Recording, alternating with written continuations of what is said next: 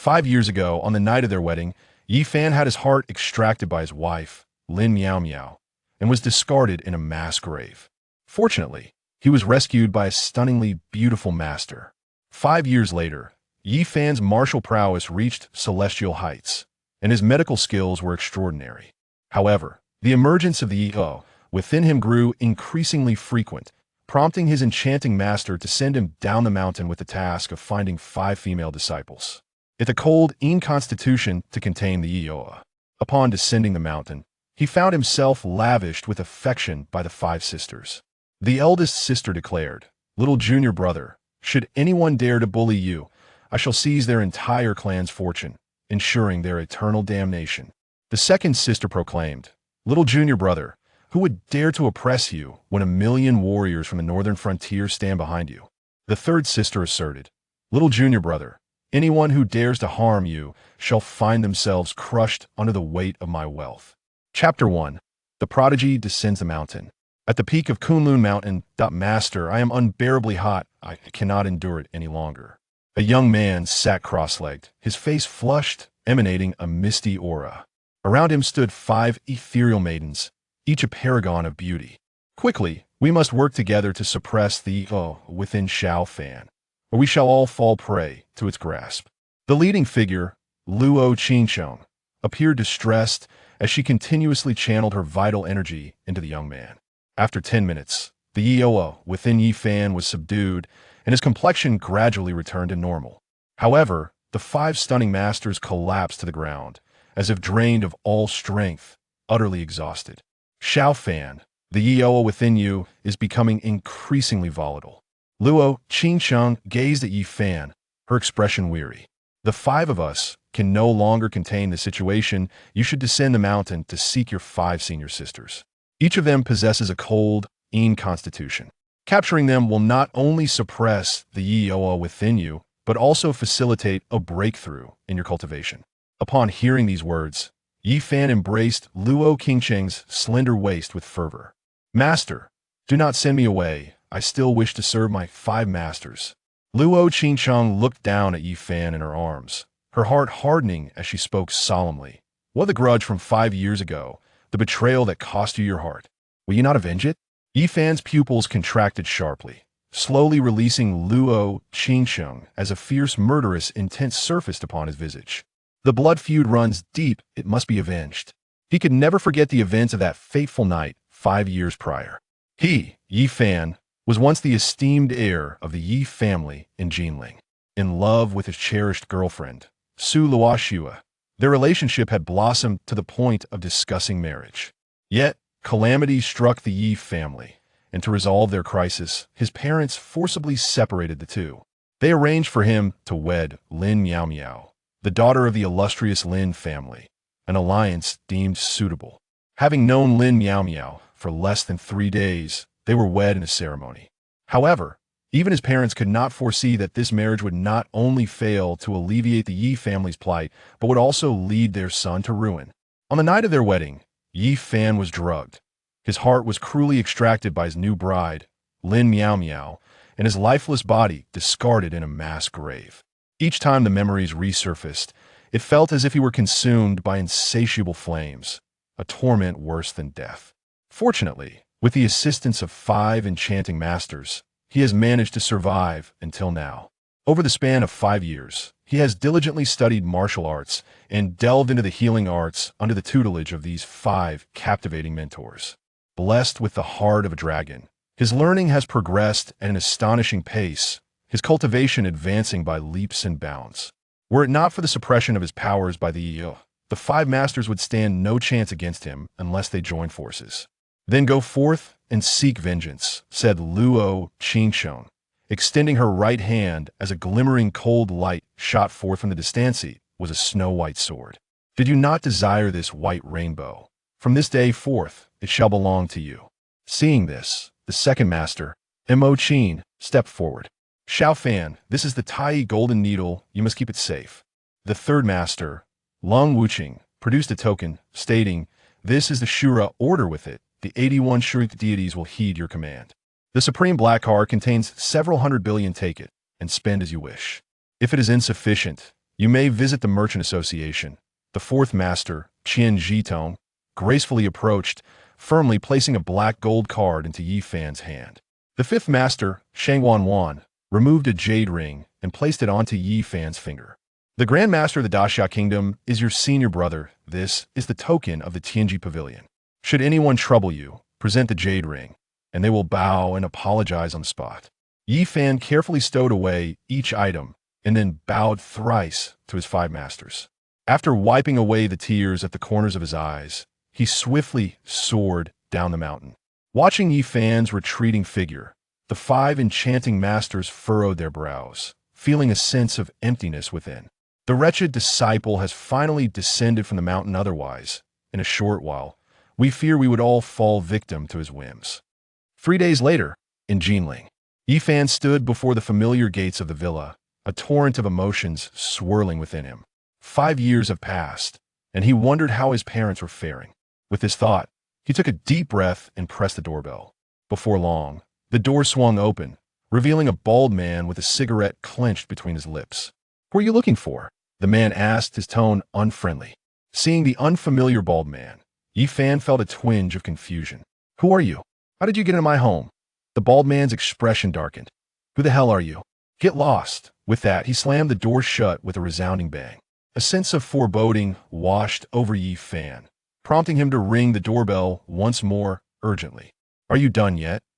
As Yi Fan persisted, the bald man, on the verge of losing his temper, was suddenly seized by the collar. "Tell me, how did you come to be in my house?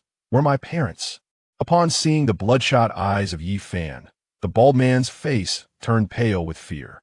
"I have no idea what you're talking about. That I bought this villa for 8 million 5 years ago. Bought 5 years ago?" Yi Fan's eyes narrowed slightly as he inquired in a low voice. "This villa is worth at least over 10 million. How could it have been sold for 8 million? Who sold it to you?"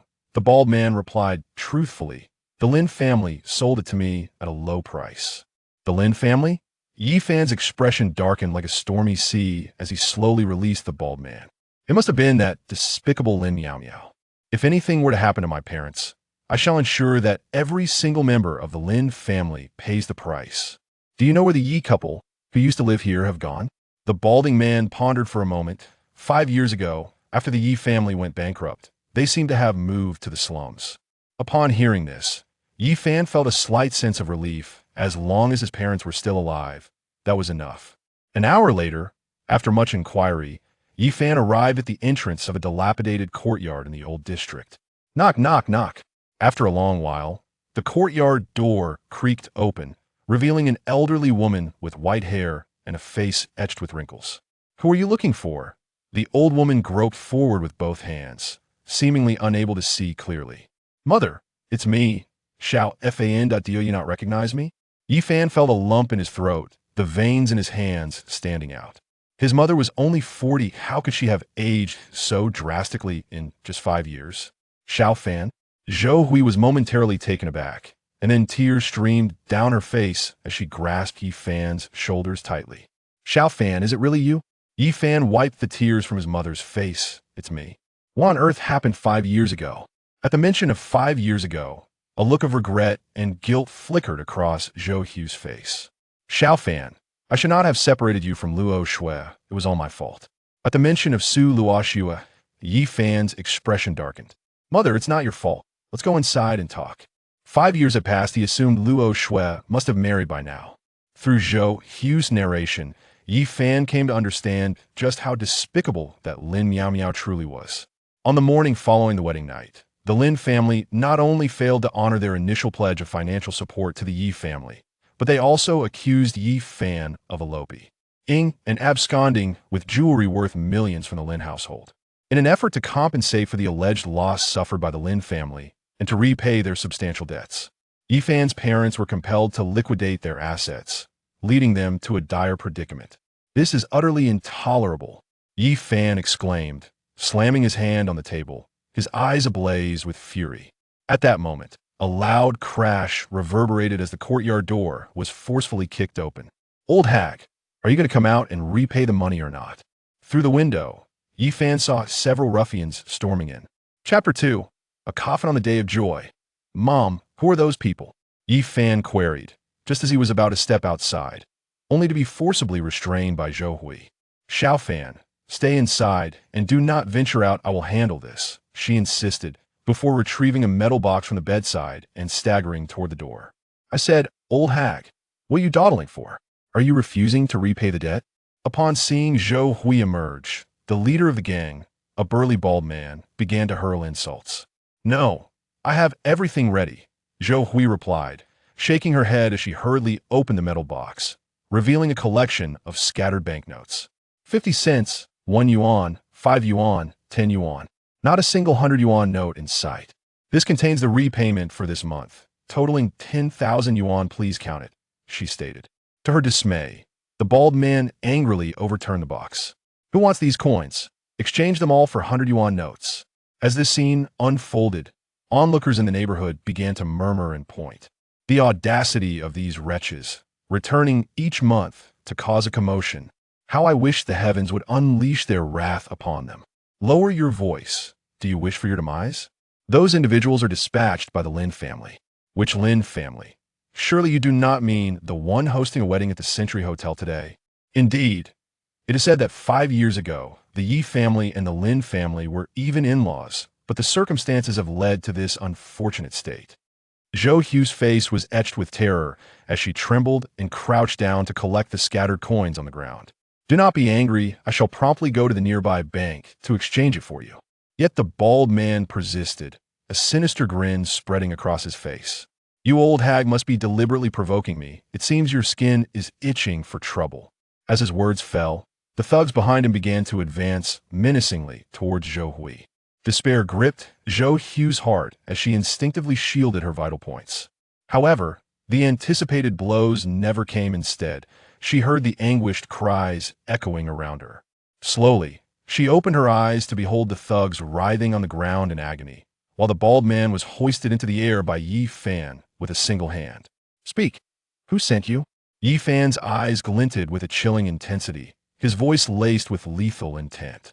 The bald man's face flushed crimson as he desperately struck at Yi Fan's arm, but it was a futile endeavor. It was the Lin family that sent me. A sense of instinct urged him to speak, for he feared that if he hesitated any longer, this young man might truly take his life. Once again, the Lin family. Yi Fan relaxed his grip, causing the bald man to collapse to the ground, clutching his throat and coughing violently.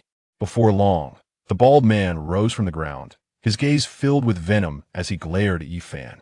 Young man, do you understand the consequences of offending the Lin family? Daring to challenge the Lin family. This individual must be courting disaster. You should be more concerned about your own well-being. With that remark, Yi Fan's right leg surged forward with tremendous force. The bald man felt a sharp pain in his chest, and in an instant, he was sent hurtling backward like a kite severed from its string.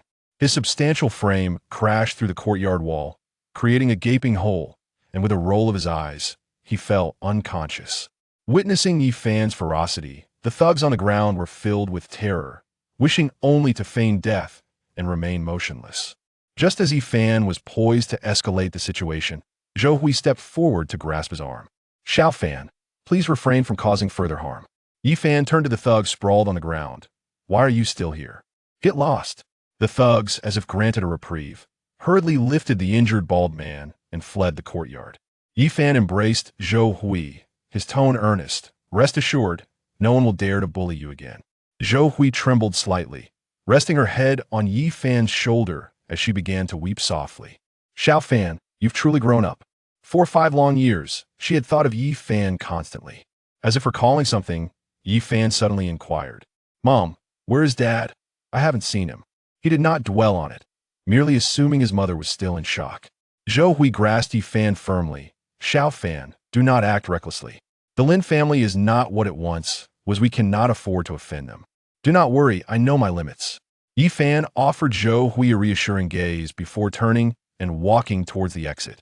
Until Yi Fan departed, a trace of anxiety and concern surfaced on Zhou Hu's face as she murmured, if Xiao Fan were to learn about old Ye's situation, he would surely go mad. In Jinling, at the Century Hotel, today marked the auspicious day for Lin Miao Miao, the eldest daughter of the Lin family, and Wang Hao, the eldest son of the Wang family. The banquet hall bustled with guests coming and going, creating a lively atmosphere. Lin Haifeng, the patriarch of the Lin family, along with his kin, stood at the entrance of the hotel, beaming with joy as they warmly welcomed the arriving guests.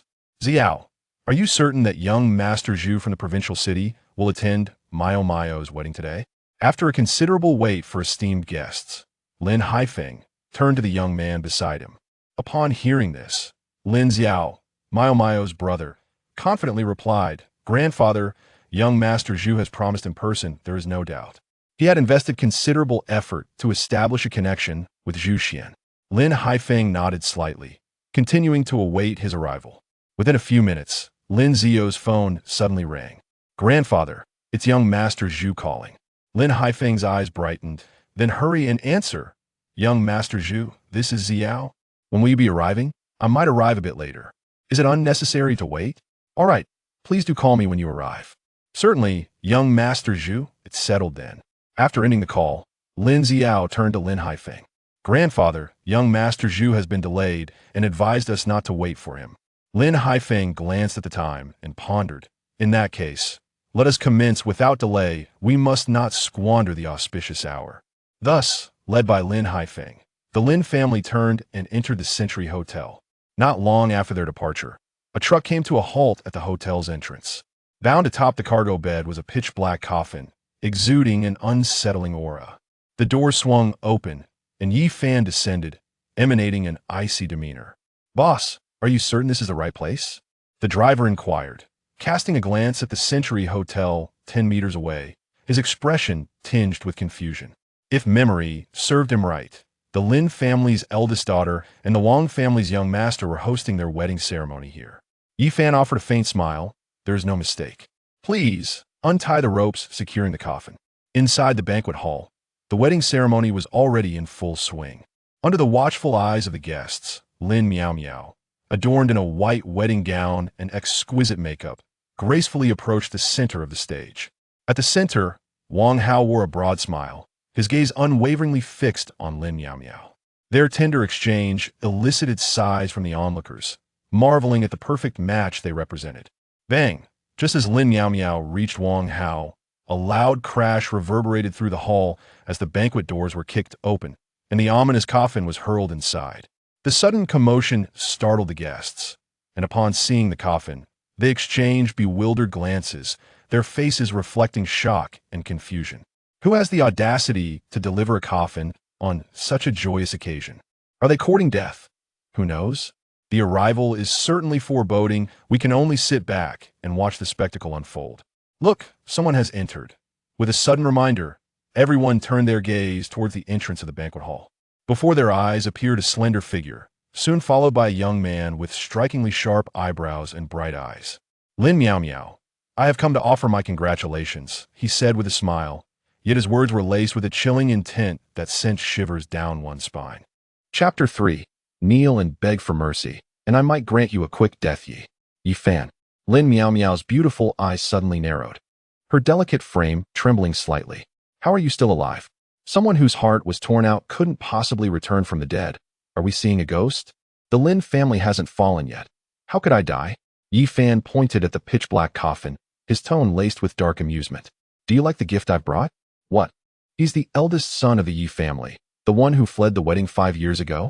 I heard Yi Fan not only abandoned the marriage, but also stole many of Lin Miao's precious jewels. Didn't you hear their exchange?"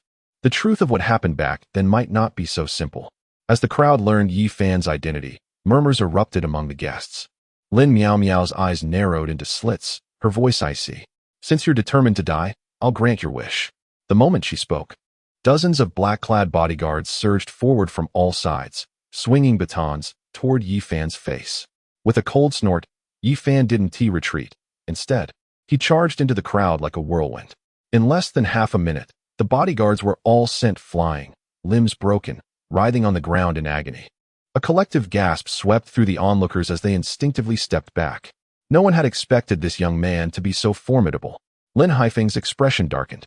"Old Mo, kill him." The black-robed elder behind him took a step forward, looking down at Yi Fan with disdain. "Yi Fan, kneel and beg for mercy now, and I might grant you a quick death."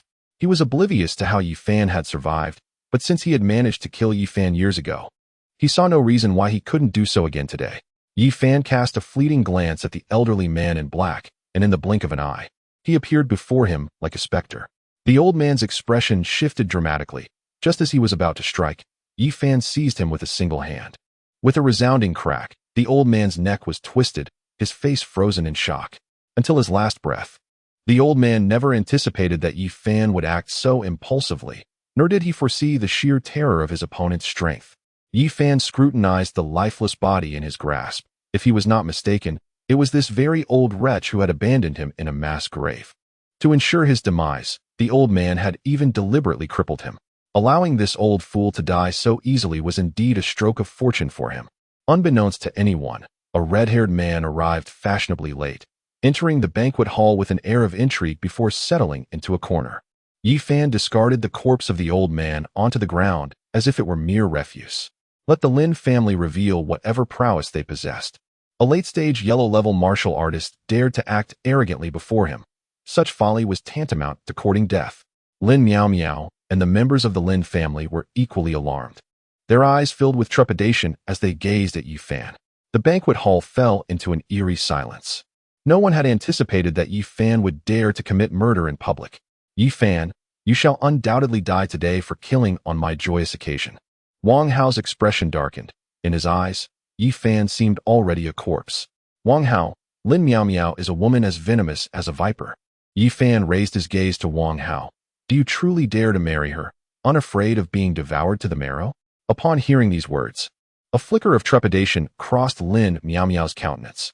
Brother Hao, do not lend credence to this young man's fabrications. You are well aware of the affections I harbor for you.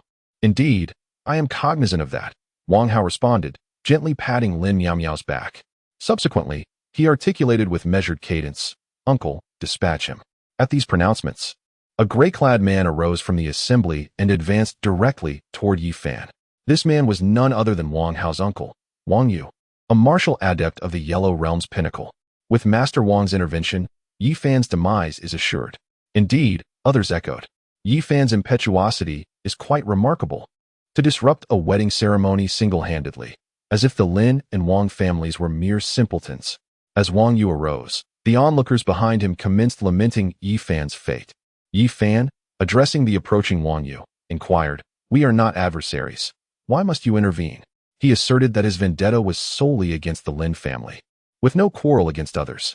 Spare your words. Let us proceed, Wang Yu retorted, his Yellow Realm aura manifesting instantaneously. Sensing this formidable aura, Lin Miao Miao and the Lin family members' countenances brightened. With Wang Yu's intervention, Yi Fan's demise was now inevitable. Wang Hao, with narrowed eyes, cast a contemptuous glance at Yi Fan, thinking he was feigning composure and attempting to instruct him. Yi Fan, with a subtle shake of his head, acquiesced, as you wish. In the ensuing moment, he raised his right fist, directing it toward Wang Yu's face. This blow lacked any discernible force and was executed with deliberate slowness. Wang Yu, scoffing inwardly, reciprocated with a punch of his own. Conversely, his punch possessed the velocity of a thunderbolt, audibly cleaving through the air. However, upon the confluence of their fists, Wang Hao immediately discerned an anomaly.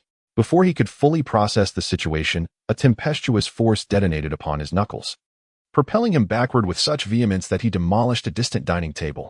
Scarcely had he regained his footing when a surge of nausea overwhelmed Wang Yu, causing him to disgorge several mouthfuls of blood, his complexion paling palpably. Silence descended upon the surroundings, a stillness as profound as death. None present had anticipated Wang Yi's defeat at the hands of Yi Fan. Most alarmingly, he had been vanquished by a single punch.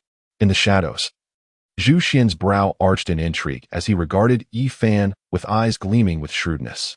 Such youth coupled with such formidable power. Were he to be brought into my service, I would undoubtedly be fortified immeasurably. Upon the field, Wang Yu cast his gaze upon his right arm, now lacerated and bleeding, before directing a look of profound apprehension toward Yi Fan in the distance. What manner of being are you? He questioned. He harbored an intuition that the preceding blow had not represented Yi Fan's true capacity. Had Yi Fan so desired, a mere single strike would have sufficed to consign him to oblivion. With each stride, the aura of lethal intent emanating from him intensified. Upon reaching Lin Miao Miao, his homicidal aura had reached its zenith, as though he were a deity of slaughter emerged from a charnel ground. Yi Fan, Wang Hao cautioned, shielding Lin Miao Miao behind him with one arm, his countenance darkening. I implore you not to act rashly. So long as he stood, he would never permit this individual to inflict even the slightest harm upon Lin Miao Miao. You spurn magnanimity, you obtuse fool, Yi Fan retorted, casting a sidelong glance at Wang Hao before delivering a resounding slap. Wang Hao was immediately sent flying 5 or 6 meters by the slap, several teeth shattered, and his right cheek rapidly swelled. He never imagined that Yi Fan would dare to attack him. Just as he was about to rush forward and fight Yi Fan, Wang Yu restrained him. Brother Hao, Lin Miao Miao exclaimed upon seeing Wang Hao slapped away, and was about to step forward to check on him. But Yi Fan tightly gripped her wrist. Lin Miao Miao, you shall also taste the pain of the heart digging from 5 years ago. Just as Yi Fan was about to act, a clear, cold voice suddenly echoed from afar. Let it end here. Consider it a favor to me. Everyone looked in the direction of the voice, and saw Zhu Xian, with his crimson hair, striding forward. Seeing Zhu Xian, Lin Xiao's face lit up with joy, and he quickly ran up to him. Young Master Zhu, you finally arrived. You must help me teach that ignorant fellow a lesson. Chapter 4. What if I refuse? Hearing Lin Xiao's words, Lin Haifeng and the others' eyes brightened. With Zhu Xian stepping in, even if Yi Fan were more formidable, he would likely be carried out horizontally. They had heard before that Lin Xiao had become friends with the young master of the Zhu family, and it seemed to be true. The Zhu family's young master? Which Zhu family? Of course, the Zhu family of the provincial capital. Is there another Zhu family? With the Zhu family's young master taking action, Yi Fan will likely not leave this place today. Zhu Xian's appearance once again stirred up a great commotion in the crowd. Who are you? Yi Fan cast a glance at Zhu Xian and said coldly, why should I give you face? Zhu Xian's expression stiffened, clearly not expecting Yi Fan to be so impolite. Do not speak as if in the modest city of Jinling. Even in the provincial capital, no one would dare address him in such a manner. Upon hearing Yi Fan's audacious words and witnessing Zhu Xian's displeasure, the crowd below subtly shook their heads, their gazes towards Yi Fan filled with pity. The Zhu family is a prestigious lineage in the provincial capital, incomparable to the Lin and Wang families. With the slightest flick of his fingers, Zhu Xian could easily crush Yi Fan. Lin Xiao, who fancied himself a close friend of Zhu, immediately interjected with a reprimand. Yi Fan, do you dare disregard young Master Zhu's face? Are you deliberately courting death? Yet Zhu Xian waved his hand dismissively, introducing himself. I am Zhu Xian, the eldest son of the Zhu family in the provincial capital. If you grant me this favor, we shall be friends henceforth, as long as you serve me. I assure you that the Lin and Wang families will no longer trouble you. What say you? Upon hearing this, Lin Xiao's smug smile instantly froze. Did he mishear? Young Master Zhu intends to recruit Yi Fan? If that is the case, how could he possibly continue to harass Yi Fan in the future? Lin Haifeng's expression shifted, clearly taken aback by Zhu Xian's intention to subdue Yi Fan. The audience was momentarily stunned, unable to process the turn of events. Young Master, this man has just slain a master of the Lin family. Lin Haifeng pondered for a moment before stepping forward. He must demand a price for this. He could not bear to watch Zhu Xian welcome Yi Fan into his fold. Zhu Xian cast a cold glance at Lin Haifeng, his tone frigid. What are you, to presume to instruct me? Lin Haifeng was momentarily taken aback, his smile faltering, wishing desperately to disappear into the ground. He never anticipated that Zhu Xian would show him such blatant disregard. Upon witnessing Lin Haifeng's rebuke, the members of the Lin family displayed a myriad of expressions, none daring to utter a word.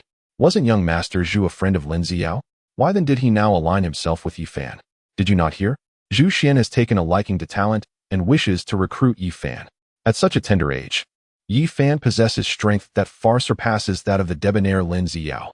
The murmurs of the crowd fell upon Lin Xiao's ears, turning his countenance a deep shade of anger, yet he restrained himself from reacting. Lin Haifeng took a deep breath and cast a meaningful glance at Lin Xiao. The only one who could persuade Zhu Xian at this juncture was his beloved grandson. Understanding the implication, Lin Xiao hurriedly approached. Young Master Zhu, Yi Fan bears an irreconcilable grudge against our Lin family. I implore you to take action against him.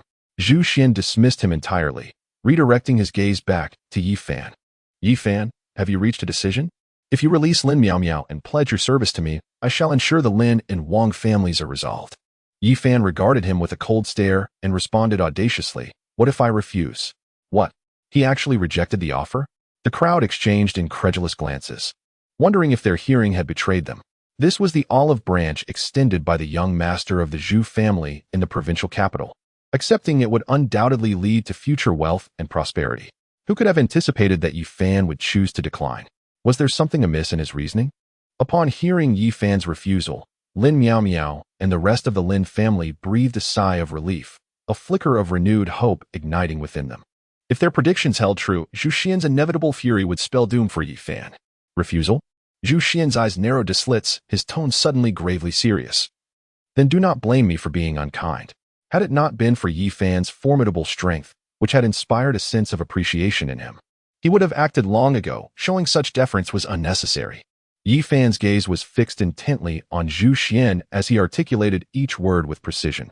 Consider your decision carefully, should you choose to act. It is highly probable that you will not be able to leave this place. A threat, stark and unadorned.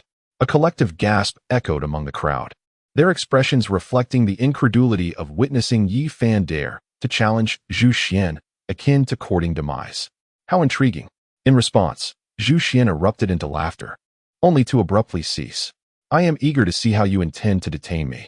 As soon as the words left his lips, a shadow darted from behind Zhu Xian, swiftly materializing before Yi Fan, delivering a light yet forceful palm strike aimed at his heart.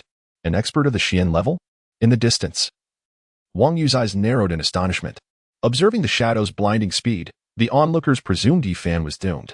Yet, what transpired next left them utterly astounded. Yi Fan's right fist shot forth like lightning, striking the black-clad guard squarely in the chest.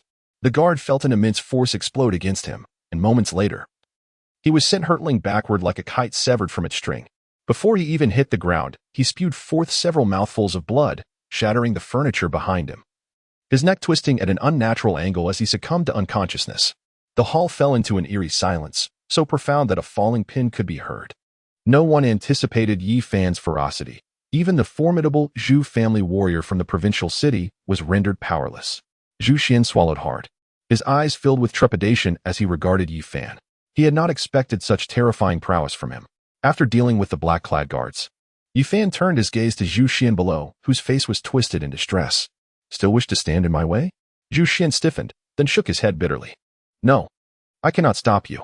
Slightly stronger than Wang Hao, Zhu Xian knew better than to resist further. His own guard had already been grievously wounded. To persist would be nothing short of suicide. Lin Miao Miao, Yi Fan intoned, his voice icy, savor the agony of a heart being torn asunder. The words struck Lin Miao Miao like a thunderbolt. She writhed desperately, her voice shrill with panic. Yi Fan, don't you dare. Release me at once. Just as Yi Fan prepared to act, a deafening crash resounded. The banquet hall doors were kicked open. A middle-aged man clad in crimson armor strode in, a treasured blade at his waist, followed by dozens of scarlet-armored guards. Captain Sun, why is he here? Murmurs of shock rippled through the crowd. The newcomer was none other than Sun Hu, the renowned captain of Jinling City, commander of 1,000 soldiers and enforcer of the city's peace. Who dares cause chaos here? Sun Hu's voice boomed, his hawk-like eyes sweeping the room. The oppressive aura of a seasoned warrior radiated from him, forcing the gathered nobles to avert their gazes. None dared meet his piercing stare. Captain Sun, your timing is impeccable. Lin Haifeng hurried forward, relief flooding his features as he pointed accusingly at Yi Fan. This murderer not only disrupted the gathering, but slaughtered my family's guards. Seize him at once. Sun Hu followed the gesture, locking eyes with Yi Fan, only to freeze. A chill slithered down his spine. Those eyes, cold, fathomless, untouchable. For the first time in years, Sun Hu found himself unsettled. He could not read this man. Chapter 5. The annihilation of the Lin clan is well within reason with the arrival of Commander Sun. It appears that Yi Fan's situation has taken a dire turn. Indeed, Commander Sun possesses the formidable strength of a peak Xian-level cultivator. It is doubtful that Yi Fan, regardless of his capabilities, can rival such power. I am, however, intrigued as to who alerted Commander Sunday. Who else but the Lin family? Did you not observe the obsequious demeanor of Lin Haifeng? As Commander Sun led his troops forward, the assembled guests resumed their hushed whispers. Lin Miao Miao, emboldened by this turn of events, cast a scornful gaze upon Yi Fan. Yi Fan, your survival 5 years ago was merely a stroke of luck. In her estimation, Sun Hu's arrival sealed Yi Fan's fate. Yi Fan offered no retort, his gaze fixed on Sun Hu as he approached. Did you commit these murders? Sun Hu inquired, his voice a deep rumble as he stood before Yi Fan. Commander Sun, he is the culprit. Everyone here witnessed it. Unexpectedly, Sun Hu cast a chilling glance at Lin Haifeng. Did I solicit your input? Confronted by Sun Hu's frigid gaze, Lin Haifeng trembled, swiftly lowering his head. A single glance had left his entire back drenched in cold sweat. Sun Hu turned his attention back to Yi Fan, enunciating each word with deliberate weight. Did you commit these murders? I did. Yi Fan offered no denial, taken aback by Yi Fan's candor. Sun Hu raised an eyebrow in surprise. It was rare to encounter a confessed perpetrator so forthright. Since you admit your guilt, you shall accompany me. At his command.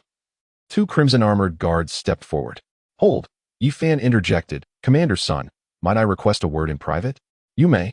Reluctantly, Sun Hu acquiesced with a nod. His curiosity piqued. He wondered what the enigmatic young man before him wished to discuss. A word in private? Observing Yi Fan and Sun Hu's departure, Lin Miao felt a surge of disdain. Even now, he contemplates bribing Sun Hu, as if his demise weren't imminent enough. It is common knowledge in Jinling that Sun Hu is impartially just. Attempting to sway him with a bribe is akin to courting death. Yi Fan and Sun Hu moved aside, where Yi Fan retrieved the jade ring given to him by his fifth master, Shangwan Wan. My lord. Upon beholding the jade ring, Sun Hu's pupils contracted momentarily. He was about to prostrate himself in greeting, but Yi Fan swiftly prevented him. Maintain discretion and depart swiftly with your men. Yes, my lord. Sun Hu responded with fervent compliance. Let's go. With a command, Sun Hu led the scores of red-armored guards away without delay, with the jade ring in hand. Even had Yi Fan extinguished the entire Lin clan, it would have been within reason. He was grateful he hadn't acted rashly and apprehended Yi Fan directly. Otherwise, even 10 heads wouldn't have been sufficient to atone for his transgression. Commander Sun, where are you headed? Seeing Sun Hu's departure, Lin Haifeng was bewildered and rushed forward to intercept him. The onlookers were equally taken aback, their minds filled with bewilderment. Begone, Sun Hu roared, his eyes blazing with fury at Lin Haifeng's audacity to obstruct him. Have you not caused me enough misery? He lashed out with a kick. Were it not for Lin Haifeng's call summoning him, he would never have become embroiled in this predicament. With the force of a cannonball, Lin Haifeng was propelled through the air, crashing heavily 10 meters away. Father, grandfather. Upon witnessing Lin Haifeng being kicked away, the members of the Lin family were taken aback, rushing forward one after another. Lin Haifeng felt as though his entire body was on the verge of disintegration. Even the slightest movement sent excruciating pain coursing through him, causing him to gasp in agony. To this day, he could not fathom why Sun Hu had departed, nor could he comprehend the depth of his anger. The onlookers were frozen in shock. What had Yi Fan said to Sun Hu that prompted such a hasty retreat? Moreover, was it not Lin Haifeng who had summoned Sun Hu? Why had he suddenly turned violent against him? Beside them, Zhu Xian wore an expression of disbelief, increasingly convinced of Yi Fan's enigmatic identity. Wang Yu, on the other hand, was filled with dread, relieved that he had managed to intercept Wang Hao earlier. Otherwise, the consequences would have been dire. After Sun Hu's departure, Yi Fan swiftly approached Lin Miao. Yi Fan, I truly regret my actions. Please forgive me. Upon meeting Yi Fan's murderous gaze, Lin Miao's legs buckled, and she fell to her knees. She understood that if she did not plead for mercy, her fate would be grim. Forgive you? Yi Fan chuckled softly. That is a matter for the divine. In the next instant, his right hand shot out, piercing through her chest to extract her heart. Witnessing this gruesome scene, the crowd turned pale, and some even fainted from sheer terror. You. Lin Miao's beautiful eyes widened in horror, agony etched across her face. So this is the pain of having one's heart ripped out? It truly hurts. Fear not, I shall not allow you to die so easily. Yi Fan gazed calmly at Lin Miao, proclaiming, I shall make you understand the true meaning of suffering worse than death. His words, akin to a whisper from a demon, sent shivers down Lin Miao's spine, leaving her icy with dread. As soon as he spoke, Yi Fan exerted a sudden force with his right hand, crushing the heart within his palm. Lin Miao's eyes rolled back, and in an instant, she fainted from the excruciating pain. Witnessing this scene, some were unable to contain themselves any longer and retched violently. The Lin family glared menacingly at Yi Fan, yet none dared to approach him. Miao. Wang Hao's eyes bulged with rage, yearning to rush forward. But Wang Yu firmly restrained him. At that moment, charging forth would equate to courting death. Yi Fan casually discarded the shattered heart on the ground and turned to face Lin Haifeng and the others in the distance. Provide Lin Miao Miao with an artificial heart. Should she perish, the entire Lin family shall pay the price. With that declaration, he turned and departed from the banquet hall. Only after Yi Fan's figure had completely vanished did Lin Haifeng seem to recall something, immediately bellowing at the Lin family members. What are you waiting for? Hurry and take Miao Miao to the hospital. Yi Fan made it clear, if Lin Miao Miao dies, they would all share her fate. Young Master Yi, please hold on. Yi Fan turned to see Zhu Xian hastily approaching. What? Do you wish to defend the Lin family? Misunderstanding his intent, Zhu Xian quickly shook his head. No, I merely wish to befriend young Master Yi. A man like Yi Fan, even if not to be counted as a friend, should never be made an enemy. Befriend? Yi Fan mused. Didn't you just express a desire for me to serve you? This fellow, capable of both humility and ambition, still possessed a certain depth. Zhu Xian wore an expression of embarrassment. Young Master Yi, I must admit my ignorance. Please do not take it to heart. As he spoke, he presented a golden business card. This is my card. Feel free to call me whenever you need assistance. Yi Fan did not decline, recognizing that having more friends could facilitate matters. Moreover, this individual was the esteemed young master of the Zhu family from the provincial city, and he would undoubtedly be of use in the future. Chapter 6, Xiao Fan, Mom can truly see now. Just as Yi Fan was about to depart, Zhu Xian seemed to recall something and hurriedly approached him again. Young Master Yi, this is a villa I own in the East City. Consider it an apology. Please accept it. Without waiting for a response, he thrust a brand new key into Yi Fan's hand. As Yi Fan prepared to refuse, Zhu Xian anticipated his reaction and swiftly made his way into the distance. Young Master Yi, I have some matters to attend to. I must take my leave. Watching Zhu Xian's retreating figure, Yi Fan shook his head slightly and tucked the key into his pocket. A villa was of little consequence to him. It was as if a pillow had been provided just as sleep beckoned. He could bring his parents over tonight.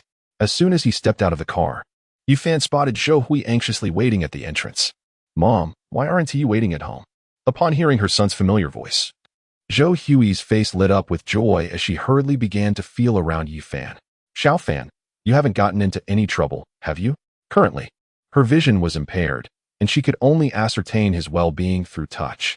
Observing his mother's concern for his safety filled Yi Fan's heart with warmth. Mom, I'm fine. Let us go inside. Holding his mother's aging hands, he silently resolved to set aside everything else and prioritize curing her ailment. Once he confirmed that Yi Fan was unhurt, Zhou Hui finally released the anxiety that had been weighing on her heart. It was a relief. No injuries, thank goodness. Supporting Zhou Hui to sit by the bed, Yi Fan retrieved the tiny golden needles given to him by his second master, enshrouded. Mom, I have learned the art of medicine. Allow me to treat your eyes. To him, this minor eye condition was a mere trifle. Upon hearing this, a hint of skepticism appeared on Zhou Hui's face. Medicine? Xiao Fan, who did you learn it from? Her son had vanished for 5 years, and though she yearned to search for him, the Lin family had resolutely prevented her from doing so. With no other choice, she and her husband had to scavenge and do odd jobs to gradually repay their colossal debts. From my master, her medical skills are remarkable. The mention of enshrouded brought an involuntary smile to Yi Fan's lips. If it weren't for his second master, he might have perished in the mass grave long ago, and would not be here today. Your master? Zhou Hui was increasingly astonished. Just as she was about to inquire further, Yi Fan deftly diverted the conversation. Mom, please don't move. I will treat your eyes right away. Zhou Hui shook her head. Xiao Fan, I am old. It is normal for my eyesight to fail. There is no need for you to trouble yourself. After learning of Yi Fan's disappearance, she had wept daily, and within half a month, her vision had deteriorated. Now, 5 years later, she had slowly adjusted to the reality of blindness. Mom, please don't move. Otherwise, I might just get upset. Yi Fan feigned annoyance. Throughout his life, his mother had always been indulgent towards him. Whenever he expressed anger, she would panic, yielding to his every whim, a tactic that had proven unfailingly effective. Upon hearing these words, Zhou Hui indeed became flustered like a child, fearing that her son might be upset with her, and she no longer dared to intervene. Yi Fan took a deep breath and began to administer treatment to Zhou Hui using golden needles. As the silver needles continued to penetrate, Zhou Hui felt a gradual burning sensation in her eyes, which became increasingly unbearable. Just as she was about to scratch her eyes, Yi Fan firmly grasped her hand. Mom, please bear with it a little longer. It will soon improve. Zhou Hui nodded, forcing herself to endure. After 5 minutes, the burning sensation intensified, and Zhou Hui felt as though her eyes were being scorched by fierce flames. "Mom, you can open your eyes now. Soon." Yi Fan's gentle voice reached her ears. Zhou Hui slightly nodded and slowly opened her eyes, indeed noticing that her vision was much clearer than before. Gazing at Yi Fan's smiling face, her eyes brimmed with tears. "Xiao Fan, I can truly see." Although the sunlight was initially blinding, she quickly acclimated. Yi Fan's eyes sparkled with joy. "Well, how about that? I didn't deceive you, did I?" Zhou Hui tightly embraced Yi Fan, resting her head on his shoulder as she began to sob softly. "Xiao Fan, you must have endured much hardship over these past 5 years, haven't you?" At her words, Yi Fan felt a pang in his heart and gently patted his mother's back. "Mom, what hardships could I have faced?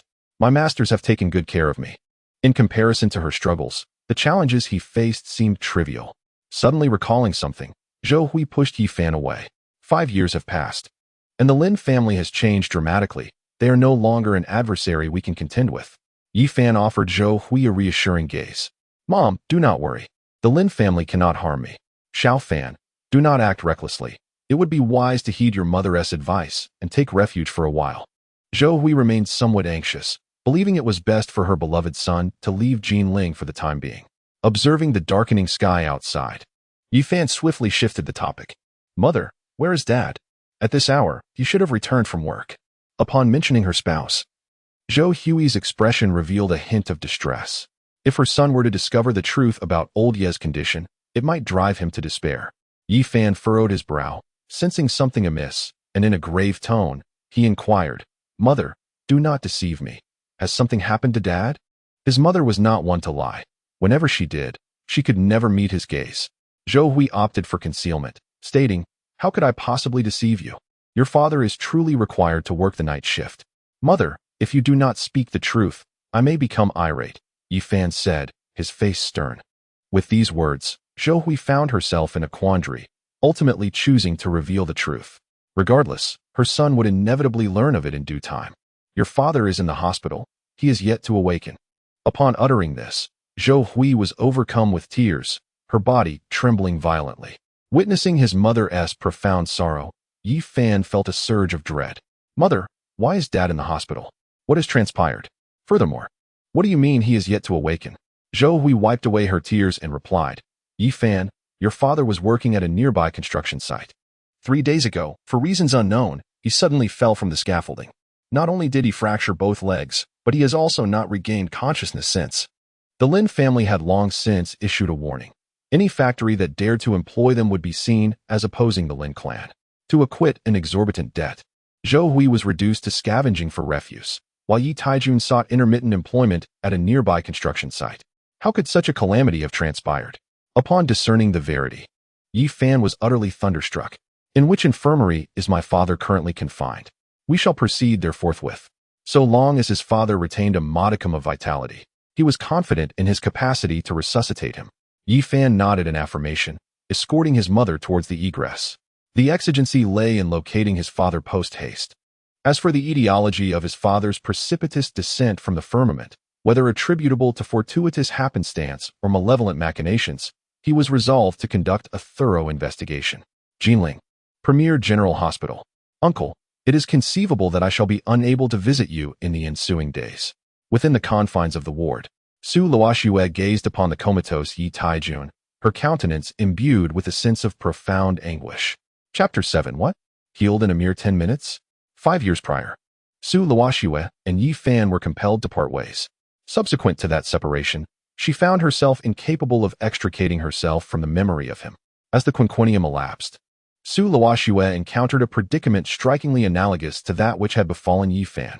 The familial financial infrastructure had ruptured, and in a bid to ameliorate the crisis, the family contemplated her betrothal to Zheng Hongjie, the scion of the eminent Zheng family of Jinling, akin to the matrimonial covenant between the Yi and Lin families of Ur.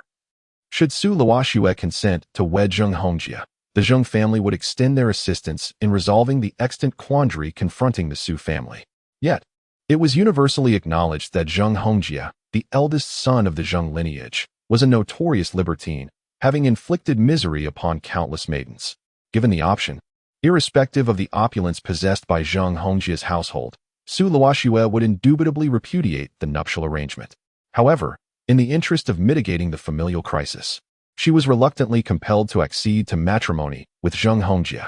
The mere contemplation of her impending union with an individual other than Yi Fan elicited a subtle furrowing of Su Luoxue's comely brow.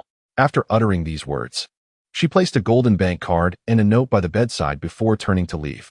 Shortly after Su Luoxue's departure, Yi Fan arrived at the hospital room with Zhou Hui. Dad. Seeing his father lying motionless with closed eyes, Yi Fan clenched his fists tightly, his gaze darkening with a chilling intensity. Xiao Fan, the doctor said your father's chances of waking up are very slim, Zhou Hui sobbed, her face streaked with tears, consumed by guilt. It's all my fault. I should have stopped him from taking that construction job. Collecting scraps didn't pay much, but at least it wasn't life-threatening. Yi Fan gently patted her back. Mom, don't blame yourself. Once father made up his mind, no one could ever change it. It's all my fault, all my fault. Zhou Hui wept bitterly, her regret gnawing at her like a relentless ache.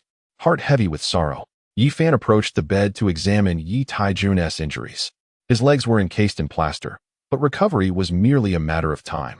Though his pulse was faint, it posed no real challenge. Drawing out the Tai golden needles, Yi Fan began administering treatment. Watching this, Zhou Hui wiped her tears. Xiao Fan, what are you doing? Helping father recover. Of course, Yi Fan replied without looking up. But the doctor said Mom, trust me, Yi Fan interrupted firmly. I will heal him. His medical prowess had long surpassed mastery.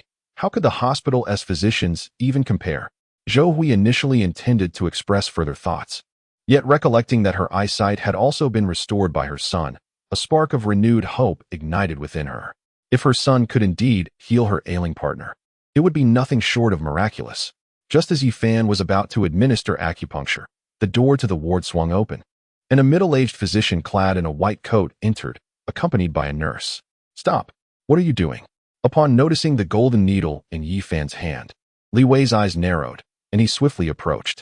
Yi Fan looked up at Li Wei, replying earnestly, I am, of course, treating my father. Preposterous. Li Wei rebuked angrily. Your reckless actions will only exacerbate the patient's condition.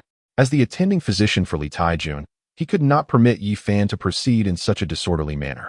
Yi Fan frowned slightly and responded, Doctor, please do not interfere. I will bear any consequences should something go awry. My father's condition cannot afford delay. Any further postponement could prove life-threatening. Do you think this is merely child's play? Li Wei's expression darkened. Your indiscriminate actions could very well endanger your father's life. The youth of today truly lack awareness. If merely perusing a few medical texts suffice to treat ailments and save lives, what need would there be for physicians? Just as Yi Fan was about to interject, Zhou Hui hurriedly stepped forward. Dr. Li, Xiao Fan has learned medicine from an expert. Please allow him to try. Since their admission to the hospital, Li Wei had been diligently monitoring Li Tiejuan's condition, demonstrating a commendable sense of responsibility. Auntie, how could you be so impulsive? Li Wei had barely finished speaking when he realized the gravity of the situation, staring in astonishment at Zhou Hui. Auntie, has your vision been restored? If his memory serves him correctly, Zhou Hui was suffering from an ocular ailment yesterday. How is it that she has made a sudden recovery today? Upon hearing this, Zhou Hui nodded and said, Dr. Li, my eyes were healed by Xiao Fan. He has indeed acquired some medical skills from others. Allow him to give it a try. Given that the hospital has no remedy, she has no choice but to resort to desperate measures and let Yi Fan attempt to treat her. Auntie, are you certain you're not jesting? He truly cured your eye ailment? Astonishment filled Li Wei's eyes, and his gaze towards Yi Bufan underwent an immediate transformation. While he is not an ophthalmologist, he does have acquaintances who are experts in the field. When Li Wei informed his ophthalmologist friend about Zhou Hui's eye ailment, his friend wore an expression of helplessness, stating that surgery would be too risky and that only slow, conservative treatment was possible. Now that Yi Fan has cured Zhou Hui's eye ailment, it is evident that this fellow possesses genuine skill. Indeed, it took no more than 10 minutes to cure. Zhou Hui declared, dropping a bombshell. Healed in just 10 minutes? Li Wei was utterly petrified, wondering if he was experiencing auditory hallucinations. If what Zhou Hui says is true, then this young man is more than just skilled. However, Yi Fan appears to be only in his early 20s. It is improbable that he possesses such formidable medical prowess. Dr. Li, may I proceed with treating my father? Yi Fan inquired, observing Li Wei's dazed expression. Delay could lead to complications. He could not afford to procrastinate any longer. From their conversation, It is evident that this fellow is genuinely concerned about his father's well-being, rather than fearing responsibility. Yes, you may. However, would you permit me to observe from the sidelines? He was eager to witness how Yu Fan would treat Yi Taijun, based on his examination. Yi Tiejun's prolonged unconsciousness stemmed from a hematoma in his brain, which pressed against critical nerves.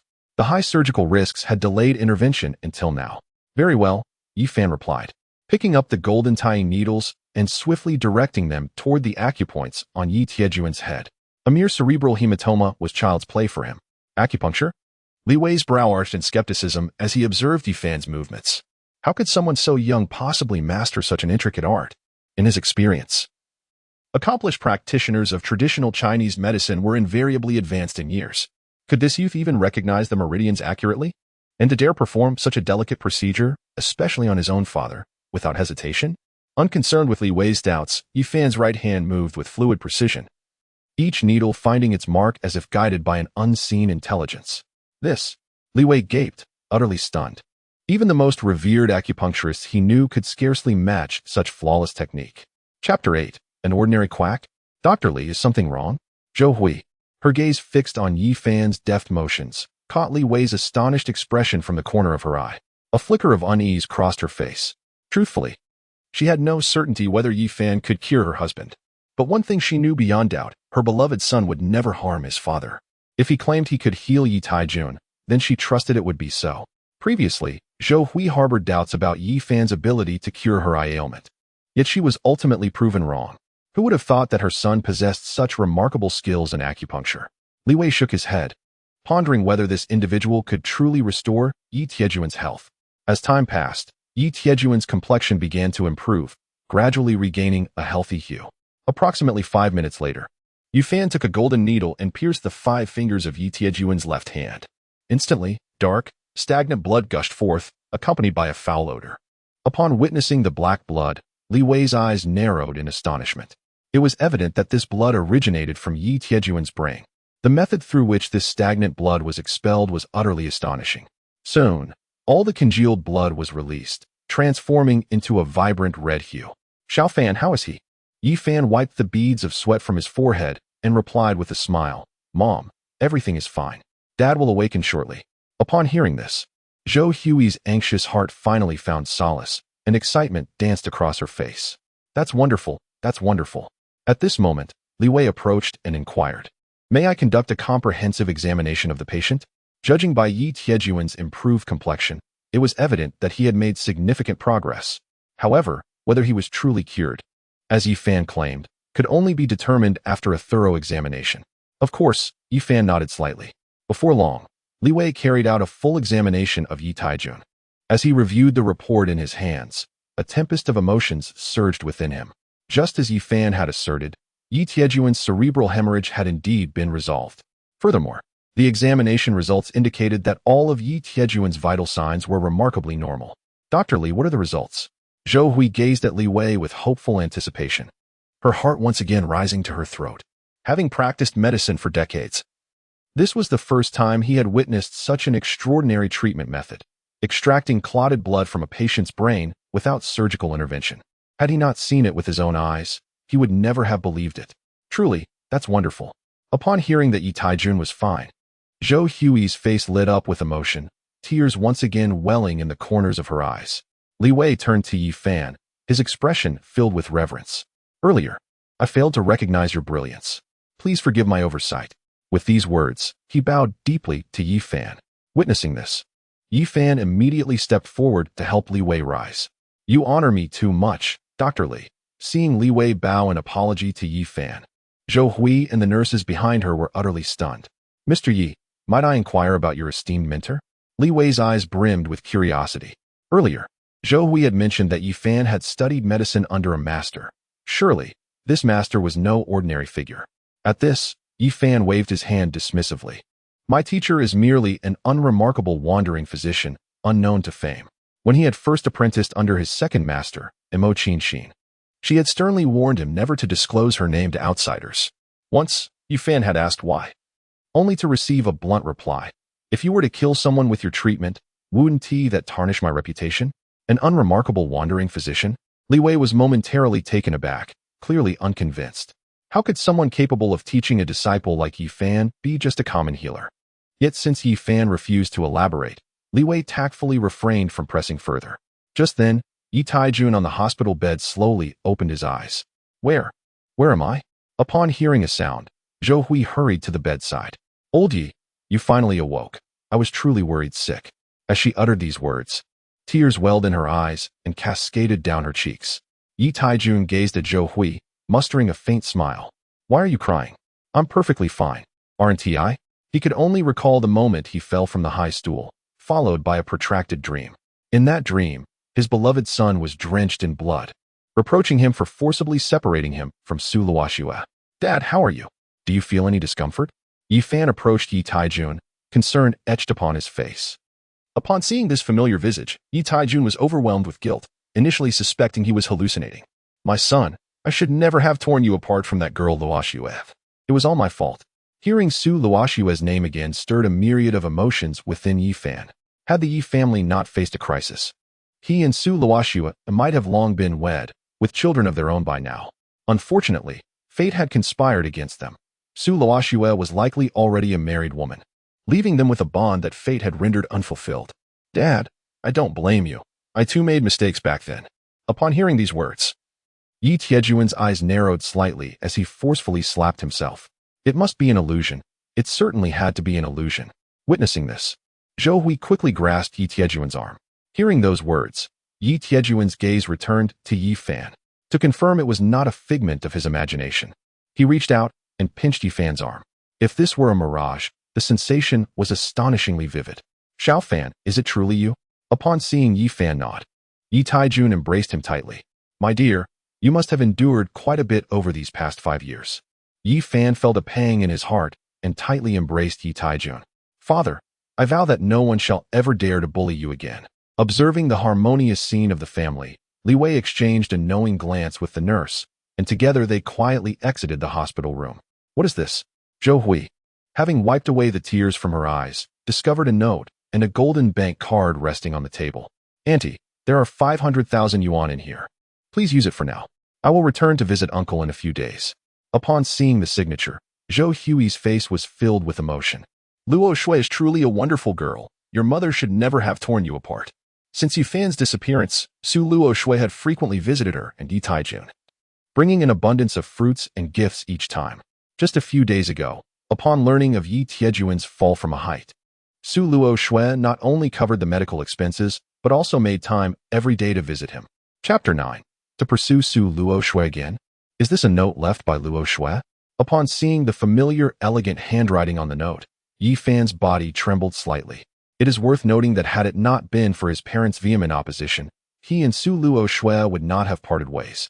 Zhou Hui handed the golden bank card to Yi Fan, saying, This is also left by Luo Shui. You must return it to her tomorrow. Had it not been for Su Luo Shui's assistance with the medical fees, she truly would have been at a loss. Yes, I will return this to Luo Shui. Yi Fan nodded slightly, accepting the golden bank card. Noticing Yi Fan's somewhat despondent expression, Yi Taijun felt increasingly ashamed. Xiao Fan, your mother and I should never have separated you from Luo Shui. He could discern that his son's heart still harbored feelings for Su Luoxue. Upon hearing this, Zhou Hui also chimed in, affirming, Indeed, Xiao Fan, Luoxue is a fine girl. You must not let her down. Over the past 5 years, had it not been for Su Luoxue's occasional visits, they truly would have struggled to endure. Yet Yi Fan shook his head, suggesting that they would speak of it after meeting Luoxue the following day. He indeed still held affection for her, but after 5 years, whether she still felt the same was an enigma. Moreover, it was he who had wronged Su Luoxue, and even if he were to pursue her once more, it would depend on her willingness. What? Do you no longer care for Luoxue? Yi Tiejuan's expression darkened. Before Yi Fan could respond, Zhou Hui gently grasped his arm, stating, Xiao Fan knows his own mind. Let us refrain from intervening in this matter. Ultimately, it was they who owed an apology to both their son and Su Luoxue. If Su Luoxue truly did not harbor feelings for Yi Fan, they could not impose upon her. Upon hearing this, Yi Tiejuan's countenance softened slightly. Regardless, should you dare to mistreat Luoxue, I will not let you off easily. He had long regarded Su Luoxue as family and would not allow anyone to bully her. Not even Yi Fan himself. Observing Yi Tiejuan's fierce protection of Su Luoxue, Yi Fan couldn't help but find it amusing. It was they who had forcibly separated him from Luoxue in the first place, and now they were urging him to pursue her anew. How perplexing it all seemed. Yi Taijun surveyed the single patient room, a trace of sorrow crossing his face. Hearing this, Zhou Hui felt somewhat troubled. Her elderly partner had only just awakened. What if he was not yet fully recovered? Yi Tiejuan's expression darkened. What's there to observe? I know my own body best. I'm checking out today. He then turned to Zhou Hui. Xiaofan, what do you think? Zhou Hui didn't respond immediately, instead glancing at Yi Fan beside her. Before coming, she had already decided to move her parents into the villa gifted by Zhu Xian. You're always so thoughtful, Xiaofan. Go ahead and handle the discharge procedures. Yi Taijun urged Zhou Hui, clearly unwilling to stay another moment in the hospital. Mom, let me take care of it. I'll also get Dad a wheelchair while I'm at it. Yi Fan stopped Zhou Hui and strode out of the ward. With his father's legs in casts, a wheelchair would certainly make things easier. The moment Yi Fan left, Zhou Hui turned to Yi Taijun on the bed. Our Xiaofan has really grown into someone remarkable. He must have learned medicine from some master. He healed both your condition and my eyes. Yi Taijun's face filled with astonishment. What? Are you serious? Meanwhile, as Yi Fan headed downstairs to complete the discharge formalities, Li Wei hurried toward him from the opposite direction. Mr. Yi, there's something I'd like to ask for your help with. Seeing Li Wei's urgency, Yi Fan inquired, what is it? He still held some goodwill toward the man. Our hospital has admitted a very special patient. We've been unable to diagnose the illness. Would you mind taking a look? Li Wei spoke with humility, his tone free of any discomfort. The patient's status was distinguished, and if anything went wrong under their care, the consequences would be severe. Left with no other options, he had no choice but to seek Yi Fan's assistance. In that case, let us go and see. Saving a life surpasses the merit of building a 7-tiered pagoda. Having encountered such a situation, how could Yi Fan turn a blind eye to someone in mortal peril? Seeing Yi Fan's agreement, Li Wei promptly gestured with an inviting hand. Mr. Yi, please follow me. Whether Yi Fan could cure the patient or not, attempting was better than doing nothing. Should he succeed, it would be a joyous outcome for all. Even if he failed, at least he would have exerted his utmost effort. Under Li Wei's guidance, Yi Fan arrived before the door of the luxurious ward. Halt! Just as they were about to enter, a black-clad bodyguard extended an arm to block their path. A soldier? Sensing the aura of battle-hardened discipline emanating from the guard, Yi Fan arched an eyebrow. Evidently, the patient was no ordinary figure. Not only was the bodyguard a military man, but he was also visibly armed. This is Mr. Yi, here to treat Elder Long. Li Wei explained to the bodyguard. The guard on the left cast a cold glance at Yi Fan and uttered, wait here. With that, he turned and entered the high-end ward, while the other guard maintained a vigilant watch over them. Moments later, the first bodyguard returned. Proceed. Relieved, Li Wei led Yi Fan inside. Within the opulent ward, aside from several elderly physicians in white coats, stood 2 men and a woman. The men appeared to be in their 40s, bearing a striking resemblance in their dignified demeanor, exuding an air of formidable authority. The woman, in her early 20s, possessed breathtaking beauty, though her aura carried an aloof detachment. Shaoli, is this the renowned miracle doctor you brought? A silver-haired elder scrutinized Yi Fan behind Li Wei, his eyes brimming with skepticism and disbelief. Miracle doctor? Since when had he earned such a title? Yi Fan was somewhat perplexed, yet his countenance remained placid. Li Wei concurred. Dean, Mr. Ye's medical skill is indeed remarkable. Allow him to examine Elder Long nonsense. Before the white-haired elder could speak, another elder in white rebuked, Li. Have you been deceived? How could his medical skill surpass ours at such a young age? Escort him out at once. Cease this disgraceful display. Li Wei, once a promising talent in the hospital, had unexpectedly acted absurdly. Li Wei's expression stiffened. Elder Lu, Mr. Ye's medical skill is truly exceptional. As he attempted to elaborate, Yi Fan patted his shoulder, halting him. Dr. Li, spare your words. Let us depart. A coterie of antiquated individuals, meager in ability, yet brimming with arrogance. Hold on. Just as Yi Fan neared the exit, a crisp voice echoed from behind. He turned to see the young woman approach. Mr. Yi, can you truly cure my grandfather? From Yi Fan's arrival to his departure, she had observed his demeanor. When questioned, the man before her betrayed no panic, instead revealing a hint of disdain and impatience. If Yi Fan were a charlatan, he would not react in such a manner. Yi Fan scrutinized the woman. Whether I possess the capability remains to be seen until after an examination. Long Linger gazed intently into Yi Fan's eyes, yet discerned nothing but sincerity. "Then I must trouble you, Mr. Yi, to treat my grandfather," she said. As long as there remained even a glimmer of hope, she would never easily abandon the chance to save him. Just as Yi Fan was about to agree, the middle-aged man behind him stepped forward. "Linger, when did you become so reckless? How could you entrust grandfather's treatment to someone of unknown origins?" Linger turned to her uncle. "Second uncle, let him try. What if he can cure grandfather?" Her decision to trust Yi Fan stemmed from Li Wei's strong recommendation. She had witnessed Li Wei's integrity firsthand. If he dared vouch for this young man, his medical skills must indeed be extraordinary. "Linger," Long Wu attempted to dissuade her further. But Long Chun, who had remained silent until now, spoke up calmly. "Second brother, let the young man try. At this point, we are at our wits' end. Any further delay will only worsen father's condition." "Elder brother." Long Wu's pupils constricted, his face a mask of disbelief. "Linger is young and acts out of desperation. That's understandable. But how could you indulge her as well?" Not only Long Wu, but even the hospital director and the others were taken aback by Long Chen's unexpected decision. "Mr. Yi, please." With her father's support, Linger quickly gestured for Yi Fan to proceed. Yi Fan gave a slight nod and strode directly to the bedside. The silver-haired elder lying there was deathly pale, his breathing faint. Clearly, he did not have much time left. "I refuse to believe this young man's skills surpass ours." One of the white-robed elders scoffed, his expression dark with displeasure. Ignoring everything else, Yi Fan first took Dragon Outyan's pulse. As he retrieved his golden acupuncture needles, he turned to Long Wu and requested that he remove the elder's garment. Long Wu, with a furrowed brow, questioned whether this was an order, considering no junior in Jinling would dare address him in such a manner. Yi Fan, without reservation, stated that if he wanted his father to live, he would comply.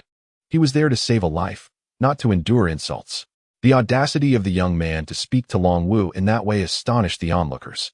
Long Wu, about to erupt in anger, was stopped by Long Chen, who instructed him to follow the physician's instructions.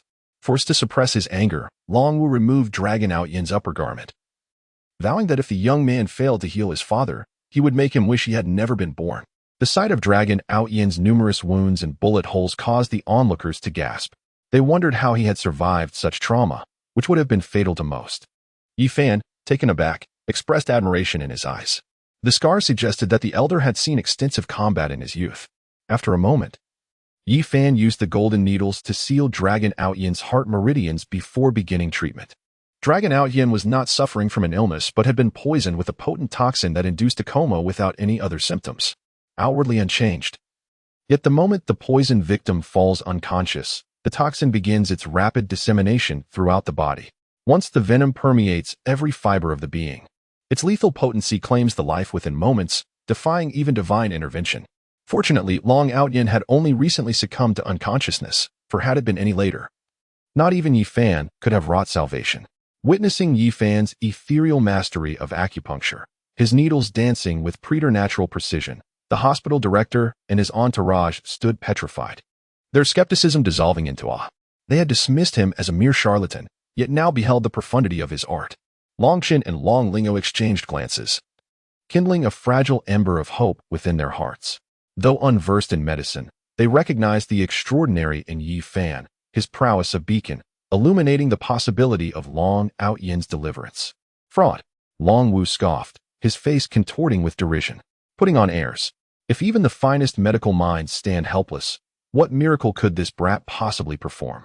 Drawing a measured breath, Yi Fan swept his fingers across the tails of the golden needles.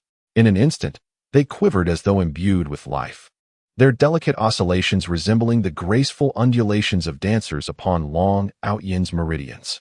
The onlookers gaped, rendered speechless. "Qi-guided needles?"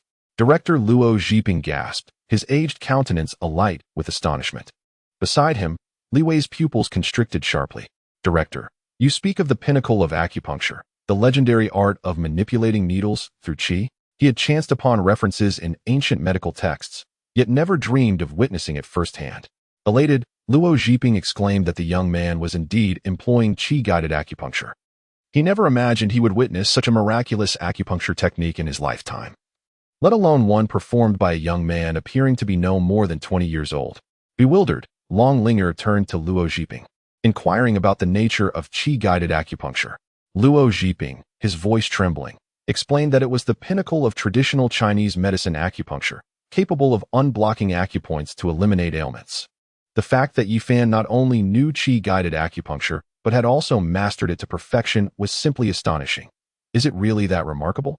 Longlinger asked. Her beautiful eyes filled with hope. Does that mean my grandfather can be saved? Luo Zhiping nodded slightly, suggesting that there was a high probability of recovery for Elder Long. He hesitated to guarantee anything, wary of losing face should Yifan fail. After approximately 5 minutes, Yifan turned to Li Wei and requested a basin. Reacting swiftly, Li Wei retrieved one and placed it beneath Long Outyan's left hand at Yifan's direction. Yifan then took the gold needles and punctured each of Long Outyan's fingers. As soon as the needle points appeared, black blood spurted out, filling the air with a pungent, acrid odor. Observing the black blood, Luo Zhiping's expression changed dramatically. Black blood? How could this be, he wondered. Elder Long did not exhibit any symptoms of poisoning. He had conducted a thorough examination of Long Outyan. If he were indeed poisoned, how could it have gone undetected? Chapter 11. Supreme Black Card Poisoned? Dragon Chen's countenance darkened, and a terrifying pressure suddenly emanated from his being. Dean Luo, are you implying that my father lapsed into a coma due to poisoning? Instantly, the atmosphere in the room plummeted to freezing point. Everyone's breath hitched, feeling somewhat suffocated. Long Wu and Long Linghuan's expressions were also exceedingly grave, evidently not expecting that Long Outyan had been afflicted by a virulent poison. Judging from the black blood, Long Outyan was indeed poisoned without a doubt. Yet, according to his investigation, Long Outyan exhibited none of the symptoms associated with poisoning, which was exceedingly bizarre. At that moment, Yifan slowly began to speak. The perpetrator was clearly a formidable expert. Had he not been brought here by Li Wei, Long Outyan would have undoubtedly perished within half an hour. Upon hearing this, Luo Zhiping's face was filled with bewilderment. Mr. Yi, does such a poison truly exist in this world? He had practiced medicine for decades and had never encountered such a deadly toxin. Yifan elucidated, certainly, there is. Those afflicted by this poison exhibit no abnormalities other than a coma. However, as time elapses, the toxins gradually spread throughout the entire body. Once the toxins permeate the entire system, they will suddenly erupt, instantly claiming the life of the poisoned individual. Fortunately, I arrived in time, otherwise, had it been delayed any further, this elder would have had little chance of survival. After listening to Yifan's explanation, everyone felt their hair stand on end, and a chill ran down their spines. If this were indeed the case, then the poisoner was clearly targeting Long Outyan's life. Mr. Yi, we are truly grateful to you. Were it not for you, grandfather would have. Long Linghuan gazed at Yifan with immense gratitude, her voice somewhat choked with emotion. Fortunately, she had defied all opinions and allowed Yifan to treat him. Otherwise, would her grandfather not have faced dire consequences? Linghuan, your pronouncement may be somewhat premature, as the old gentleman has not yet roused. Before Yifan could respond, Long Wu's voice resounded once more. Long Linghuan's expression faltered, and she lifted her gaze to Yifan. Mr. Yi, when might my grandfather awaken? A subtle curve graced Yifan's lips. Since he is already awake, why feign slumber? Upon being discovered, Long Outyan opened his eyes with a hint of embarrassment, gradually sitting up in the bed. Grandfather. Seeing Long Outyan awaken, Long Linghuan promptly rushed to the bedside, assisting the old man to sit up. Grandfather, how are you? Do you feel any discomfort? Since childhood, her grandfather had been the most doting, and she truly did not know what she would do if anything were to happen to him. Observing Long Outyan's awakening, Li Wei breathed a slight sigh of relief. Fortunately, no untoward incident had occurred. Otherwise, he would have been in dire straits. The reversal of fortune was indeed swift. Long Wu's countenance was rigid, wishing he could disappear into the ground. Long Outyan gazed at Long Linghuan with affection. Grandfather is well, and feels as though he has been rejuvenated by a decade. For some inexplicable reason, he now felt invigorated with strength, and his spirit was greatly improved. Long Linghuan, beholding Long Outyan's radiant complexion, finally felt the weight lift from her heart. Long Outyan descended from the bed and proceeded directly to Yifan, bowing deeply towards him. I am deeply grateful for the assistance of the young divine physician, Yi. This old man, Long Outyan, expresses his gratitude. Upon witnessing this scene, the crowd was utterly petrified. What was Long Outyan's status? To bestow such a profound gesture of respect upon a junior was nothing short of a fantastical tale. Even if Yifan had saved his life, offering some monetary assistance would have sufficed. There was no need for such a grand display of gratitude. Yi Fan hastily reached out to assist Long Outyin in rising. This is most improper. Elder Long, please rise quickly. Given Long Outyin's advanced age, enough to be his grandfather, how could he possibly accept such profound deference? Wooer, come forth at once and offer your apologies to young Master Yi. Suddenly recalling something, Long Outyin's expression darkened with stern authority. Trembling at his father's displeasure, Long Wu immediately bowed deeply toward Yi Fan. Young Master Yi, it was my blindness that failed to recognize a true master. I beg your forgiveness for my earlier insolence. Yi Fan extended a hand to help Long Wu rise. There is no fault in ignorance. Were I in your position, I might have made the same decision. Witnessing such magnanimity, Long Wu's cheeks burned with deeper shame. Master Ye's generosity of spirit humbles me beyond words. Observing this exchange, Luo Zhiping and the assembled elders also stepped forward to offer their apologies. None had anticipated that Yi Fan would truly succeed in healing Long Outyin. Young Master Yi, Luo Zhiping ventured after careful deliberation. Was the technique you employed earlier the legendary Qi-guided needling? Yi Fan neither confirmed nor denied. Indeed, it seems the director possesses some discernment. Had the situation not been dire, he would never have resorted to such an exhaustive and esoteric art. Young Master Yi, might I inquire as to your esteemed master's identity? Given Yi Fan's youth and mastery of Qi-guided needling, surely he had been tutored by a transcendent figure. At this question, the white-robed elders behind them pricked up their ears, equally eager for revelation. Why does this sound familiar? Li Wei struck his forehead. Hadn't this very question been posed mere minutes prior? With unchanged composure, Yi Fan repeated his earlier refrain. My mentor is but an obscure wandering physician, unknown to renown. A wandering physician? The answer hung in the air, veiling deeper truths in its modest simplicity. Luo Zhi's expression appeared peculiar, and he spoke again. Young Dr. Yi, where is my master now? Could you kindly introduce me to him? He was aware that his request was rather abrupt, yet in his pursuit of mastering the art of wielding needles with qi, he had no choice but to muster the courage to ask. Yi Fan discerned Luo Zhi's intentions at a glance.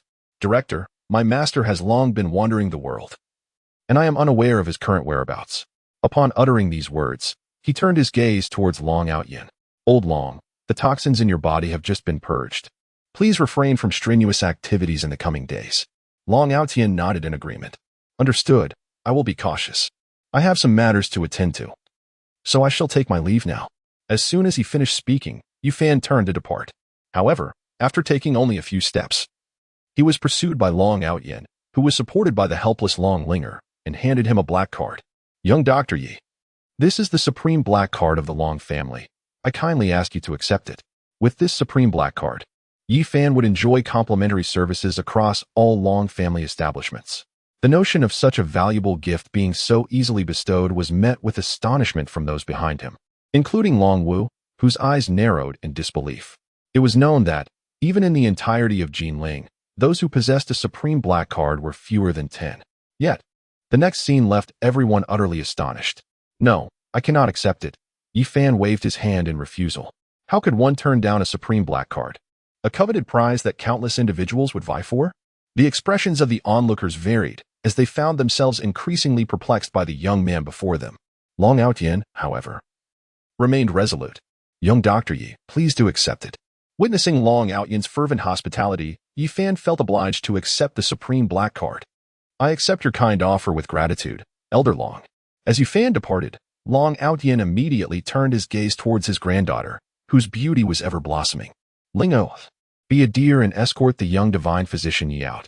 This Yi Fan is no ordinary individual. He is destined for greatness. If the Long family can seize this opportunity, it may usher in a new era of prosperity. Chapter 12. An invitation to serve as deputy director? Shinner, I entrust the investigation of the poisoning incident to you.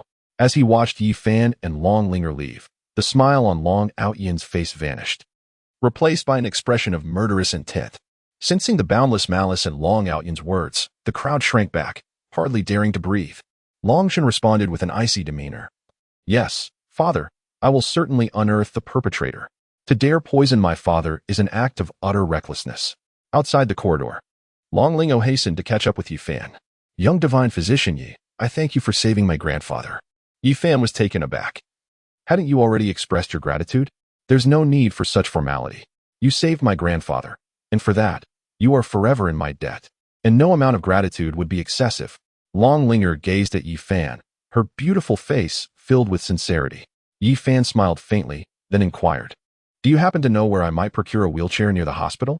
Besides completing the discharge procedures for his father, he also intended to purchase a wheelchair. A wheelchair? Long Linger's expression reflected some confusion. "What do you need a wheelchair for?" Yi Fan did not conceal the truth.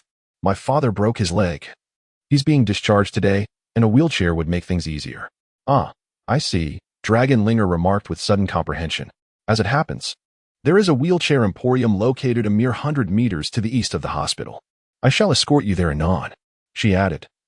"I happened to notice it en route, never imagining it would prove so fortuitous." "Then I am in your debt," Yi Fan responded with a slight inclination of his head. Dragon Linger gestured towards the wheelchair in Yi Fan's grasp, observing, "I fear the taxi's boot may prove inadequate to accommodate the wheelchair." Yi Fan was initially disinclined to impose upon Dragon Linger, but after a moment's reflection, he acceded, "Very well, I am most grateful." Yi Fan propelled the wheelchair to the bedside, introducing Dragon Linger to Zhou Hui. Dragon Linger, with a gracious smile, greeted, "Greetings, esteemed elders. Please, address me as Linger. Has it not been but a brief interval since our son's departure, and yet he has already acquired such a comely acquaintance?" Yi Taijun queried, his countenance etched with surprise as he drew Yi Fan aside. Upon hearing this, Yi Fan felt a surge of exasperation. "Father, your imagination runs rampant. This is merely a friend I have recently met." Discerning Yi Fan's sincerity, Yi Taijun nevertheless issued a cautionary admonition. "Should you dare to wrong Su Luo Shui, you shall find no leniency from me." Su Luo Shui had attended to them for 5 years, and he had long regarded her as his daughter-in-law, brooking no rivals. "Understood. Allow me to assist you into the wheelchair." Yi Fan gently lifted Yi Taijun, carefully placing him upon the seat. As they were about to depart, the door swung open, and Luo Zhiping entered, accompanied by Li Wei. "Esteemed divine physician Yi, I wish to proffer you the position of vice president of the hospital." This decision was the culmination of assiduous deliberation. Given Yi Fan's medical acumen, he was more than qualified, even to assume the mantle of president. Upon hearing these words, Yi Taijun and Zhou Hui exchanged glances, their faces etched with astonishment. Long Linger, however, remained unfazed by Luo Zhiping's proposition, having witnessed Yi Fan's medical prowess firsthand. The position of vice president posed no challenge for him. Yi Fan, momentarily taken aback, promptly declined with a wave of his hand. "I appreciate your kind offer, Director, but I am accustomed to my freedom and fear I would be unable to fulfill the responsibilities." Li Wei was utterly dumbfounded by Yi Fan's refusal. How could he reject the position of vice president so readily? Some individuals in the hospital spent their entire careers striving for such a position, only to remain unfulfilled. Luo Zhiping, witnessing Yi Fan's decisive rejection, grew anxious. "Yi, esteemed physician, you wouldn't be required to be present at the hospital every day. Merely attending at your leisure would suffice. Securing the services of such a talented individual would undoubtedly elevate the hospital's treatment success rate." Yi Fan reiterated his refusal with a shake of his head. "Director, I genuinely lack the time. Let's put this matter to rest." Abruptly, Zhou Hui seized Yi Fan's arm and drew him aside. "My dear, the position of vice president offers considerable security. Why would you decline it?" Now that her cherished son had acquired medical skills from a master, she desired him to utilize them, yearning for him to lead a stable life. Yi Fan demurred, "Mother, I have other obligations to attend to. I simply do not have the time." Without allowing Zhou Hui to respond, he propelled Yi Taijun towards the exit. "Esteemed physician Yi, feel free to make any request," Luo Zhiping persisted, unwilling to concede. "If it is within my power, I will undoubtedly fulfill it." However, Yi Fan remained impervious, quickening his pace. Just as Luo Zhiping was about to elaborate further, Long Linger interjected, halting him with a gesture. "Dean Luo, let's conclude this here. If divine physician Yi is unwilling, your further entreaties will be in vain." Upon exiting the hospital, Long Linger led the group to the parking area. Yi Fan's brow arched slightly as he beheld the black Range Rover before him. He hadn't anticipated that the outwardly gentle and serene Long Linger would possess an off-road vehicle. Once inside, Long Linger depressed the accelerator, and the Range Rover surged forward. Mindful of Yi Tiejuan's comfort, she maintained a moderate and steady pace. "Divine physician Yi, where shall we proceed?" Yi Fan pondered for a moment before replying, "Let's head to the old district first. After gathering our belongings from there, we'll go to the villa in Zhuxianyi City. Shortly thereafter, The Range Rover came to a halt at the entrance of the alley. Long Linger, I'll trouble you to wait here for a moment. My mother and I will retrieve our things. Yi Fan turned to Long Linger, adding, later. Could you please transport us to the Linjiang Garden in East City? Certainly, Long Linger readily agreed. Upon hearing this, a hint of perplexity crossed Zhou Hui's face. Xiao Fan, what belongings are we collecting? This is our home, after all. And why are we going to Linjiang Garden in East City? Yi Fan offered a brief explanation, Mother. I own a residence there. We'll be relocating today. Without further ado, Yi Fan alighted from the vehicle. Mother, I'll explain everything to you once we arrive. And so, Zhou Hui, in a state of mild bewilderment, accompanied Yi Fan in gathering their belongings before they set off towards Linjiang Garden in East City. By the time they reached Linjiang Garden, night had already fallen. This is the building, indeed. Yi Fan meticulously confirmed the address provided by Zhu Xian before opening the trunk to begin unloading the items. Once, she had resided in such an opulent villa. After the cataclysm 5 years ago, she had believed she would spend the remainder of her life in the dilapidated courtyard of the old city. Chapter 13. The Xiao family of the capital. After helping Yi Fan move all her belongings into the villa, Long Linger stood to take her leave. Allow me to see you off, she stated, and the two of them walked side by side towards the exit. As soon as they departed, Zhou Hui turned her gaze to Yi Taijun. He shook his head, suggesting they could simply inquire with Xiao Fan later to uncover the details. Soon, Yi Fan returned. This villa surpassed the luxury of their previous residence, adorned with exquisite decor. Yi Fan explained, a friend gifted it to me. You need not worry about a thing. Noticing Yi Fan's reluctance to divulge more, Zhou Hui sighed and refrained from pressing further. Reflecting on the changes Yi Fan had brought about that day, a gentle pride welled within her. Her son had indeed grown immensely capable. Meanwhile, in a prestigious private hospital in Jinling, a patient had just received an artificial heart and was temporarily out of the danger zone. The middle-aged doctor addressed Lin Haifeng, advising that they would need to observe the patient for a few days. If no rejection symptoms appeared, there should be no cause for concern. Lin Haifeng nodded slightly, expressing his gratitude. Thank you, doctor.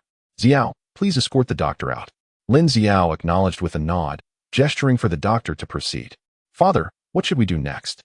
Lin Miaomiao's father, Lin Guodong, wore a somber expression, harboring a deep-seated animosity towards Yi Fan.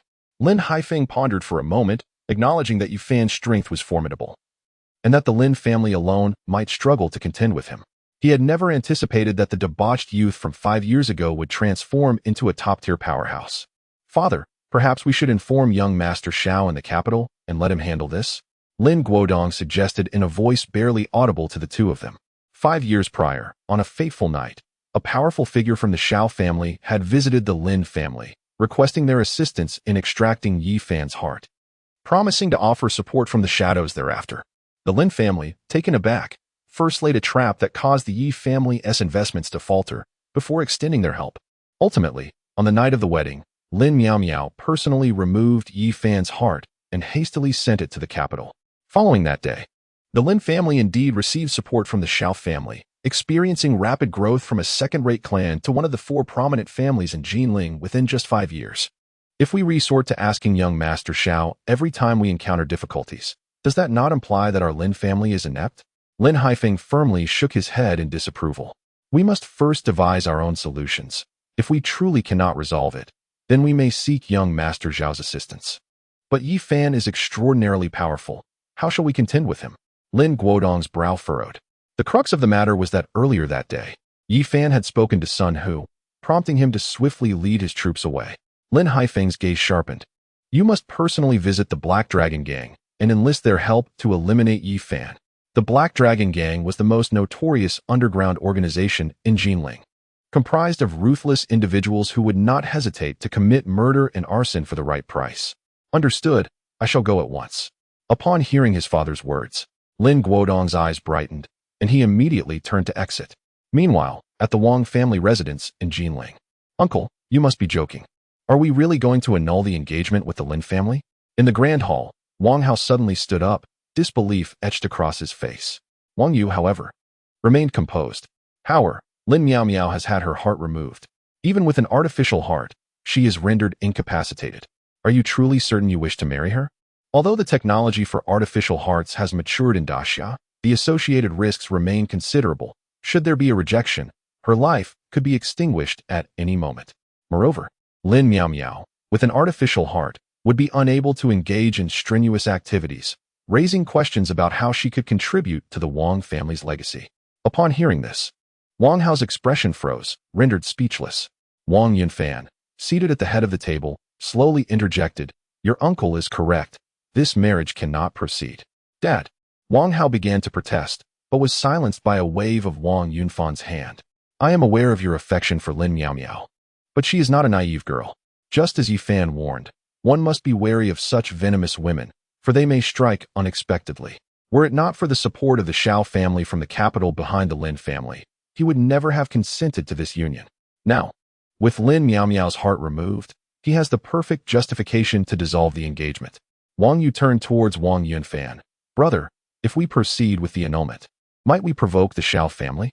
They are a powerful force in the capital, capable of effortlessly obliterating the Wang family with a mere gesture." Upon mentioning the Shao family, apprehension shadowed Wang Yunfan's countenance. "Let us refrain from annulling the engagement for now. As long as Yifan remains unresolved, the Lin family will likely not hold a wedding." He possessed an instinctive awareness that Yifan's audacious disruption of the wedding banquet must have been underpinned by some unknown support. The Lin family would find it challenging to swiftly eliminate Yifan. It seemed there was no other recourse. Wang Yu nodded slightly. Upon hearing this, Wang Hao exhaled with some relief, but his expression darkened once more when he noticed the bandages adorning Wang Yu's arm. "Father, are we really going to overlook what happened earlier today when my second uncle and I were assaulted?" Wang Yunfan cast a sidelong glance at Wang Hao and replied solemnly, "I do not perceive any fault in Yifan. That slap served to awaken your senses. How could I have produced such a fool who still contemplates provoking Yifan, as if he wishes for a swifter demise?" Seeing his father's ire, Wang Hao shrank back, filled with indignation. "Dad, it is one thing for you not to defend me, but why do you side with Yifan? Is there no sense of justice left?"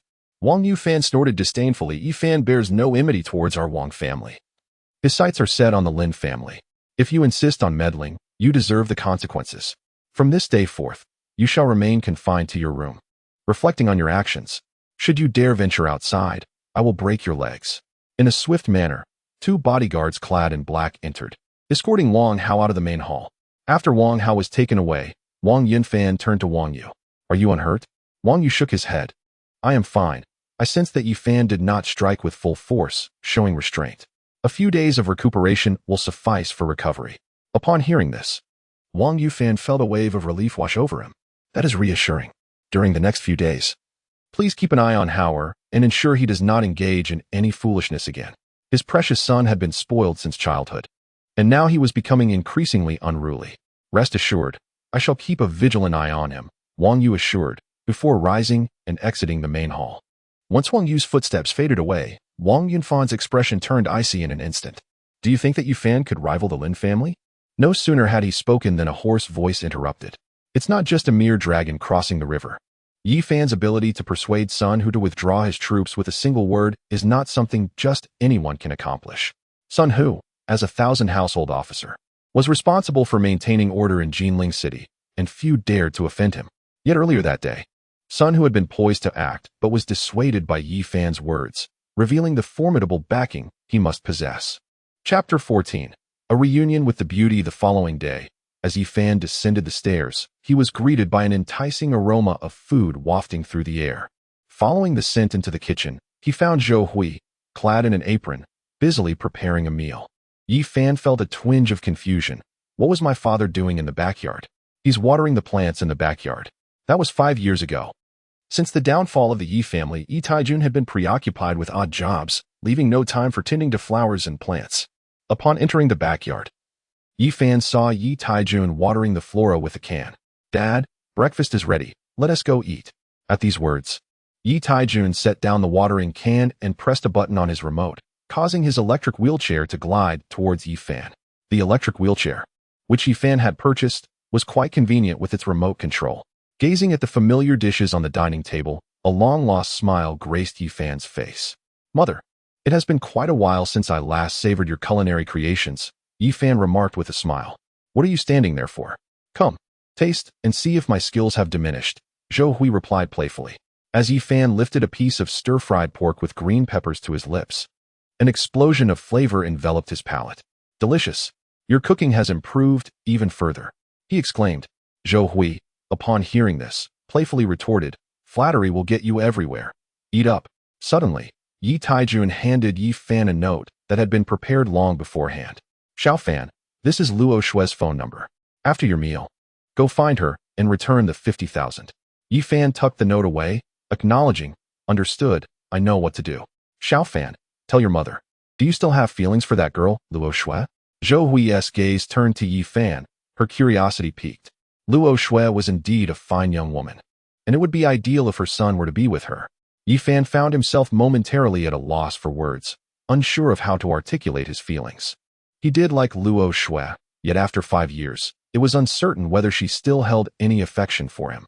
Noticing Yi Fan's hesitation, Yi Taijun shot Zhou Hui a disapproving look. Let the young ones figure it out for themselves. I trust Xiao Fan will make the right decision. Zhou Hui nodded in agreement, choosing to remain silent thereafter. Mother, please refrain from scavenging. Stay at home and keep father company, Yi Fan advised before departing. Zhou Hui's face lit up with contentment as she replied, I understand, my dear. Just as Yi Fan stepped out of Linjiang Garden, he prepared to call Luo Shue when a shadow emerged from the darkness, standing 3 meters before him. In the midst of the mid-level Xian realm, Yi Fan raised an eyebrow and put away his phone. Taishan scrutinized him and spoke in a deep voice. Are you Yi Fan? Indeed. What brings you here? Yi Fan replied with a nod. There are those who have offered a price for your head, Taishan remarked, narrowing his eyes. If you have any last words, speak them quickly. Soon there will be no opportunity left. Is it the Lin family or the Wang family? Yi Fan's tone turned frigid. Taishan cracked his neck, producing a series of sharp sounds. Since you refused to speak, prepare to pay with your life. As soon as he finished, he leaped into the air, delivering a flying kick aimed squarely at Yi Fan's chest. This was Taishan's signature move, executed with astonishing speed. Most would not even have time to react before being gravely injured. Yet, witnessing Taishan's assault, Yi Fan stood motionless, as if struck dumb with fear. Observing Yi Fan's daze, Taishan's lips curled in disdain. Such a weakling warranted his personal intervention? It seemed a gross overestimation of the situation. However, just as Taishan's foot was about to connect, Yi Fan's right hand shot out with lightning speed, seizing Taishan's ankle and forcefully driving him down towards the ground. Bang, bang, bang. With 3 consecutive impacts, Taishan was sent reeling, his vital energy surging chaotically, as if his body were on the verge of collapse. Immediately afterward, Yi Fan casually tossed him aside, and Taishan's hefty frame crashed into a tree, snapping it like a twig. Dazed and disoriented, Taishan landed and coughed up several mouthfuls of blood, his aura rapidly dwindling. What manner of monster are you? The young man before him was scarcely in his 20s. How could his strength be so terrifying? Were you sent by the Wang family or the Lin family? I shall not pose the same question a third time. Under the piercing gaze of Yi Fan, akin to that of a reaper, Taishan felt an involuntary shudder, as though the specter of death had locked its gaze upon him. I am uncertain. It was the leader who sent me to eliminate you. He is merely executing orders. Oblivious to the identity of the employer, Yi Fan furrowed his brow, inquiring, leader? Who are you? Taishan replied candidly, I am Taishan, the hall master of the Black Dragon Gang. The leader, of course, is the Black Dragon. Black Dragon Gang? Understood. I shall certainly convey this. Taishan, as if granted a reprieve, hastily departed. Watching him leave, Yi Fan took a deep breath and retrieved his phone to call Su Luoxue. Hello, who is this? Soon. The familiar voice of Su Luoxue resonated through the line. Upon hearing her voice again, Yi Fan's heart raced. Luoxue, it's me, Yi Fan. Upon hearing this, Su Luoxue fell into a prolonged silence. Yi Fan, where are you now? Yi Fan responded truthfully, I am in Jinling. Let us meet. For I have matters to discuss with you. All right, let us meet at the usual place in an hour. With that, Su Luoxue ended the call. The usual place she referred to was the CAF where they had first encountered one another.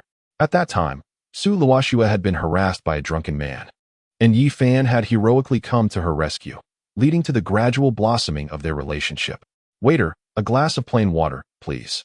Seated by the window, Yi Fan observed the bustling pedestrians outside, patiently awaiting Su Luoxue's arrival. Before long, her figure appeared within his line of sight. Compared to before, Su Luoxue appeared noticeably frilier, her face etched with fatigue. It had been a long time since their last encounter. Su Luoxue greeted Yi Fan, who responded with a bittersweet tone. It has indeed been a while. Though he had a multitude of words swirling in his mind, upon seeing Su Luoxue, he found himself rendered speechless. At this moment, he retrieved a golden bank card from his pocket and handed it to her. This is the 500,000 you left behind. I am returning it to you.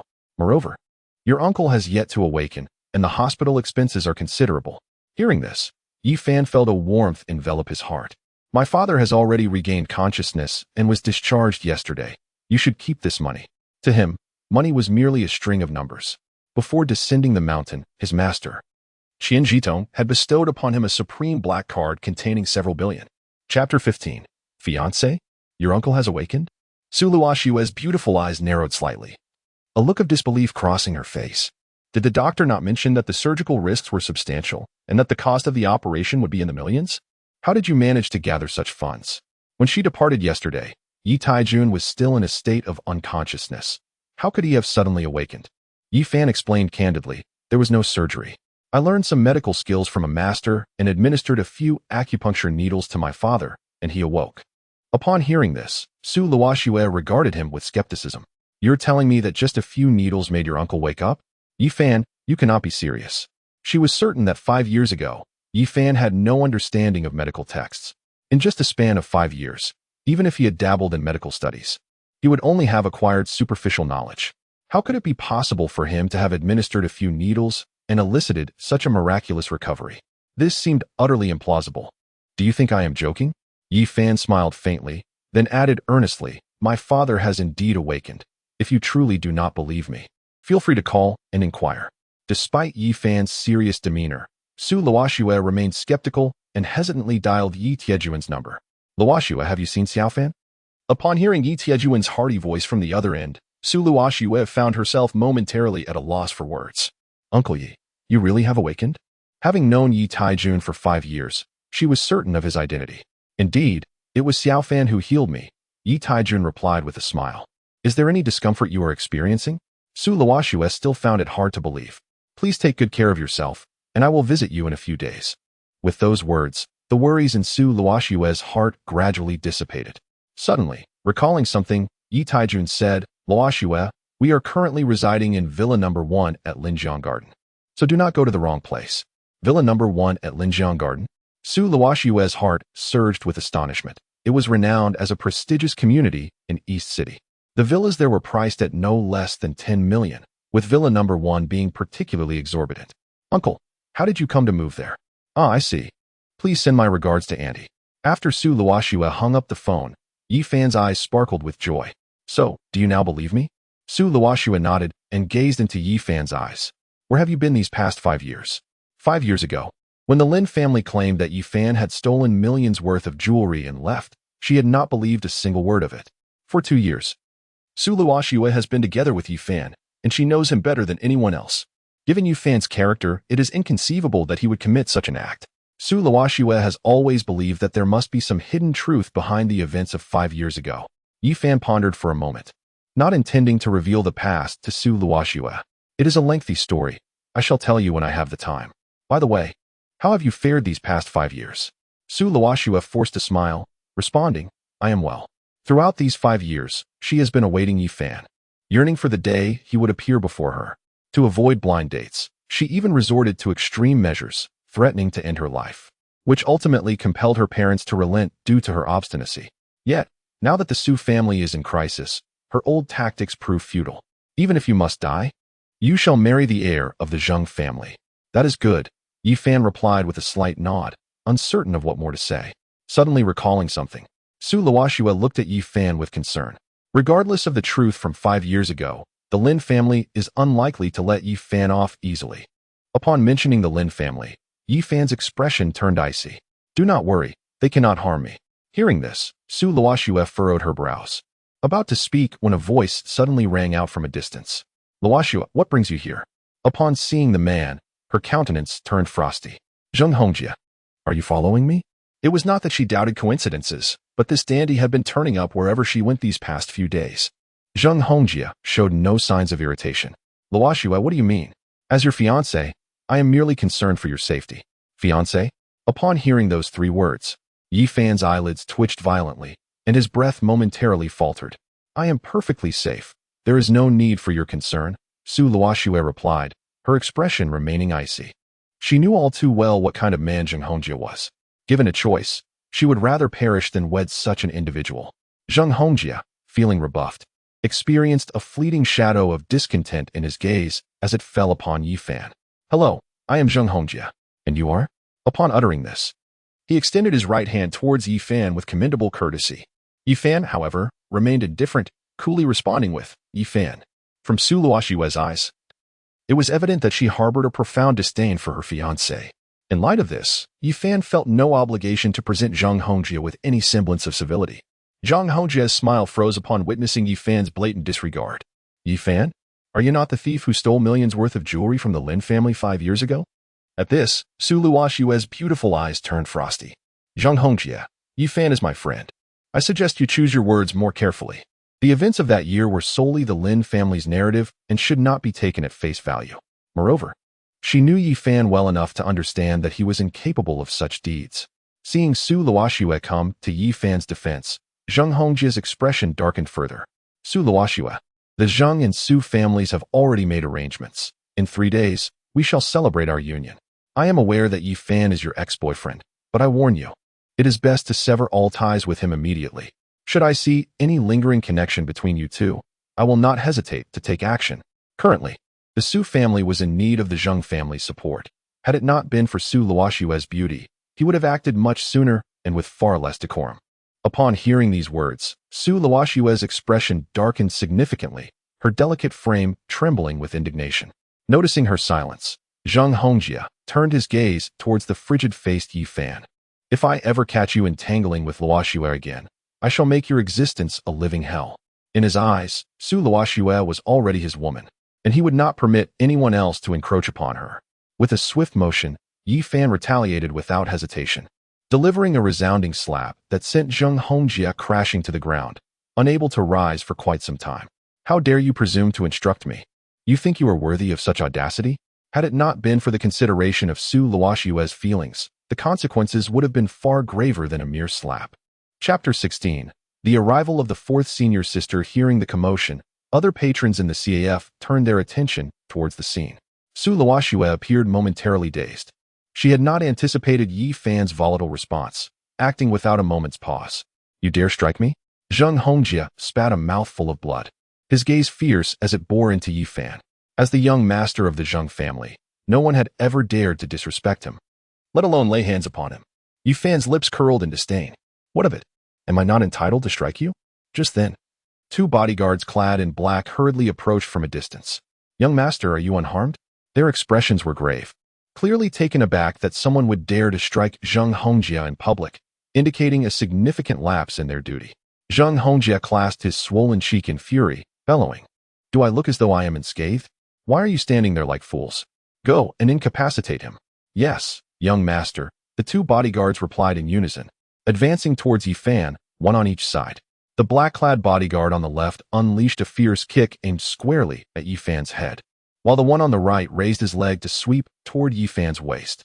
Their speed was astonishing, clearly indicating that they were seasoned fighters. For an ordinary person, it would have been impossible to react in time before succumbing to their assault. "Yi Fan, be careful," Su Luoxue exclaimed, unable to contain her concern upon witnessing the scene. At this, Zheng Hongjie's gaze turned even colder. How dare that wretched woman defend him at such a moment? Yi Fan, however, was no ordinary individual. With a slight lift of his right hand, he deftly blocked the incoming kick. He then retaliated with a powerful strike to the knee of the other assailant, resulting in a sickening crack that caused the man to grunt and clutch his leg in pain. In just a fleeting encounter, one of the black-clad bodyguards was rendered incapacitated. Seeing Yi Fan successfully fend off the attacks, Su Luoxue's worried expression began to ease. Observing his comrade's incapacitation, the remaining bodyguard felt a surge of dread but pressed on, raising his fist to deliver a crushing blow to Yi Fan's face. Yi Fan merely shook his head and countered with a punch of his own. Bang! With a muffled grunt, the black-clad bodyguard was sent hurtling backward like a broken kite, crashing into a dining table 5 meters away, shattering it to smithereens. A collective gasp rippled through the crowd, astonished at the seemingly frail Yi Fan's formidable prowess. Zheng Hongjie swallowed hard, his eyes filled with trepidation as he regarded Yi Fan. What manner of monster was this? His two bodyguards were both seasoned veterans, capable of taking on 10 opponents without breaking a sweat. Yet, despite their training, they had fallen before Yi Fan's might. Having dealt with the two black-clad bodyguards, Yi Fan strode purposefully toward Zheng Hongjie, step by deliberate step. Yi Fan, upon noticing the movements of Yi Fan, was intercepted by Su Luoxue. This must come to an end. You cannot afford to err any further. After all, Zheng Hongjie was the eldest son of the Zheng family. Should Yi Fan take action again, the Zheng family would undoubtedly not let him off lightly. Yi Fan nodded slightly and then turned his gaze towards Zheng Hongjie, who stood 3 meters away. Consider this a lesson. Should I discover that you have bullied Luoxue, it will not be as simple as a single slap. Upon hearing these words, Zheng Hongjie's expression darkened. He had intended to retort with some harsh words. But when faced with Yi Fan's icy gaze, he ultimately swallowed his words. Let us depart. With that, he turned and walked towards the exit. As long as the Green Mountains remain, one need not worry about firewood. 2 of his bodyguards were already severely injured. Inciting Yi Fan further would leave him unprotected. The monk may escape, but the temple cannot. As long as Yi Fan remained in Jinling, with the power of the Zheng family, Zheng Hongjie had numerous means to ensure Yi Fan would pay a price. Seeing Zheng Hongjie leave with his entourage, Su Luoxue finally felt a sense of relief. Yi Fan, why are you so impulsive? Zheng Hongjie harbors a vengeful spirit. You should find a place to hide. In her memory, the previous Yi Fan would never engage in disputes easily, let alone resort to violence. Luoxue, do you truly intend to marry that man? Yi Fan's question deviated from the topic at hand as he fixed his gaze intently upon Su Luoxue. From her reaction upon his arrival, it was clear that she not only harbored no affection for Zheng Hongjie, but perhaps even disdain. A pang of sorrow struck Su Luoxue, her eyes flickering as she bit her lip and reluctantly nodded. She had no path of retreat. The union between the Su and Zheng families was inevitable and left her with no choice but to comply. Do you harbor some unspeakable burden? Yi Fan furrowed his brow slightly and said, Speak, perhaps I can assist you. He was no longer the same Yi Fan from 5 years ago. Regardless of the challenges Su Luoxue faced, he was capable of resolving them. No, Su Luoxue shook her head in refusal. You should find a place to hide for a while. Zheng Hongjie will undoubtedly not let this matter rest easily. What purpose would it serve to confide in Yi Fan? It would only burden him further. Given his current predicament, how could he possibly help her? Seeing Su Luoxue's reluctance to speak, Yi Fan did not press further. Luoxue, if you encounter any difficulties, you may call me at any time. Gazing into his sincere eyes, Su Luoxue smiled gently. I will. Keep this card. I do not require any money at the moment. Yi Fan handed the gold card back to Su Luoxue. But Su Luoxue attempted to say more. Yet Yi Fan interrupted her with a wave of his hand. I will take care of the bill. Without waiting for her response, he strode towards the counter. Watching Yi Fan's slender silhouette, Su Luoxue couldn't help but smile slightly. This fellow was still as stubborn as ever. Yi Fan, I will visit uncle when the opportunity arises. Outside the CAF, after uttering her final words, Su Luoxue hailed a taxi and departed swiftly. Just as she was about to turn and leave, a sleek black Maybach sped towards her, coming to a smooth halt before her. The rear door swung open, revealing an exquisite beauty clad in a black professional suit and high heels. Before Yi Fan could react, a fragrant scent enveloped him as the stunning woman pulled him into an embrace. Junior brother, why didn't you come to find me when you arrived in Jinling? Yi Fan slowly pushed aside the enchanting beauty before him, perplexed. Who are you? Junior brother, I am your 4th senior sister, Jian Siki, she replied with a beaming smile, pulling Yi Fan into the backseat of a Maybach. Upon hearing this, the short-haired woman in the front passenger seat nodded and started the engine, driving forward. Jian Siki playfully tapped Yi Fan's chest, assessing his sturdy physique. Now, my 4th senior sister can rest assured. 4th senior sister, what do you mean by that? Yi Fan guardedly crossed his arms over his chest, eyeing the suddenly appearing senior sister with caution. Observing Yi Fan's wary demeanor, Jian Siki's lips curled into a slight smile as she leaned closer. Junior brother, what does this demeanor signify? Are you afraid I might devour you? Her little junior brother was indeed amusing. It seemed the days ahead would not be dull. Chapter 17. Is the Lin family your only enemy? Seeing Jian Siki's actions in the rearview mirror, Han Yumei's eyes sparkled with intrigue. After following the president for so many years, this was the first time she had witnessed such intimacy between him and a woman. Inhaling Jian Siki's delightful fragrance, Yi Fan felt his face flush and his heart race. Fourth senior sister, you can't be serious, can you? Noticing Yi Fan's anxious expression, Jian Siki gently flicked his forehead. Dream on. You're so young. We are not suited for each other. At her words, Yi Fan felt a sting of indignation. Fourth senior sister, I must disagree with your statement. How could you know I'm young if you haven't tried? For a man, nothing is more intolerable than being told he is lacking. What are such deceptive words? Upon hearing this, Han Yuru felt as if struck by lightning, nearly crashing into the nearby railing. Fortunately, she managed to grasp the steering wheel in time. Jian Siki was momentarily taken aback, but soon her beautiful eyes sparkled with cunning. Indeed, by age, I am 3 years your senior. Could it be that age can still be a matter of contention? Witnessing Jian Siki's playful smile, Yi Fan wished fervently to find a crack in the ground to hide. Fourth senior sister, it is evident that you are deliberately misleading me. Initially, we were discussing age, and now I feel utterly embarrassed. What have I misled you about? Seeing Yi Fan's face flush, Jian Siki teased. Clearly, it is your impure thoughts that have led you to think inappropriately. Yi Fan chose not to respond further, recognizing that he could not prevail in a debate with Jian Siki. Suddenly recalling something, Yi Fan turned to Jian Siki. She smiled and said, of course. It was Master who informed me. The events of those years were far from simple, and it seems that the junior brother is not aware of this. A long-term plan. Yi Fan's expression turned cold. I descended the mountain to seek vengeance. Why should I deliberate? For 5 years, the thought of revenge has consumed him. How could he possibly endure any longer? Jian Siki sighed, her voice grave. Junior brother, do you believe that your enemies are solely the Lin family? What do you mean? Yi Fan abruptly gazed at Jian Siki. She evaded the question, stating, this is not a suitable place for discussion. I will tell you once we reach the company. Yi Fan contemplated asking further, but after a moment's reflection, he decided to refrain. After all, there was no need to rush. Soon, the Maybach came to a halt in the underground parking lot of Su Mei Group. Upon alighting from the vehicle, Yi Fan followed Jian Siki to the top-floor office of Su Mei Group. Xiaoyu, remain outside.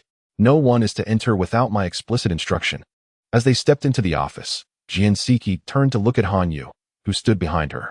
Understood, President, Han Yu replied, turning on her heel and deftly closing the door behind her. Observing Han Yu's gait, Yi Fan raised an eyebrow. Fourth sister, is she your bodyguard? Jian Siki nodded. Indeed. Xiaoyu is formidable, able to withstand 1,000 troops single-handedly. In the later stages of the Xian level, she can indeed walk with confidence in Jinling. Yi Fan's gaze shifted to Jian Siki, his expression somewhat peculiar. Fourth sister, you have not studied martial arts? He continued. That seems unlikely. Even an ordinary person should have a way to tread the path of martial arts, courtesy of the master. Upon hearing this, Jian Siki's eyes dimmed noticeably. My master has stated that my constitution is rather unique and not suited for martial training. Yi Fan nodded, choosing not to pursue the matter further. Fourth sister, when you mentioned that my enemies extend beyond the Lin family, what did you mean? Could it be that there are other forces manipulating the Lin family from behind? Jian Siki's expression grew serious. Little junior brother, do you know why Lin Miao Miao sought to take your heart? At this, Yi Fan's eyelids flickered violently, and a chill of cold sweat ran down his back. Are you suggesting that Lin Miao Miao intended to transplant my heart into someone else? Indeed, she affirmed. If the intention were merely to kill you, there would be no need to extract your heart. Precisely, Jian Siki nodded. As far as I know, the Lin family acted under external instructions to target you. Moreover, the predicament of the Yi family is a consequence of the covert machinations of the Lin family. Yi Fan's eyes narrowed suddenly. Fourth senior sister, are you suggesting that everything is part of the Lin family's conspiracy, including the crisis facing the Yi family and my subsequent union with Lin Miao Miao? This is utterly terrifying. They have orchestrated such a grand scheme merely to seize my heart. Indeed, Jian Siki replied after a deep breath. Although I have yet to uncover who is truly orchestrating the Lin family from behind the scenes, I have a strong intuition that they will soon strike at you again. The incident of the junior brother causing a ruckus at the Lin family banquet will inevitably reach the ears of that hidden mastermind. Once they learn that Yi Fan has survived, they will surely send powerful assassins to eliminate you. Yi Fan quickly grasped the situation. So, the Lin family is incapable of dealing with me on their own and will eventually seek assistance from that hidden figure, correct? With my current strength, even a mere Lin family poses no threat. 10 Lin families would be equally inconsequential. Precisely. Therefore, all you need to do is bide your time. The mastermind will inevitably reveal themselves, and at that moment, We shall catch them off guard. If Jian Siki were in the shoes of that hidden instigator, she would certainly not allow Yi Fan to live any longer. Yet, Yi Fan's next words left her momentarily bewildered. Fourth senior sister. Wouldn't it be more efficient to confront the Lin family directly? He inquired. Regardless of who that hidden mastermind may be, I shall ensure they pay a heavy price. Jian Siki pondered for a moment. Your reasoning is sound, but are you certain you wish to proceed in this manner? Absolutely, Yi Fan affirmed with earnest determination. Jian Siki's expression was complex as she remarked, what if the mastermind behind all this is a colossal force that you simply cannot contend with? She had an inkling that the entity orchestrating the Lin family's actions was not of ordinary caliber. Unable to contend, Yi Fan furrowed his brow. Would that mean he would forgo vengeance? The agony in his heart was unbearable. How could he possibly refrain from exacting revenge? Moreover, the fact that this mastermind was utilizing his own heart made it all the more intolerable. Indeed, could he truly forego retribution simply because he felt powerless? After a long pause, Jian Siki turned her gaze back to Yi Fan. Since you have made your decision, pursue it wholeheartedly. Your fourth senior sister will always support you. Initially, she had hoped Yi Fan would consider his options carefully, as he had only been cultivating for 5 years, and his strength was still inadequate in the grand scheme of things. However, it seemed that this approach was futile. Her junior brother's hatred had become uncontainable, and she could not hinder him. I will visit the Lin family later, Yi Fan declared, his eyes glinting with cold determination. He was intent on uncovering the true identity of the mastermind. No sooner had he spoken than the door was violently flung open, and a shadow rushed in. Upon recognizing the figure, Yi Fan swiftly materialized behind the shadow, catching them securely. Hanyu immediately spat out a mouthful of blood. Her complexion pale as she looked at Jian Siki. President, I'm sorry, I have done my best, but I couldn't stop him. The opponent is too formidable. I was sent flying after just one encounter. Chapter 18. The fierce junior brother Xiaoyu. Are you alright? Jian Siki's face changed dramatically upon seeing Hanyu bleeding, and she rushed forward to support her. Hanyu shook her head weakly, saying, President, I'm fine. A few days of rest will suffice. If it weren't for the fact that you are Siki's bodyguard, you would have long been a corpse. A handsome man entered, accompanied by a burly figure clad in black. Upon seeing the newcomer, Jian Siki's delicate face suddenly turned icy. Xiao Chen, you are becoming increasingly outrageous. Xiao Chen strode towards Jian Siki, stating, Siki, your bodyguard is quite inadequate. Shall I have you replaced? Xiao Chen apologized to Xiaoyu. Jian Siki's beautiful eyes glinted with frost. Otherwise, I will not let you off easily. Hanyu is not only her driver and bodyguard, but also her sister. Apologize? Xiao Chen seemed to hear the most absurd joke. You want me to apologize to a servant? Do you not find that utterly ridiculous? After all, he was the young master of the Xiao family in Jinling. How could he deign to apologize to a lowly person? You. Jian Siki's eyes blazed with fury, yet she felt helpless. Apologize, or I will not hesitate to teach you a lesson myself. Yi Fan stepped forward, his gaze fixed intently on Xiao Chun. It was at that moment that Xiao Chun noticed Yi Fan, and his expression darkened instantly. Jian Siki, who is he? If you do not provide a reasonable explanation, I cannot guarantee he will leave here alive. No wonder Hanyu had desperately tried to stop him earlier. It turned out Jian Siki was secretly meeting with her lover. Without warning, Yi Fan struck Xiao Chen with a resounding slap, sending him flying. Enough with the nonsense. The burly man in black changed expression dramatically and rushed forward to assist Xiao Chun. Young master, are you all right? Xiao Chun felt a searing pain on the right side of his face, and as he opened his mouth, several broken teeth fell out. Kill him. The burly man in black wasted no time and raised his fist, aiming a ferocious strike at Yi Fan. The punch surged forward like a raging tide, accompanied by a series of sharp sounds as it sliced through the air, swiftly reaching Yi Fan. Be careful, Jian Siki exclaimed, urgently warning him. Although Xiao Chun was also at the late stage of the Xian level, he was merely a hair's breadth away from the pinnacle, and not just anyone could contend with him. However, the next scene left everyone present utterly petrified. Yi Fan merely lifted his right hand slightly and effortlessly caught the punch in his palm. How is this possible? A storm of disbelief surged within Hanyu. She was all too aware of the terrifying strength of the burly man in black. Even she wouldn't dare to meet his punch head-on. Yet Yi Fan caught it with such ease. Could it be that Yi Fan's power far surpassed both hers and the burly man's? Who exactly is this young disciple of the president, possessing such formidable strength at such a tender age? Xiao Chun was equally astonished. The violent dragon was merely a step away from the earth level. In the entire Jinling, only a handful could surpass him, and he knew all those individuals. This young man clearly did not belong among them. Who on earth is this guy?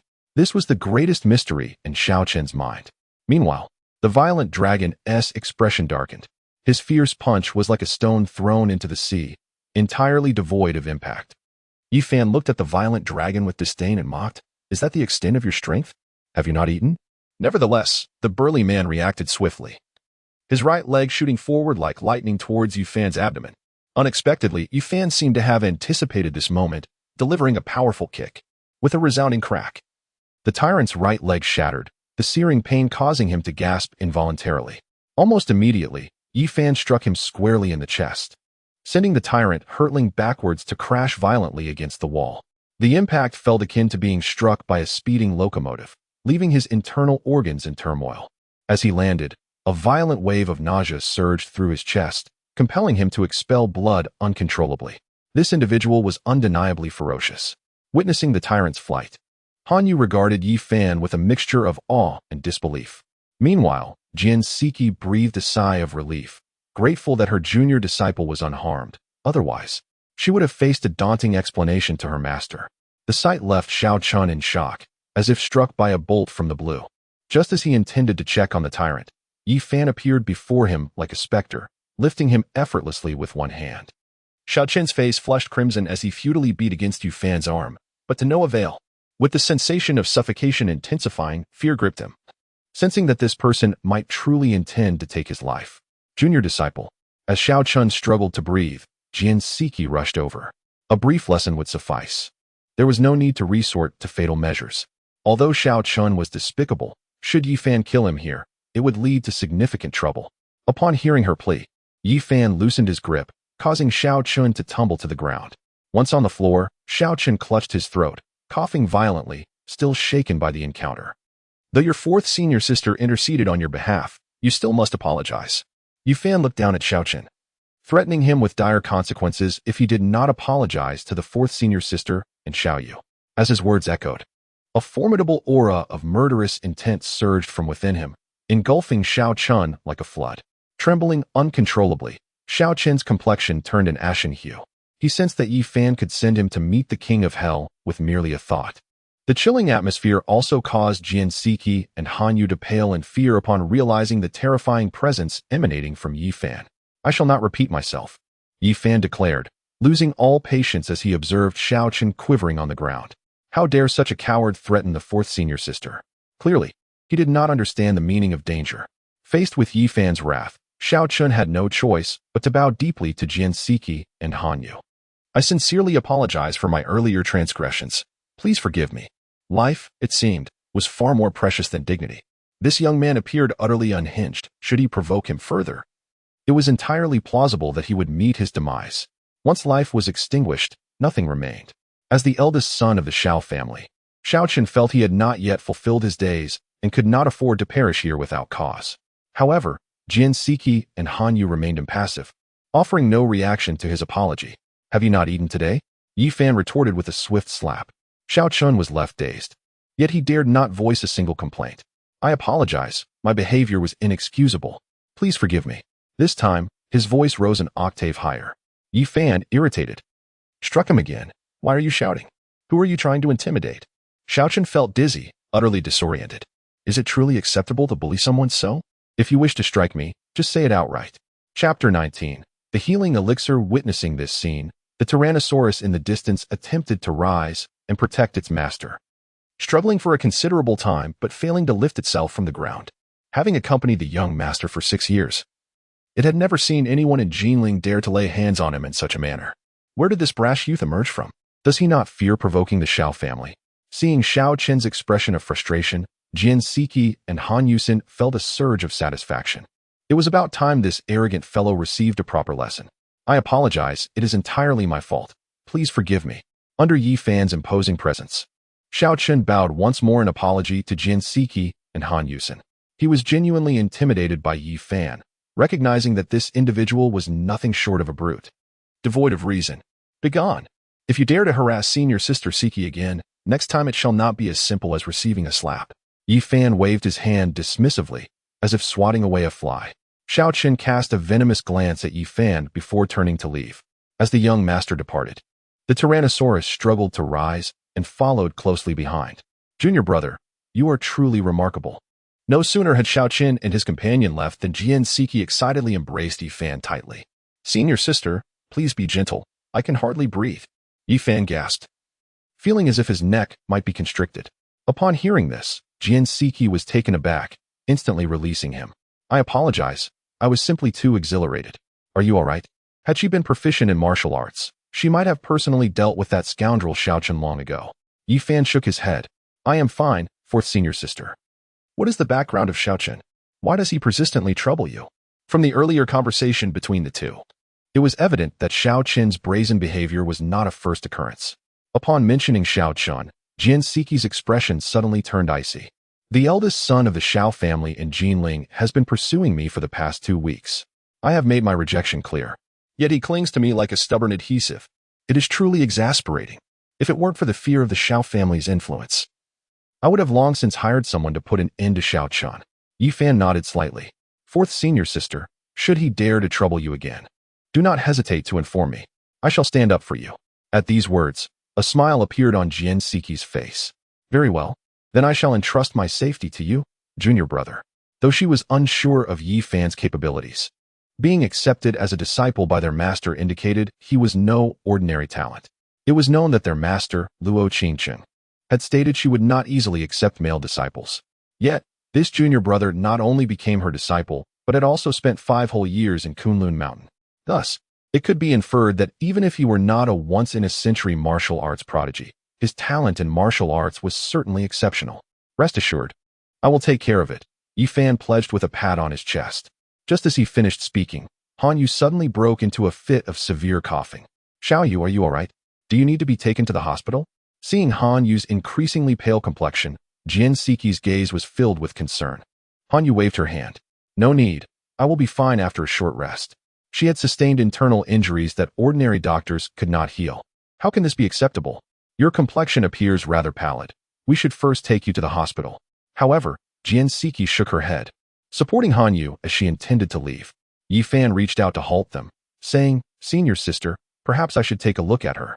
Han Yu had merely sustained some internal injuries, which he deemed a trivial matter. Upon hearing this, Jian Siki smacked her forehead, exclaiming, How could I have forgotten this? Junior brother, please examine Xiao Yu quickly. She nearly overlooked the fact that this junior brother had not only their master as a mentor, but also the 4 other uncles, each serving as a teacher. Particularly, the second uncle, Mo Qinxin, possessed remarkable medical skills. There's really no need, Han Yu insisted, shaking her head in rejection. Yet, as she prepared to voice her objections, Jian Siki's resolute gaze compelled her to swallow her words. With no alternative, she resigned herself to sitting on the sofa, patiently awaiting Yi Fan's treatment. Yi Fan took Han Yu's pulse and, with a smile, reassured her, there's nothing serious. It's merely some internal injuries. After stating this, he raised his right palm and suddenly struck her back with considerable force. To her astonishment, Han Yu expelled a mouthful of black blood, her vitality now seemingly diminished. Did this fellow intend to save her or to claim her life? Junior brother, what are you doing? Jian Siki's expression shifted to one of alarm as she witnessed Yi Fan's actions. He offered her a reassuring glance and replied, Senior sister, I am merely helping her expel the stagnant blood from within. Upon hearing this, Jian Siki glanced down, confirming that Han Yu had indeed expelled nothing but black blood. I was utterly terrified, nearly convinced that, if Yi Fan were not my little junior brother, I might have thought he intended to harm Xiao Yu. Xiao Yu, how do you feel? After spitting out that mouthful of blood, Han Yu indeed felt a significant sense of relief, although her complexion still appeared somewhat ashen. President, I feel much better. Upon uttering these words, she slightly nodded towards Yi Fan. Young Master Yi, thank you for saving me. Take this. It will aid in healing your internal wounds. Han Yu gazed at the plump black pill in her hand. Could this elixir truly possess such extraordinary properties? Xiao Yu, hurry and take it. My junior brother would never harm you. Noticing Han Yu hesitating to consume it, Jian Siki immediately interjected. Since my junior brother claims it will help Han Yu recover, it must undoubtedly be true. Han Yu glanced at Jian Siki and then tilted her head back to swallow it. The pill dissolved instantly, filling filling her mouth with an intense, fragrant aroma. Within mere seconds, the astonishing effect surged through Han Yu's body, visibly mending her injuries at an extraordinary pace. What kind of miraculous elixir is this? The effects are simply astounding. In her astonishment, Han Yu's pale complexion rapidly regained its color, and her breath gradually steadied. Young Master Yi, what kind of pill is this? Its potency is truly terrifying. Han Yu gazed at Yi Fan, her beautiful eyes brimming with astonishment and curiosity. It is merely an ordinary healing elixir. Yi Fan refrained from elaborating further and shifted his gaze to Jian Siki. Fourth senior sister, what have you and the master learned? It is one thing not to possess martial skills, but how is it that you lack even medical knowledge? Upon hearing this, Jian Siki's delicate face flushed slightly. I do not possess the extraordinary talent of our junior brother. Master has merely imparted to me some rudimentary alchemical skills. It is precisely through these skills that she has, in just a few short years, established the Shumi Group, becoming the sovereign of the cosmetics industry in Jinling. Chapter 20. What? Unable to withstand even a single move? Ordinary healing elixirs? Upon hearing Yi Fan's words, Han Yu was momentarily taken aback, her eyes subsequently filled with skepticism. If these were merely ordinary healing potions, then one might argue that such things do not exist in this world. Alchemical skills? Yi Fan raised an eyebrow. Jian Siki nodded, stating, as for me, I have merely scratched the surface and cannot be compared to our junior brother. It is precisely because she possesses alchemical skills that she was able to discern whether the black elixir presented by the junior brother was poisonous. Otherwise, she would not have felt at ease allowing Xiaoyu to consume it. Senior sister, you flatter me. As if recalling something, Yi Fan suddenly turned to Jian Siki. Senior sister, there is a matter I would like you to assist me in investigating. Do not be so formal. Just speak plainly. Yi Fan replied earnestly. I would like you to help me look into Su Luoxue of the Su family and also to uncover what difficulties the Su family is currently facing. From his previous conversation with Su Luoxue, it was evident that she must be encountering some challenges. Otherwise, she would never have agreed to marry that Zheng Hongjie. Oh, your little girlfriend? I did not realize our junior brother was so sentimental, Jian Siki teased lightly. Yi Fan bashfully scratched his head. Senior sister, you are aware of this? Indeed, junior brother, the Su family is currently facing significant difficulties. Jian Siki gazed at Yi Fan, and fortuitously, this predicament mirrored that of the Yi family 5 years prior. Even she found herself momentarily dazed upon receiving this investigative outcome. Could such coincidences truly exist in this world? The former junior disciple, now Su Luoxue, indeed formed a pair of star-crossed lovers. What? Are you implying that the Su family is also facing a crisis? Yi Fan's eyes narrowed sharply. Jian Siki nodded slightly, affirming that, much like the Yi family 5 years ago, the Su family was compelled to enter into an alliance with the Zheng family in order to navigate their predicament. The identical plight seemed to replay the past, with the protagonist now shifted from Yi Fan to Su Luoxue. If that were the case, perhaps I could assist Luoxue in resolving her troubles. Yi Fan, now transformed from his former self, recognized that any issue solvable by financial means posed no challenge to him. However, Jian Siki's tone grew somber. Junior disciple, the situation may not be as straightforward as you believe. Fourth senior sister, what do you mean by that? Yi Fan furrowed his brow slightly. Jian Siki replied candidly. According to my investigation, akin to the Yi family's troubles 5 years ago, the Su family's crisis is also orchestrated by external forces. As for the identity of the mastermind, I have yet to uncover that information. Is it the shadowy figure behind the Lin family? Yi Fan's expression darkened immediately. Jian Siki shook her head. I do not know, but I have already assigned someone to investigate, and results should emerge soon. Aware of Su Luoxue's significant standing in the heart of her junior disciple, she had initiated inquiries long ago. Thank you, fourth senior sister. If there are any developments, please inform me at the earliest opportunity. Upon hearing that Jian Siki had dispatched someone to investigate, Yi Fan's expression finally softened somewhat. Jian Siki readily assured him, rest assured. I will inform you immediately once there are results. With time slipping away, she suggested, let me take you out for a meal, as a gesture of hospitality. Yi Fan did not decline and followed Jian Siki out of the office. In Jinling, at the Black Dragon Gang, leader, that young man possesses extraordinary strength. My subordinates are incompetent and are simply no match for him. Taishan lowered his head, unable to meet the gaze of the middle-aged man seated in the leader's position. Upon hearing this, the scar-faced black dragon narrowed his eyes, intrigued. Interesting, This Yi Fan is merely in his early 20s, yet possesses such prowess? Taishan, known as a formidable general under his command, was astounded to have been defeated by a mere youth. Indeed, that young man's strength far surpasses mine, he admitted, his eyes reflecting both wariness and fear. I couldn't withstand even a single move from him. What was even more alarming was his instinctive feeling that during their earlier confrontation, Yi Fan had not even unleashed his full potential. What? You couldn't withstand a single move? Black Dragon suddenly stood, his earlier composure completely evaporated, replaced by profound astonishment. Taishan nodded in affirmation. Indeed, in just one exchange, I was severely injured. Even my proudest technique was effortlessly countered by Yi Fan.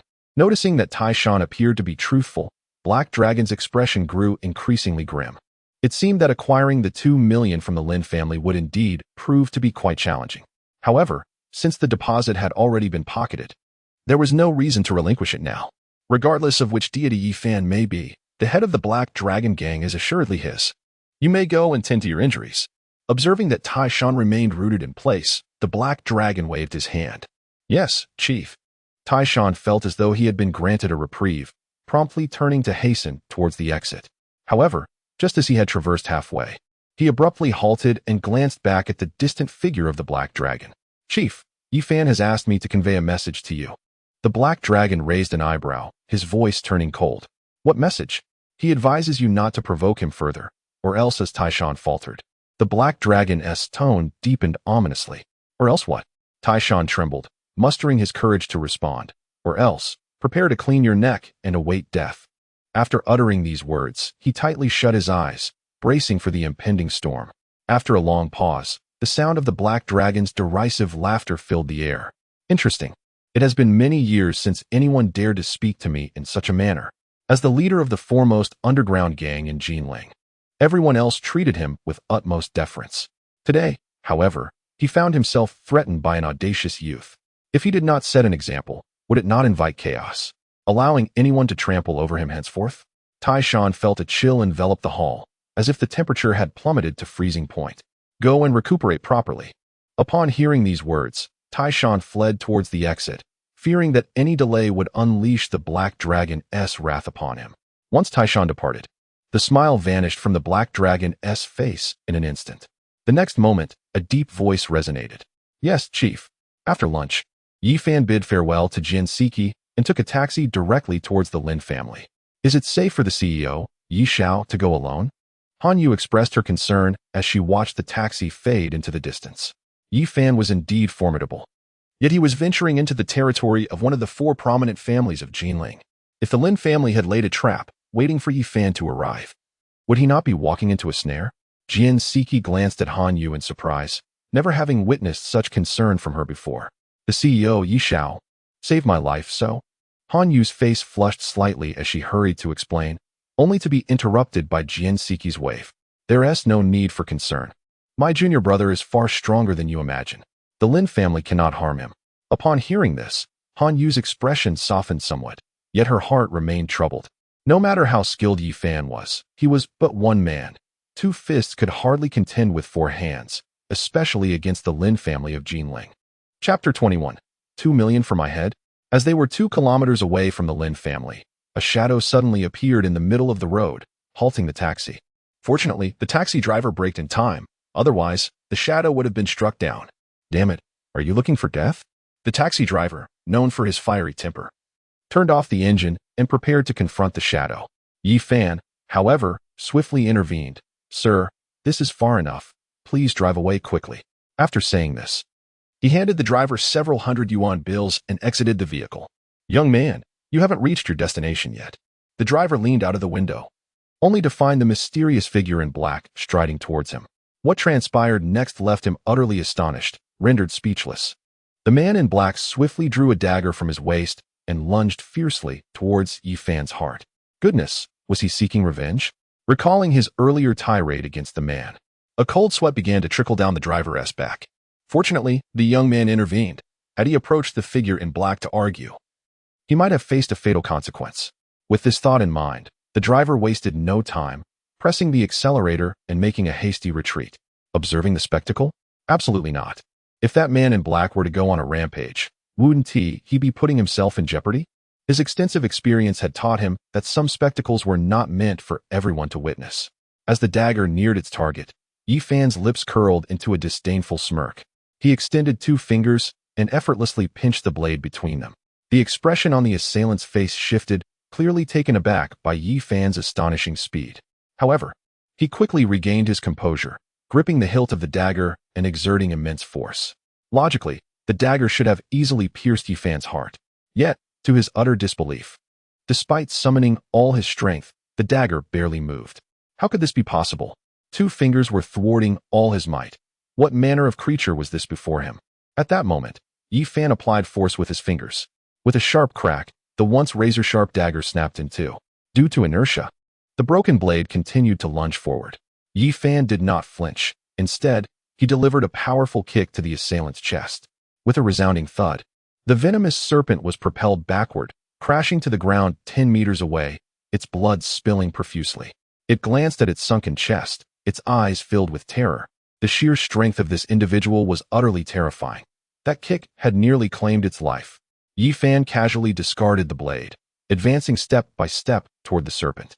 As Yi Fan closed in, the serpent's countenance underwent a drastic change. It waved its hands, unleashing a flurry of icy projectiles aimed directly at Yi Fan. Seizing the opportunity while Yi Fan evaded, it bore the excruciating pain and fled into the distance. The opponent's power vastly exceeded its own. Lingering any longer would surely lead to its demise. Attempting to escape? It was not that simple. Observing the serpent's movements, Yi Fan waved his hand, redirecting several poisoned darts toward the fleeing creature. While the serpent continued its frantic escape, it sensed an imminent threat approaching from behind. Without hesitation, it rolled to the side. Despite its swift reflexes, it was still struck by a dart. With a cry of anguish, the serpent was sent sprawling by the tremendous force. Fleeing? Why have you ceased your flight? Yi Fan looked down upon the serpent, his gaze laced with amusement. If I were to allow this mere late-stage, Xian-level creature to escape, my masters would undoubtedly mock me incessantly. The serpent's eyes narrowed in disbelief, clearly taken aback by Yi Fan's remarkable speed. Realizing the poisoned dart lodged in its shoulder, it was drenched in cold sweat, hastily retrieving an antidote from its vest and swallowing it down. Strangely, Yi Fan made no move to impede its actions. Once the antidote was consumed, the serpent let out a sigh of relief, collapsing onto the ground as it gasped for breath. Was it the black dragon that sent you? Yi Fan cast a glance at the serpent, realizing he had dismissed his words. Upon Yi Fan directly exposing his identity, the serpent's complexion grew even paler. Yi Fan, I am merely following orders. Could you spare my life? In his desperate bid for survival, the serpent found himself with no other option but to plead for mercy. Spare you? Yi Fan sneered. Give me a reason to do so. The only reason he had spared Taishan previously was to convey a message to the Black Dragon, urging him to heed his words. Now that the Black Dragon had dispatched another to eliminate him, it was evident that his warnings had fallen on deaf ears, rendering further communication unnecessary. Yi Fan shook his head, declaring, there is no need to relay another message. You hold no value anymore. With that, he raised his right foot, poised to send the serpent on his final journey. Witnessing this, the serpent's countenance shifted dramatically. Wait, I can act as your inside man. Delivering a fatal blow to the Black Dragon at a crucial moment. In his quest for survival, he opted for betrayal. Yet, Yi Fan merely shook his head again. Unnecessary. The Black Dragon is but a mere pest. Eliminating him would be simpler than crushing an ant. As Yi Fan's foot descended, the serpent broke into a cold sweat.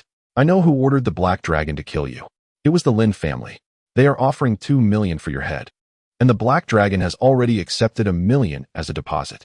Murder and arson are indeed among the primary enterprises of the Black Dragon gang.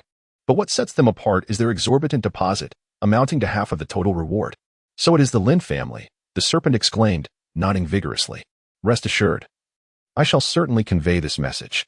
Seeing that Yi Fan no longer sought to complicate matters for him, he hastily scrambled away into the distance.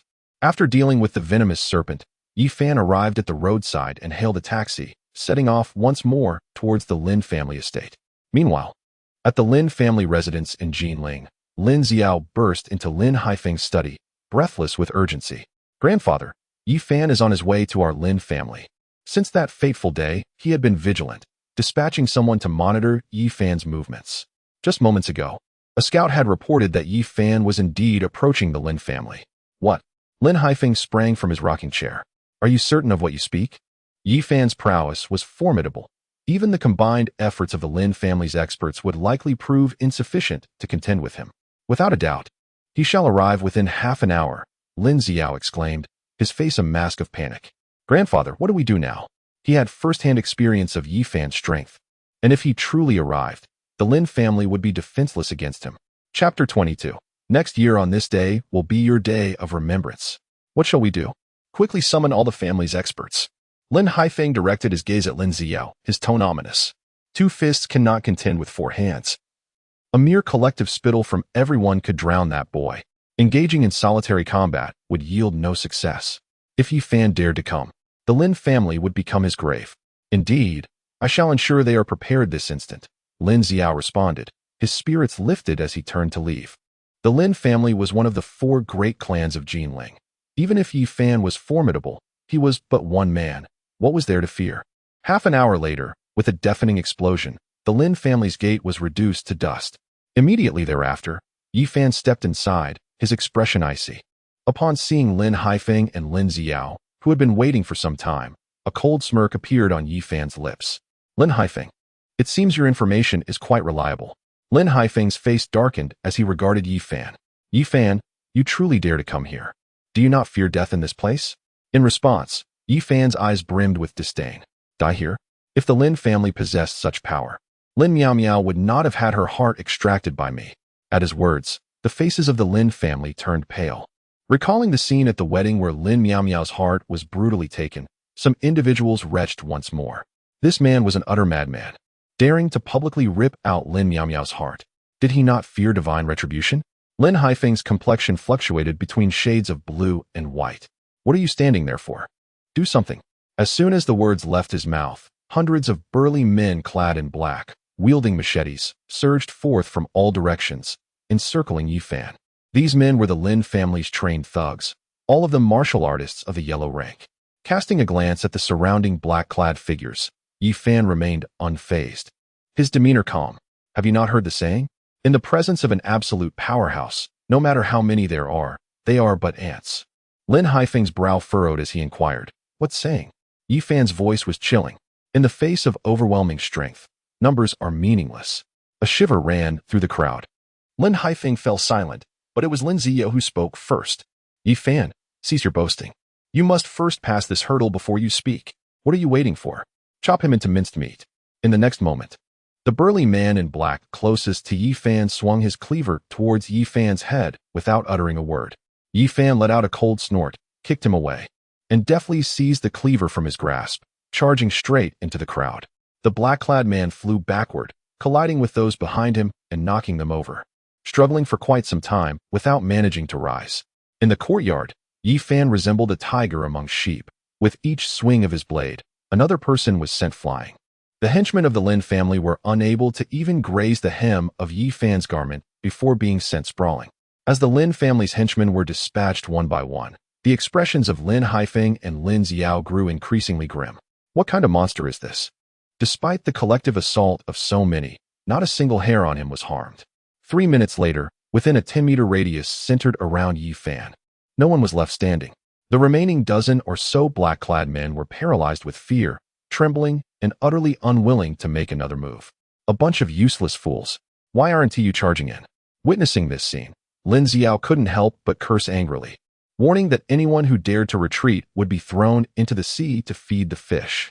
Upon hearing these words, the remaining black-clad men could only steel themselves and charge at Yi Fan once more. In a flurry of blows, in less than half a minute, they were all overthrown by Yi Fan. Fortunately, he had only used the flat of the blade. Otherwise, the Lin family courtyard would have already been awash with blood. With a clang, Yi Fan tossed the cleaver to the ground and raised his gaze towards Lin Haifeng in the distance. What other tricks do you have? Show them all. Lin Haifeng's eyes narrowed sharply as he slowly raised his right hand. In an instant, 5 cloaked elders appeared like phantoms around Yi Fan, comprising 1 at the mid-profound stage and 4 at the late-profound stage. Is this truly the depth of the Lin family? Yi Fan's eyes sparkled momentarily, only to dim swiftly thereafter. If the Lin family possesses only this level of skill, it is rather disappointing. Yi Fan. This day next year will mark your day of sacrifice. As Lin Haifeng's words fell, the 5 elders surged towards Yi Fan from different directions. Aware of Yi Fan's formidable prowess, they unleashed their lethal techniques without a hint of mercy. Yi Fan scoffed coldly, merely countering their moves without hastening to retaliate. Since Lin Haifeng wished to engage in this game, he would indulge him. Witnessing Yi Fan being overwhelmed by the 5 experts, Lin Haifeng and Lin Xiao's expressions softened slightly. At this rate, Yi Fan's defeat seemed inevitable. However, after several minutes, an unsettling realization dawned upon the onlookers. Yi Fan remained effortlessly countering their attacks, not even breaking a sweat, showing no signs of impending defeat. What are you doing? Hurry and eliminate him. Lin Haifeng inwardly cursed, shouting at the 5 Lin family experts. The elders, though, were somewhat helpless. Despite employing all their lethal techniques, Yi Fan effortlessly neutralized each one. No matter how they augmented their strength and speed, they could not inflict any harm upon him. Do not hold back. Combine your efforts to eliminate him. The elder at the mid-profound stage bellowed, his aura surging once more. Upon seeing this, the other 4 elders unleashed their full might, preparing to make a concerted effort to subdue Yi Fan. Then let this be the end. Yi Fan's icy voice resonated ominously in the ears of the onlookers, causing the 5 elderly figures to feel a sharp pain in their chests. Subsequently propelled by an overwhelming force and crashing to the ground. Witnessing this spectacle, Lin Haifeng and Lin Xiao stood frozen in disbelief. Could their eyes be deceiving them? Just a moment ago, the Lin family's experts held the upper hand, yet in the blink of an eye, they had all been sent sprawling. As the 5 cloaked elders struggled to rise, they coughed up blood, their faces paling visibly. They cast wary glances at Yi Fan, their hearts tumultuous with apprehension. They could not comprehend how it was that Yi Fan, who had been at their mercy, had turned the tide against them. Yi Fan, however, was indifferent to the turmoil within the cloaked elders and strode purposefully towards Lin Haifeng. Upon seeing Yi Fan approach, Lin Haifeng's complexion turned ashen, instinctively retreating a step. Yi Fan, what do you intend to do? Fear gripped him. Who could have foreseen that the youth, once presumed dead, would emerge so formidable after merely 5 years? Yi Fan's voice was low and foreboding. Lin Haifeng, where is my heart? Your heart? Lin Haifeng's face was a canvas of confusion, struggling to grasp the meaning. Yi Fan's expression was frosted with disdain. Are you feigning ignorance? Lin Miao Miao took my heart and transplanted it to whom? You cannot possibly be unaware. At this revelation, Lin Xiao and the other members of the Lin family exchanged bewildered glances, clearly unacquainted with the matter. I do not understand what you are speaking of, Lin Haifeng stammered, his gaze evasive as he hastily denied the accusation. To maintain secrecy, only he, Lin Miao Miao, and Lin Guodong were privy to the heart transplant. What left him bewildered was how Yi Fan came to know about the heart transplant. It seemed utterly illogical. Although Lin Haifeng concealed his emotions adeptly, he was still caught by Yi Fan. You won't shed tears until you see the coffin. Soon, you'll be begging me to tell you. With that, he reached out toward Lin Haifeng's shoulder. Just then, an unexpected turn of events occurred as 10 men clad in black emerged from the shadows, aiming their guns at Yi Fan's forehead. Don't move. Yi Fan's right hand froze in midair as he cast a cold glance at the 10 men.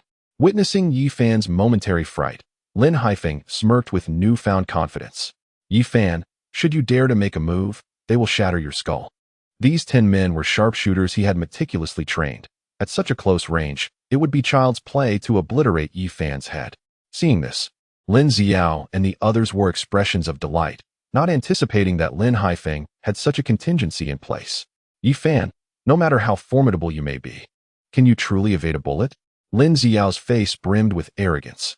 Who gave you the audacity to trespass into the Lin family estate? With that, he approached Yi Fan and raised his hand to strike his cheek.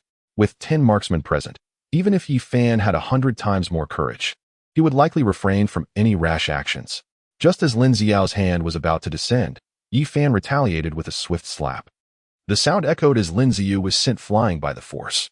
You. He clutched his throbbing cheek, about to utter a protest when a few broken teeth tumbled from his mouth. The crowd gasped in shock. None had anticipated that Yi Fan would dare to strike back. Upon witnessing Lin Xiao's swollen cheeks, Lin Haifeng cast a dark glare towards Yi Fan. Yi Fan, do you truly believe I lack the resolve to end your life? Yi Fan scoffed dismissively. You wish to kill me? Then let them fire at will. In his eyes, the 10 men clad in black wielded not firearms, but mere sticks. What are you waiting for? Shoot him. Lin Xiao shouted angrily before Lin Haifeng could issue the command. The 10 marksmen remained impassive, none of them pulling the trigger. The reason was simple. They heeded only Lin Haifeng's orders. Was this young man deliberately courting death? Observing Yi Fan's calm demeanor, Lin Haifeng sensed an unsettling discrepancy. Grandfather, what are you waiting for? With Lin Haifeng hesitating, Lin Xiao's voice rang out once more. Hearing this, Lin Haifeng steeled himself and commanded, "Fire." As soon as the words left his lips, the 10 marksmen pulled their triggers without the slightest hesitation.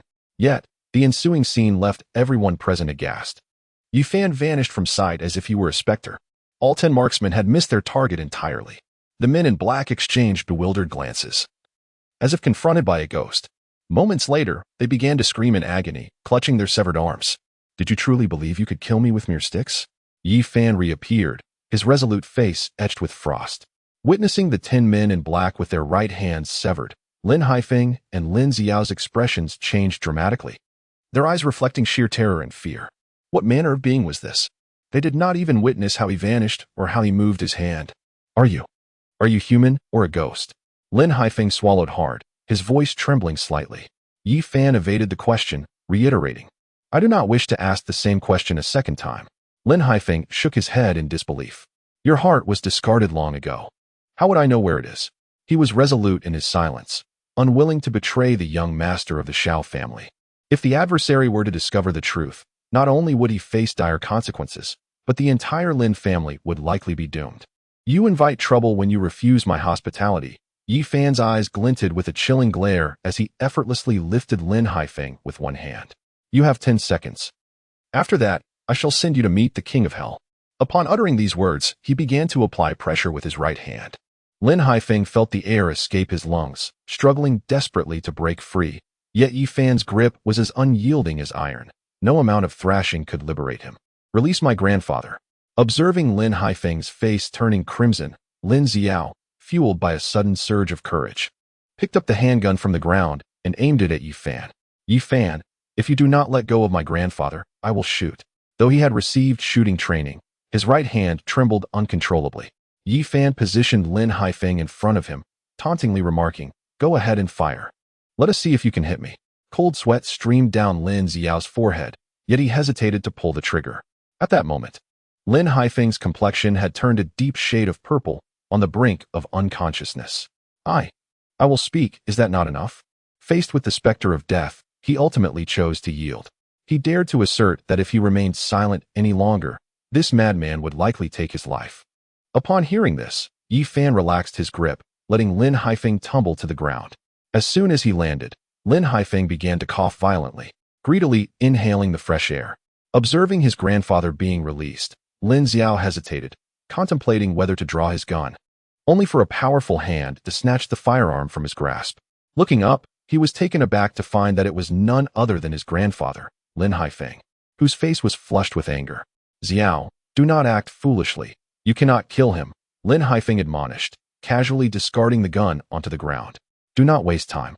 My patience is rather limited, Yi Fan remarked, surveying Lin Xiao from a superior vantage point, his demeanor betraying a hint of impatience. Lin Haifeng sighed deeply and stated solemnly, Your heart has indeed been transplanted into another. What? Is there truly a matter of heart transplantation? Upon hearing this, Lin Xiao and the other members of the Lin family visibly paled. Who is it? Yi Fan's voice was chillingly calm.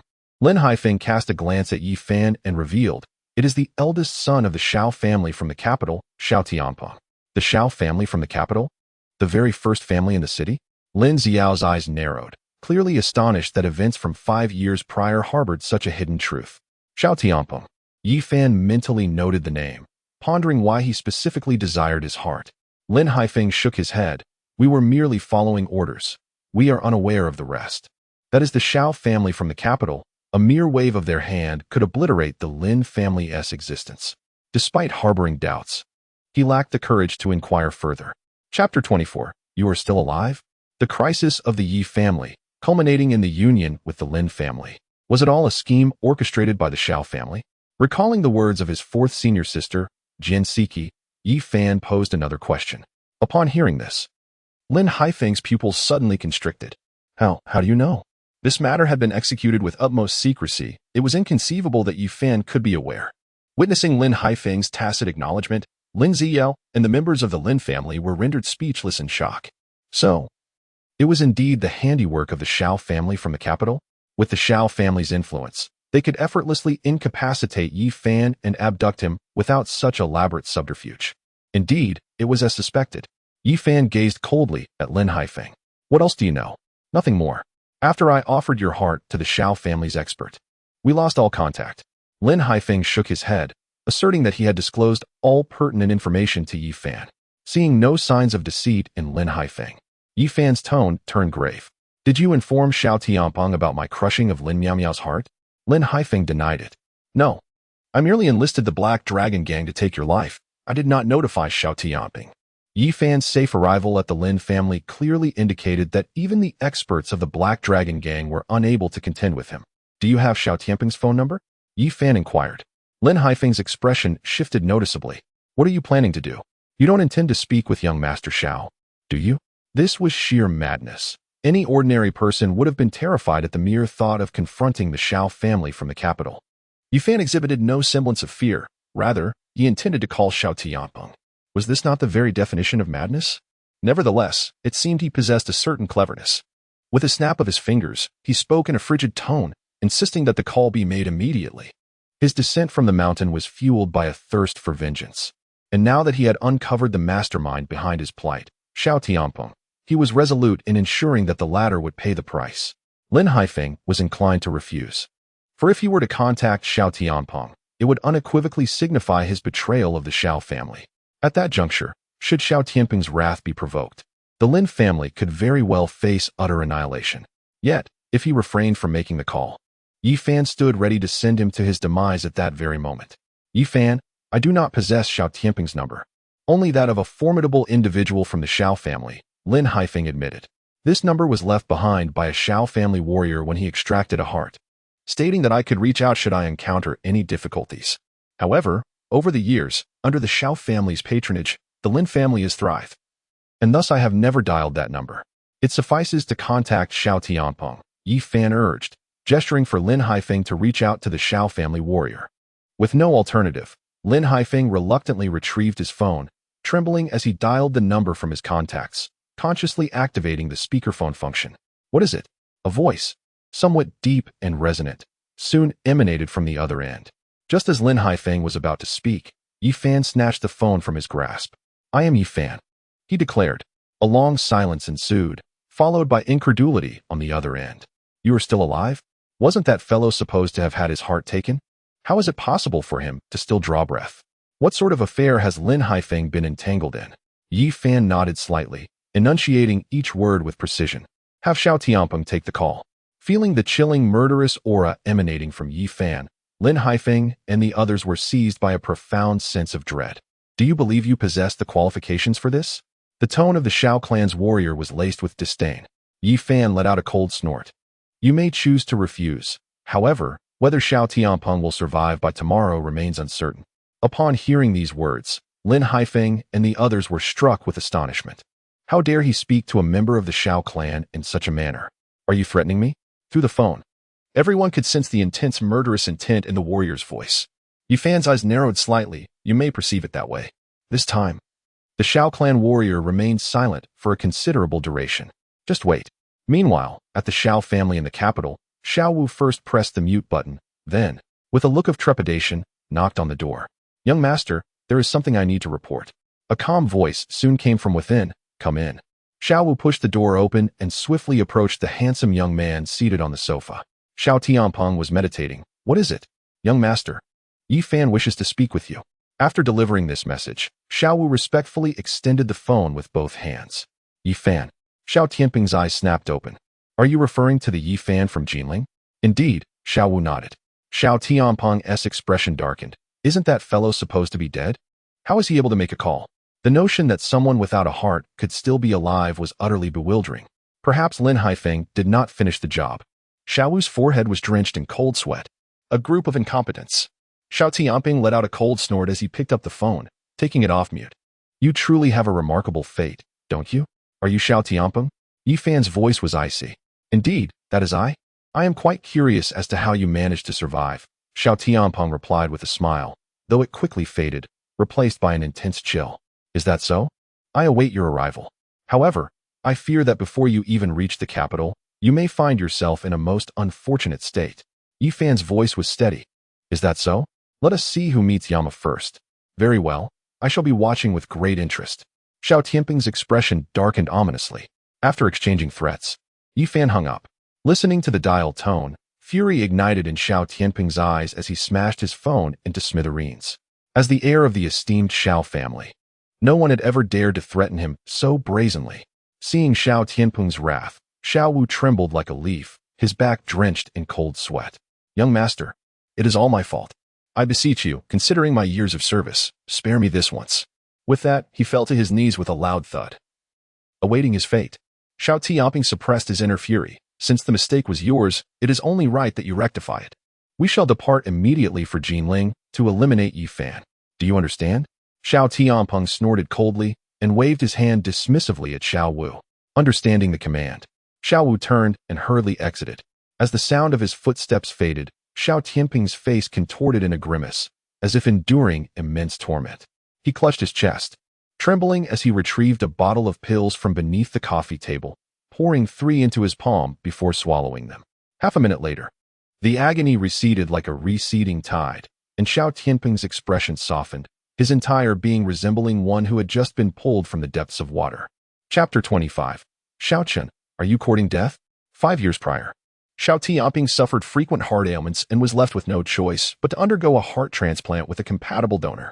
The option of an artificial heart was dismissed by the Xiao family due to its considerable risks. Under the formidable influence of the Xiao family, a suitable heart was finally located, belonging to Yi Fan. A grand conspiracy against the Yi family of Jinling was set in motion, and within mere months, Yi Fan's heart was transported to the capital. Although the two hearts were remarkably compatible, it was still not the original, and rejection episodes occurred intermittently. The Xiao family in the capital summoned a renowned physician to treat Xiao Tianpeng, who ultimately prescribed a special pain-relieving medication. Whenever a rejection episode manifested, Xiao Tianpeng could alleviate the pain significantly by consuming a few pills. It is intriguing that a man who should have perished 5 years ago has suddenly re-emerged. I shall see just how formidable you truly are. Xiao Tianpeng wiped the cold sweat from his brow, suppressing the madness brewing deep within his gaze. Meanwhile, in the Lin family of Jinling, the audacity of Yi Fan to confront Xiao Tianpeng and boldly declare his intent to kill him left Lin Haifeng and Lin Ziyo in utter shock. After all, he was the young master of the foremost family in the capital. How dare he? Yi Fan casually tossed his phone to Lin Haifeng, inquiring about Lin Miao Miao. Was she still alive? He had stated the previous day that if Lin Miao Miao were to die, the entire Lin family would follow her to the grave. Upon hearing this, Lin Haifeng's head spun in disbelief. Alive, Miao Miao successfully underwent a heart transplant, yet her body remained somewhat frail. Not just somewhat frail. Had she arrived at the hospital a few minutes later, Lin Miao Miao might have already met the Grim Reaper. Yi Fan nodded slightly, dismissing any notion of searching for a compatible heart for Lin Miao Miao. Let her rely on the artificial heart. Do you understand? That venomous woman is too abhorrent. He intends for her to endure a lifetime of excruciating heartache. Understood, Lin Haifeng quickly affirmed. You all better take care. If the Lin family dares to trouble me again, it shall cease to exist. With that final word, Yi Fan turned and strode decisively out. Upon witnessing Yi Fan's departure, Lin Haifeng and Lin Ziao visibly exhaled in relief. Lin Haifeng, do you have any connection to the Su family crisis? Earlier, fourth senior sister Jean Siki mentioned that a hidden hand seems to be manipulating the crisis involving the Su family. The Su family? Lin Haifeng appeared perplexed. Which Su family? Noting Lin Haifeng's ignorance, Yi Fan chose not to inquire further and simply turned to leave. Once outside the Lin residence, Yi Fan did not take a cab. Instead, he walked along the roadside, seeking clarity in his thoughts. If he was not mistaken, after his recent phone call with Xiao Tianpeng, the latter would undoubtedly dispatch formidable experts to Jinling to confront him. When adversaries approach, one must be prepared. Yi Fan was not one to cower. The reason he refrained from directly heading to the capital to eliminate Xiao Tianpeng was that it would be too convenient for his foe. Xiao Tianpeng had caused the downfall of the Yi family, and thus, he must repay that debt 1,000-fold. Not only did he intend to kill Xiao Tianpeng, but he also aimed to utterly annihilate the Xiao family and the capital. Only then would true vengeance be achieved. After contemplating, Yi Fan hailed a taxi and hurried towards Linjiang Garden. Watching Yi Fan depart, Lin Xiao stepped forward to assist Lin Haifeng. "Grandfather, what shall we do now?" Lin Haifeng's expression darkened as he replied, "From now on, the Lin family must refrain from provoking that madman. Do you understand? Yi Fan's strength is far too formidable. He is no longer someone the Lin family can contend with. If we persist in our folly, there is a high probability that Yi Fan will indeed annihilate the Lin family." "Yes, head of the family," the members of the Lin family responded in unison. However, Lin Ziyu furrowed his brow, feeling somewhat discontented. "Grandfather, Yi Fan has injured so many of us. Are we to let it go just like that?" Lin Haifeng cast a cold glance at Lin Xiao. "What? Do you still wish to seek revenge on him?" Lin Haifeng spoke sternly. "Do not worry. Yi Fan has little time left. That phone call just now has already pronounced his death sentence. The powerful figures of the Xiao family will soon come to claim his life. Since Xiao Tianpeng would take matters into his own hands, there was no need for them to trouble Yi Fan any further. Indeed, having offended young Master Xiao, he likely wouldn't have enough lives to spare." Prompted by Lin Haifeng's words, Lin Xiao's face instantly lit up with excitement. Still somewhat uneasy, Lin Haifeng issued a final warning. "Remember, do not seek trouble with Yi Fan again. Those who disobey will be expelled from the Lin family." Upon entering the villa, he was confronted with the sight of his parents bound, and seated on the sofa was a figure he recognized all too well. Yi Fan narrowed his eyes. "Xiao Chun, are you courting death?" He had anticipated that Xiao Chun would seek him out again, but he never expected him to use his parents as leverage. Xiao Chun let out a cold laugh. "Yi Fan, it appears you have yet to grasp the gravity of the situation." Upon uttering these words, he exchanged a glance with two men clad in black. In the blink of an eye, they brandished their daggers, pressing them against the throats of Zhou Hui and Yi Taijun.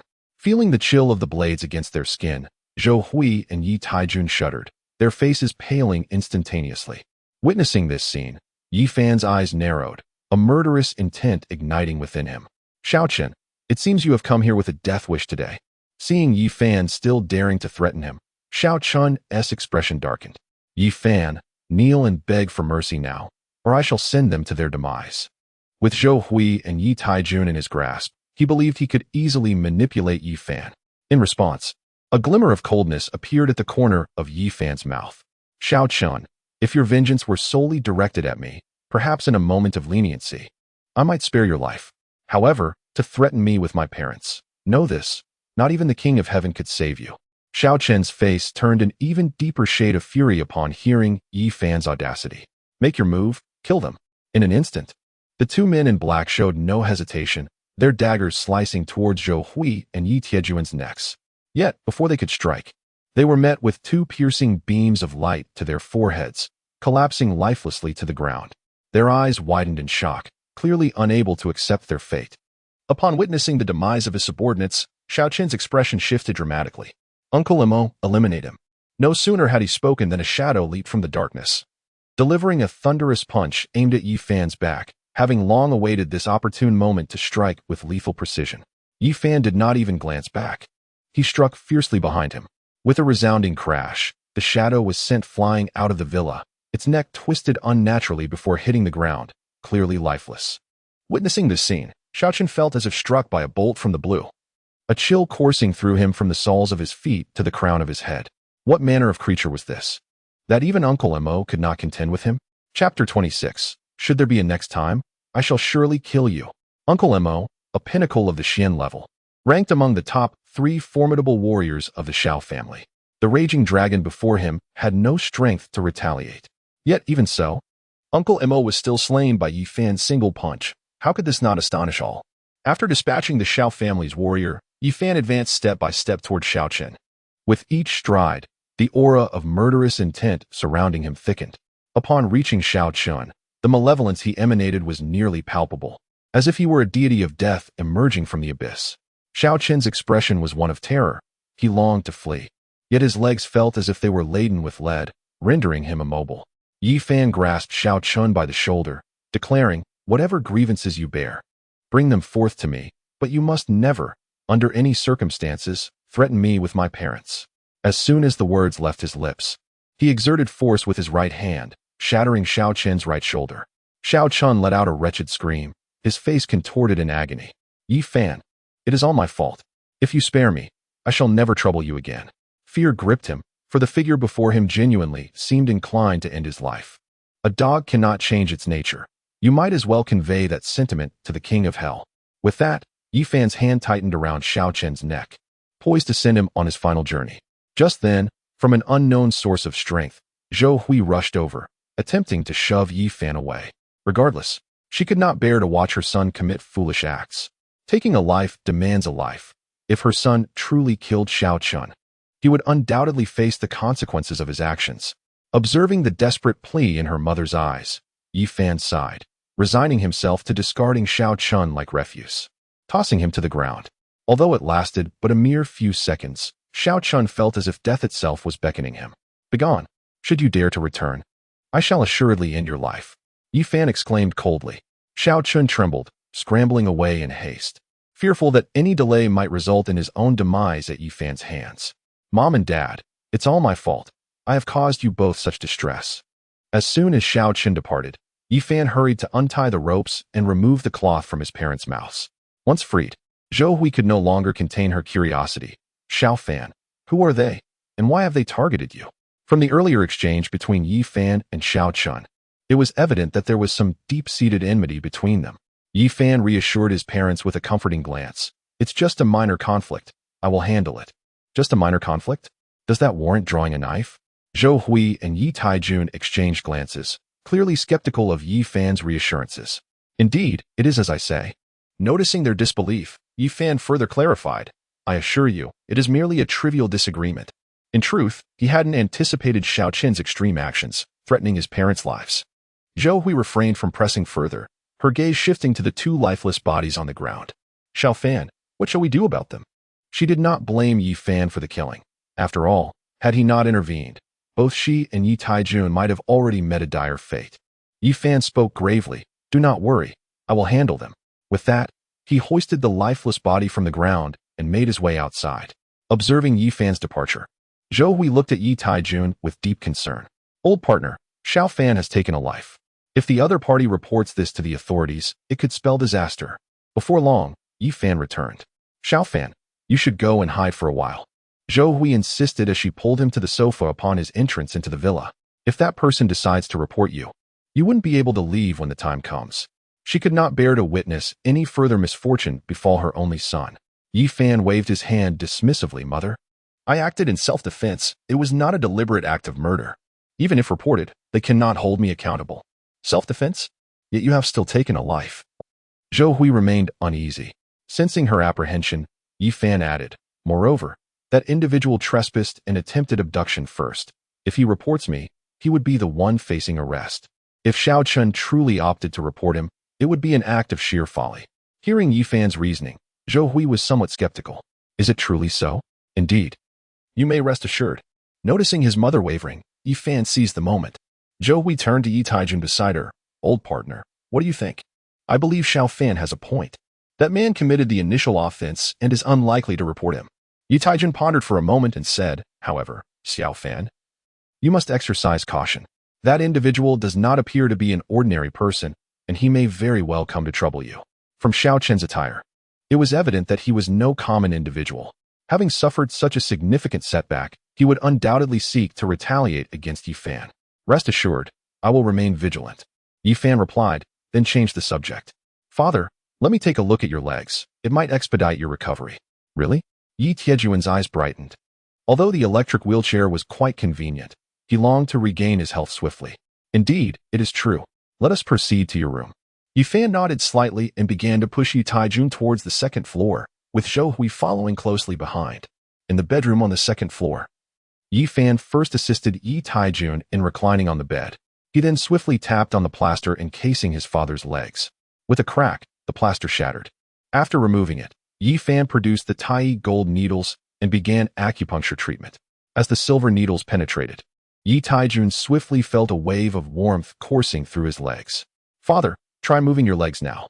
Yi Taijun looked at Yi Fan with a mixture of disbelief and curiosity. Is it really this simple? In less than 10 minutes, his son had seemingly cured his legs, a notion that felt utterly fantastical. Despite his skepticism, he followed Yi Fan's instructions and began to gently move his legs. In the next instant, he was astonished to find that he could indeed move them, though there was a slight initial discomfort. "Darling, I told you Xiao Fan possesses remarkable medical skills. Do you believe me now?" Zhou Hui beamed with joy at the sight of Yi Tiejuan's astonished expression. Yi Tiejuan's eyes glistened with tears, overwhelmed by disbelief at his son's remarkable medical skills. "Father, your legs will require a few more days for complete recovery. For now, it's best to use a wheelchair," Yi Fan advised. The combination of acupuncture and medicinal baths would expedite his father's healing process. 3 days until full recovery? Is that truly possible? Yi Taijun was astonished, recalling that Dr. Li had previously stated it would take at least 3 months for his legs to heal. After all, it is said that injuries to muscles and bones take 100 days to mend. Who could have anticipated that Yi Fan could restore his legs with just a few needles? "Of course it's true," Yi Fan replied, gazing at his father. "When have I ever deceived you?" He added, "Typically, one could stand the next day. I merely suggested an additional 2 days as a precaution." Beside them, Zhou Hui quickly chimed in. "Dear, since our son has assured us, it must be genuine. But Dr. Li said my eye condition required surgery for improvement. Yet, with just a few needles from Xiao Fan, I regained my sight in less than 10 minutes. Having witnessed Yi Fan's medical prowess multiple times, she was now utterly convinced. Upon hearing this, Yi Taijun nodded enthusiastically. "Xiao Fan has truly succeeded. With these skills, he will undoubtedly provide for our family." While every parent wishes for their child to thrive, Yi Tiejuan's previous experiences led him to simply hope for a peaceful life for his son. Suddenly recalling something, Zhou Hui turned to Yi Fan. "Xiao Fan, weren't you supposed to meet with Luo Shui? How did that go?" After 5 years, she had fully embraced Su Luoxue. If it were possible for my son to reunite with her, it would indeed be the most favorable outcome. The mere mention of Su Luoxue caused Yi Fan's gaze to dim. "Luoxue is a remarkable person. She had promised to visit you both in a few days." To spare his parents from unnecessary worry, he chose not to disclose the news of Su Luoxue's impending marriage to them. Zhou Hui nodded in agreement, expressing her relief. "That's good. What is the current status of your relationship with her?" "Mom, I'm going to get some medicine for Dad," Yi Fan replied. As he departed, Zhou Hui let out a sigh and turned her attention to Yi Taijun on the bed. "Do you think our son no longer has feelings for that girl, Luoxue?" Yi Taijun shook his head. "No, it's unlikely. Yi Fan was deeply in love with Luoxue. It's not something he can easily let go of." Zhou Hui furrowed her brow, a trace of sorrow appearing on her face. If given the choice, she would prefer Su Luoxue to become her daughter-in-law, provided that their affections were mutual. After all, it is not unusual for a handsome young man like Yi Fan to attract beautiful girls. However, Yi Taijun held a different perspective. Let them handle their own matters. You need not interfere. It was precisely due to their meddling in the past that tragedy ensued. Do you wish to see history repeat itself? Exiting the villa, Yi Fan made his way toward the community entrance. After taking only a few steps, he spotted an elderly man and a young girl rushing towards him, pursued by several men clad in black. The elderly man, his hair streaked with gray, wore a white shirt now soaked in blood, his face ashen. Supporting him was a stunning young woman in her 20s, her sleeves stained with blood, her countenance filled with anxiety and concern. "Do not struggle any longer, old fool. Today, both you and your master are doomed." Just 5 meters away from Yi Fan, an old man and a young man found themselves cornered by 4 men clad in black. Xia Dong stood resolutely in front of Miss Jiang Shihan, vowing, "If you wish to harm her, you must first step over my dead body."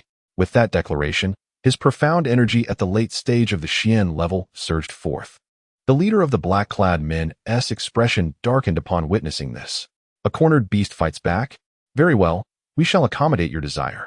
In an instant, the 4 men lunged towards the center, targeting Xia Dong. Although Xia Dong had been severely injured by their ambush, his strength remained formidable. As all 4 men were at the mid-stage of the Xian level, to ensure a swift resolution, they chose to attack him en masse. As the 4 men charged, Xia Dong grasped Jiang Shihan by the shoulder and hurled her towards Yi Fan's direction. "Miss, flee quickly, I will hold them off." With his words barely spoken, he raised his iron fist and engaged the 4 men in fierce combat. Jiang Shihan landed safely, her expression fraught with anxiety as she watched the battle unfold. Uncertain of how to proceed, suddenly, she noticed Yi Fan standing nearby, his demeanor unperturbed, as though he were a lifeline in her moment of despair. "Can you help me save Elder Xia?" Yi Fan cast a glance at Jiang Shihan and replied, We are mere acquaintances. Why should I assist you? What? Jiang Shihan was taken aback by Yi Fan's coldness, her brows furrowing in disbelief. How can you be so heartless? Are you truly going to stand by and watch him perish? Yi Fan, amused by her indignation, retorted, So, my refusal to help equates to watching him die. In this world, there are countless individuals who turn a blind eye to the suffering of others. If it were an ordinary person witnessing such a scene, they would likely flee in fear of being implicated, and those willing to extend a helping hand would be few and far between. The reason he did not leave was that this was the only path leading to the entrance of the community. If you choose not to assist, why must you cast disparaging remarks? A wave of irritation surged within Jiang Shihan. At that moment, a muffled grunt resonated, and Xia Dong was sent flying by a powerful strike, struggling futilely to rise. Master Xia. Upon witnessing this, Jiang Shihan's heart shattered with rage. She yearned to rush over and assess Xia Dong's injuries, yet Yefan held her back with unwavering resolve. If you approach now, how is it any different from walking into a trap? Upon hearing Yefan's calm voice, Jiang Shihan began to fight against his grip with desperation. Let me go? Unlike your cold-hearted self, I cannot stand idly by as Master Xia perishes before my eyes. At that moment, Xia Dong realized that the young lady had not fled.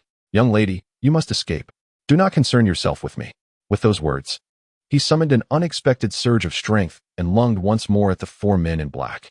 If he were to fall now, the young lady would undoubtedly be unable to flee. He had to buy her time to escape. Xia Dong, you seek death. As Xia Dong charged again, the leader of the men in black bellowed, delivering a thunderous punch that struck him with ferocity. Bang! Xia Dong was sent hurtling backward with even greater force, crashing to the ground and once again spewing blood recklessly. Witnessing Xia Dong's grievous injuries, tears brimmed in Jiang Shihan's eyes. Please, save Master Xia. I will do anything you ask if you are willing to lend a hand. In her desperation, she could only shake Yi Fan's arm incessantly, hoping he would come to her aid. I am willing to do anything, she implored. A faint smirk graced Yi Fan's lips. However, upon witnessing the mischievous glint in his smile, Jiang Shihan sensed trouble ahead. Yet, in her determination to rescue Xia Dong, she nodded in agreement. Indeed, if you can save Elder Xia, I shall grant you any demand. Yi Fan inclined his head slightly. Release me. Jiang Shihan momentarily faltered, unable to comprehend his request. Yi Fan rolled his eyes. How can I save anyone with you holding on to me like this? This clever girl seems rather dim-witted. All right, please save Elder Xia quickly. At her words, Jiang Shihan felt as if an electric shock coursed through her, and she immediately let go of Yi Fan. Despite his youthful appearance, she had an instinctive feeling that he possessed the ability to deal with the four men in black. Chapter 28. 3 months as a maid? Xia Dong, meet your demise. The leader of the men in black raised his right foot, poised to send Xia Dong to meet the king of hell. At that moment, a voice, clear and authoritative, rang out beside him. His life, I shall preserve. The black-clad man's eyes narrowed. What did you just say, kid? The other 3 men regarded Yi Fan with astonishment, wondering if they had imagined his words. Though Xia Dong felt a swell of gratitude, he still considered the young man before him to be excessively reckless. Young man, you must take the young lady and flee. They are beyond your ability to confront.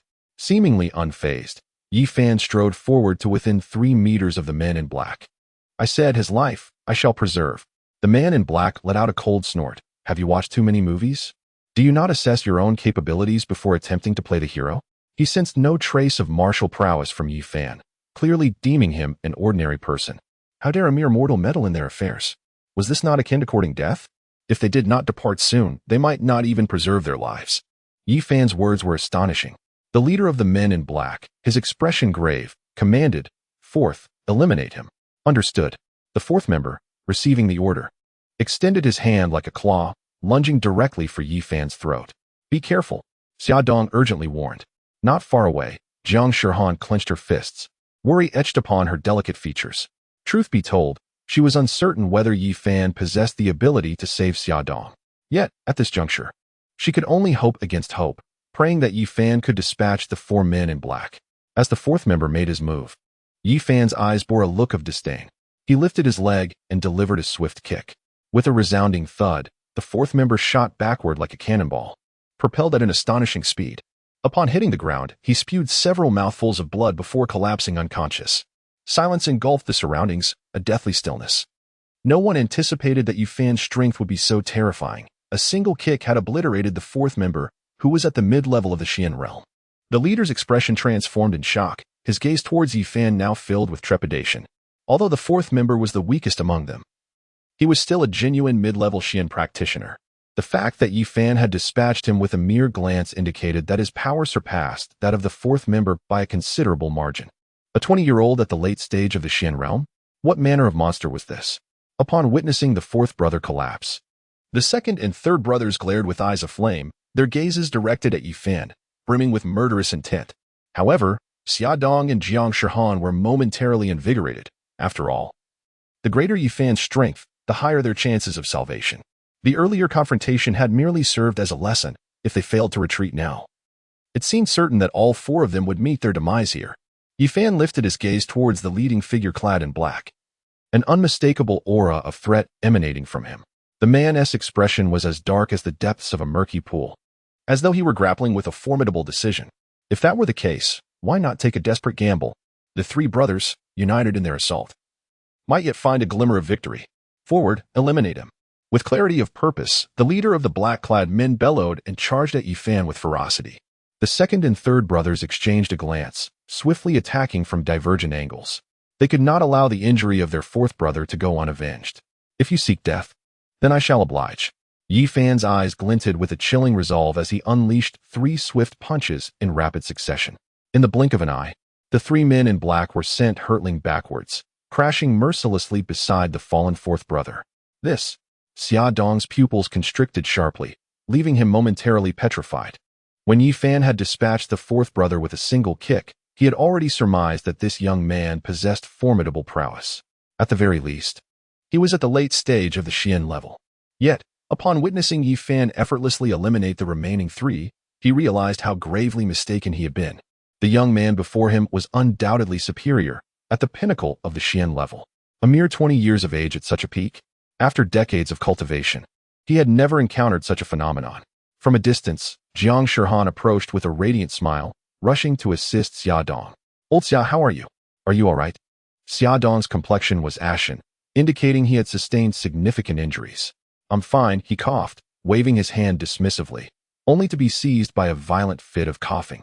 Upon seeing Yi Fan approach, the leading man in black was visibly shaken. Who are you?" Yi Fan, undeterred, bellowed in response. "Why are you still here? Are you prepared to leave your life behind?"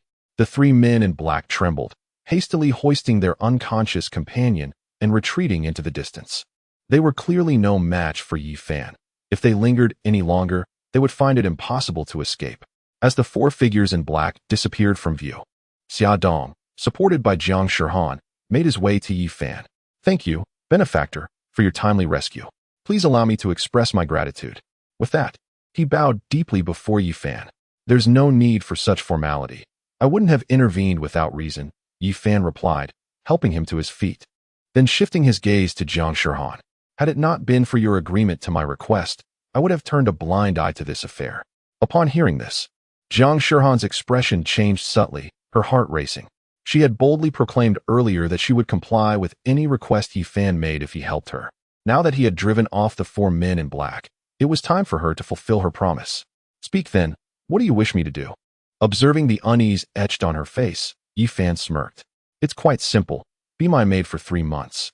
At his words, Jiang Shihan froze, caught off guard. After all, she was the esteemed daughter of the Jiang family in the provincial capital. How could she possibly serve as someone else's maid? If this were to get out, how could she ever show her face again? Beside them, Xia Dong wore a troubled expression, his emotions more intricate than ever. "To suggest that the young lady become your maid? Is that even permissible?" Yi Fan's demeanor turned frigid as he feigned anger, inquiring, "What? Do you wish to retract your words?" "And no," Jiang Shihan stammered, intimidated by Yi Fan's imposing presence. It was merely a 3-month commitment as a maid. What was the big deal? Though she was not one to make promises lightly, she would never go back on her word once given. "Miss," Xia Dong interjected, attempting to halt Jiang Shihan's agreement.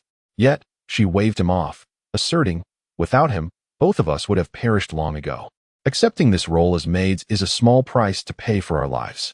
Without Yi Fan's timely intervention, death would have been their inevitable fate. Xia Dong hesitated, struggling to find a counter-argument.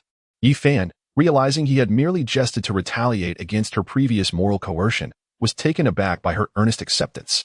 Very well. Let it commence from today, Yi Fan conceded, feeling somewhat trapped. Remember, you will be responsible for serving me, pouring tea, and attending to my needs. When I direct you east, you must not venture west. Do you understand? Jiang Shihan, her face as cold as frost, nodded in acknowledgement. However, she added, may I first call my family to inform them of this arrangement? Chapter 29.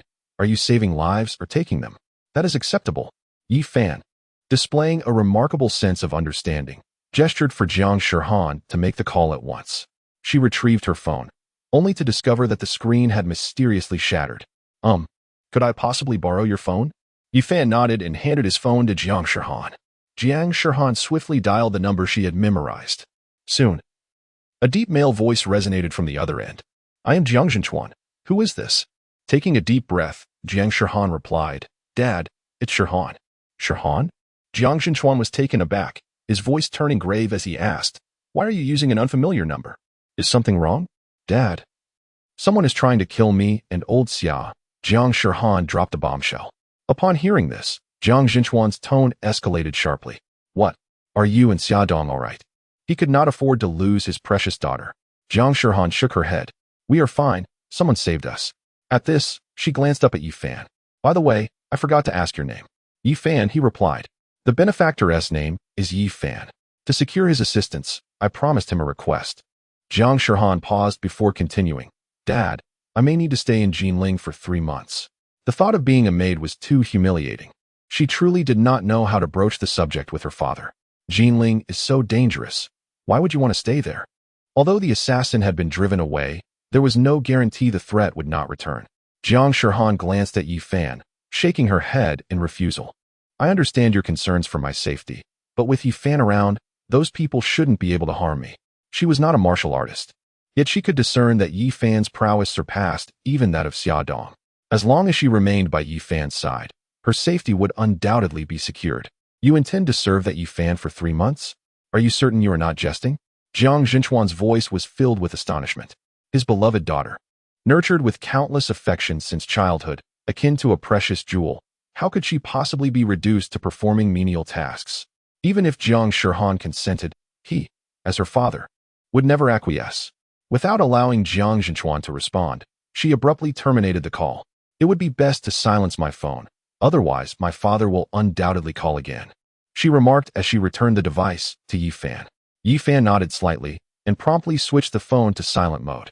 At that moment, the nearby Xia Dong suddenly collapsed, his vision darkening as he fell toward the ground. Fortunately, Yi Fan was quick-witted and managed to catch him. Old Xia. Upon witnessing Xia Dong's unconscious state, Jiang Shihan panicked. Yi Fan, could you please assist me in taking old Xia to the hospital? I will go outside to hail a cab. However, to her surprise, Yi Fan firmly grasped her arm. There is no need for such trouble. I can treat him myself. Jiang Shihan was momentarily taken aback. You possess medical skills? Is that true? Though Yi Fan was only a few years her senior, she believed that any medical knowledge he might have was likely superficial at best. If you wish for him to survive, then please help me support him. Yi Fan instructed as he retrieved the tiny golden needles from his pocket, beginning to administer treatment to Xia Dong. Upon hearing this, Jiang Shihan promptly supported Xia Dong. Refraining from further comment, Yi Fan first utilized the golden needles to safeguard Xia Dong's heart pulse before commencing the treatment. Witnessing Yi Fan's dazzling technique with the needles, Jiang Shihan's beautiful eyes widened in disbelief. Could it be that this individual truly possessed medical expertise? In the next moment, Xia Dong violently expelled a mouthful of black blood. Are you saving him, or are you killing him?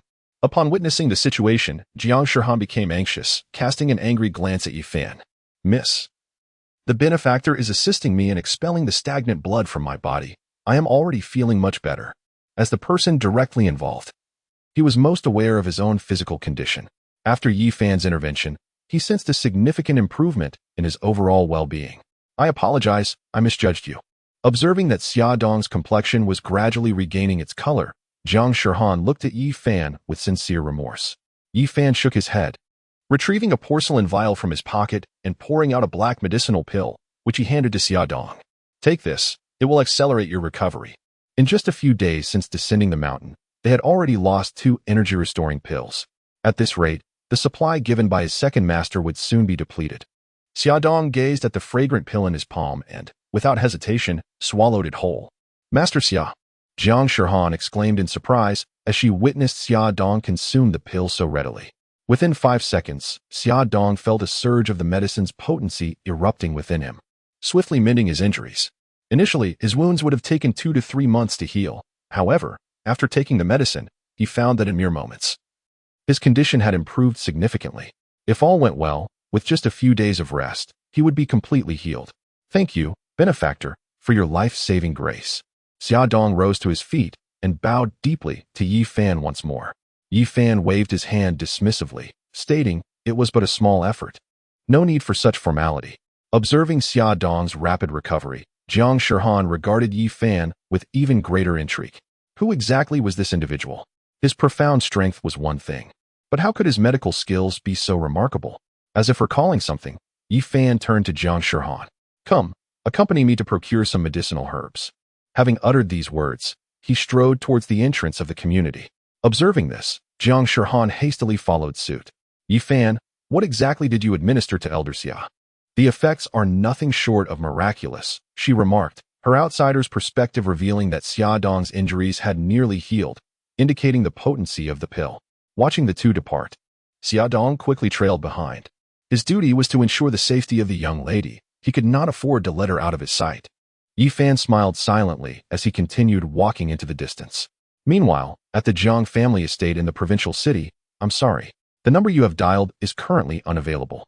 Please try again later." The cold, automated message from the phone only deepened Jiang Zhengchuan's grim expression. "Get the car ready for Jinling." He resolved to personally travel to Jinling, unwilling to allow Jiang Shihan to act recklessly. The esteemed eldest daughter of the Jiang family attending to a stranger for 3 months. If word got out, how could they possibly face society?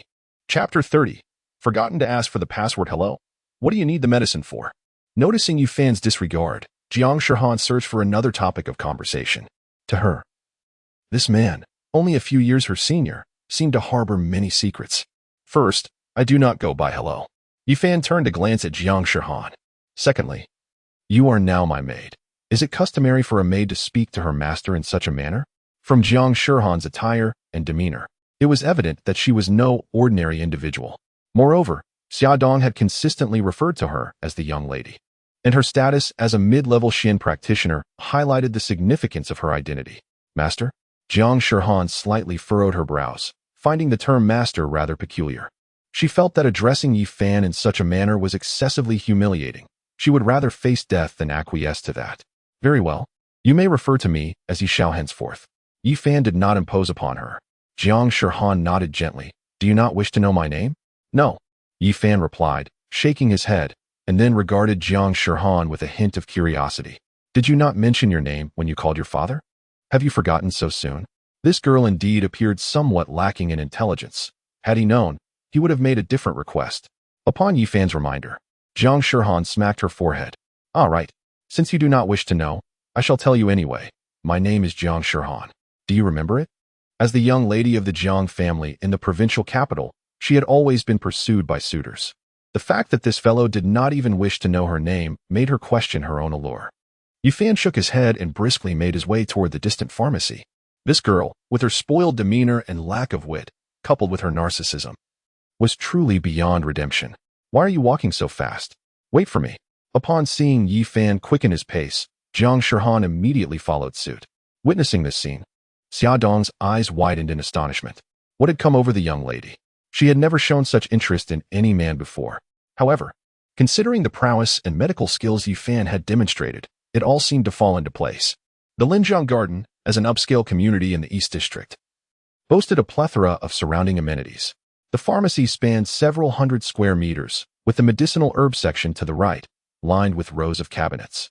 To the left lay the consultation area, where an elderly man with white hair was attending to patients, forming an endless queue that stretched beyond sight.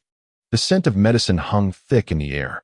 Jiang Shihan covered her mouth and nose, seemingly distressed by the overwhelming aroma. Yi Fan paid no mind to her discomfort and approached the counter, articulating the herbs he required.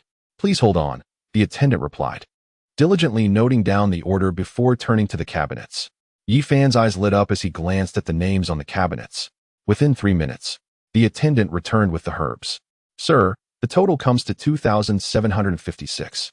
Yi Fan nodded and presented the supreme black card given to him by his master, Qian Jitong. Upon seeing the card adorned with the emblem of the Global Merchant Association, the attendant was momentarily taken aback but quickly retrieved the POS machine. Sir, please enter your password. Does the Global Merchant Association issue such cards? Yi Fan pondered. Realizing he had never encountered one before, Jiang Shihan and Xia Dong exchanged glances, clearly intrigued by the supreme black card. Password. Yi Fan's expression stiffened in his haste. He had forgotten to ask his master for the password. Wait a moment, I will make a call. He then took out his phone and dialed his master's number. Seeing Yi Fan's confusion regarding the password, the attendant and Jiang Shihan looked on in disbelief. He doesn't know the password? Is he jesting? Or is this card not truly his? I'm sorry, the number you have dialed is out of service area. Please try again later. After 3 unsuccessful attempts, Yi Fan was met with the chilling automated message. He felt utterly humiliated. How could he have overlooked asking for the password? Hearing from Master C that the supreme black card could hold several hundred billion, yet devoid of a password, leaves him unable to utilize it even if he wished. Feeling the peculiar gaze of the clerk, Yi Fan offered an awkward smile and tucked his phone away. Is there a Tianxia Chamber of Commerce nearby? Master C had mentioned that if funds were insufficient, one could retrieve them from the Tianxia Chamber of Commerce. The supreme black card is also issued by the Tianxia Chamber, so by visiting, he should be able to reset the password. The clerk shook his head, stating that the branch of the Tianxia Chamber of Commerce only exists in the provincial capital and not in Jinling. I see. Just as Yi Fan was enveloped in embarrassment, he suddenly noticed Jiang Shihan glancing at him. Shihan, do you have any money? Please help me cover the bill. Jiang Shihan replied playfully, sure. But you must tell me where you acquired that black card from the Tianxia Chamber. Although she was uncertain if the Tianxia Chamber even issued black cards, she could certainly recognize its emblem. Raising an eyebrow, she inquired, Master C? So, you have several masters? Indeed, I have a total of 5 masters, Yi Fan nodded. But I forgot to ask for the password when Master C gave me the card. 5 masters? What on earth is he doing with so many? Jiang Shihan pondered briefly before reaching into her pocket and producing a diamond bank card, which she handed to the clerk. Use this for the payment. The clerk returned the supreme black card to Yi Fan before processing the transaction anew. When you go in, just say you are my friend, understood? Yi Fan reiterated his concerns as they stood before the entrance of Villa No. 1. Jiang Shihan appeared to be quite impatient, exclaiming that she had heard the same thing countless times, almost to the point of weariness. Observing this, Yi Fan felt relieved and led the two into the villa. Upon hearing footsteps, Zhou Hui, donned in an apron, peeked out from the kitchen. Her expression turned perplexed upon seeing Jiang Shihan and Xia Dong behind Yi Fan. Xiao Fan. Who are these two? Before Yi Fan could respond, Jiang Shihan confidently approached Zhou Hui. I am a friend of Xiao Fan's. Surely, Annie would not mind. Just as she finished speaking, Zhou Hui noticed the bloodstains on Jiang Shihan's sleeves, her countenance shifting slightly. My dear, are you injured? Where did the blood on your sleeve come from? It was not just Jiang Shihan. Even Xia Dong bore similar stains. Panic surged within Yi Fan as he realized he had forgotten to have them change their clothes. Chapter 31. Your goodwill is appreciated. You may depart. Auntie, you are mistaken. This is paint, not blood, Jiang Shihan replied with a charming smile. I visited a friend's art studio earlier and may have accidentally gotten some on me. Paint. Zhou Hui was skeptical, yet Jiang Shihan's calm demeanor seemed to lend credence to her words. Mom, did something burn? At that moment, Yi Fan suddenly interjected. Sensing the burnt smell in the air, Zhou Hui hurried back to the kitchen. Oh no, I left something cooking. Once Zhou Hui entered the kitchen, Yi Fan finally exhaled in relief. Shihan, where were you staying before? Do you have any clean clothes? Although Jiang Shihan skillfully resolved the past, the lingering aura of bloodshed around her and Xia Dong remained palpable. The immediate priority was to change out of their blood-stained garments. Upon hearing this, Xia Dong lifted his gaze towards Yi Fan. Yi Xiao, we are residing in Villa No. 6, and our luggage is there as well. I will retrieve it at once. With that, he turned and swiftly made his way outside. Within 5 minutes, Xia Dong reappeared in Yi Fan's line of sight, dragging 2 suitcases behind him. You two will be staying in the guest room on the right side of the 2nd floor, Yi Fan informed Jiang Shihan. Quickly change your clothes and take a brief shower to wash away the scent of blood. Fortunately, there was still some time before dinner. ample enough for both to freshen up. All right, see you shortly. Jiang Shirhan nodded slightly and ascended the stairs with her suitcase in tow. 20 minutes later, Jiang Shirhan and Xia Dong descended from the second floor. Xiao Fan, please go call your father down for dinner, Zhou Hui said as she emerged with a plate. Glancing at Yi Fan on the sofa. Understood. Soon, Yi Fan wheeled Yi Taijun into the dining room. Upon seeing Jiang Shirhan and Xia Dong at the table, Yi Tiejuan's eyes were filled with curiosity. Xiao Fan, who are these two? Yi Fan promptly introduced, Dad, this is Jiang Shirhan, and that is Xia Dong, both of whom are my friends. Hello, Uncle. Jiang Shirhan greeted Yi Taijun with a smile. Noticing Jiang Shirhan's striking beauty, Yi Taijun nodded slightly. Casting a puzzled glance at Zhou Hui, who merely shook her head, clearly at a loss for an explanation. At the dining table, Jiang Shirhan was remarkably vivacious, engaging in lively conversations with Zhou Hui, displaying none of the airs typically associated with a young lady of privilege.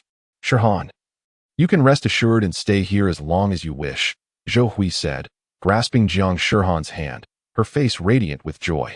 Observing his parents laughing heartily at Jiang Shirhan's antics, Yi Fan felt a subtle smile grace his lips. It seemed that having Jiang Shirhan in their home was not such a regrettable decision after all. After dinner, Yi Fan encouraged Jiang Shirhan to accompany his parents on the sofa to watch television while he retreated to the kitchen with a selection of medicinal herbs.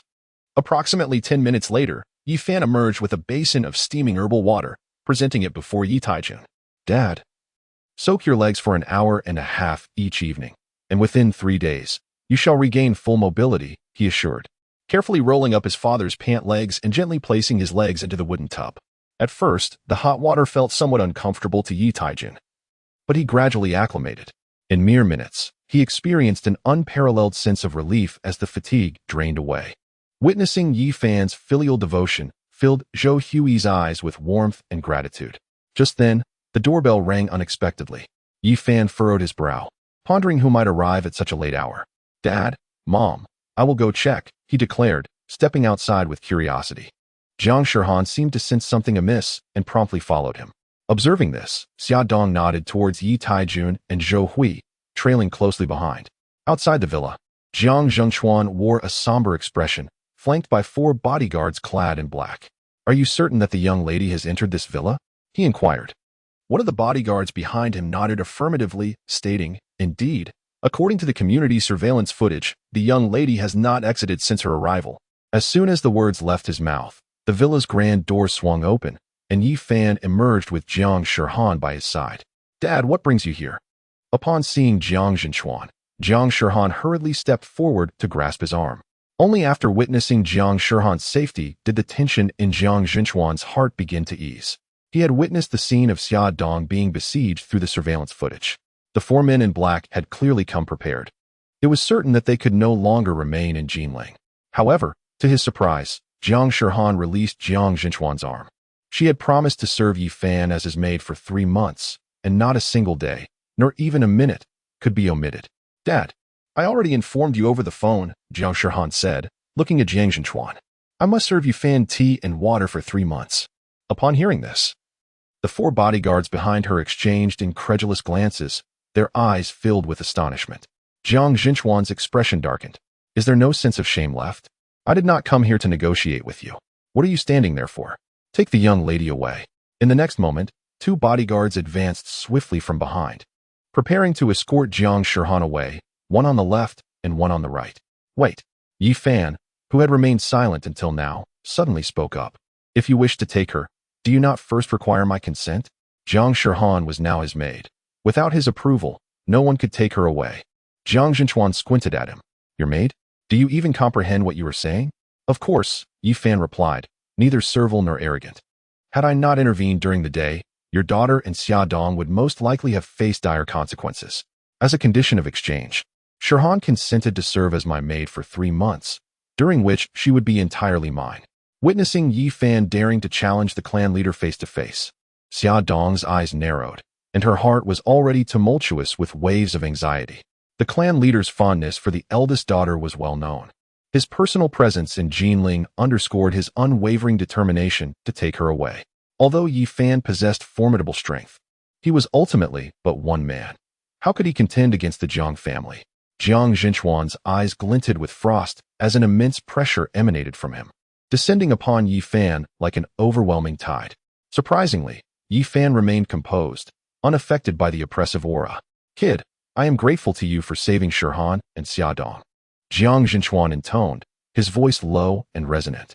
"Here are 2 million. Consider it a token of my appreciation. However, your agreement with Shirhan is null and void. Today, I must take her with me." With that, he waved his right hand, and the men in black behind him opened 2 suitcases brimming with red banknotes. 2 million? Quite a substantial sum. Yi Fan accepted the suitcases with a smile, then looked up at Jiang Zhenchuan. He was no fool. One should never refuse money that was freely offered. Chapter 32. I have no habit of hiding behind women. What? Upon seeing Yi Fan accept the 2 million, a cold smile crept onto Jiang Zhenchuan's face. Yet, when he heard Yi Fan's words, the smile froze, replaced by a visage of icy disdain. "Kid, do not mistake my kindness for weakness. If I am determined to take Shirhan today, what can you possibly do about it?" As the head of the Jiang family in the provincial capital, no one had ever dared to speak to him in such a manner. Yi Fan's lips curled into a subtle smile, inviting the challenge. If he did not wish for Jiang Shirhan to depart, then no one could take her away. The moment those words left his mouth, the atmosphere thickened with palpable tension. Such audacity! "I am eager to uncover the source of your confidence." Jiang Zhenchuan's voice suddenly deepened. "What are you dawdling for? Escort the young lady away." As 2 black-clad bodyguards reached for Jiang Shirhan, in the blink of an eye, they found themselves hurled away by an overwhelming force. Witnessing the swift expulsion of the 2 guards, the onlookers were left in shock. None had anticipated Yi Fan's sudden aggression. Gazing at the slender figure before her, Jiang Shirhan was inexplicably reassured. With Yi Fan present, she felt assured that no harm would befall her.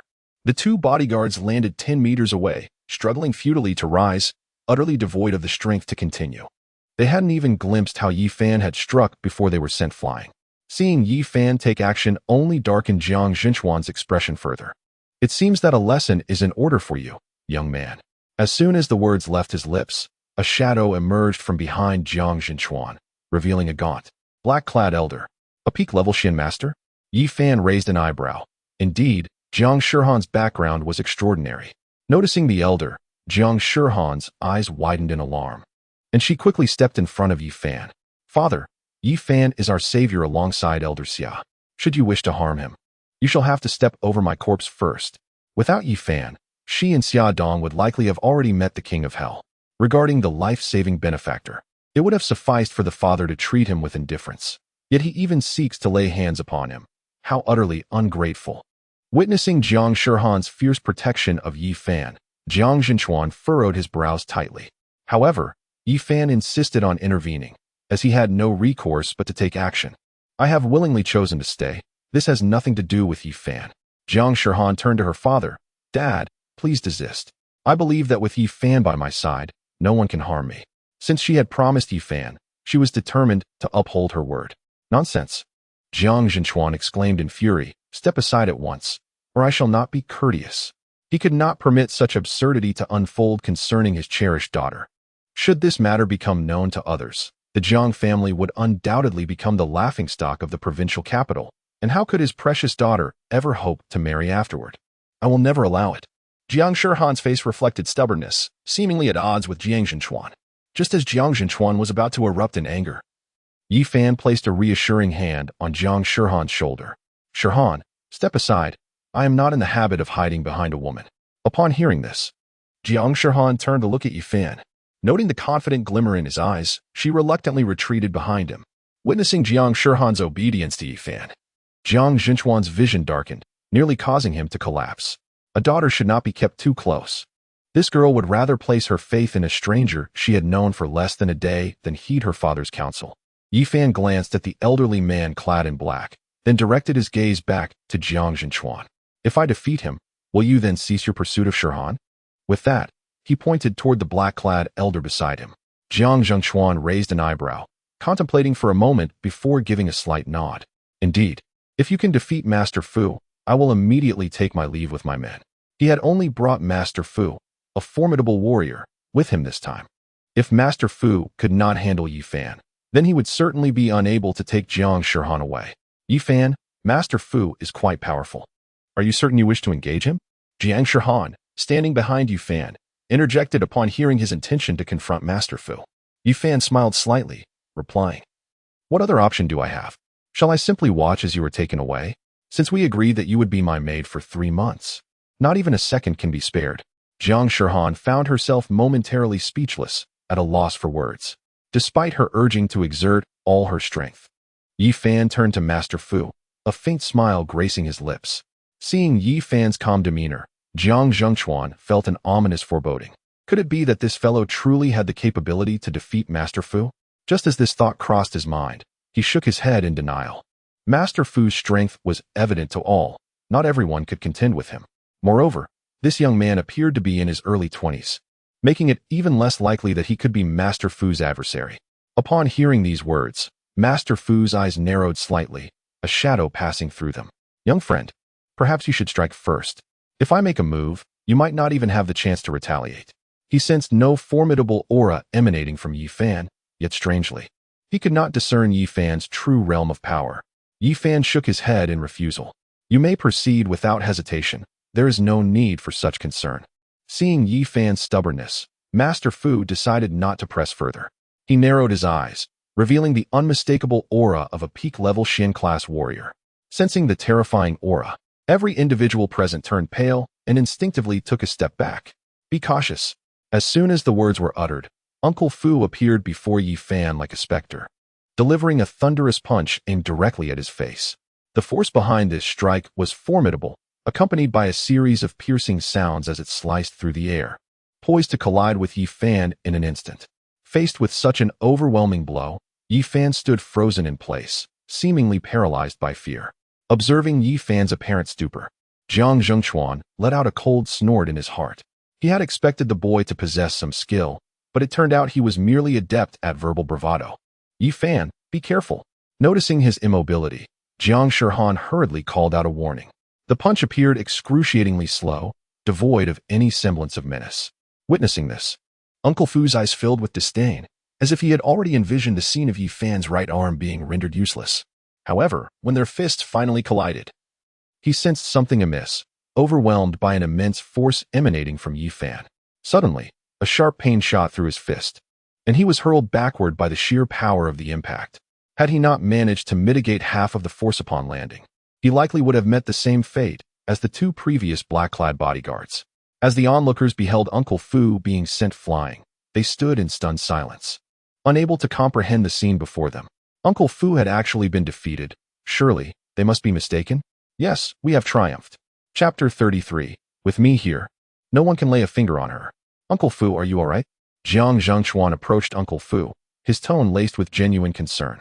Uncle Fu was one of the few elite masters of the Jiang family, and it was imperative that he remain unharmed. The old servant was unperturbed.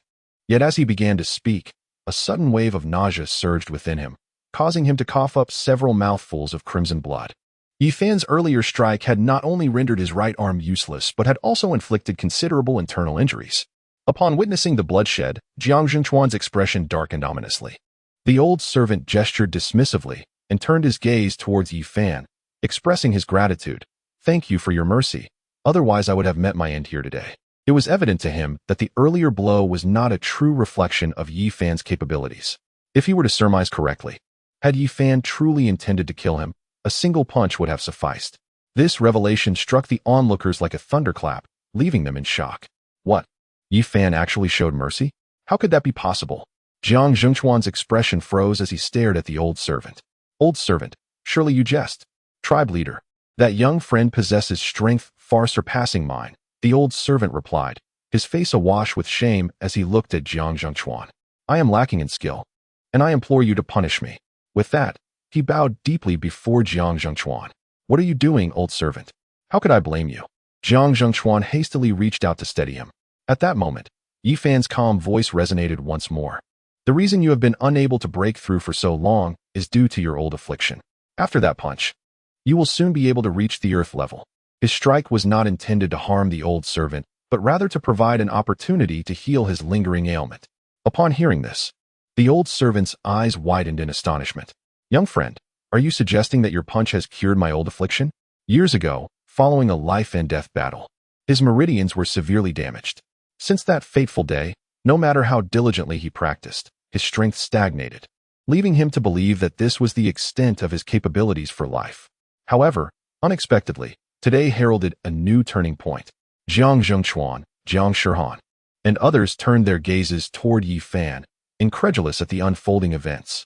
In their eyes, Yi Fan had evidently inflicted a grave injury upon Fu Bo. How could he possibly remedy Fu Bo's long-standing ailment? Yi Fan patiently elucidated, if I am not mistaken. It is the blockage within your meridians that has hindered your breakthroughs for years. That punch I delivered earlier has indeed cleared your pathways. If you doubt my words, try circulating your true energy. Upon hearing this, Fu Bo promptly closed his eyes and hastily began to circulate his energy.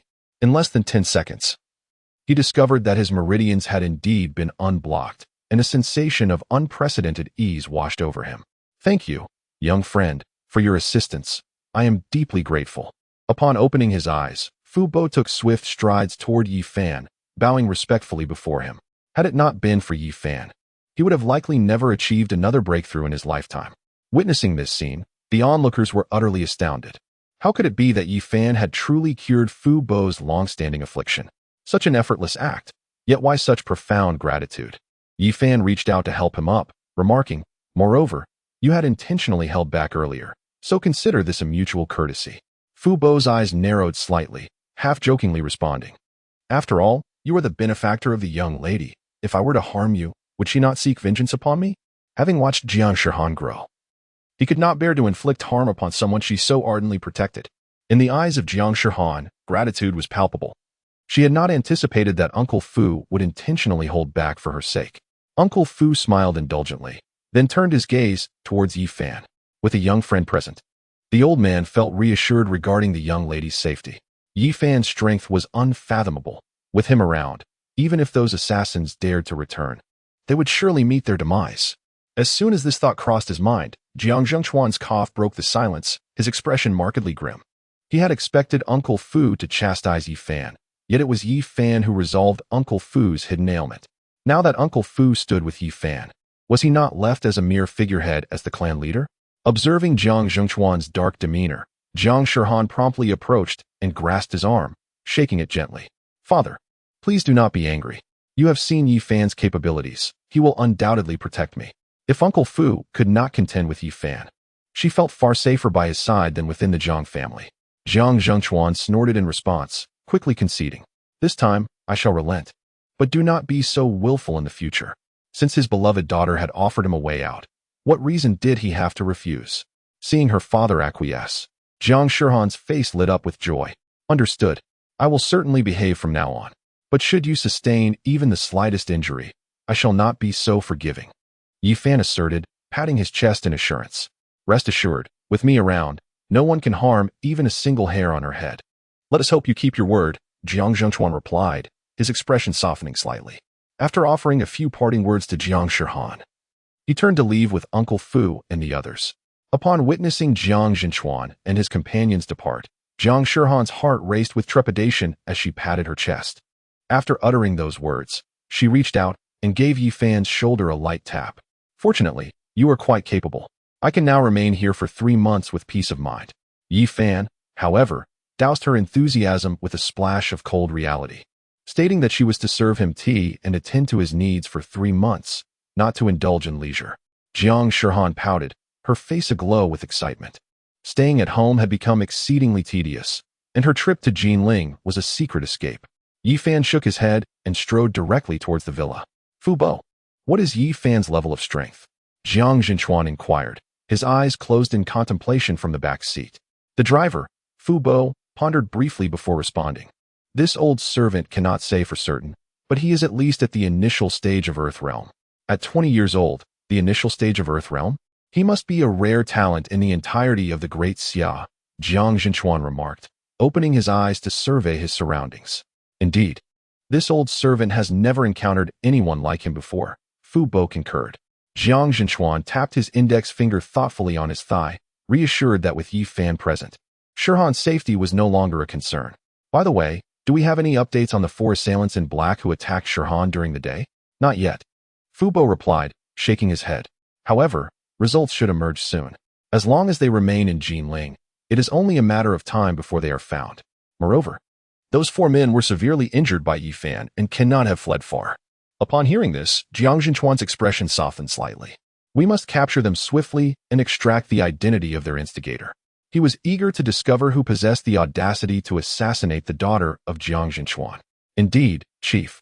Fu Bo nodded, a glimmer of coldness flashing in his eyes. Xiao Fan, so late at night, who is it? Yi Fan responded with a faint smile, Mother. It's merely a friend of mine passing by to say hello. Regarding the matters of Jiang Zhenchuan, he deemed it prudent not to disclose them to his parents to spare them unnecessary worry. Observing Yi Fan weave his deception with such ease, Jiang Shihan felt a surge of admiration. She pondered why her own lies were invariably exposed by her father. It seemed she ought to seek his guidance. If she could learn to lie without a hint of embarrassment or breathlessness, it would undoubtedly make her life considerably more convenient. A friend? Why didn't you invite them in to sit for a while? Zhou Hui chided gently. Yi Fan explained. They were merely passing through and have pressing matters to attend to. Upon hearing this, Zhou Hui nodded slowly, understanding at last. Xiao Fan, what is it that you are carrying? Yi Taijun inquired, eyeing the suitcase in Yi Fan's hand with curiosity.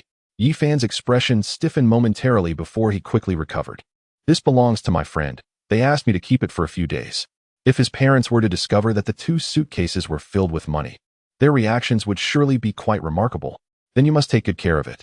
Yi Taijun harbored no suspicions and turned back to the television. Understood. Yi Fan exchanged a knowing glance with Jiang Shihan and led her upstairs. Once in the room, he opened one of the suitcases and casually tossed a bundle of red bills to Jiang Shihan. Here, I'll return the money I borrowed from you during the day. Jiang Shihan casually set the money aside. Yi Fan, I have something I would like to ask for your assistance with. What is it? Yi Fan closed the box. Rising to place the 2 boxes in the wardrobe, he thought to himself that he should find time to deposit the money in the bank tomorrow. It was rather inconvenient to carry cash for every outing. Jiang Shihan regarded Yi Fan. Tomorrow evening, I am to attend a friend's birthday celebration. Please accompany me. Her visit to Jinling was not solely for a leisurely stroll, but also to partake in her friend's birthday festivities. A birthday banquet? Yi Fan grimaced at the thought. He detested attending such gatherings, where people donned their finest yet remained utterly insincere. Furthermore, Jiang Shihan was no ordinary individual. Those who could befriend her were undoubtedly from affluent backgrounds. He had no desire to wade through such murky waters. Noticing Yi Fan's immediate refusal, Jiang Shihan playfully tugged at his arm. You must come with me. What if I encounter danger while alone? Although the 4 men in black had been severely injured by Yi Fan, it did not guarantee that their mastermind would not send others of equal strength after her.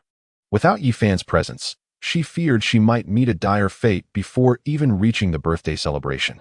Upon hearing this, Yi Fan realized, so, you merely wish for me to act as your bodyguard? This girl certainly had a clever plan, expecting her host to ensure her safety. Not at all. I genuinely extend a heartfelt invitation for you to join me, Jiang Shihan replied, wrapping her arms around Yi Fan's, her face radiating sincerity. Feeling the softness emanating from his arm, Yi Fan expressed a hint of helplessness. Very well, I shall accompany you tomorrow. Since he had promised Jiang Zhenchuan that no harm would come to Jiang Shihan, he was determined to honor his word. Upon hearing Yi Fan's agreement, Jiang Shihan immediately released her grip. With that, she hopped away from the room, her excitement palpable. Watching her retreating figure, Yi Fan was momentarily stunned, taken aback. He had not anticipated that this girl possessed such duality. Had he known, he would have been less eager to acquiesce. When seeking assistance, her words were as sweet as honey, almost flowery in their charm. Yet, once the favor was granted, her ardor dissipated swiftly, her disposition flipping faster than a page in a book. In the dead of night, at the Shao residence in Jinling, Chinner, how exactly did old Imo meet his demise? In the main hall, a white-haired elder gazed upon the lifeless body before him, his expression dark and foreboding. The deceased, Imo Ran, was the 3rd strongest in the Shao family, and his untimely death at the hands of another incited a tempest of fury within him. Kneeling on the ground, Shao Chen pleaded, Grandfather, Uncle Imo was killed by Yi Fan. You must avenge him, having served his grandfather for many years. Imo Ran's sudden demise left Shao Chen fearing for his own safety, knowing his grandfather's affection for him might not shield him from retribution. Who is Yi Fan? Why would he slay Imo Ran? At this, Xiao Hong cast a grim glance at Shao Chun, his countenance darkening. Feeling the weight of his grandfather's icy gaze, Xiao Chun was struck as if by lightning. promptly recounting the events of the day in full detail. Of course, he did not refrain from embellishing the tale, even going so far as to insinuate that Yi Fan had struck first. Grandfather, that Yi Fan clearly looks down upon our Xiao family. You must eliminate him. Upon hearing Xiao Chen's account, Xiao Hong let out a cold snort. I am not oblivious to your character. It must have been you who provoked Yi Fan first. Am I right? Xiao Chun instinctively wanted to retort, yet after a moment of contemplation, he merely nodded. Grandfather, that fellow has already bullied me. I cannot simply stand idly by, can I? He was acutely aware of his grandfather's temperament, knowing that any further attempts at evasion would likely result in a severe reprimand. At that moment, Xiao Hong seemed to grasp something amiss and suddenly turned to Xiao Chun. Did you just say that Yi Fan is Jian Siqi's junior disciple? In other words, he is merely in his early 20s? Xiao Chun affirmed. Indeed, Yi Fan's age is likely not much different from mine. Upon hearing this, Xiao Hong stepped forward and yanked Xiao Chun off the ground. Is what you say true? Yi Fan is truly only in his 20s? A young man in his early 20s could not possibly be a match for Mo Ran. Yes, grandfather, what is troubling you? Xiao Chun shrank back. Puzzled by Xiao Hong's sudden agitation, Xiao Hong stated solemnly, Old Mo is at the pinnacle of the Xian level. How could he possibly be outmatched by a youth in his 20s? What is even more outrageous is that Old Mo actually perished at the hands of Yi Fan. Grandfather, I witnessed it with my own eyes. Recalling the scene from that day, a look of terror flickered in Xiao Chen's eyes. Yi Fan struck once, and Uncle Mo collapsed on the spot, unable to retaliate. Initially, he believed Yi Fan had merely injured Mo Ran severely, but upon exiting the villa, he discovered that Mo Ran had already lost his life. Chapter 35, Even Son Who Dares Not Strike? Upon witnessing the lifeless form of Mo Ran, Xiao Chun was momentarily paralyzed by shock. It took him 3 minutes to summon assistance to carry Mo Ran's body swiftly away from Linjiang Garden. What? Old Mo was slain by a single punch from Yi Fan. Xiao Hong's pupils constricted in disbelief, as a tempest of emotions surged within him. How could this be possible?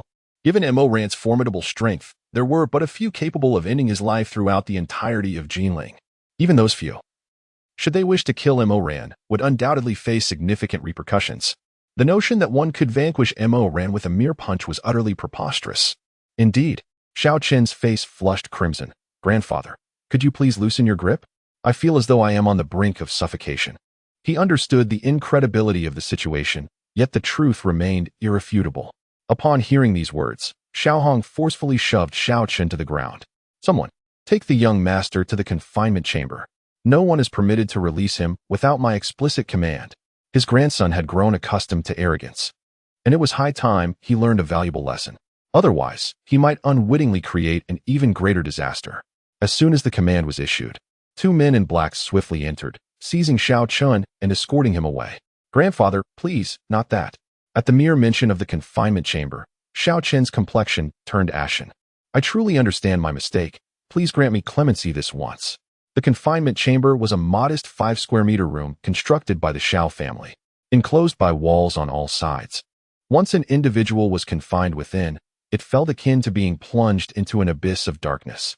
In his childhood, Xiao Chun had once accidentally shattered a cherished antique vase belonging to Xiao Hong and was confined for 10 minutes. Though it was a mere 10 minutes, it left an indelible psychological scar upon him. Since that time, he has never dared to provoke Xiao Hong again. Now, after so many years, Xiao Chen's fear of the confinement room remains unabated. The most terrifying aspect is that his grandfather has not specified a time limit this time. The mere thought of spending the forthcoming days in that lightless place sends shivers throughout Xiao Chen's body. Reflect on your actions, Xiao Hong admonished sharply, showing no signs of compassion. After Xiao Chun was taken away, a middle-aged man hurriedly entered the main hall. Father, what grave mistake has Chun'er committed to incite such anger in you? The newcomer was none other than Xiao Chen's father, Xiao Yuba. Xiao Hong gestured toward Mo Ran's lifeless body and scoffed. Your beloved son has caused old Mo's demise. What? Xiao Yuba felt as if struck by lightning. Upon recognizing the body as indeed Mo Ran's, his heart could not find tranquility. He was acutely aware of Mo Ran's prowess. In Jinling, there were only a handful capable of slaying him. Although his son was somewhat arrogant, it was hard to believe he had offended any formidable figures.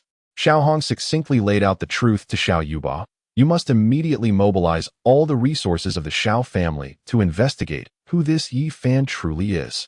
First, The opponent was at the pinnacle of the Xian level, not someone he could easily eliminate. Second, to have reached such heights at a mere 20 years of age. Yi Fan must have had exceptional guidance behind him. If they failed to uncover the truth, they could very well find themselves in dire straits. Yi Fan? Xiao Yuba's brow furrowed deeply. Father, are you certain that fellow is named Yi Fan? Such a coincidence seems improbable. I can only hope that this Yi Fan is not the individual I am thinking of. Observing the troubled expression on Xiao Yuba's face, Xiao Hong inquired with surprise. Do you know this fellow? Xiao Yuba, his demeanor strained, replied, Father, if I am not mistaken, this Yi Fan is the heir of the Yi family who was engaged to the Lin family 5 years ago. At this reminder, Xiao Hong suddenly recalled. Wasn't that individual reported to be deceased? How could he possibly still be alive? The incident had caused quite a stir throughout the city, and even he had heard whispers of it. Xiao Yuba then dropped a bombshell. Father, just a few days ago, Yi Fan created chaos at the Lin family's wedding banquet, publicly killing a formidable member of the Lin clan and even crushing Lin Miao Miao's heart. Although the Lin family had swiftly attempted to contain the news, it had nonetheless reached him. What? Xiao Hong exclaimed, stunned into silence. Xiao Yuba had anticipated his father's shock, for his own reaction had been even more pronounced upon hearing the news. Father, Yi Fan is not to be trifled with. We should think this through carefully. In response, Xiao Hong's expression darkened. Are you frightened? The Yi family has long since gone bankrupt. No matter how formidable Yi Fan may be, what waves can he possibly stir? Initially, he had feared that Yi Fan possessed some extraordinary background, but it turned out that he was merely the scion of a third-rate family. With this revelation, Xiao Hong felt relieved, confident that he could dispatch someone to eliminate Yi Fan without hesitation. Sighing, Xiao Yuba made a startling revelation. Father, there is something else I have yet to inform you. He was certain that if his father were to learn of this matter, he would not regard Yi Fan with such disregard. What is it? Xiao Hong asked, hearing the conversation among the guests at the banquet. It was mentioned that Sun Hu had previously led his troops to the Lin family's gathering. Initially, Sun Hu intended to apprehend Yi Fan on the spot, but unexpectedly, after a few words exchanged with Yi Fan, he fled in a panic, like a bird startled by a bowstring. Lin Haifeng attempted to intervene, only to be kicked away by Sun Hu with great force. If all of this is indeed true, then Yi Fan is certainly more complex than he appears. Xiao Hong's eyes narrowed, and after a long pause, he turned to Xiao Yuba, inquiring whether what he said was genuinely accurate. Did even Sun Hu dare not take action? Indeed, it is true, Xiao Yuba affirmed with a nod. To ensure its authenticity, I had someone inquire with several attendees of the banquet. Although their accounts varied, they largely conveyed the same essence. He was particularly curious about what Yi Fan had said to Sun Hu that caused him to retreat in such haste. As a formidable figure responsible for maintaining order in Jinling, no one dared to disregard his authority. If he wished to apprehend someone, no one could stand in his way. Yet, with just a single utterance from Yi Fan, he chose to abandon the pursuit. This was truly astonishing. It appears that Yi Fan is not to be underestimated. Xiao Hong contemplated gravely. If Yi Fan were merely powerful, Xiao Hong would not feel such trepidation. However, the fact that he could compel Sun Hu to relent necessitates a more cautious approach. Xiao Yuba concurred, saying, Father, it would be prudent for us to refrain from acting rashly until we have clarified Yi Fan's background. It is quite simple. A person who commands respect even from Sun Hu is not someone our Xiao family can afford to offend. Let it be as you say. Xiao Hong glanced at Xiao Yuba and instructed him to discreetly investigate Yi Fan, to ascertain where he had been during his 5-year absence. After all, one can escape the monk, but not the temple. As long as Yi Fan remained in Jinling, they could strike at any moment. Understood, Father. Upon witnessing Xiao Hong's change of heart, Xiao Yuba finally felt a sense of relief. His greatest fear was that his father would disregard his counsel and directly confront Yi Fan. If Yi Fan lacked support, it would be manageable. However, should he possess formidable backing, the Xiao family would be in peril. Chapter 36. How is it? Is the coffin prepared? The following day, after finishing his breakfast, Yi Fan departed from Villa No. 1 with 2 suitcases in tow. Jiang Shihan trailed closely behind him like a devoted shadow. As for Xia Dong, she had been instructed to remain at the villa to cultivate and heal. With Yi Fan present, her safety was assured. Yi Fan, do you still not know the password for that black card? After exiting the bank and noticing the golden card in Yi Fan's hand, Jiang Shihan suddenly inquired. Yi Fan shook his head, expressing uncertainty about his master's whereabouts, as he had been unable to reach him by phone. He had attempted to contact him several times the previous night, but to no avail. Eventually, we will reconnect. Besides, 2 million should suffice for a while. Jiang Shirhan regarded Yi Fan and asked, "So, where are we headed now?" "Just follow me," he replied. "I wonder if the Black Dragon has prepared the coffin. If not, it would indeed be a pity." "Such theatrics," Jiang Shirhan scoffed, quickening her pace to catch up. Two individuals entered a taxi, and after Yi Fan provided the destination, he closed his eyes to rest. A few minutes later, Jiang Shirhan could no longer contain her curiosity. "Yi Fan, what exactly are we going to do?" Upon hearing this, Yi Fan replied enigmatically, "You will find out shortly." Meanwhile, at the Black Dragon Gang in Jinling, a burly man dressed in black spoke with confidence, "Boss, the brothers are all prepared. If Yi Fan dares to come, he will undoubtedly meet his demise." The Black Dragon, seated at the head of the table, waved his hand, signaling his acknowledgement. "Understood. Go and make the necessary preparations." As soon as the black-clad man departed, the snake, positioned nearby, voiced his concern. "Boss, Yi Fan's strength is formidable. Perhaps you should consider hiding?" Having engaged in combat with Yi Fan, he was acutely aware of the latter's terrifying prowess. Although uncertain whether the Black Dragon could match Yi Fan, he distinctly felt that the pressure exerted by Yi Fan far surpassed that of his own boss. Upon hearing this, the Black Dragon's expression darkened. "Are you implying that Yi Fan truly possesses the ability to kill me?" If it were not for the fact that the snake was his right-hand man, he would have likely acted out in anger. Noticing the Black Dragon's agitation, the snake quickly lowered his head. "Boss, that is not my intention. It's just that Yi Fan..." Before he could finish, the Black Dragon abruptly cut him off. "No need to elaborate. If you fear for your life, you may leave at once." To an outsider, one might think that Yi Fan was the true leader. The snake forced a wry smile. "Boss, how could I possibly leave at this juncture?" Despite his words, he harbored a genuine desire to escape this tumultuous situation. However, once one steps into the world of intrigue, it is as deep as the sea. If he dares to leave today, he may find himself tossed into the ocean to feed the fish come tomorrow. The temperament of the Black Dragon is well known to the Viper, who understands that betrayal is his greatest ire. Within the entire gang, anyone who dares to betray the Black Dragon faces but one fate: death. From the moment he joined the Black Dragon Gang, the Viper realized there was no turning back. Even in death, he could only choose to perish while fighting valiantly for the Black Dragon. Thus, idle chatter was unnecessary. The Black Dragon growled, his countenance dark and foreboding. The Viper trembled slightly, lowering his head in silence, aware that any further words would only provoke the Black Dragon's wrath. An hour later, Yi Fan and Jiang Shirhan arrived at the entrance of the Black Dragon Gang. The scene ahead might be rather sanguinary. Yi Fan turned to Jiang Shirhan, asking, "Are you certain you wish to enter with me?" He was there to eliminate the Black Dragon. A bloody spectacle was inevitable. A rather sanguinary scene? Jiang Shirhan frowned slightly. "You aren't planning to kill anyone, are you?" "You guessed correctly, but alas, there is no reward." Yi Fan snapped his fingers. There was no need for concealment. As Jiang Shirhan would inevitably learn the truth, it was better to inform her in advance, allowing her to brace herself. "I will go in with you." After a moment of silence, Jiang Shirhan nodded resolutely. Having witnessed the gruesome reality just yesterday, she felt no fear. Yi Fan nodded slightly and led Jiang Shirhan toward the Black Dragon Gang. Strangely, the vast gang had no guards at all. Shortly after entering, Yi Fan spotted the Viper on the steps not far ahead. Beside the venomous serpent stood a burly middle-aged man, undoubtedly the leader of the Black Dragon Gang. Known as Black Dragon himself. "You truly dare to come here. Do you not fear meeting your demise?" Black Dragon's gaze, filled with murderous intent, fixed upon Yi Fan. This was the territory of his gang, and no matter how formidable Yi Fan might be, escaping death would be a formidable challenge. Yi Fan chuckled lightly. "So, have you prepared the coffin?" Against a character like Black Dragon, he merely needed to lift a finger, and the adversary would be ushered to meet the King of Hell. Upon hearing this, Black Dragon's expression darkened significantly. "You dare instruct me to prepare a coffin?" Such audacity. As the words left his lips, hundreds of burly men clad in black, wielding machetes, surged forth from all directions, swiftly encircling Yi Fan and Jiang Shirhan.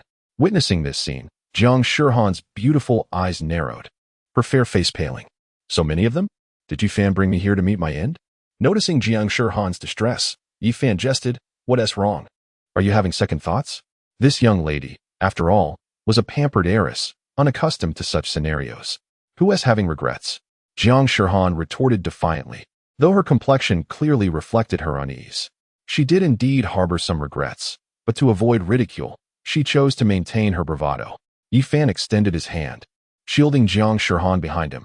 Rest assured, as long as I am here, no one shall harm you. His confidence stemmed from the assurance that he would safeguard her well-being. You better keep your word, Jiang Shihan murmured softly. At that moment, Black Dragon also took notice of Jiang Shihan's presence. Kid, your woman is quite a catch. If you allow her to be mine for a few days, I might consider granting you a swift end. As the leader of the Black Dragon Gang, the most formidable underworld organization in Jinling, he had encountered countless beauties, yet he had never laid eyes on someone so exquisite. In comparison to Jiang Shihan, the women he had previously conquered barely approached the notion of beauty. Upon hearing his words, Jiang Shihan's delicate face flushed with indignation. Accompany you? Dream on. She was the esteemed young lady of the Jiang family in the provincial capital with a mere command. The Jiang family's formidable warriors could obliterate the Black Dragon Gang in an instant. Yi Fan's expression turned icy as he declared, Black Dragon, today no one can save you. Witnessing Jiang Shihan's blatant disrespect, a shadow of malice flickered in Black Dragon's gaze. Ah, a rose with thorns, soon you shall be begging me. What are you waiting for? Turn that boy into minced meat. The very next moment, hundreds of burly men clad in black brandished their blades, charging toward Yi Fan. Chapter 37. What? You discovered them long ago? As the black-clad men rushed in with their knives, Jiang Shihan's complexion turned pale, and she instinctively shut her eyes in terror. Interestingly, all these men were focused solely on Yi Fan, not a single one daring to lay a hand on Jiang Shihan. Being members of the Black Dragon Gang, they were acutely aware of their leader's notorious lust, especially for women of exceptional beauty. Anyone foolish enough to harm Jiang Shihan would invoke Black Dragon's wrath, a consequence they could not afford. Besides, Jiang Shihan was merely a fragile woman, posing no threat to them. Eliminating Yi Fan was their paramount concern. Yi Fan let out a cold chuckle, lifted his leg, and sent the foremost black-clad man flying, seizing the blade in the process and wielding it with fierce intent. He held Jiang Shihan's hand with his left, while his right wielded a machete, cleaving through the air with relentless fervor. In that moment, no one dared to approach him. As the sounds of battle and anguished cries echoed around them, Jiang Shihan trembled slightly, mustering her courage to slowly open her eyes. Though Yi Fan's silhouette was not particularly imposing, it bestowed upon her an unprecedented sense of security. The burly men in black continuously charged at Yi Fan. Yet each one met the same fate, falling to the ground at his feet. Yi Fan's ferocity created a 2-meter radius of intimidation around them, rendering it a veritable vacuum. None dared to advance. What's there to fear? Charge at him. A reward of 3 million awaits anyone who can slay that brat. Black Dragon's countenance darkened upon witnessing the trepidation of his subordinates. 3 million? At the mention of this sum, the eyes of the men in black gleamed with newfound resolve. Spurred by the lure of wealth, they brandished their machetes and surged towards Yi Fan once more. The adage that great rewards inspire courageous hearts proved true. As the moment Black Dragon proclaimed the bounty, the men lunged at Yi Fan like starving wolves. 3 million. The promise of such riches meant that should they vanquish Yi Fan, their futures would be secure, free from the constant fear of danger. Seeing the oncoming assailants, Jiang Shihan's countenance shifted in alarm, instinctively tightening her grip on Yi Fan's left hand. Fear not, I shall protect you. They cannot harm you while I am here. Be careful, Jiang Shihan exclaimed in alarm. Yet, Yi Fan appeared to have sensed the impending danger long before, as an overwhelming aura of ferocity surged from within him. He swung his machete in a wide arc, striking out in all directions. With a resounding bang, all the burly men in black who had charged forward were sent flying by the wave of blades. The few who leaped into the air were the first to suffer. Their chests cleaved open by the machete, and before they could even touch the ground, they perished. As for those who followed behind, they too fell victim to the blade's onslaught, collapsing to the ground in agony, howling in pain. Witnessing this scene, the distant figures of Black Dragon and his companions were rendered utterly speechless. What manner of monster is this? With a single strike, he incapacitated dozens of formidable men. It was nothing short of astonishing. Jiang Shihan blinked her beautiful eyes, seemingly gaining a renewed understanding of Yi Fan's prowess. Sensing the pungent aroma of blood that filled the air, Yi Fan raised his machete, directing it towards Black Dragon. Black Dragon, Reveal all your techniques, if you dare.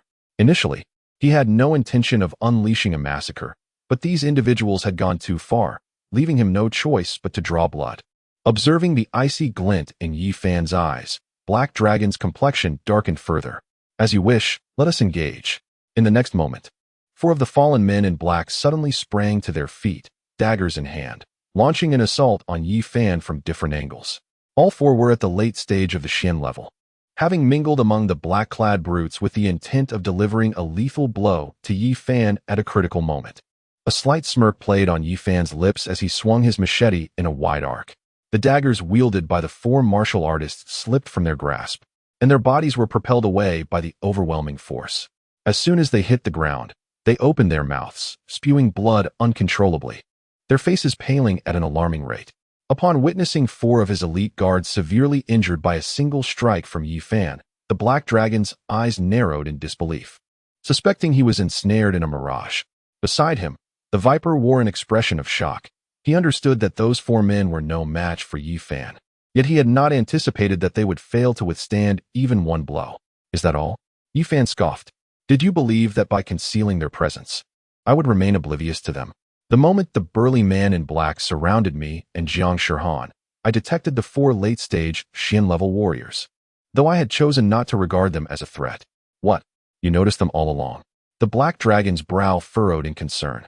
He had assumed that the four guards could eliminate Yi Fan at a crucial moment, only to realize that their adversary had been aware of their presence from the outset. Yi Fan, holding Jiang Shihan's hand, advanced steadily towards the Black Dragon. In my presence, whether one conceals their aura makes no discernible difference. As long as their strength does not far exceed my own, evasion from my gaze is utterly impossible. Feeling Yi Fan's grip, Jiang Shihan's cheeks flushed crimson, her eyes betraying a mixture of shyness and surprise.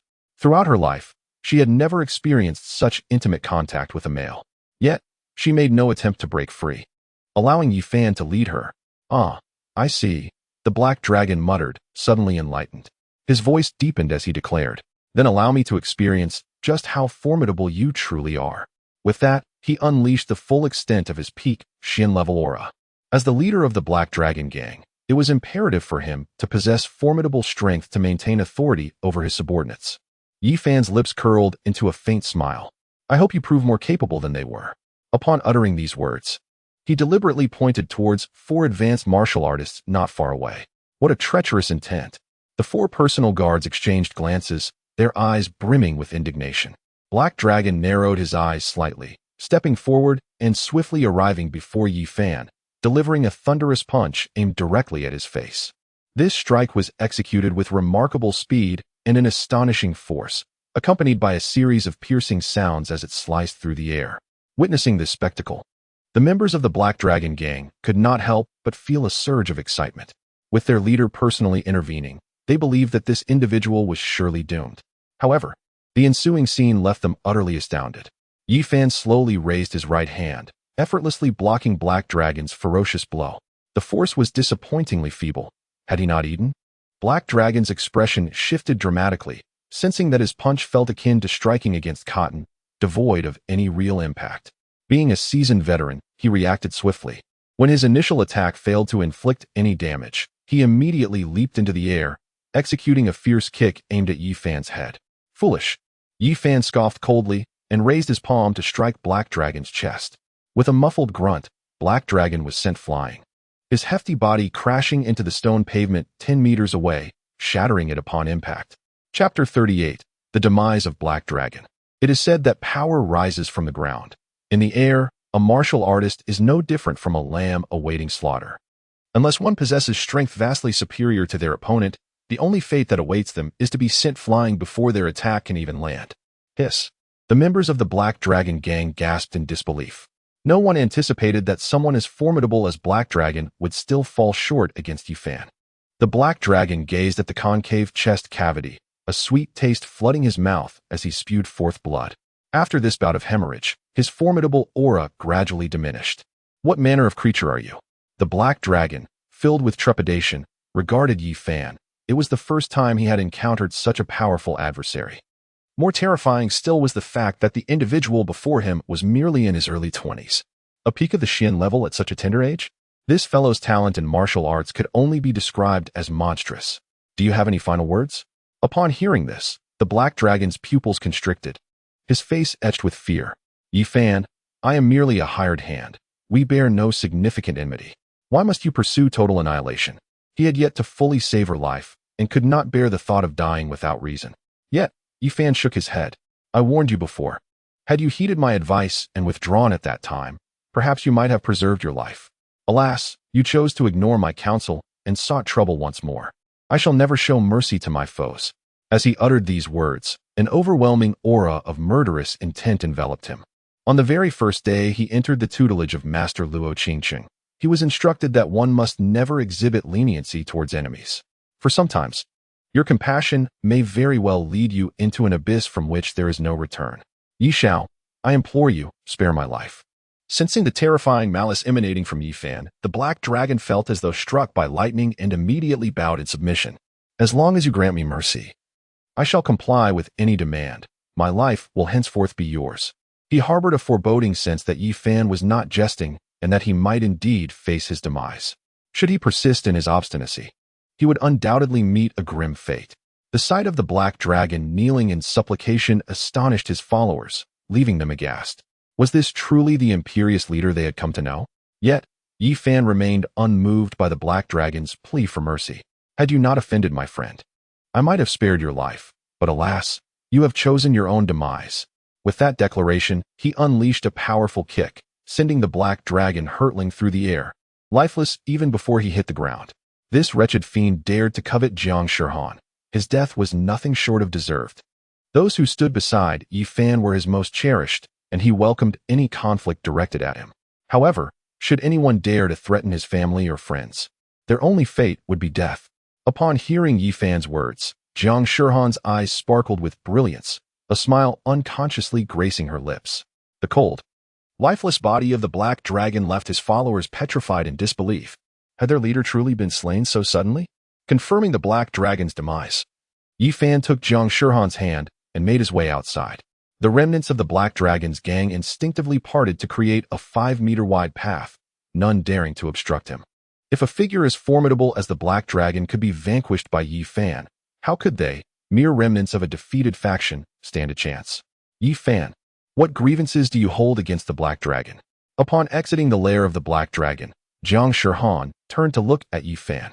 It was then that Yi Fan realized he was still holding her hand and quickly released it. He attempted to take my life on 2 occasions, but as he claimed, he was merely a hired hand. I initially aimed merely to teach him a lesson, yet unexpectedly, that rascal had you accompany him, compelling me to send him to meet the king of hell. Jiang Shihan is under his influence. Upon uttering that phrase, Heilong had effectively pronounced his death sentence. At this revelation, Jiang Shihan blinked in surprise. Are you implying that you are standing up for me? Yi Fan cast a sidelong glance at Jiang Shihan. What? Do you believe I should refrain from killing him? Not at all.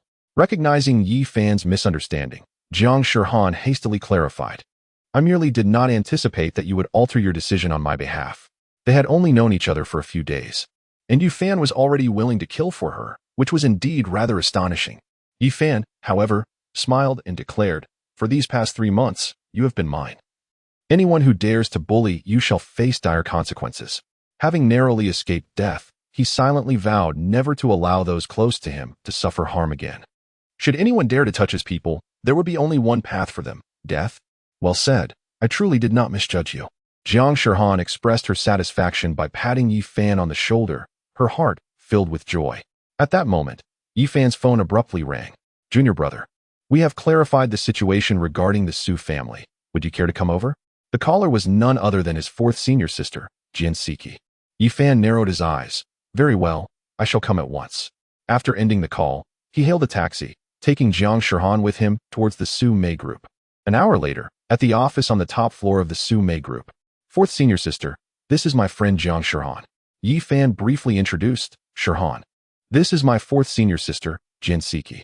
Jian Siki surveyed Jiang Shihan, her eyes filled with intrigue. Jiang Shihan, with her fair complexion and exquisite beauty, exuded an air of nobility, indicating a prosperous background. 4th senior sister? Jiang Shihan was also scrutinizing Jian Siki, surprised to discover that Yi Fan had such a stunning senior. Recalling Yi Fan's mention of having 5 masters, it seemed only natural that he would have a few sisters as well. Hello, please take a seat. Jian Siki shook hands with Jiang Shihan and invited them both to sit on the sofa. Fourth senior sister, you mentioned having news about the Su family. What is the situation? As they settled in, Yi Fan eagerly turned his gaze towards Jian Siki. Jian Siki handed him the dossier on the table, saying, "You can take a look for yourself." Yi Fan swiftly perused the contents of the folder, his expression growing increasingly somber. Observing their exchange, a look of confusion crossed Jiang Shihan's face. From Yi Fan's demeanor, it was evident he held a strong concern for the Su family. Soon, he set down the documents in his hand. Fourth senior sister, are you saying that the mastermind behind the Su family's crisis is the Zheng family? He certainly had not anticipated that the orchestrators would be the Zheng family. What on earth was the Zheng family? Jiang Shihan listened, bewildered. Jian Siki nodded slightly, affirming, indeed. The Zheng family meticulously plotted this scheme to devour the Su family's assets. In that case, I must prevent Su Luoxue from leaping into the abyss. Yi Fan's face was etched with frost. If Su Luoxue merely liked Zheng Hongjie, it would be one thing. However, it was evident that she held a strong aversion to him.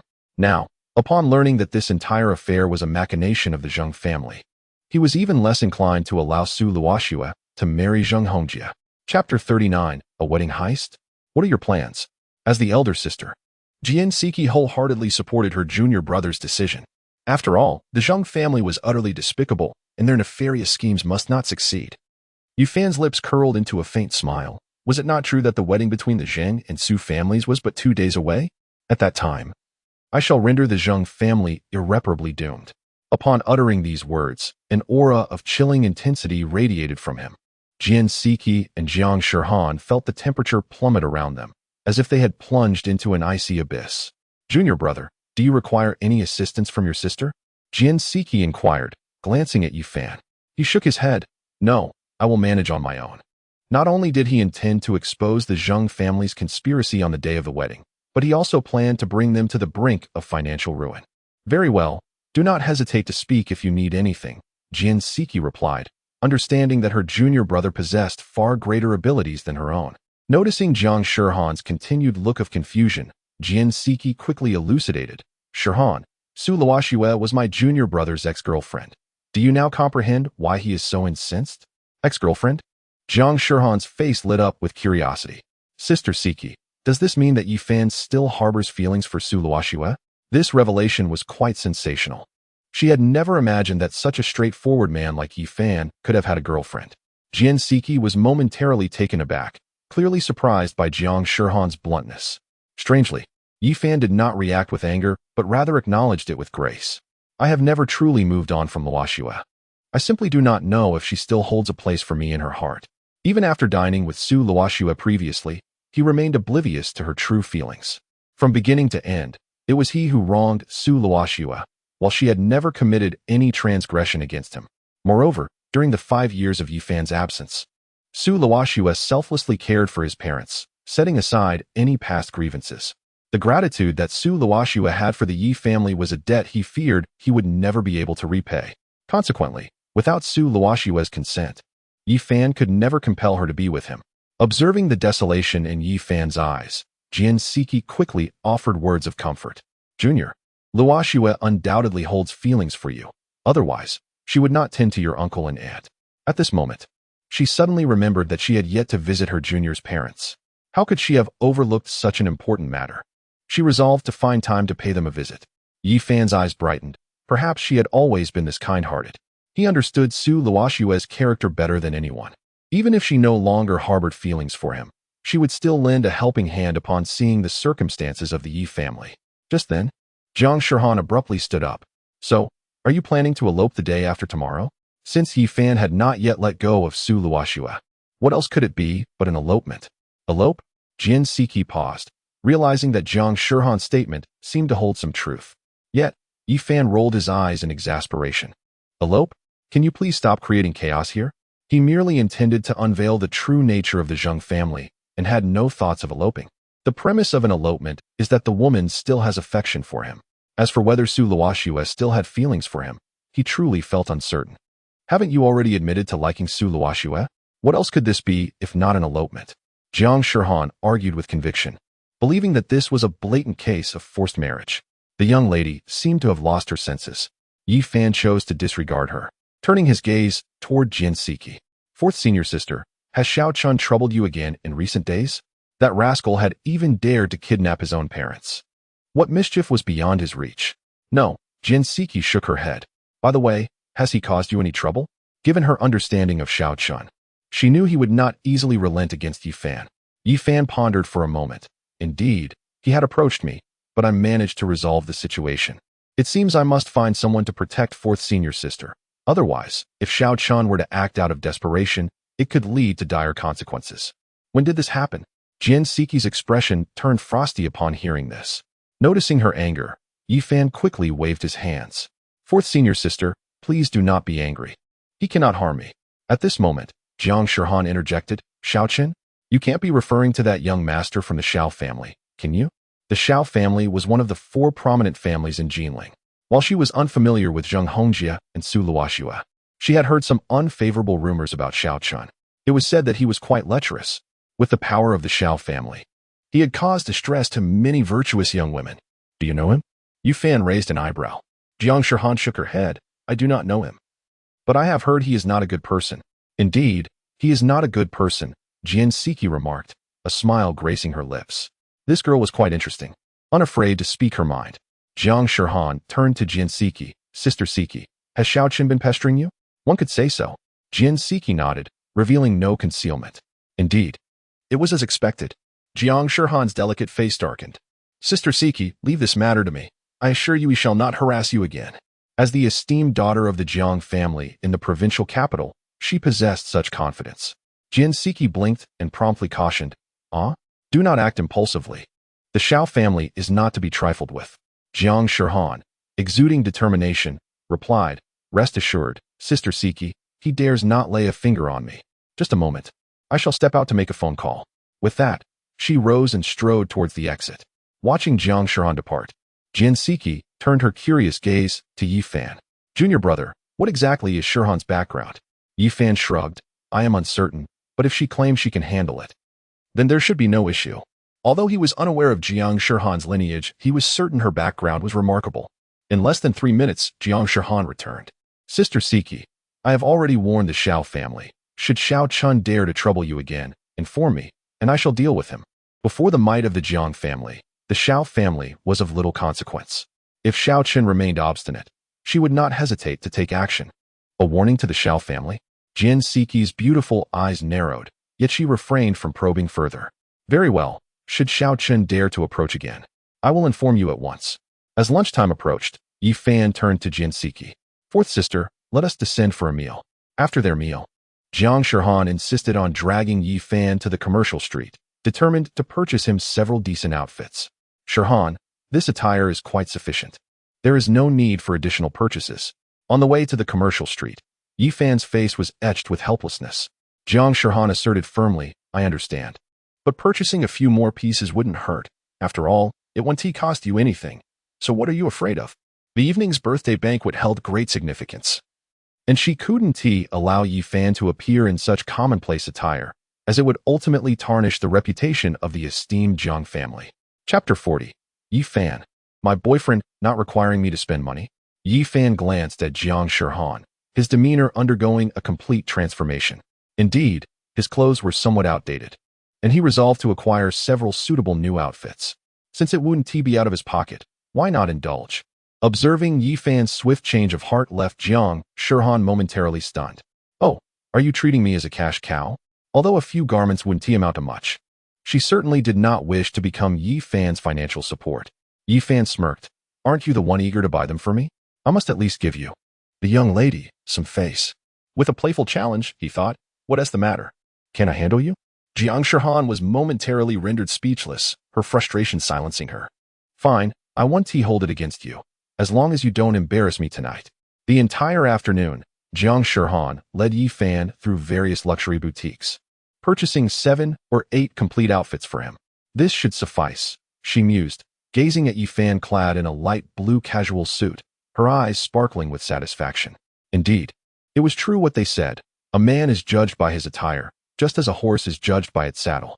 Before her stood Yi Fan, exuding an air of aristocracy, with an aura of cool elegance that radiated from him, every gesture reflecting grace and poise.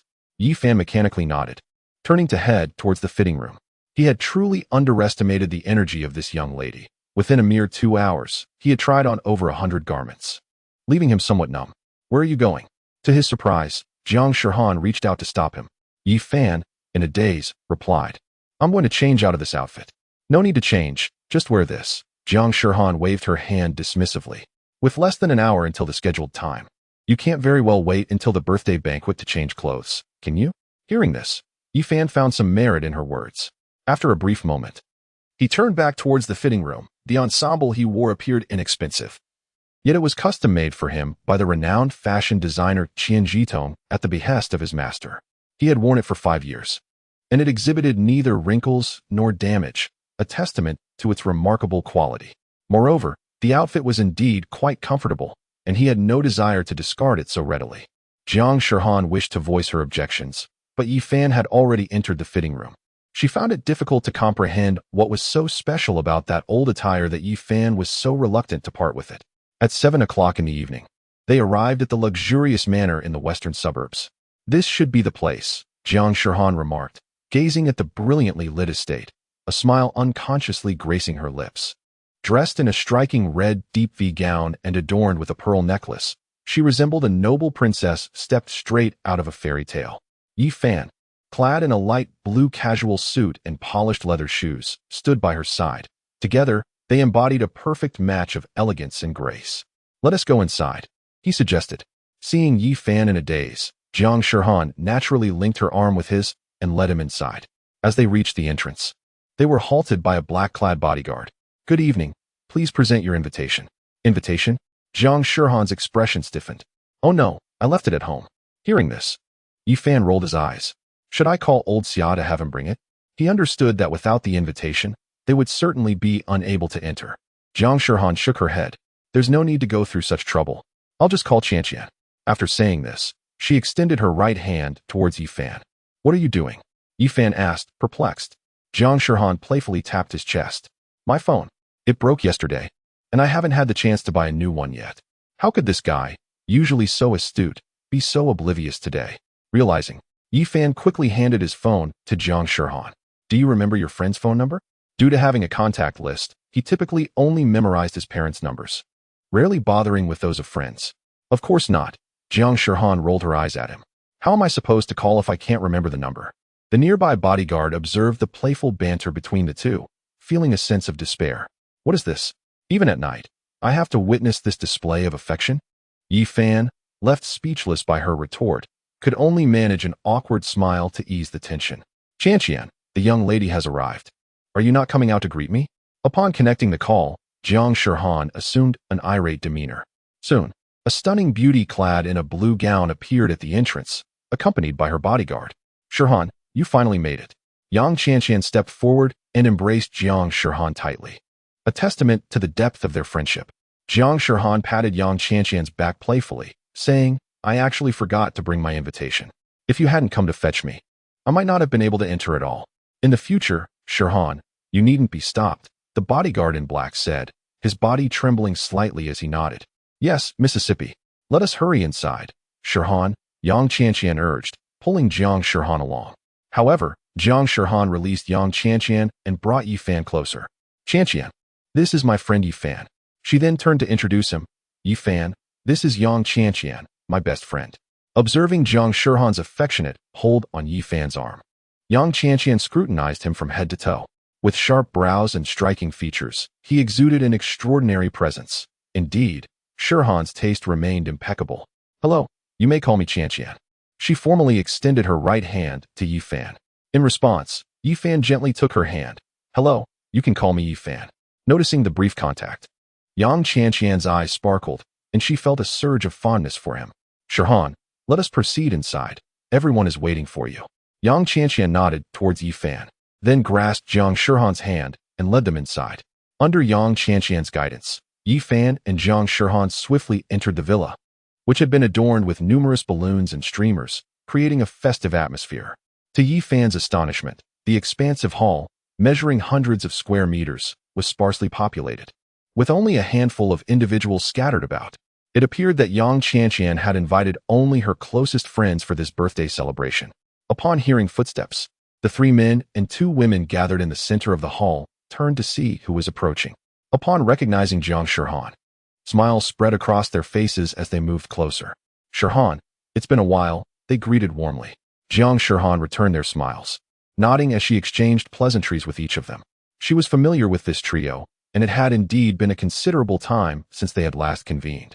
"And who might this be?" Jiang Wei inquired, his gaze settling upon Yi Fan, an expression of curiosity evident in his eyes. The others soon followed suit, scrutinizing Yi Fan with similar intrigue. Without hesitation, Jiang Shihan entwined her arm with Yi Fan's and cheerfully declared, "This is Yi Fan, my boyfriend." The revelation sent a ripple of surprise through the group. Jiang Wei momentarily froze, a shadow of doubt crossing his features. Yang Qianqian and the others exchanged incredulous glances, astonished that this young man was indeed Jiang Shihan's significant other. Even Yi Fan himself felt a wave of confusion wash over him. When had he become this young lady's boyfriend? As he opened his mouth to clarify, a sudden pang of discomfort shot through his side. "My apologies," Jiang Shihan interjected. "My boyfriend is a bit shy, so I hope you won't take offense." Her tone seemed to imply, "Should you dare to put me in an awkward position, I shall not let you off easily." "Very well, so this is how we shall play it," Yi Fan thought, not one to easily back down. He wrapped his arm around Jiang Shihan's slender waist and remarked, "Shihan and I have only recently started dating, so I kindly ask for your understanding moving forward." Upon observing Yi Fan's actions, Jiang Wei's expression grew increasingly somber. "No worries. Since he is a friend of Shihan, we shall certainly extend our hospitality." In response to Jiang Wei's palpable hostility, Yi Fan merely raised an eyebrow, unconcerned by the underlying tension. Noticing the awkward atmosphere, Yang Qianqian hastily attempted to ease the situation. "Let us not linger in silence. Everyone, please take a seat." It was well known among those present that Jiang Wei harbored feelings for Jiang Shihan. Now, with her suddenly introducing a boyfriend, the gathering had become quite intriguing. As everyone settled down, a frail man on the right spoke up. "Yi Fan, may I inquire where you are currently employed?" Being a friend of Jiang Wei, he naturally took the initiative at this moment. Yi Fan smiled slightly. "I am currently unemployed, relying on Shihan for support." As soon as these words escaped his lips, all but Yang Qianqian regarded Yi Fan with disdain.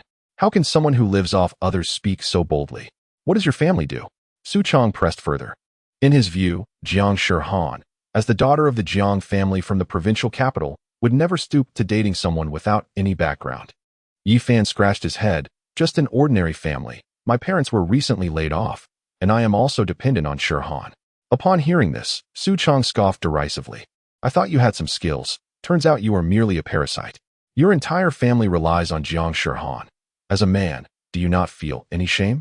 "My only skill is living off others. If you have the ability, why not do the same?" Yi Fan's unapologetic retort darkened Su Chong's expression. "Yi Fan, do you even comprehend the implications of your words? Were it not for Jiang Shihan's reputation, had it been anyone else speaking to him in such a manner, they would have been swiftly dispatched. If one can act, there is no need for idle chatter." Yi Fan scoffed disdainfully. "Do you not perceive that your current demeanor resembles that of a cowardly turtle? He never instigated conflict, yet should someone choose to provoke him, he would not hold back." The moment those words left his lips, an oppressive silence enveloped the hall. The sound of a pin dropping could be heard. No one anticipated Yi Fan's sudden volatility, daring to publicly insult Su Chong as a cowardly turtle. Su Chong, after all, was the sole heir of the esteemed Su family in Jinling, and none had ever witnessed anyone so brazenly disregard Su Chong's dignity. With a resounding clap, Su Chong slammed his palm on the table, fury radiating from him as he pointed an accusatory finger at Yi Fan. "Who are you calling a cowardly turtle, you insolent brat?" Yi Fan regarded Su Chong as if he were a fool. "Of course, I am referring to you. Have you stuffed your ears with donkey hair? You seek death." Su Chong could no longer contain himself, swiftly approaching Yi Fan, his fist raised to strike him in the face. Throughout this exchange, Jiang Shihan's expression remained unchanged, seemingly indifferent to the unfolding drama. Witnessing Su Chong's aggression, Jiang Wei's eyes sparkled with amusement, evidently pleased with Su Chong's actions. "Su Chong, do not act rashly." Yang Qianqian frowned slightly, attempting to intervene. Yet her warning came too late. Su Chong's fist was already hurtling toward Yi Fan's face. However, the ensuing scene left everyone present utterly astonished. In a flash, Yi Fan's right fist shot out, preemptively connecting with Su Chong's chest. Su Chong felt as though he had been struck by a locomotive, letting out a pained cry as he was sent flying, crashing into tables and chairs several meters away, reducing them to splinters. Dare you strike me? Su Chong felt as though his entire body was on the verge of disintegration, his eyes ablaze with fury. Yi Fan brushed the dust from his hands, asserting, "It was you who initiated the altercation. I merely acted in self-defense." Upon hearing the commotion, dozens of black-clad bodyguards surged in from outside. The sight of Su Chong sprawled on the ground sent shockwaves through their ranks. Who would dare lay a hand on young Master Su? Such audacity could only spell disaster. "Young Master, are you all right?" Two of the bodyguards hastened to assist Su Chong, beads of cold sweat trickling down their foreheads. If anything were to befall Su Chong, they feared they would not see another dawn. Su Chong pointed an accusing finger at Yi Fan, baring his teeth in a snarl. "Stop dawdling. Incapacitate that brat." The two bodyguards exchanged a glance before charging toward Yi Fan. As Su Chong's protectors, they were bound to obey his commands, and in the event of a crisis, Su Chong would provide them shelter. Witnessing this, Yang Qianqian shouted, "Stop them." Regardless of the circumstances, Yi Fan was Jiang Shihan's boyfriend, and she would not allow Su Chong to have his way. Moreover, had Su Chong not sought trouble, Yi Fan would not have resorted to violence. No sooner had she spoken than dozens of black-clad bodyguards positioned themselves before the two assailants. Su Chong glowered at Yang Qianqian. "What is the meaning of this, Yang Qianqian?" Jiang Wei furrowed his brow, taken aback by Yang Qianqian's intervention.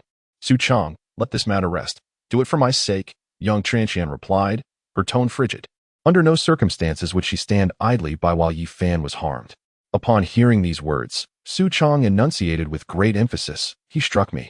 And you expect me to let this go?" If it were not for his apprehension of the Yang family's influence, he would not indulge in such futile dialogue. Yang Qianqian replied in a low tone, "You instigated this conflict, thus you deserve the consequences. Do not blame others." Su Chong's character was well known to her, and she would not extend him any courtesy. "Very well, I shall grant you this favor today."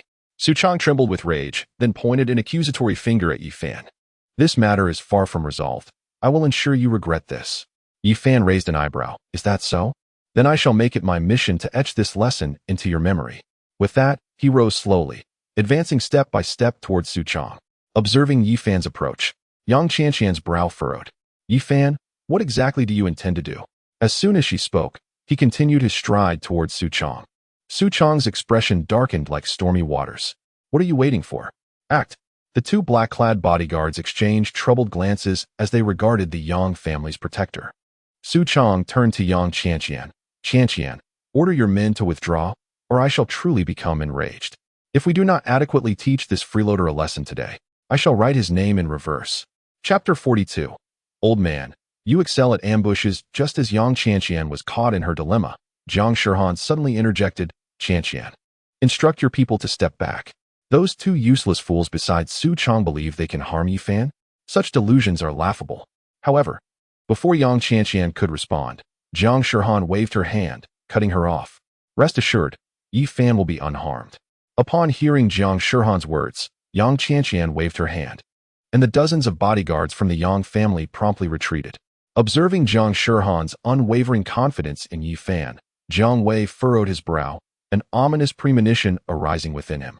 "Do not act yet." As Yang Qianqian yielded, Su Chong bellowed at the two personal bodyguards. The two black-clad guards exchanged glances before launching an assault on Yi Fan from either side. Their strikes were lethal, exhibiting no mercy whatsoever. Witnessing this scene, Yang Qianqian's heart tightened, her delicate face awash with concern. In contrast, Jiang Shihan remained composed, a faint chill gracing her lips. Just as everyone believed Yi Fan was doomed, the situation took a remarkable turn. With a swift motion of his right hand, Yi Fan sent the two black-clad guards flying, their struggles proving futile as they failed to rise again. Silence enveloped the entire hall, thick and suffocating. No one had anticipated the sheer terror of Yi Fan's strength. It is worth noting that Su Chong's two black-clad guards were both at the late stage of the Xian level. Their coordination was impeccable. Even against a peak Xian-level martial artist, they could put up a formidable fight. The two guards were equally astonished. unable to perceive how Yi Fan had struck. They merely experienced a fleeting darkness before being violently hurled away. Now, stars danced before their eyes, their fighting spirit utterly extinguished. Witnessing Yi Fan effortlessly dispatch his two personal guards, Su Chang's expression shifted drastically. What manner of monster is this? How could his strength be so terrifying? After dealing with the two black-clad guards, Yi Fan strode directly towards Su Chang. As Yi Fan approached step by step, Su Chang finally succumbed to fear, his voice trembling slightly. Do not come any closer. I am the eldest son of the Su family. Offending me will bring you no good. At this juncture, he could only invoke the Su family to intimidate Yi Fan, hoping to instill some hesitation in him. The Su family? Yi Fan raised an eyebrow. I'm afraid I've never heard of it. What is it that you truly desire? Su Chang's expression turned to one of sheer terror. With both of his bodyguards unable to withstand Yi Fan, this ineffectual man was certainly no match. A smirk played on Yi Fan's lips. That question should be directed at you, shouldn't it? Haven't you claimed that I would regret this encounter sooner or later? I bear no grudges, as I believe in settling scores immediately. With that, he suddenly seized Su Chang's right shoulder, exerting a slight force. A sharp crack echoed through the hall. Moments later, Su Chang's anguished screams reverberated as he writhed in agony. The expressions of those seated at the table shifted dramatically, their gazes directed at Yi Fan filled with astonishment. Did this man truly not know the meaning of death? How dare he cripple Su Chang's arm? I will kill you. Su Chang gasped in pain, yet he still attempted to issue threats. Exactly, that's the spirit. I have a penchant for tough men, Yi Fan replied with a faint smile. However, if you were to kneel and beg for mercy, I might actually look down upon you. As he spoke, he applied pressure once more, shattering Su Chang's other arm. The intense pain contorted Su Chang's face into a mask of agony. Witnessing Yi Fan's ruthless demeanor, Jiang Wei could no longer contain himself and stood up. Yi Fan, it is time to stop. Upon hearing these words, Yi Fan turned to gaze at Jiang Wei. Ah, the principal has finally spoken. I thought you would remain silent like a turtle for a millennium. He had clearly observed that prior to Su Chang's provocation, Jiang Wei had cast him a significant glance. Do you dare insult me? Jiang Wei's eyes narrowed into slits. Yi Fan let out a cold snort. Why should I not? If it were not for your insinuation, would Su Chang have dared to trouble me? With that, he reached out and patted Su Chang's head. Fool, so blissfully unaware of being used. You truly are adorably naive. Su Chang's expression shifted slightly. What do you mean by that? Do you not comprehend? Jiang Wei is aware of my prowess and dares not act directly. He can only send you to test me. Yi Fan regarded Su Chang with pity. Were it not for my ruthless approach, he would not have dared to intervene. Upon hearing this, Su Chang glared at Jiang Wei, filled with indignation. Jiang Wei, you knew this fellow's strength was formidable, yet you still sent me as cannon fodder. Unlike him, Jiang Wei was a mid-level practitioner of the mysterious realm, undoubtedly capable of discerning Yi Fan's true capabilities. Jiang Wei inwardly cursed his misfortune and hastily clarified, Su Chang, do not fall for Yi Fan's ploy. He is attempting to sow discord between us. While Su Chang may be a simpleton, the Su family was not to be trifled with. Offending them would be enough to land him in serious trouble. Su Chang's expression fluctuated as he contemplated Jiang Wei's words, which held some merit. Yi Fan looked up at Jiang Wei. Do you wish for me to temper my actions? That would depend on whether you possess the capability. Upon witnessing Jiang Wei's signaling to Su Chang, he began to understand why Jiang Shihan chose to use him as a shield. If I am not mistaken, Jiang Shihan was already aware that Jiang Wei would attend the birthday banquet, which is why she brought me along, hoping to dissuade him. Jiang Wei spoke in a deep voice. Since you have said that, I can only oblige you. Old you, take action, but do not be too ruthless. Just cripple his arms. As soon as he finished speaking, a shadow appeared behind Yi Fan like a wraith, delivering a thunderous punch aimed at Yi Fan's back. Yi Fan, be careful. Upon witnessing this scene, the usually composed Jiang Shihan could not help but exclaim in shock. She did not anticipate Jiang Wei's shamelessness in sending someone to ambush Yi Fan. Yang Transhan's expression also shifted dramatically, her heart racing with anxiety. If anything were to happen to Yi Fan, how could she explain it to Shihan? Bang! The figure of the elder in black was sent flying like a broken kite, spewing several mouthfuls of blood before he even hit the ground. Old you. Upon seeing the elder being struck away by Yi Fan's punch, Jiang Wei's expression changed drastically. Old Yu was at the peak of the Xian level. How could he possibly fail to withstand a single punch from Yi Fan? Not far away, Old Yu smashed the ground's bluestone into pieces in fury. Looking down at his severely injured right arm, a storm of disbelief surged within him. Who exactly is this young man? Not only did he thwart my ambush, but he also severely injured me with a single blow. Before he could gather his thoughts, a shadow loomed over him. Confused, he looked up, locking eyes with Yi Fan's playful gaze. Old man, you certainly excel at ambushing, don't you? After saying this, Yi Fan placed his foot firmly on the elder's chest. Chapter 43. Did you leave your vocal cords at home? Witnessing Yu Shan's failed ambush and subsequent injury, the onlookers were left utterly petrified. They understood all too well the extent of Yu Shan's strength.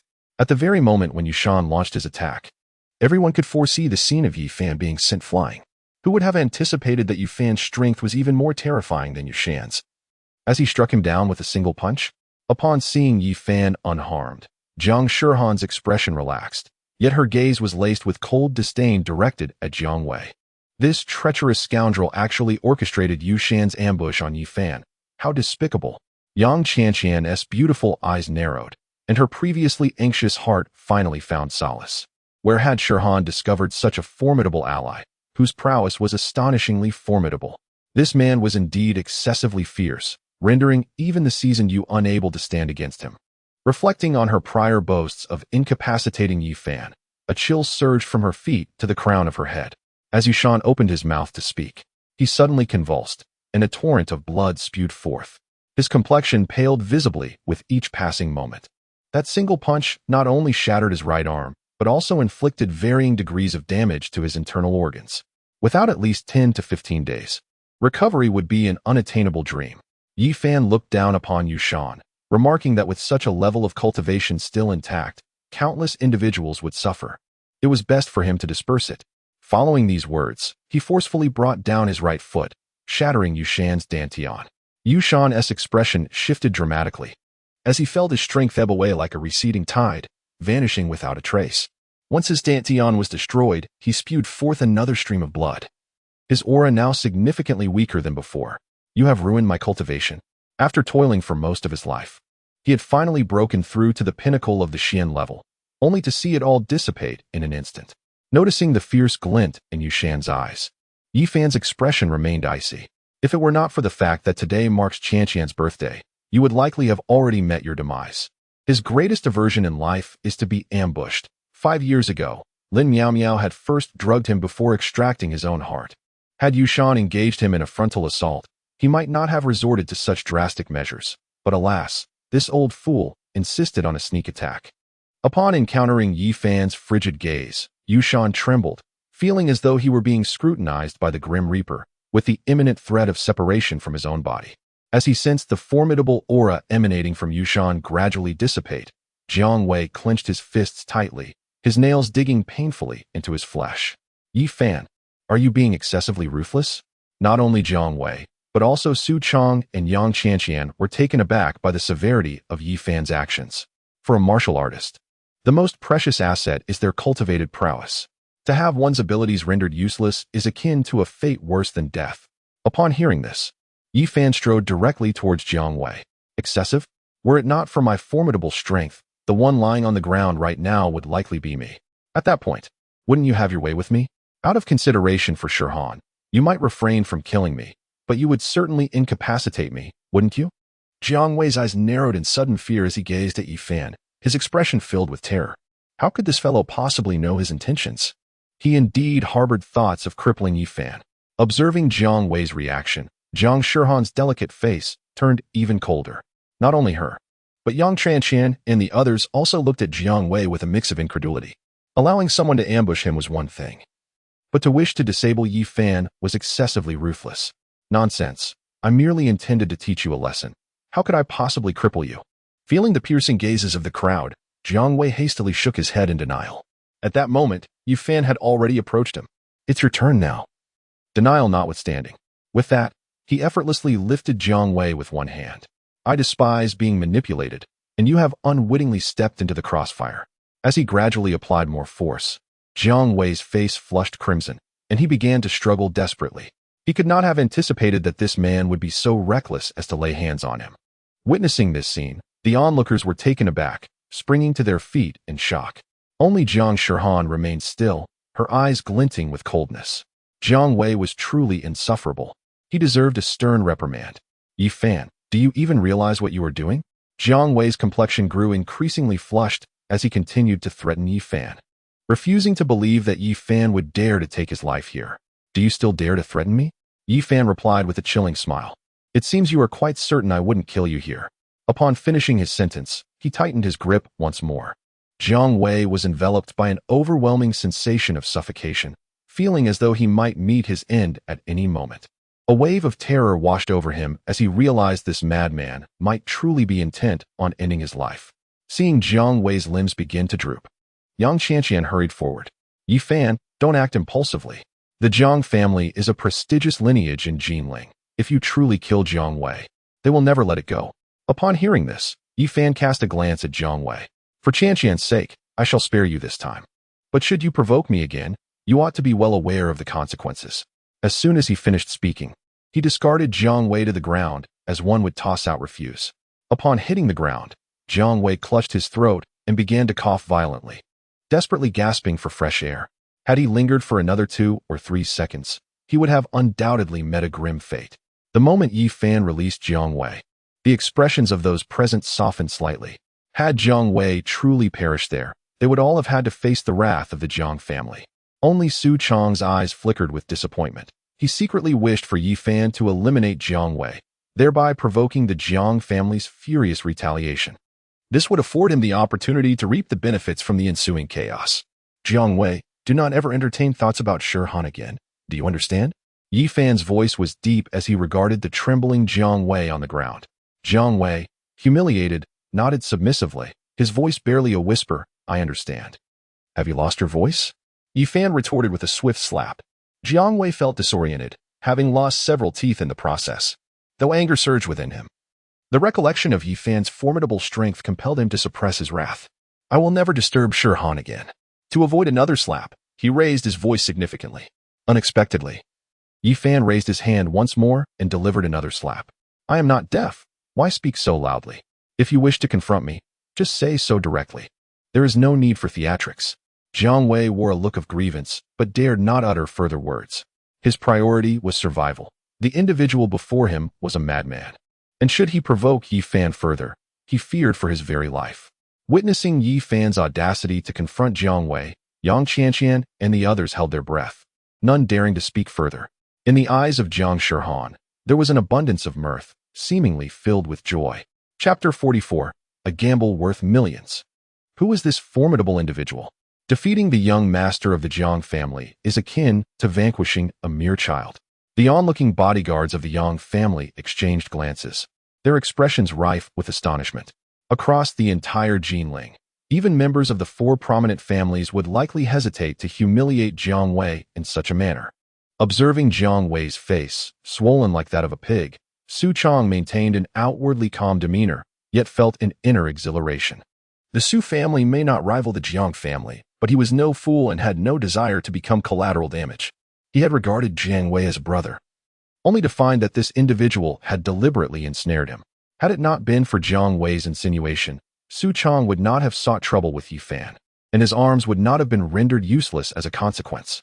While he certainly harbored animosity towards Yi Fan, his greater ire was directed at Jiang Wei. The traitorous brother. I hope you keep your word. As Yi Fan spoke, he slowly crouched down and patted Jiang Wei's cheek. Should I discover any underhanded schemes you orchestrate behind my back, not even the mightiest deity shall save you. As Jiang Wei endured such humiliation, a murderous intent surged within him, yet he could only nod in feigned agreement. Noticing Jiang Wei's relative compliance, Yi Fan waved his hand dismissively, urging him to depart. At this, Jiang Wei struggled to rise, his countenance dark as he hastened toward the exit. Once Jiang Wei had left, Su Chang, along with another man and 2 women, exchanged greetings with Yang Qianqian before swiftly departing. Yi Fan, do you realize the calamity you have invited? It was not until the group had fully vacated that Yang Qianqian frowned and turned her gaze toward Yi Fan. Yi Fan raised an eyebrow, indifferent, and replied, Is that so? I remain utterly unconcerned.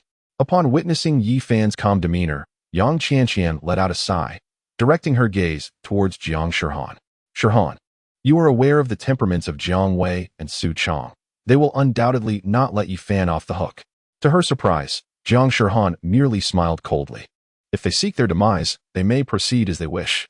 With Yi Fan's prowess, the Su and Jiang families are indeed incapable of contending with him. Hearing Jiang Shihan's assertion, Yang Chanqian stepped forward and grasped her right hand. Shihan, do not act impulsively. Your family possesses considerable influence. Yet there is no need to provoke the Su and Jiang families so recklessly. Moreover, we are in Jinling, where the Su and Jiang clans wield significant power. It is not certain that you shall gain the upper hand. As the saying goes, a strong dragon cannot suppress a local snake. Indeed, the might of the Su and Jiang families in Jinling should not be underestimated. Should the Jiang family wish to confront them, it would be far from a simple task. Who suggested that I intend to utilize my family's influence? Jiang Shihan replied, her expression filled with mirth as she regarded Yang Chanqian. To deal with Jiang Wei and the others, Yi Fan alone suffices. Meanwhile, Yi Fan was engrossed in consuming the food before him, oblivious to any underlying tension. Yi Fan alone suffices? Yang Chanqian was momentarily taken aback, reaching out to touch Jiang Shihan's forehead. You aren't feverish, so why speak such nonsense? In her perspective, no matter how formidable Yi Fan might be, he was merely one individual. How could he possibly stand against the Jiang family? Rolling her eyes, Jiang Shihan retorted, I am not feverish.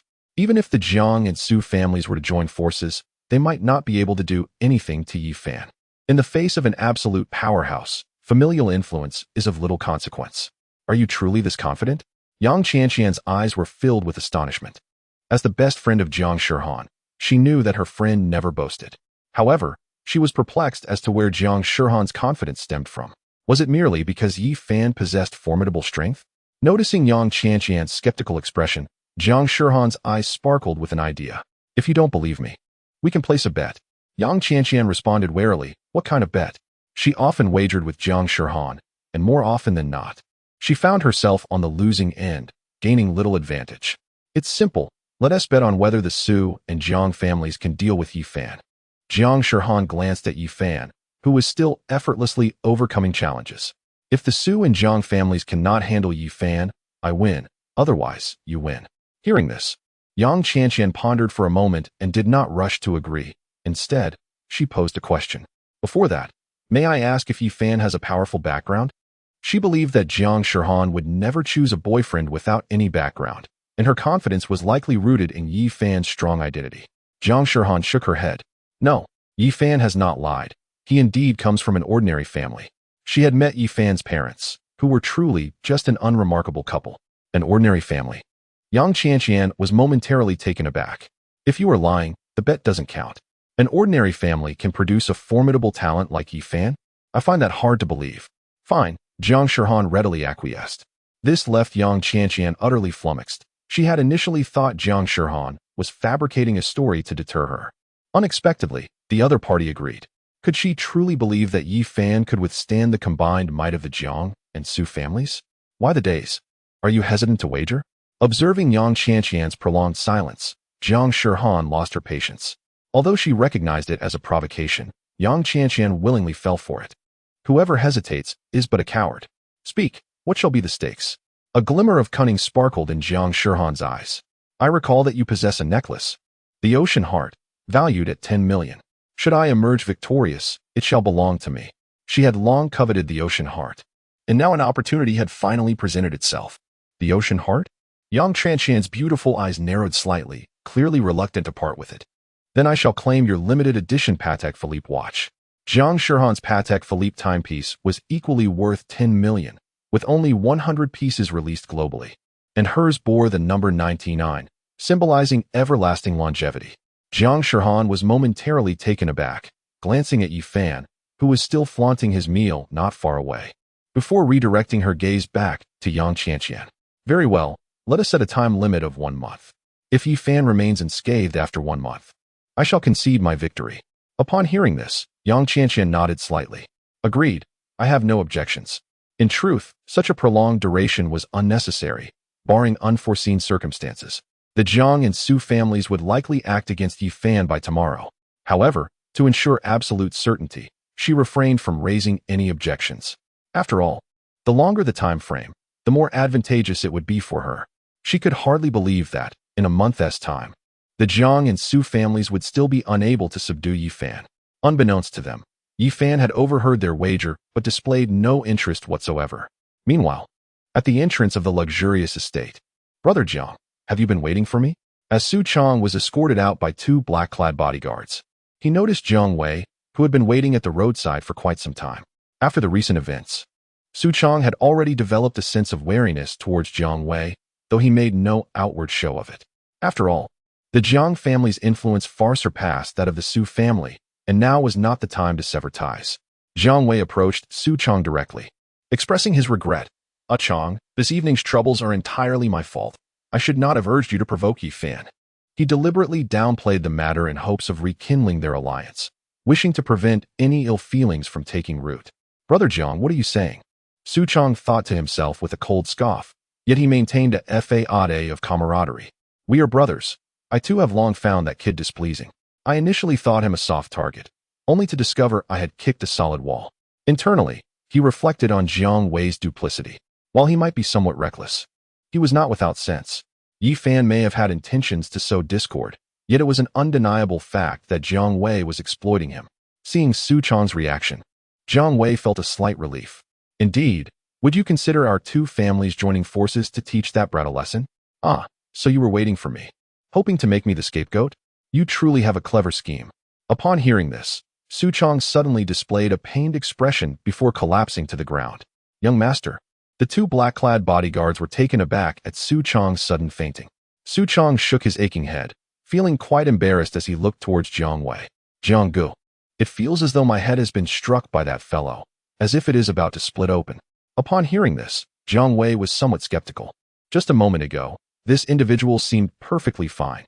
How could he suddenly be in such excruciating pain? However, seeing Su Chong's expression of sheer agony, he refrained from further doubt. "Quickly, lift Chong into my car and take him to the hospital at once." Unexpectedly, Su Chong waved his hand dismissively. "No need. Jiang Gu, we have our own personal physician. Your assistance is unnecessary." Since Su Chong had said as much, Jiang Wei did not insist further. "Yi Fan, thank you for your help earlier." On the way back, Jiang Shihan cast a grateful glance at Yi Fan. Yi Fan slightly shook his head. "It's a trivial matter. Merely a gesture to repay you for the several outfits you've purchased for me." In truth, even if Jiang Shihan did not use him as a shield, he would not allow Jiang Wei to persist in pursuing her. "Is that so?" Jiang Shihan's eyes sparkled mischievously. "Then for every 10 outfits I buy you, you'll do me a favor, right?" Upon hearing this, Yi Fan flicked her forehead playfully, retorting, "You're pushing your luck. Do not overstep your bounds." Jiang Shihan exclaimed in surprise, rubbing her sore forehead. "I was just joking. Was it really necessary to be so harsh?" Having grown up, no one had ever dared to treat her so.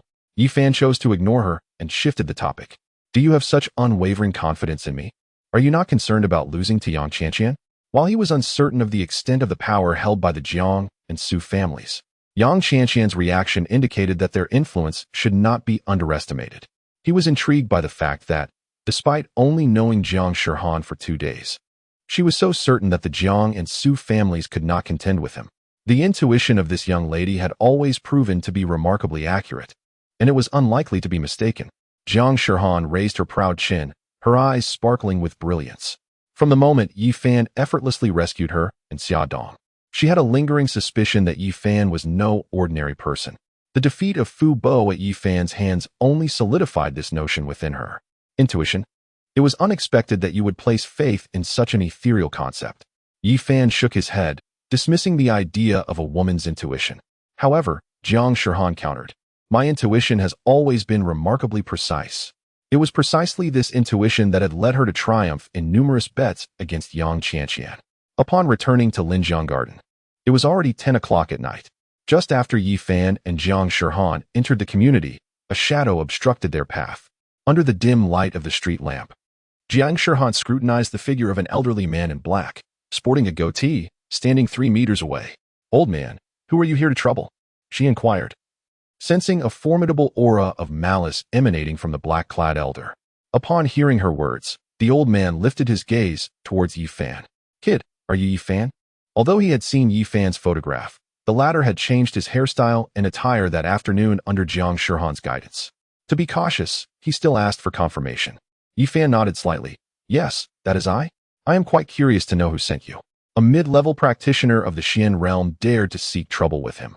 It was a clear case of overestimating one's capabilities. You speak too much. Perhaps you should save your words for the King of Hell. Upon witnessing the black-clad elder resort to violence without provocation, Jiang Shihan's expression turned alarmed as she instinctively sought refuge behind Yi Fan. How many adversaries had this individual offended to attract such trouble? Observing the situation, Yi Fan let out a cold snort and raised his hand to strike back. With a resounding thud, the black-clad elder was sent flying at an even greater speed, crashing violently onto the grass 10 meters away. I shall not inquire again, he declared, his voice resonating with an overwhelming aura of menace that engulfed the elder like a deluge. The elder, as if struck by lightning, felt a chilling dread wash over him. How can you possess such strength? My patience is finite. Speak another word, and I shall escort you to meet the King of Hell. The elder's face turned as pale as parchment at the sight of Yi Fan's frigid gaze. I was sent by young master Zheng Hongjia. He instructed me to incapacitate you.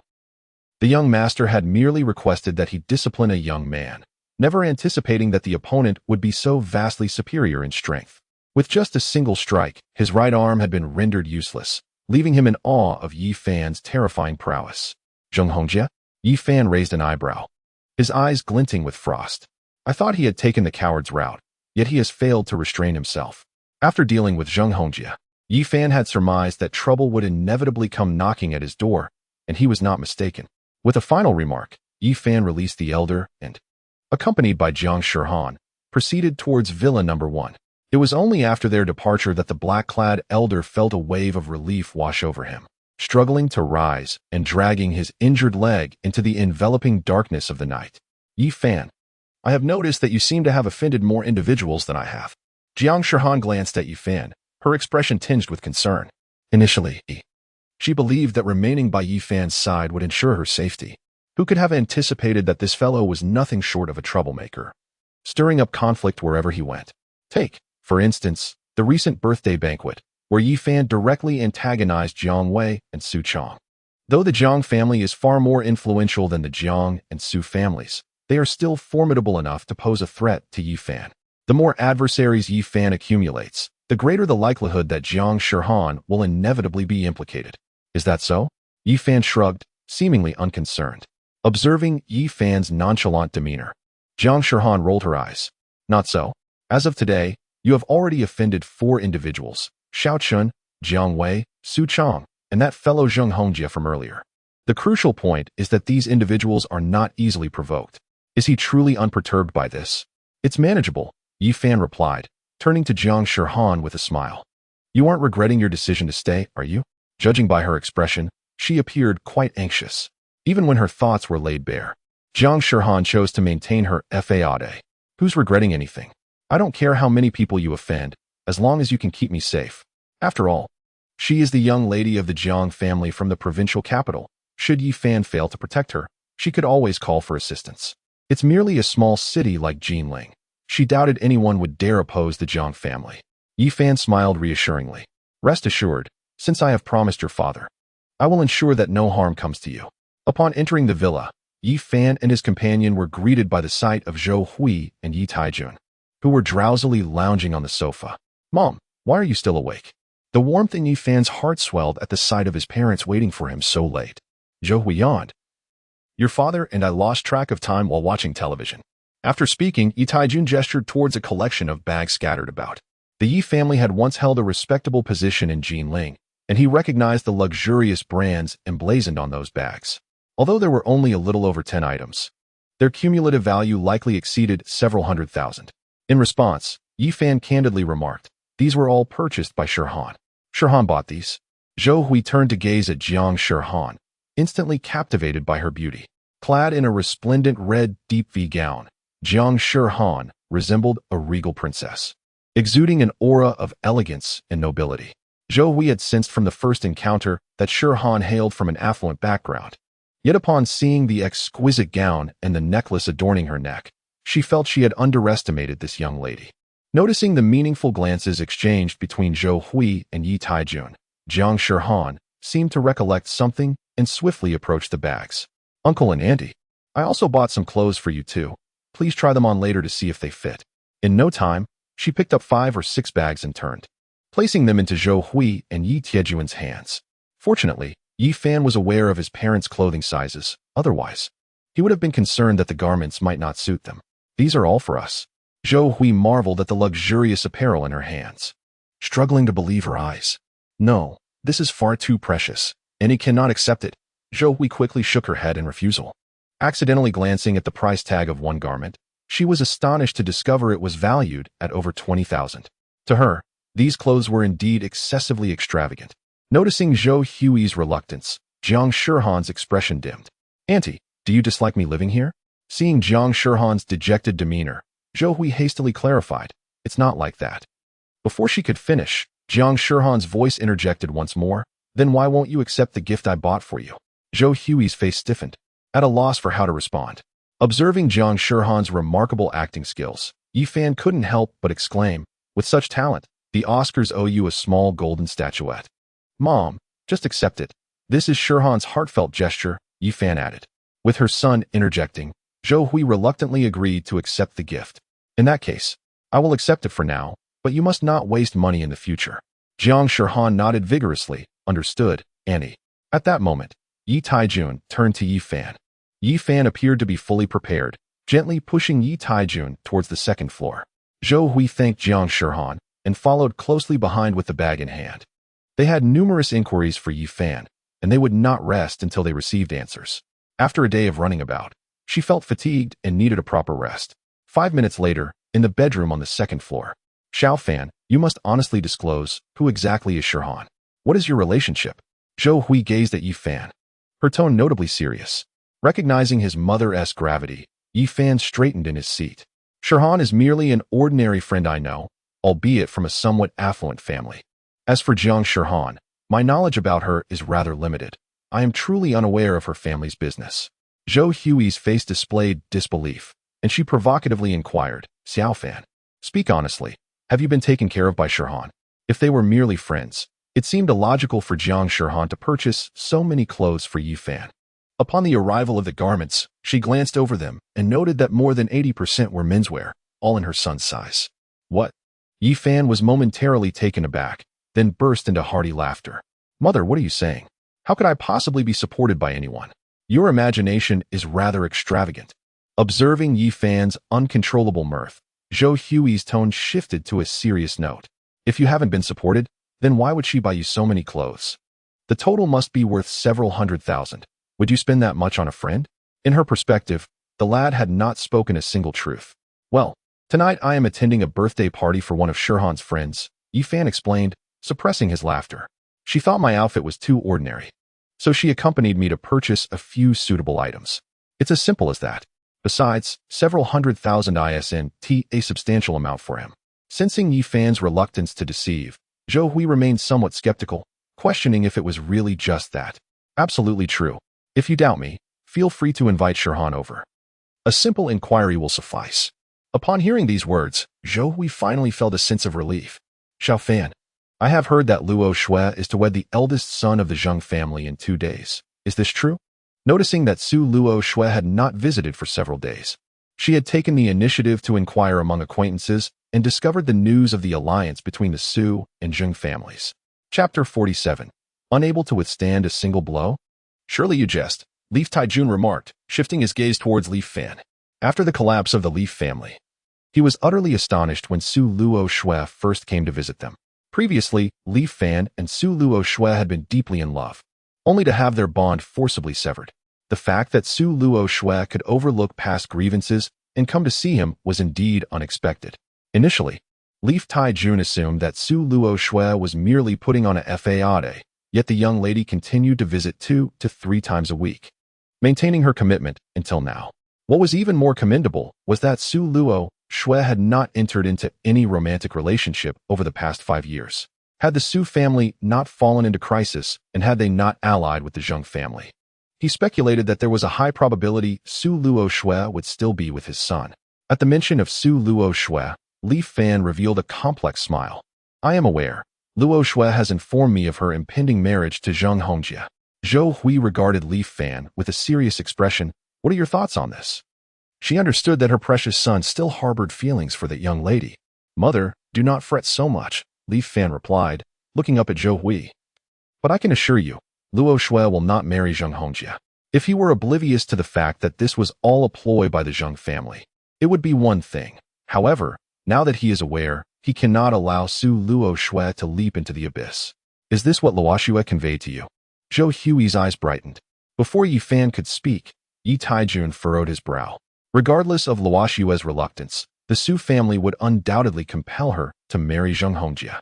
Su Luo Shui's current predicament mirrored that of the Yi family 5 years prior, where family interests reigned supreme. And it was highly likely that Su Luo Shui would share the same fate as Yi Fan. Indeed, what good would Luo Shui's unwillingness serve?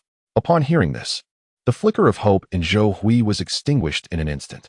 Yi Fan offered no further explanation, acknowledging their words, yet firmly asserting that Luo Shui would never marry Zheng Hongjie. "Xiao Fan, you must not act recklessly," Zhou Hui urged, her concern evident. Observing the determination in Yi Fan's gaze, Yi Tiejuan's expression shifted slightly. While the Zheng family was not a prominent clan, they were certainly not to be trifled with. His greatest fear was that his son, driven by impulse, would commit a foolish act. Reminded by Yi Taijun, Zhou Hui echoed his sentiments. "Indeed, Xiao Fan, please do not be impulsive. Rest assured, I am well aware," Yi Fan replied, feeling a warm surge in his heart at the sight of his parents' worried expressions. "My dear, do you think Xiao Fan might truly stir up trouble?" Zhou Hui inquired, glancing at Yi Taijun as soon as Yi Fan departed. Despite Yi Fan's repeated assurances of caution, her apprehension lingered. Yi Taijun pondered for a moment before responding.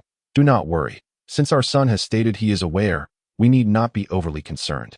He could discern that his beloved son was markedly different now, exhibiting a newfound composure. Meanwhile, after a brief wash, Yi Fan took out his phone and dialed a number. "Master." Upon connection, a voice that was chillingly devoid of emotion emanated from the other end. Yi Fan nodded slightly and instructed a few individuals to travel to Jinling to ensure the safety of his parents. Given the previous kidnapping incident involving Xiao Chun, he deemed it imperative to provide protection for his family. "Understood, Master," came the reply. After concluding the call, Yi Fan pondered briefly before dialing his fourth master, Qian Jito. "I'm sorry, the number you have dialed is not in service. Please try again later." Hearing the familiar automated message, Yi Fan shook his head gently and then lay down to rest. Late at night, at the Zheng residence in Jinling. "Young master, Yi Fan is exceedingly formidable. I am truly no match for him," reported the elder in black, his head bowed, unwilling to meet Zheng Hongjie's gaze. "Fool." Zheng Hongjie's countenance was as dark as water as he queried, "Is Yi Fan truly that powerful?" The elder, being at the mid-level of the Xian realm, should have easily dealt with one like Yi Fan. How could he have possibly failed? "Indeed, I was unable to withstand even a single strike." A glimmer of trepidation and fear flickered in the elder's eyes as he mentioned Yi Fan. He sensed an unprecedented danger emanating from him, a situation he had never encountered before. "What do you mean, you couldn't withstand a single strike? Are you jesting?" Upon hearing this, Zheng Hongjie sprang up from the sofa. "Yi Fan is merely in his early 20s. It is inconceivable that he possesses such strength. Moreover, I have already investigated his background. 5 years ago, he was an ordinary person. In just 5 short years, he has transformed from a commoner into a formidable Xian realm warrior. This is nothing short of a fantasy." The words of the subordinate were undeniably true. Upon witnessing Zheng Hongjie's fury, the elderly man in black trembled, hardly daring to draw a breath. After a prolonged moment, Zheng Hongjie finally regained his composure. "Very well, you may retreat to tend to your injuries. Do not disclose this matter to anyone, understood?" He had not informed any members of the family regarding his decision to incapacitate Yi Fan. "Yes, young master." The elder felt as though he had been granted a reprieve and swiftly made his way towards the exit. Yet, halfway there, something suddenly crossed his mind, prompting him to turn back and gaze at Zheng Hongjie, hesitating to speak. "Is there something else?" Noticing the elder's faltering demeanor, Zheng Hongjie's brow furrowed slightly. The elder inhaled deeply, cautiously stating, "Young master, Yi Fan has asked me to convey a message to you." "What message?" It was evident from the elder's expression that it was unlikely to be anything pleasant. "Yi Fan wants me to tell you that he will come to find you sooner or later, and he wishes for you to." The elder broke into a cold sweat, unable to continue. "What does he want from me?" Zheng Hongjie narrowed his eyes, a glint of icy malice flickering within. The elder, summoning his courage, replied, "He wants you to clean your neck and wait for death." Upon uttering these words, he felt as if all strength had drained from his body, collapsing to the ground. Nonsense. Zheng Hongjia's face flushed with rage, and he smashed the wine cup on the table into shards. The elder lay quaking on the floor, terrified that the young master might unleash his fury upon him. After an excruciating pause, Zheng Hongjia's voice finally resonated once more. "You may leave." The elder in black, feeling a profound sense of relief, hurriedly scurried towards the exit. Once he had departed, Zheng Hongjie softly murmured, "Yi Fan, I shall see how you intend to kill me." After marrying Su Luoxue, he would take great pleasure in settling scores with Yi Fan. Chapter 48. The supporter, Jiang Shihan. The following day, at Villa No. 1 of Linjiang Garden, Yi Fan and his companions had just finished their breakfast when a series of doorbell chimes echoed through the air. Luoxue?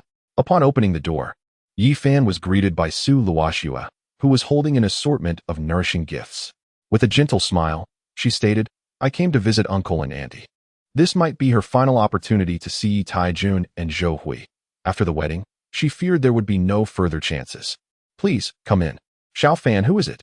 As Yi Fan and Su Luoxue stepped into the villa, Zhou Hui's voice rang out. Upon seeing Zhou Hui seated on the sofa, Su Luoxue cheerfully replied, "Auntie, it's me." "Luoxue, you've come. Please, have a seat." With that, Zhou Hui promptly rose and ushered Su Luoxue to sit on the sofa. Yi Taijun also wore a broad smile, exclaiming, "Luoxue, I thought you wouldn't come to see us." "Uncle, how are you feeling now?" Seeing Yi Taijun's rosy complexion, Su Luoxue's anxious heart finally found solace. She had previously heard from Yi Fan that Yi Taijun had awakened, but she was pleasantly surprised by the extent of his recovery. Yi Taijun responded heartily, "I feel great, all thanks to Xiao Fan. If it weren't for him, I might not have awakened so easily." After regaining consciousness, he learned from Zhou Hui just how severe his condition had been. Even Li Wei remarked on the considerable risks associated with surgery, yet unexpectedly, within less than 10 minutes, his beloved son had miraculously healed himself. Yi Fan. Su Luoxue gazed incredulously at Yi Fan beside her.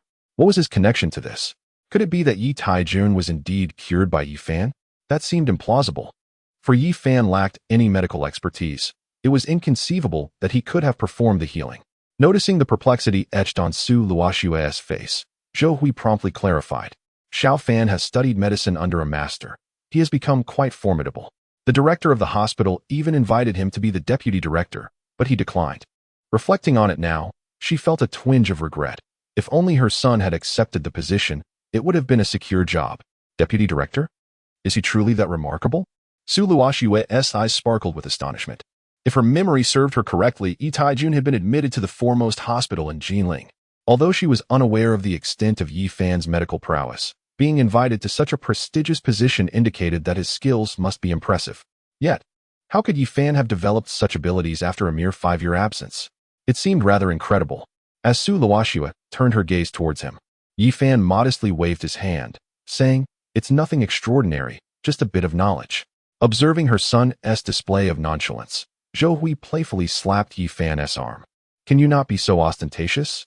As if recalling something, Su Luoxue took the supplements from Yi Fan's hand. "Uncle, I brought some supplements when I came, hoping they will aid in your swift recovery."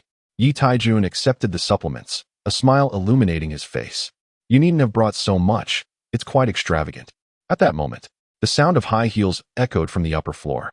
Su Luoxue turned her head and beheld a stunningly beautiful woman descending, clad in a pink loungewear. Upon seeing Su Luoxue, Jiang Shihan's eyes lit up. "Yi Fan, who is this?" Yi Fan's expression stiffened momentarily, yet he proceeded with the introduction. "Shihan, this is Su Luoxue." He then turned to Su Luoxue. "Luoxue, this is Jiang Shihan, a friend of mine." "Su Luoxue?" Jiang Shihan stepped forward and shook hands with her, exclaiming, "So you are Luoxue? I've heard you fans speak highly of your beauty, and indeed, seeing you in person is far more captivating than mere words." Su Luoxue's skin was as smooth as jade, her beauty breathtaking. Even someone as worldly as Jiang Shihan was momentarily awestruck.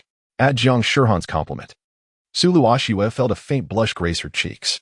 "Thank you for the praise. You are quite lovely yourself." If she was not mistaken, the woman before her must be Yi Fan's girlfriend. Nearby, Zhou Hui and Yi Taijun exchanged glances, their expressions slightly awkward. Their greatest fear was that Su Luoxue might misunderstand the situation, yet they found themselves at a loss for words. Jiang Shihan, perceptive as she was, quickly discerned the unspoken concerns. Luoxue, please do not misunderstand. Yi Fan and I are merely friends. I am just temporarily residing here and will be leaving in due course. Upon hearing Jiang Shihan's explanation, Zhou Hui and Yi Taijun visibly relaxed, their regard for Jiang Shihan growing warmer. Su Luoxue, however, was taken aback. She had not anticipated that Jiang Shihan would take the initiative to clarify. Logically, there seemed to be no need for such an explanation. Noticing that Su Luoxue was still in a daze, Jiang Shihan casually settled herself beside her. As the snow fell, you may not realize it, but this fellow Yi Fan praises you incessantly in my ear every day, to the point where my ears are nearly calloused from his words. When did I ever say such a thing? Yi Fan raised an eyebrow at the remark, quickly understanding that the other party meant well. This girl not only possesses a keen understanding of human relationships, but also has a sharper intellect than most. It wasn't just Yi Fan. Both Zhou Hui and Yi Taijun found Jiang Shihan increasingly agreeable as they observed her. Really? Did he say that? Su Luoxue asked, her tone a mix of surprise and shyness. Jiang Shihan nodded earnestly, of course. I'm almost tired of hearing it. Now that you are here, please do me a favor and speak on my behalf later. Seeing that Jiang Shihan did not appear to be lying, Su Luoxue involuntarily nodded. So, Yi Fan has always held me in his heart. Otherwise, why would he continuously bring me up to Jiang Shihan? Following this, Jiang Shihan and Su Luoxue engaged in lively conversation as if they were long-lost sisters, their camaraderie flourishing. Zhou Hui and Yi Taijun, witnessing this, felt their initial worries dissipate, replaced by smiles of relief. They had been concerned that Su Luoxue might misunderstand, but it seemed their apprehensions were entirely unfounded. Ultimately, at Zhou Hui's warm invitation, Su Luoxue stayed for lunch before taking her leave. Yi Fan, I am to marry Zheng Hongjie the day after tomorrow, Su Luoxue remarked to Yi Fan, her expression calm, as if she were discussing a trivial matter. This might be my last visit to uncle and aunt. I will likely not have another opportunity. She understood Zheng Hongjie all too well. After marriage, he would never allow her to maintain ties with the Yi family. Yi Fan came to a halt, gazing intently into Su Luoxue's eyes. Luoxue, do you have feelings for Zheng Hongjie? Su Luoxue let out a bitter smile, replying, does it truly matter whether I like him or not? The Su family is in trouble now, and as a member of the Su clan, my duty is to marry Zheng Hongjie. In light of family interests, my personal feelings have become inconsequential. Yi Fan's eyes lit up. So, you do not harbor affection for Zheng Hongjie? Who could possibly admire a notorious playboy? Su Luoxue retorted with a self-deprecating smile as she continued walking ahead. She had only known Zheng Hongjie for a mere 5 days. How could she possibly develop any feelings for him? Moreover, Zheng Hongjie was infamous in Jinling for his debauchery, indulging in a life of revelry. Any sensible woman would likely shy away from marrying such a man. Luoxue, your lack of affection is sufficient, Yi Fan stated, looking at her earnestly. As long as you are unwilling, I assure you that no one can compel you to do anything against your will.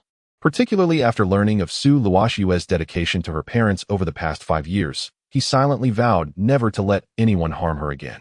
Upon hearing Yi Fan's earnest words, Su Luoxue was momentarily taken aback. She realized that Yi Fan seemed different now. The reckless youth she once knew was now imbued with a sense of steadiness that brought her comfort. Yi Fan, I appreciate your kindness.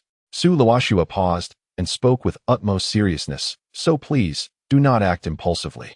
Given Yi Fan's words, it was likely that he already had a plan in mind. The Zheng family is a second-tier aristocracy in Jinling, boasting numerous skilled individuals within their household. How could Yi Fan, a solitary figure, possibly contend with them?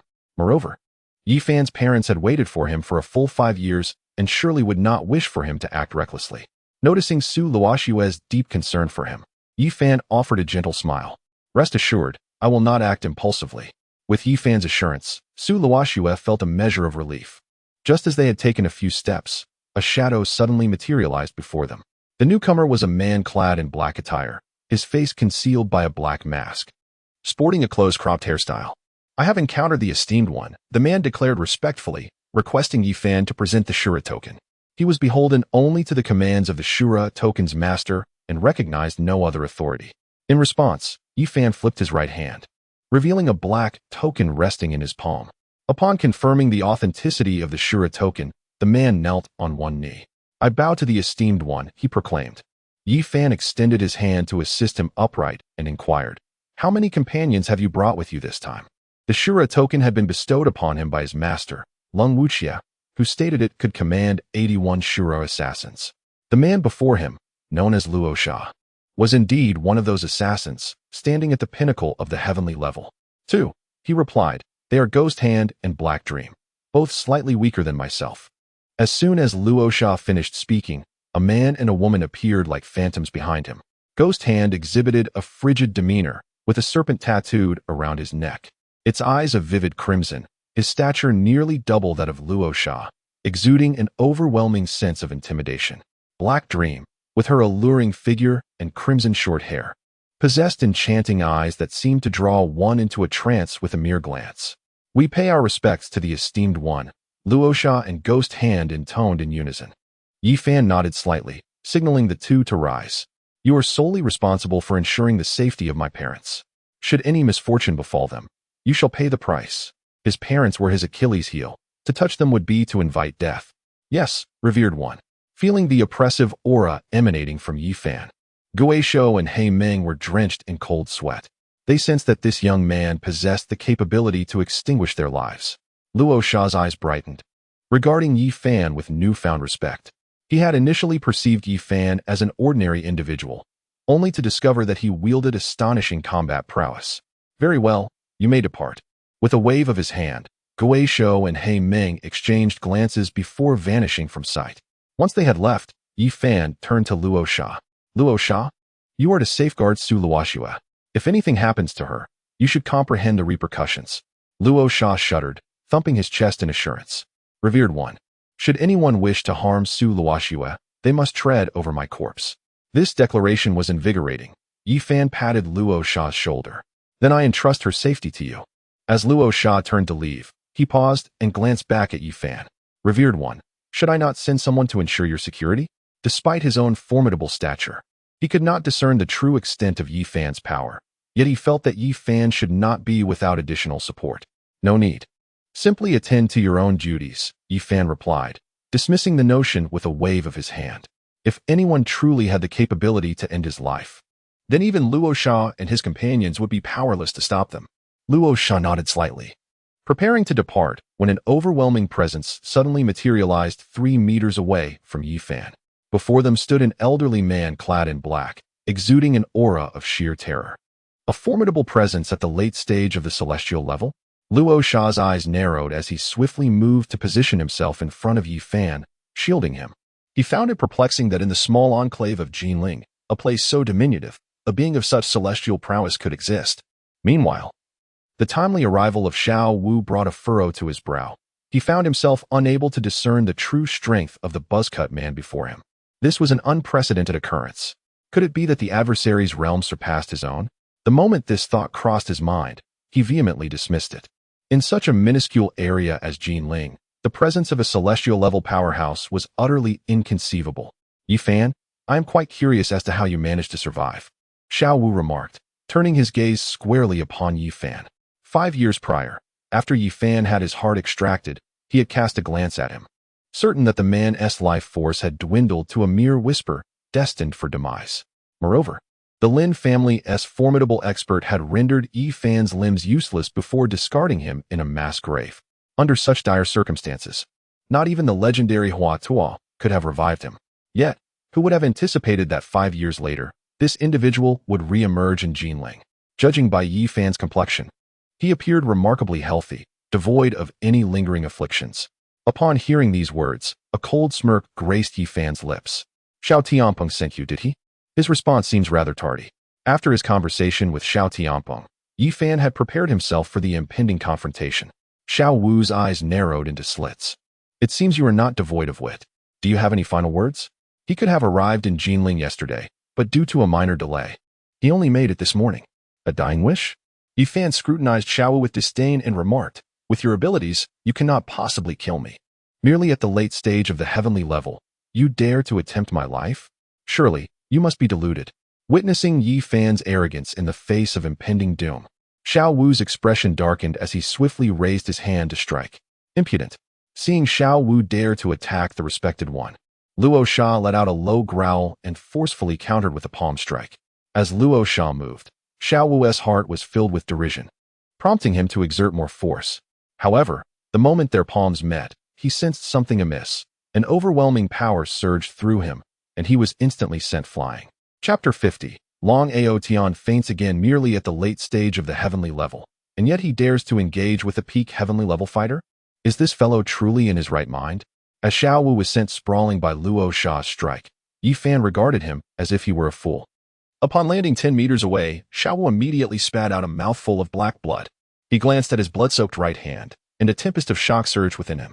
How could he, a late-stage heavenly level fighter, be grievously injured by a single blow? Could it be that the opponent is truly at the peak of the heavenly level?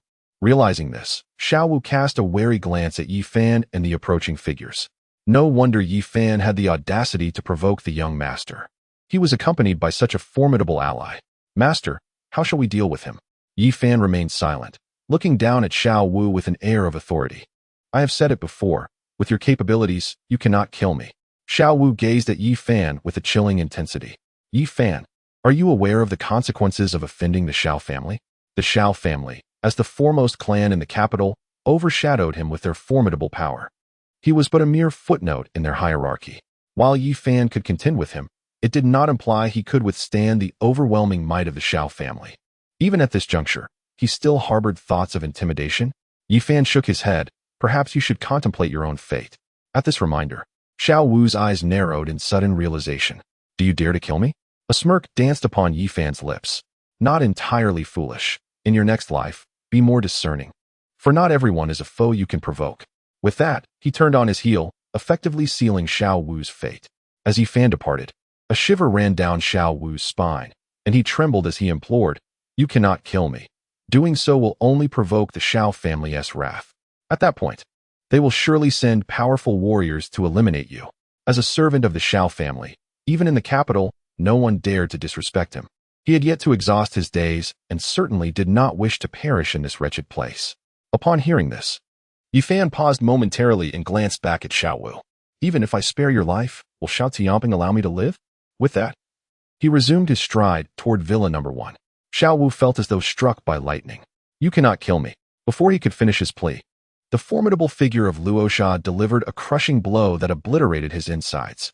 Lying on the ground, Xiao Wu's eyes widened in rage and despair, filled with a profound sense of unwillingness and terror. He could scarcely fathom that he would meet his end in Jinling, confirming that Xiao Wu had breathed his last. Luo Sha swiftly seized him and promptly retreated into the distance. The act of obliterating evidence was, for him, mere child's play. Upon entering Villa Number 1, Zhou Hui pulled Yi Fan down to sit. Xiao Fan, has Luo Shuo left?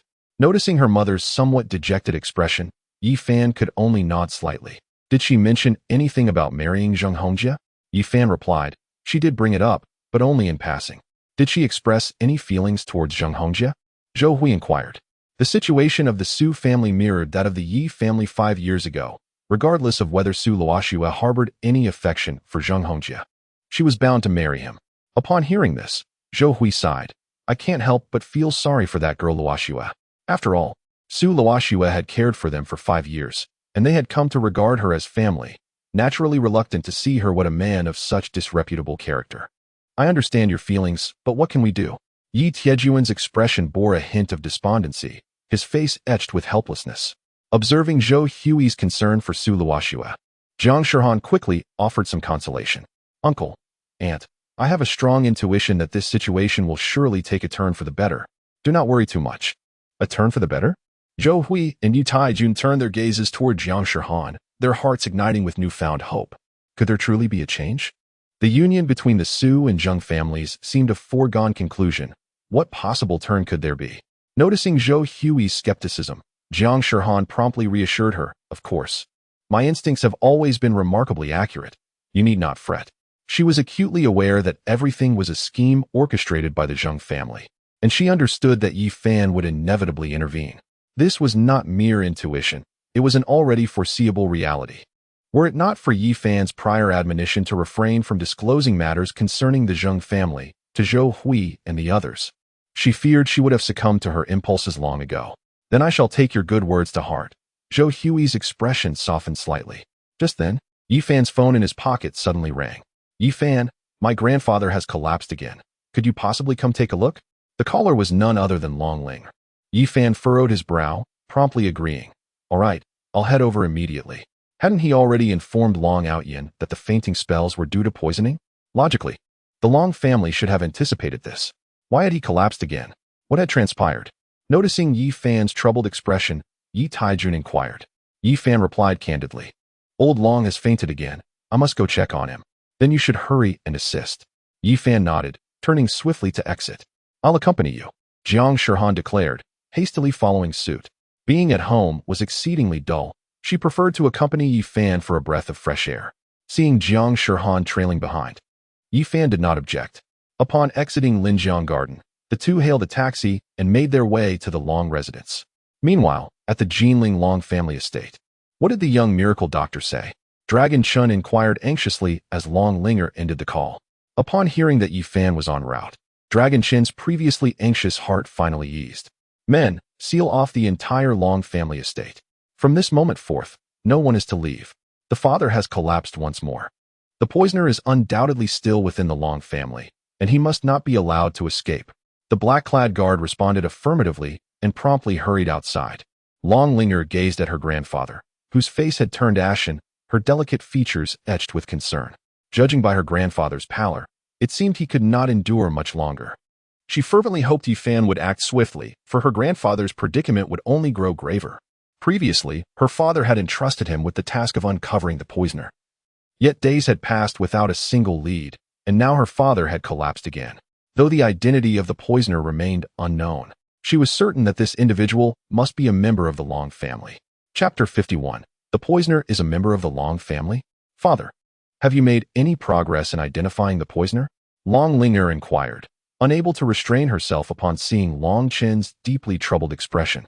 This matter had always been under her father's purview, and she had never questioned it. She had believed her father would soon unveil the truth, but to her dismay, the poisoner remained elusive while her grandfather had fainted once more. No, Long Chun halted his steps and replied gravely. However, one thing can be confirmed. What is it? Long Linger turned sharply to face Long Chun. In a hushed tone, intended solely for their ears, Long Chun stated, if I am not mistaken, the poisoner is likely a member of the Long family. The revelation struck Long Linger like a thunderclap, her expression shifting dramatically. How could this be possible? How could a member of the Long family harm her grandfather? Long Outyin was the very backbone of the Long family. Should he perish, the family would undoubtedly descend into ruin. The decline of the Long family would inflict the greatest damage upon its own kin. In that case, the members of the Long family harming Long Aotian are, in a significant sense, harming themselves. In the past 2 days, no outsiders have entered, and yet grandfather has still fainted. Seeing that Long Ling heir was skeptical, Long Chen patiently explained, doesn't this indicate that the poisoner is a member of the Long family? Upon hearing this, Long Ling heir was struck with realization. However, who could this poisoner be? If we cannot identify the perpetrator, even if Yi Fan revives grandfather later, it would merely be a temporary remedy. Only by exposing the hidden poisoner can the Long family find a lasting solution. It remains uncertain. Long Chen shook his head, feeling quite troubled. The opponent had evidently anticipated this, leaving not a single clue behind. Shortly thereafter, Yi Fan appeared in the bedroom where Long Aotian lay, accompanied by Jiang Shirhan. Yi Fan, please help my grandfather. Long Ling heir hurriedly approached. He has been unconscious for over an hour. Please remain calm. I will attend to Long Lao immediately, Yi Fan assured her with a comforting glance before swiftly moving to Long Aotian's bedside. Observing Long Aotian's ashen complexion, he furrowed his brow. Had he been afflicted by a different, more potent poison? Nevertheless, he did not dwell on it for long and promptly retrieved the Tai golden needle to administer treatment. This time, the poison in Long Aotian's system was entirely different from the last, yet it similarly threatened his life. As Yi Fan began his treatment, Long Chen and Long Ling heir felt a slight sense of relief. While Yi Fan was occupied, Long Ling heir's gaze shifted to Jiang Shirhan. I am Long Ling heir. May I ask who you are? The woman before them was undoubtedly a friend of Yi Fan, brought here by him. She possessed an extraordinary demeanor, with a beauty that could captivate hearts, and an unmistakable air of nobility, indicating her distinguished lineage. Jiang Shihan politely shook hands with Long Ling'er and smiled, saying, "I am Jiang Shihan. You may call me Shihan." Following this, Long Chen also greeted Jiang Shihan, but soon shifted his focus entirely onto Yi Fan. Observing Yi Fan as he diligently administered acupuncture to Long Outyin, Long Ling'er's delicate face was etched with concern. She had noticed earlier that her grandfather's complexion had worsened significantly, leaving her uncertain about Yi Fan's ability to restore his health. Jiang Shihan, on the other hand, watched Yi Fan with keen curiosity. Not only did he exhibit formidable strength, but his medical skills were equally impressive. She recalled the incident when Yi Fan had cured Uncle Fu's long-standing ailment, something she had previously dismissed, but now it was clear that his medical prowess was indeed remarkable. Furthermore, the expressions of Long Ling'er and Long Chun suggested a deep-seated trust in Yi Fan's abilities. After 5 minutes, Long Outyin suddenly convulsed, expelling a mouthful of black blood. As the dark liquid splattered into the basin, the previously ashen hue of Long Outyin's face transformed visibly, becoming increasingly vibrant, and his breathing steadied. Seeing the foul-smelling black blood, Yi Fan breathed a sigh of relief, promptly gathering all the golden needles. Fortunately, he had arrived in time. Had he delayed for even a few more minutes, Long Outyin would have surely met his demise. "Dr. Yi, how is my father?" The addressed Dr. Yi caused Jiang Shihan to raise an eyebrow, realizing she had underestimated Yi Fan's medical expertise. To be referred to as a divine physician serves as a testament to the remarkable prowess of Yi Fan's medical skills. Wiping the sweat from his brow, Yi Fan felt a sense of relief upon realizing that he had arrived in time. Old Dragon had escaped the clutches of danger. Hearing that Long Outyin was safe, Long Chun and Long Ling'er finally felt their anxieties ease. "Thank you, little divine doctor. If it weren't for your timely intervention, my father might have faced dire consequences," Long Chun exclaimed with palpable emotion as he grasped Yi Fan's hands fervently, expressing his gratitude. Long Ling'er, too, wore an expression of deep appreciation. "Thank you for saving my grandfather." "There is no need for such formalities," Yi Fan replied, waving his hand dismissively. "By the way, uncle, have you yet uncovered the identity of the poisoner?" Logically, Long Outyin, upon realizing he had been poisoned, would have initiated an investigation into the matter. The fact that he had been poisoned again indicated that Long Chen had yet to apprehend the culprit. At the mention of this issue, Long Chen's countenance grew somewhat awkward. "To be frank, I have exerted every effort in my investigation, yet I have not uncovered a single clue." He had initially believed that the perpetrator would inevitably leave some traces behind. If he were meticulous enough, he thought he could follow those leads to capture the poisoner. However, it seemed that the poisoner had anticipated this, leaving almost no trace whatsoever. Yi Fan's understanding dawned. Clearly, the adversary had come prepared. "Could you recount how Old Dragon fell into his stupor?" he inquired. "For every action taken by a human leaves behind a trace."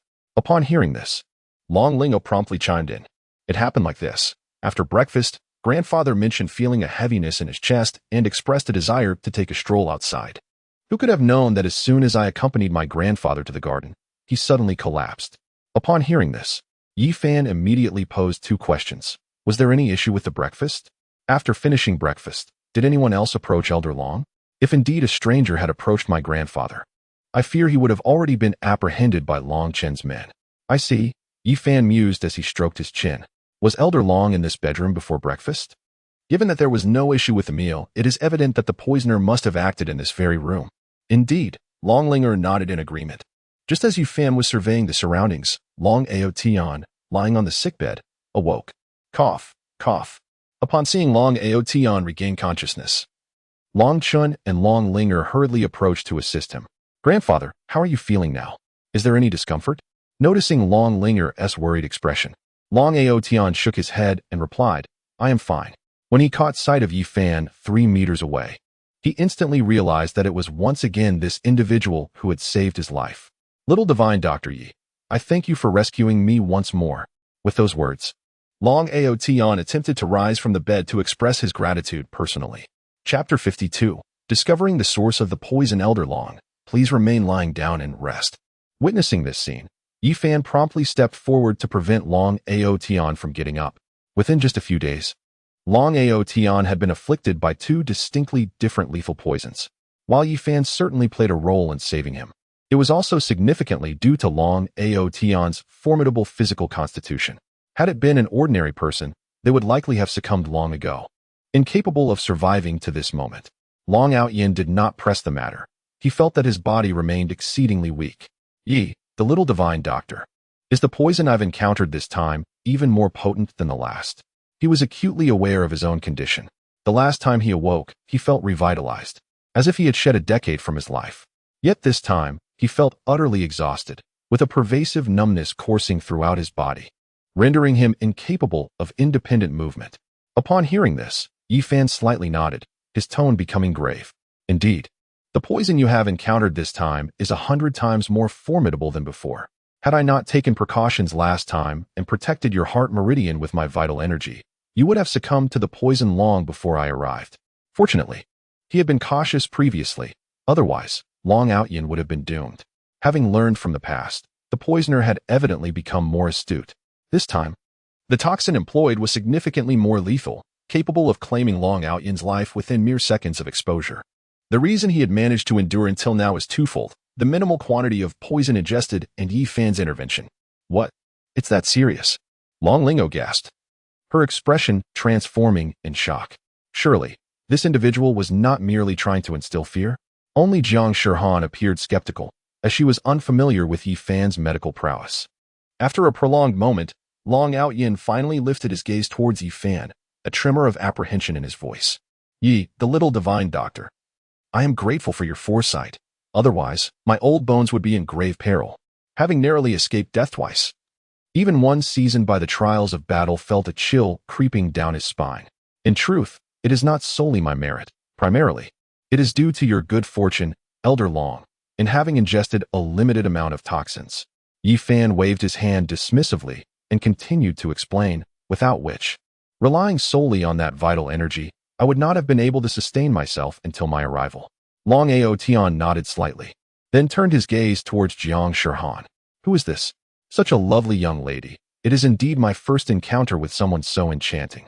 In comparison, even my cherished granddaughter seems somewhat lacking. Before Yi Fan could introduce her, Jiang Shihan gracefully interjected, Greetings, Elder Long. My name is Jiang Shihan, and I am a friend of Yi Fan. Upon learning of her connection to Yi Fan, Long Ao Tian greeted her with a warm smile, then turned to the visibly distressed Long Chun. Is there still no clue after all these days? The moment those words were uttered, the atmosphere in the room palpably thickened. Long Chun looked down in shame. Father, it is my incompetence that has prevented me from identifying the poisoner. Long Ao Tian furrowed his brows tightly, suppressing the rage within. Is it sufficient to merely claim incompetence? By the time you uncover the identity of the poisoner, I fear I may have already met with Yama. It was precisely because he believed in his eldest son that he entrusted this matter to him for investigation. Little did he expect to be so thoroughly disappointed. Not only had nothing been discovered, but the perpetrator had also managed to strike again right under his nose. If word of this were to spread, how would he ever face others again? Long Chen's cheeks burned with shame, wishing he could simply vanish into a crack in the ground. He found himself utterly unable to refute this, as it was indeed a matter of his own negligence. He would accept not just a scolding, but even a beating, without a trace of resentment.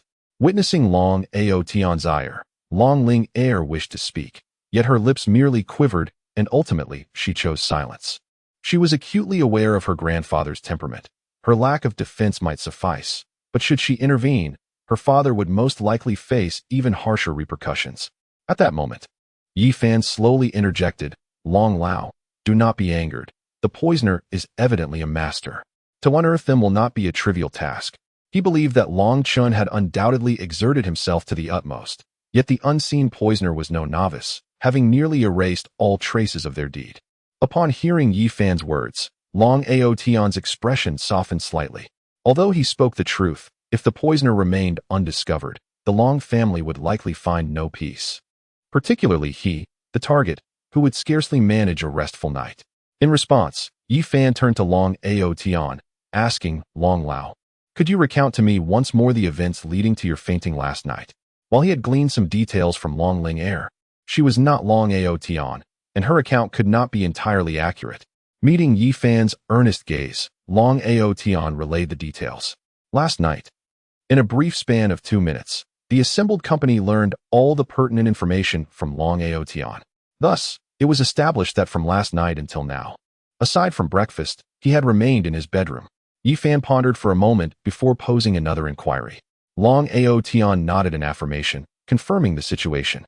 Assuming breakfast posed no issues, Yi Fan mused, surveying the surroundings. The poisoner had undoubtedly executed their scheme within this very chamber. Upon hearing Yi Fan's analysis, Long Aotian and others found no issue. Yi Shao Shun Yi. After my father fainted, I have already dispatched someone to thoroughly investigate this room inside and out, and there was no anomaly discovered. Long Chun gazed at Yi Fan, thinking that if there were indeed a problem within the room, he should have detected it long ago. Observing Yi Fan's actions, Long Chun and Long Ling began to examine their surroundings as well. Shortly thereafter, Yi Fan's gaze fell upon a potted plant by the window. It was a vibrant golden pothose, its leaves lush and verdant, evidently nurtured with great care. Yi Shao Shani. Could it be that there is an issue with this golden pothose? Noticing Yi Fan's unwavering focus on the plant, Long Ling could not help but inquire. To her, this golden pothose seemed utterly ordinary, with no signs of abnormality. The poisoner had indeed applied the toxin onto the leaves of this plant in minuscule amounts, rendering it undetectable to the untrained eye. Identifying the source of the poison, Yi Fan turned his gaze toward Long Aotian on the sick bed. Long Lao, who is responsible for the care of this golden pothose? It is old Meng. He has a remarkable talent for tending to plants. Even the flowers and greenery in the garden are his handiwork. Could it be that old Meng is implicated? Impossible. Old Meng has been by my side for over 30 years. He would never harm me. Yet, the subsequent words from Yi Fan caused Long Aotian's pupils to contract suddenly. Where is old Meng now? If I am not mistaken, he is most likely the poisoner. The source of the poison was discovered on the golden pothose. Thus, the only individual who could have administered it is old Meng. Chapter 53. Perhaps. I can make him speak. How could this be possible? Long Linger wore an expression of disbelief. How could Uncle Meng, who had served her grandfather for many years, possibly poison him? Meng Da was an elder of the Long family, having been by her grandfather's side even before her birth, and he had watched her grow up. Although Meng Da was not a member of the Long clan, Long Linger had long regarded him as family. If there were anyone within the Long lineage who would harm her grandfather, it could not possibly be Meng Da. Long Chun furrowed his brow and said in a deep voice, "Bring Meng Da here." Though he was reluctant to believe it, the human heart is inscrutable. And who could fathom Meng Da's true intentions? Soon, an elderly man with graying hair was brought before them. Upon seeing the awakened Long Aotian on the bed, Meng Da's eyes narrowed briefly, but he quickly regained his composure. "Master, you have finally awakened. Truly, the heavens have shown mercy," he exclaimed, before covering his face and sobbing. Observing Meng Da's actions, Long Aotian's expression turned icy. "Old Meng, I have treated you well. Why would you wish to harm me?" He could scarcely believe that the one who had poisoned him was someone so close. Meng Da had been his devoted servant, and they had spent more time together than he had with his own family. Long Linger and Long Chun were preoccupied with their own endeavors, leaving only Meng Da by his side. Hearing these words, Meng Da trembled slightly and then feigned innocence. "Master, what are you talking about? How could I possibly harm you?" Though Meng Da concealed his feelings well, the others present had already sensed the panic in his eyes. It was highly likely that he was the one who had administered the poison. Witnessing Meng Da's defiance even in the face of imminent danger, Long Chun let out a cold snort. Meng Da, at this juncture, still refuses to confess. Does he wish to experience the consequences of the Long family's discipline? According to their rules, any harm inflicted upon the family head warrants a gruesome execution. Yet, it appears that Meng Da is oblivious to the gravity of the situation. Steadfast in his denial, "I truly did not harm the master. Why can you not trust me?" he implores. He is indeed a victim of circumstance. Otherwise, how could one commit such heinous acts? Decades ago, had it not been for Long Aotian's timely intervention, he might have perished in the streets. It is fair to assert that without Long Aotian, there would be no present-day Meng Da. However, faced with threats to his granddaughter's life, his only recourse is to comply. Otherwise, he would be left to mourn her demise.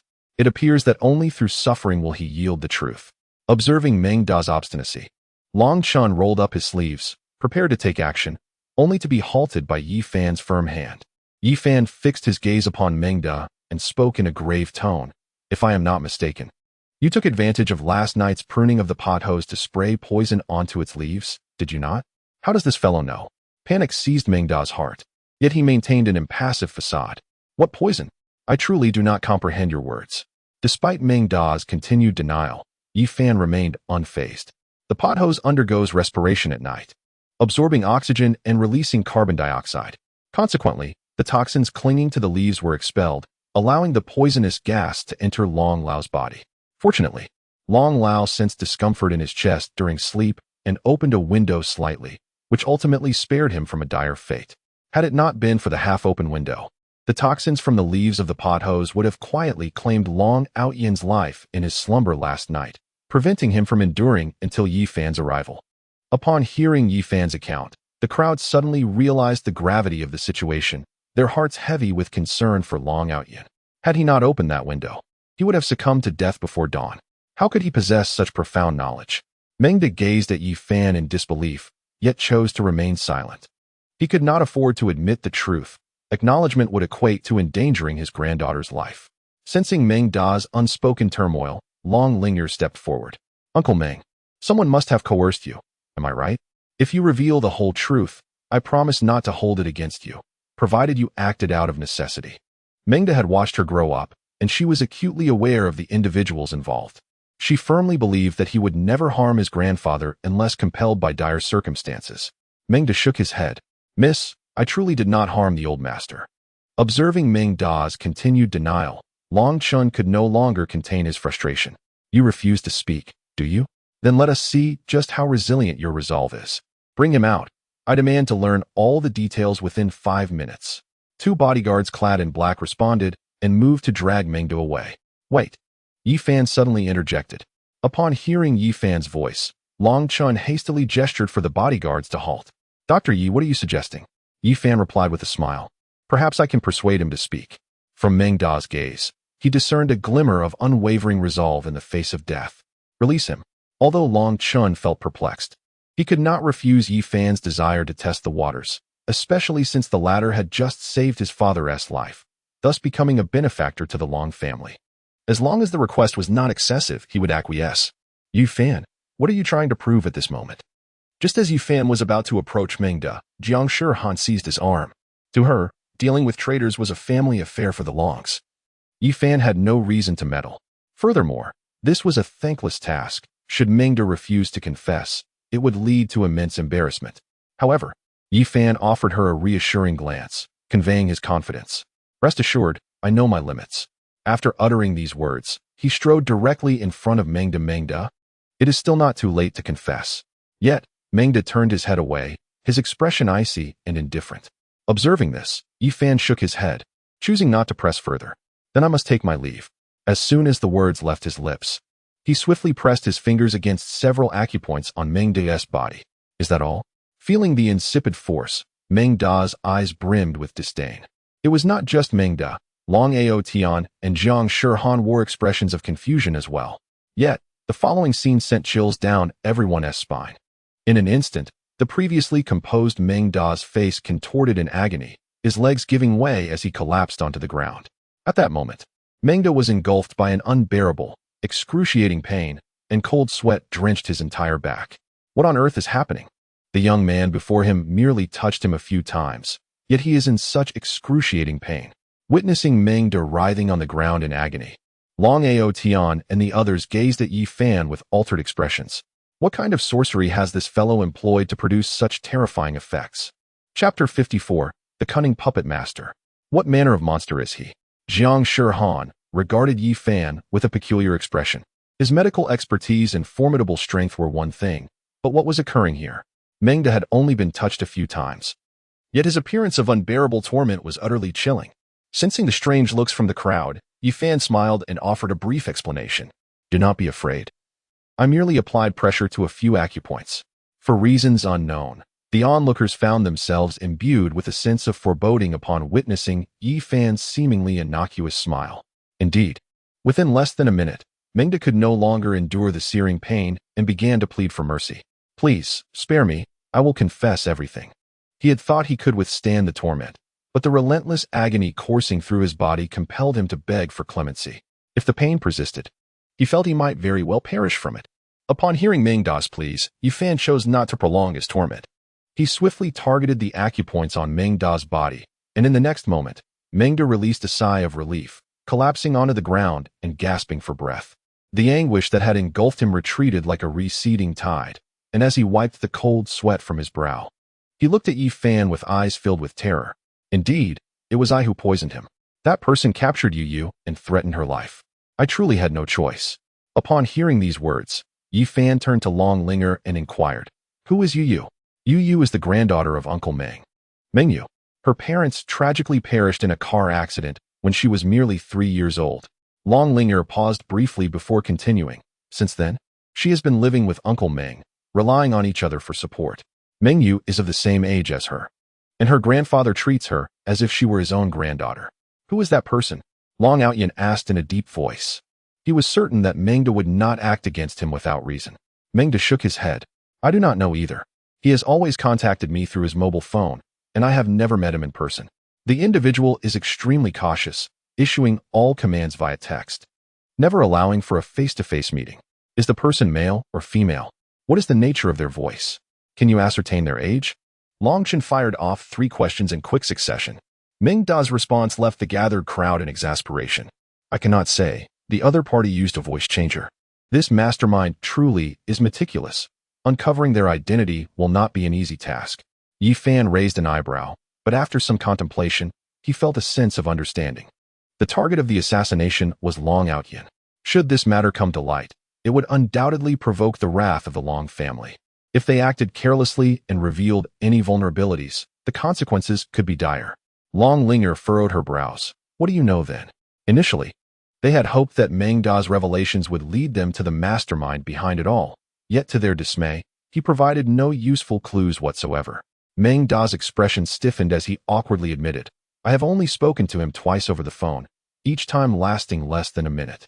Besides knowing that Ye is in his grasp, I possess no further information. The other party is exceedingly cautious. He hangs up immediately after speaking, leaving me no opportunity to inquire further. How about the phone number? Longshin seemed to recall something. If we could ascertain the number, with the power of the Long family, we could swiftly uncover the identity of its owner. Mengda retrieved his phone, scrolling through his call records before presenting it to Long Chun. Each time, it was a landline. I attempted to investigate, but both numbers belonged to CAFS in the city center. Upon hearing this, the typically quiet Jiang Shihan suddenly interjected, Do those CAFS have surveillance cameras? Perhaps we could discern the appearance of that individual through the footage. Mengda shook his head once more. Those CAFS are tucked away in a narrow alley. They lack any surveillance. If Jiang Shihan could think of this, how could he not? So, does this mean we have no leads on the mastermind behind this? Long Linger furrowed her brow, surprised by the complexity of the situation. Yet Yifan suddenly turned his gaze toward Mengda. Did the mastermind mention what would happen after the deed is accomplished? In his view, it was certain that the individual would call to confirm the success of the plan. This reminder jolted Mengda, and he swiftly raised his head. That's right. That person stated that regardless of the outcome, he would call me at noon. Long Outyin glanced at the time. There was still over half an hour until noon. In that case, I may have a way to locate that individual. Yifan's words were astonishing. Upon hearing this, everyone turned their gaze towards Yifan. Yi Shaoshini, do you truly have a solution? Long Aotian inquired, his expression somewhat agitated. Yifan pondered momentarily. We can certainly attempt it. However, the success of capturing him relies heavily on the influence of your Long family. The primary challenge lies in the randomness of the location from which he made the call. Otherwise, it wouldn't be so troublesome. What must we do? Speak freely. Longchen replied bluntly. As long as we can apprehend the mastermind behind this, I am willing to comply with any demands. Yifan looked at Longchen. It is quite straightforward. As long as Mengda can stall for time, I will be able to ascertain the precise location from which that person made the call. However, due to the caution exhibited by the other party, the chosen location is unpredictable, meaning he will undoubtedly leave immediately after the call. We will have only a few fleeting minutes to reach the site of the call if we are to have any hope of capturing him. If he were using a mobile phone, it would simplify matters considerably, but alas, he is using a landline, which presents a challenge. Jiang Shihan gazed at Yifan. How can you be so certain of where he will make the call? If he randomly selects a location in Jinling City, it would be impossible for us to arrive there within mere minutes. At this question, the expressions of Long Ao Tian, Long Ling Air, and others grew increasingly grave. Indeed, this would be akin to searching for a needle in a haystack. Without a specific range, it would be utterly unattainable. Yi Fan seemed to have anticipated this. Turning his attention toward Mengda, what is the distance between those two CAFS? Yi Fan snapped his fingers, surmising that the individual rendezvous point was likely near the city center. We merely need to dispatch personnel to the CAFS scattered throughout the streets of the city center. In due course, we shall undoubtedly apprehend that individual. It is imperative to ensure that there are no surveillance cameras in the vicinity of the CAFS, as this alone would eliminate a significant portion of possibilities. As for the rest, it hinges on how many individuals the Long family can deploy. The greater the number of operatives sent, the higher the likelihood of capturing the mastermind. The others found Yi Fan's analysis quite reasonable, yet Long Linger posed a question. What if that individual's meeting point is not in the city center? Or if he relocates to another area to make a call? This scenario is not without merit. Should the previous two instances be mere coincidences, then Yi Fan's entire analysis would be in vain. Chapter 55. Given our familiarity, is it not possible to proceed without charge? If this were indeed the case, then the mastermind would be exceedingly cunning. Yi Fan furrowed his brow slightly, recognizing that Long Linger was articulating the worst-case scenario. Too cunning? What does that imply? Long Linger appeared perplexed, struggling to grasp the concept. However, Jiang Shirhan beside her interjected, clarifying that Yi Fan suggested the previous two instances were deliberate. The intent was to mislead us, diverting our focus solely onto the CAFS, while in reality, the third time he would completely alter his habitual patterns. If this were true, then this mastermind would be utterly formidable. Upon hearing Jiang Shirhan's words, Long Linger and Long Outyin exchanged glances, their eyes brimming with astonishment. Could there truly exist such a sinister mind in this world? Noting the grim expressions of the three, Yi Fan slowly spoke. Do not be concerned. Such a scenario is unlikely to transpire. Elder Long, it would be prudent to dispatch individuals promptly, as our time is limited. With less than 20 minutes until the agreed time, if the Long family did not act swiftly, they would be unable to apprehend the mastermind behind the scenes. I shall send someone immediately. Prompted by Yi Fan's reminder, Long Chen hastened towards the exit. Regardless of the circumstances, he was determined to unearth the hidden antagonist. After Long Chen departed, Yi Fan turned his attention to the prostrate Mengda. When that individual calls, you must convey this. Mengda nodded repeatedly, committing Yi Fan's instructions to memory, for the life of his precious granddaughter was at stake, and he could not afford to be negligent in the slightest. Before long, Long Chen returned. Father, I have dispatched everyone. Aside from a few formidable individuals remaining at the Long residence, all others are en route. Fortunately, the Long family is not far from the city center. It should take less than 5 minutes. Otherwise, it would have been exceedingly difficult for them to reach the city center within 20 minutes. Well then, we shall await that call.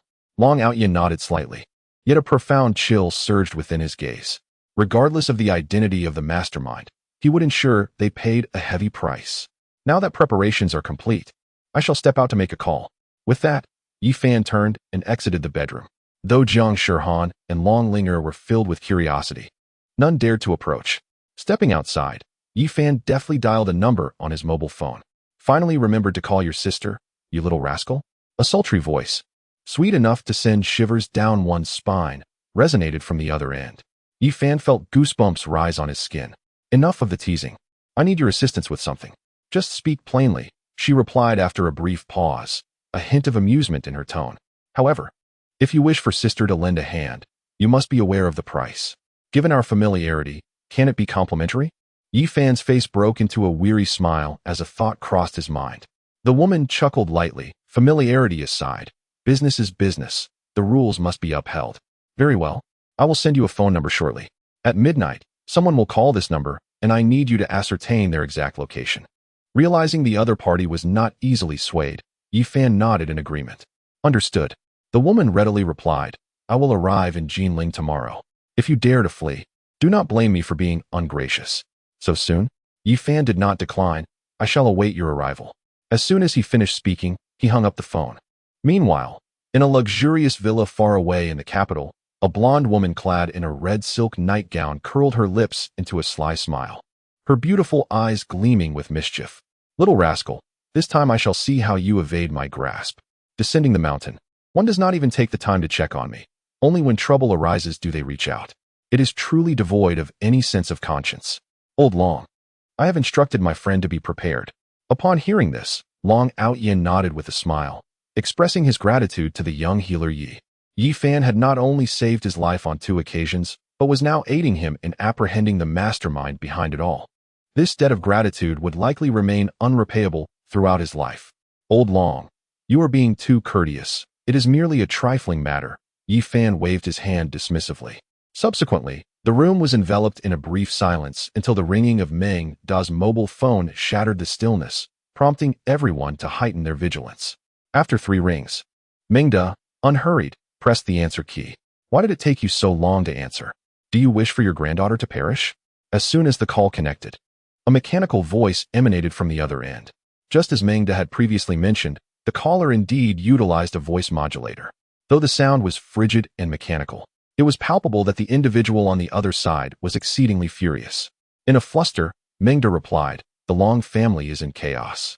Had I not acted swiftly and slipped away, I would have surely been exposed. The Long family is in chaos. Does this imply that the old fool Long Outyin has met his demise?" Upon hearing this, the man's tone quickened significantly. However, Meng Da's response was evasive. "Before I divulge anything to you, I wish to hear Ye's voice first." This was a tactic imparted to him by Yi Fan. Only in this manner could he buy sufficient time. "I have already informed you that you possess no bargaining power." The other party seemed somewhat irked, enunciating each word with precision. However, Meng Da exhibited an unusual demeanor, insisting, "I must hear Ye's voice. Otherwise, I shall reveal nothing to you." Despite his outward show of strength, he was internally fraught with anxiety, fearful of provoking the other party. Yet, this was all part of the lessons imparted by Yi Fan. Without such measures, his beloved granddaughter's situation would only grow more perilous. Should you dare to play tricks, not only will your granddaughter suffer, but you too shall find no place to rest in death. After delivering this stern warning, an unsettling silence enveloped the conversation. Observing Meng Da's astute performance, Yi Fan cast an appreciative glance in his direction. Moments later, a trembling female voice broke the stillness. "Grandpa, it's Ye." Upon hearing his cherished granddaughter's voice, Meng Da's expression brightened, and he was overwhelmed with emotion. "Yeah, it's Grandpa. How are you? Have they harmed you?" "No, I'm fine." Just as she began to speak, a mechanical voice interrupted. "Now, can you tell me?" At that moment, Yi Fan's phone vibrated abruptly in his embrace. Upon checking, he discovered a text message containing an address. As he had previously surmised, the other party was indeed at a CAF on Xiao Road in the city center. Yi Fan promptly handed the phone to Long Chen, who noted the address and swiftly departed. It appeared that Long Outyin was presumed dead, at least according to the claims of the Long family. Meng Da continued to buy time, knowing that the longer he prolonged the conversation, the greater the chance of capturing the shadowy figure behind it. Chapter 56. Another traitor? What does it mean to seem dead? Is he truly dead or not? The voice on the other end suddenly ascended an octave, revealing the depth of his fury. Meng Da helplessly replied, "Long Outyin's chamber has been sealed. I cannot gain entry. Thus I cannot ascertain whether he is alive or dead." "I see." The individual pondered for a moment. "You must immediately investigate Long Outyin's condition. I shall call you again in half an hour." This may prove to be quite challenging. Meng Da's expression stiffened, his discomfort palpable. Long Chun has secured the entire villa, and no unauthorized personnel can approach. I have fulfilled my obligations. You ought to honor your promise and release Ye." Upon hearing this, the man on the line responded with unwavering firmness. "No, I will not release your granddaughter until I confirm Long Outyin's demise. You need not concern yourself with this matter. I will dispatch someone to investigate. If Long Outyin is indeed dead, I shall certainly release your granddaughter. However, if he still breathes, you must assist me in eliminating him." After uttering these words, without allowing Meng Da to respond, the caller abruptly ended the conversation. Just as Yi Fan had surmised, the other party maintained a high level of vigilance. The entire call lasted barely a minute. "You cannot do this. Please release my granddaughter." Meng Da belatedly realized the gravity of the situation, his face pale as he shouted into the phone. Observing this, Yi Fan gently placed a hand on Meng Da's shoulder. "Do not worry. Your granddaughter should be unharmed." From the man's words, it is clear that as Long Outyin lives, he will not easily bring harm to Meng Yu. After all, he still relied on Meng Da to carry out the assassination mission against Long Aotian, unless absolutely necessary. He would not harm Meng Yu. Upon hearing this, Meng Da's eyes brightened. Really? Of course it's true, Yi Fan affirmed with a nod. Then turned his gaze toward Long Chen. Are there any strong members of the Long family on Xia Street? Meng Da had already delayed long enough. Now it depended on the strength of the Long family's reinforcements. Long Chen slightly inclined his head. Yes, they are already on their way there, and unless something unexpected occurs, they should be able to apprehend that individual. Jiang Shihan felt an unsettling discrepancy and suddenly turned to Yi Fan. Yi Fan, if that person made the call from the CAF, why would he bring Mengyu along? That defies logic. Logically speaking, given that individual's cautious nature, it would be improbable for him to act with a hostage in tow, as that would be exceedingly inconvenient. Upon hearing this, the expressions of those present changed subtly. Indeed, according to their deductions, the mastermind was an exceptionally cautious individual who would never carry a hostage around. Yi Fan's eyes narrowed slightly. Could it be that the voice just now was not Meng Yu's? At this revelation, Meng Da appeared utterly perplexed. That was definitely Yu Yu's voice. It could not be mistaken. His precious granddaughter had been inseparable from him since childhood, and he was all too familiar with her voice. There was no room for error. Long Ling beside him nodded in agreement, affirming that it was indeed Yu Yu's voice, without a doubt. Yi Fan shook his head and spoke with gravity. If I am not mistaken, that must have been a pre-recorded voice from the other party. If it is indeed a recording, then the real Meng Yu is likely in grave danger. A recording? Long Outyin furrowed his brow, realizing that the individual must have anticipated Meng Da's request to hear Ye's voice. If that is the case, then the caller's thoughts were exceedingly meticulous. Meng Da's face turned pale. If it were a recording, then Ye would be. Upon uttering these words, he seemed to be drained of all strength. Collapsing to the ground, Long Linger, her expression grim, remarked, now we can only await news. Long Chun appeared to recall something, suddenly glancing at Long Outyin on the sickbed. Father, that person just mentioned sending someone to check on your condition. If that is true, then could there be another traitor within the Long family? The adversary was fully aware that the villa had been sealed off, and even Meng Da, the loyal servant, could not enter to investigate. Yet, they still claimed to send someone to assess Long Outyin's situation, implying that this traitor might be one of their own. Another traitor? Long Outyin's eyes narrowed sharply as he spoke in a low voice. Indeed, this traitor must be a true member of the Long family. At such a critical moment, aside from those of the Long clan, no one else could possibly enter his chamber. Moreover, if my deductions are correct, this traitor likely holds a significant position within the Long family, and both Long Chun and Long Linger would remain unsuspecting. Father, should we inform all members of the Long family about grandfather's passing? Long Linger responded swiftly, realizing that this was the only way to flush out the traitor lurking in the shadows. Long Chun nodded slightly, then turned his gaze towards Long Ao Tian, who lay on the hospital bed, seemingly hesitant. Long Ao Tian waved his hand, encouraging him to proceed, stating, I am eager to discover the identity of this traitor. Yes, father, I shall take care of it immediately. Upon hearing this, Long Chen swiftly made his way outside. As Long Chen departed, Jiang Shihan couldn't help but marvel quietly. The mastermind behind this was indeed formidable. Thank you, Dr. Yi. Without your assistance, the hidden hand would not have revealed itself. Long Ao Tian expressed his gratitude towards Yi Fan, acknowledging that without Yi Fan's stratagem, he would have remained oblivious to the existence of another traitor within the Long family. Yi Fan maintained a calm demeanor, responding, the Long family is too courteous. However, I am uncertain if we can apprehend this hidden figure. The adversary had chosen a coffee shop in a central alley for the phone call, clearly to facilitate a swift escape. Should the Long family's warriors be even slightly delayed, the mastermind would surely blend into the bustling traffic and vanish completely. If they failed to capture this individual this time, it would render future attempts to seize him exceedingly challenging, as he would undoubtedly exercise greater caution thereafter. Moreover, if an encounter were to occur between this person and the Long family's warriors, he would inevitably realize that Meng Da had been exposed. Should Meng Yu still be alive, he would likely unleash all his wrath upon her, with the possibility of her demise not being out of the question. Upon hearing this, Long Ao Tian and Long Ling furrowed their brows, and the atmosphere in the room grew increasingly somber. Indeed, capturing the mastermind would be ideal. Failing to do so would be akin to startling a snake in the grass, making it all the more difficult to ensnare him again. Meanwhile, in a quaint coffee shop on Xia He Street in the city center, a man clad in black, after completing a call on a landline, retrieved his mobile phone and dialed out. The scheme appeared to have succeeded.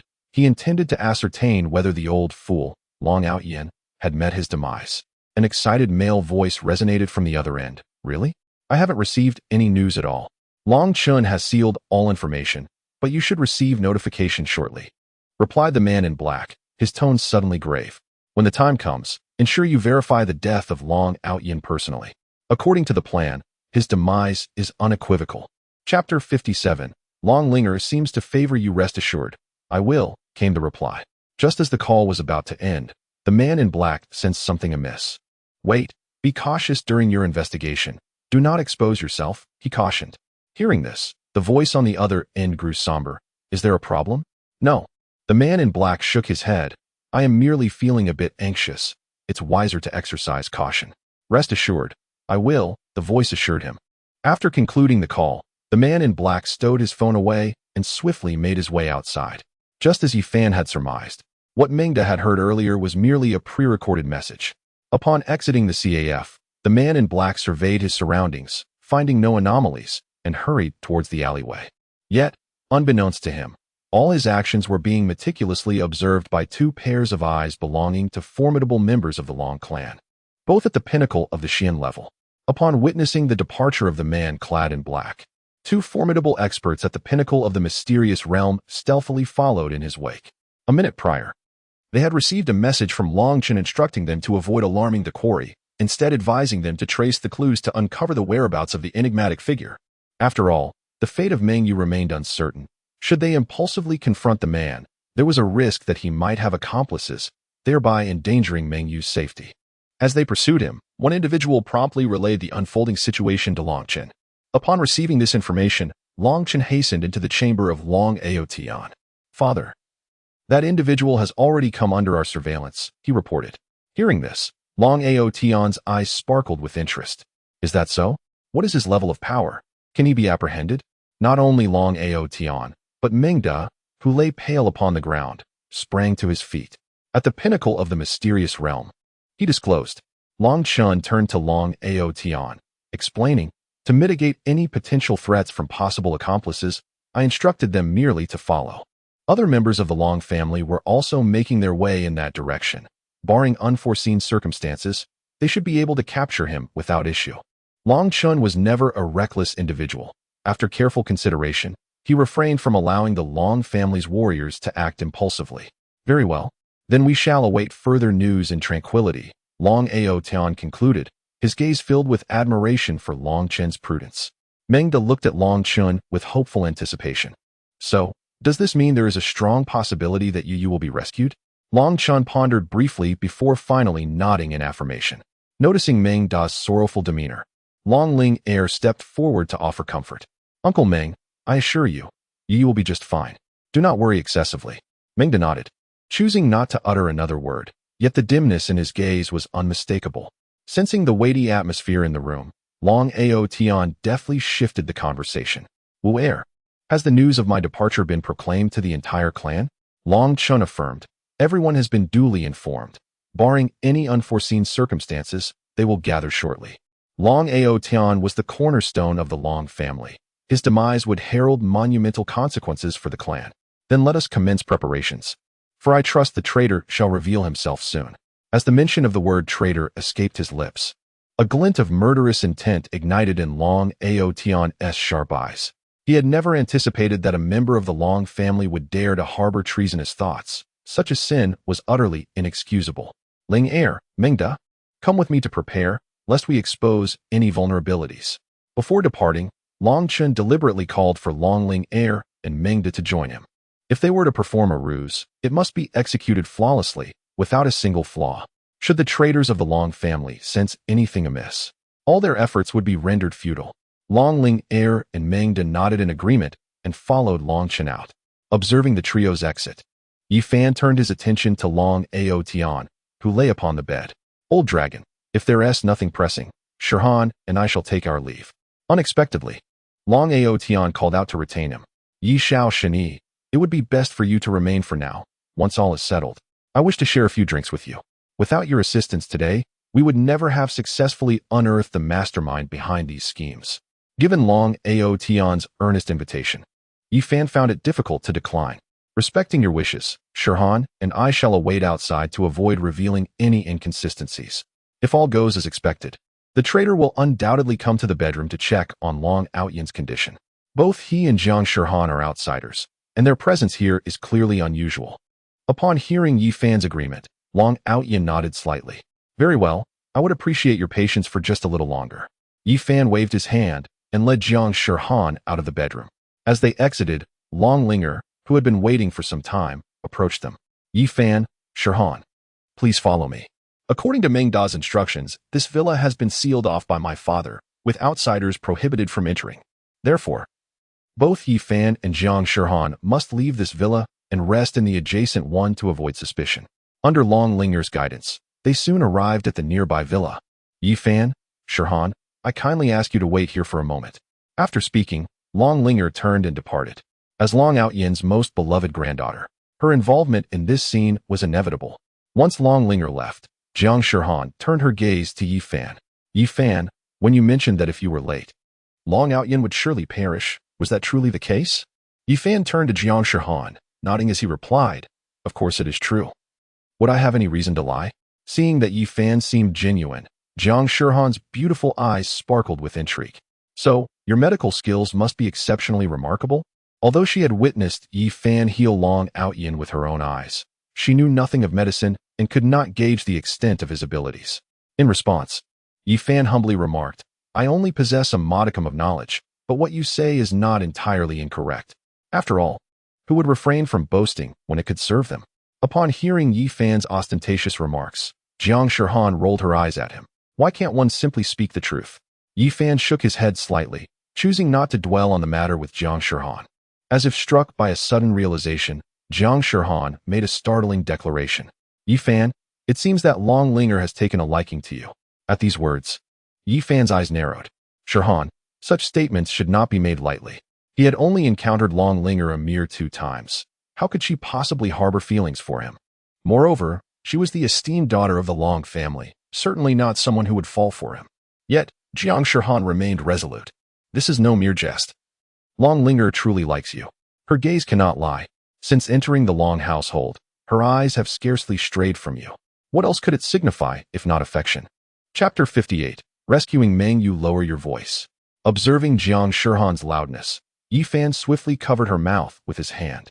They were in the Long family residence. If the family were to overhear, it would spell disaster.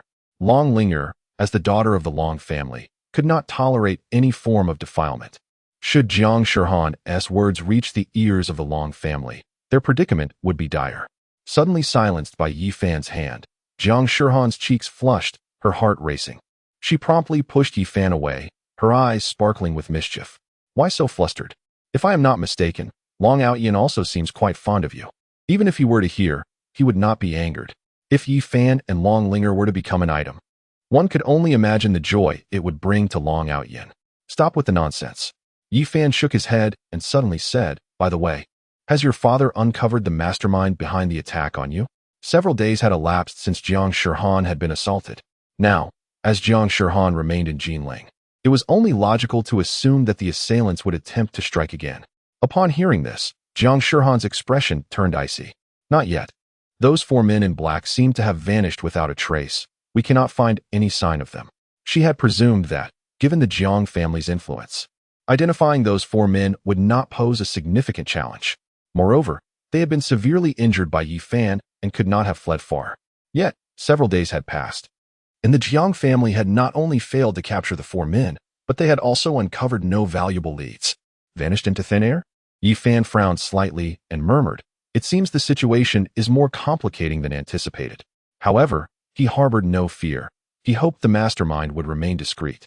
For should they not, he would not hesitate to respond.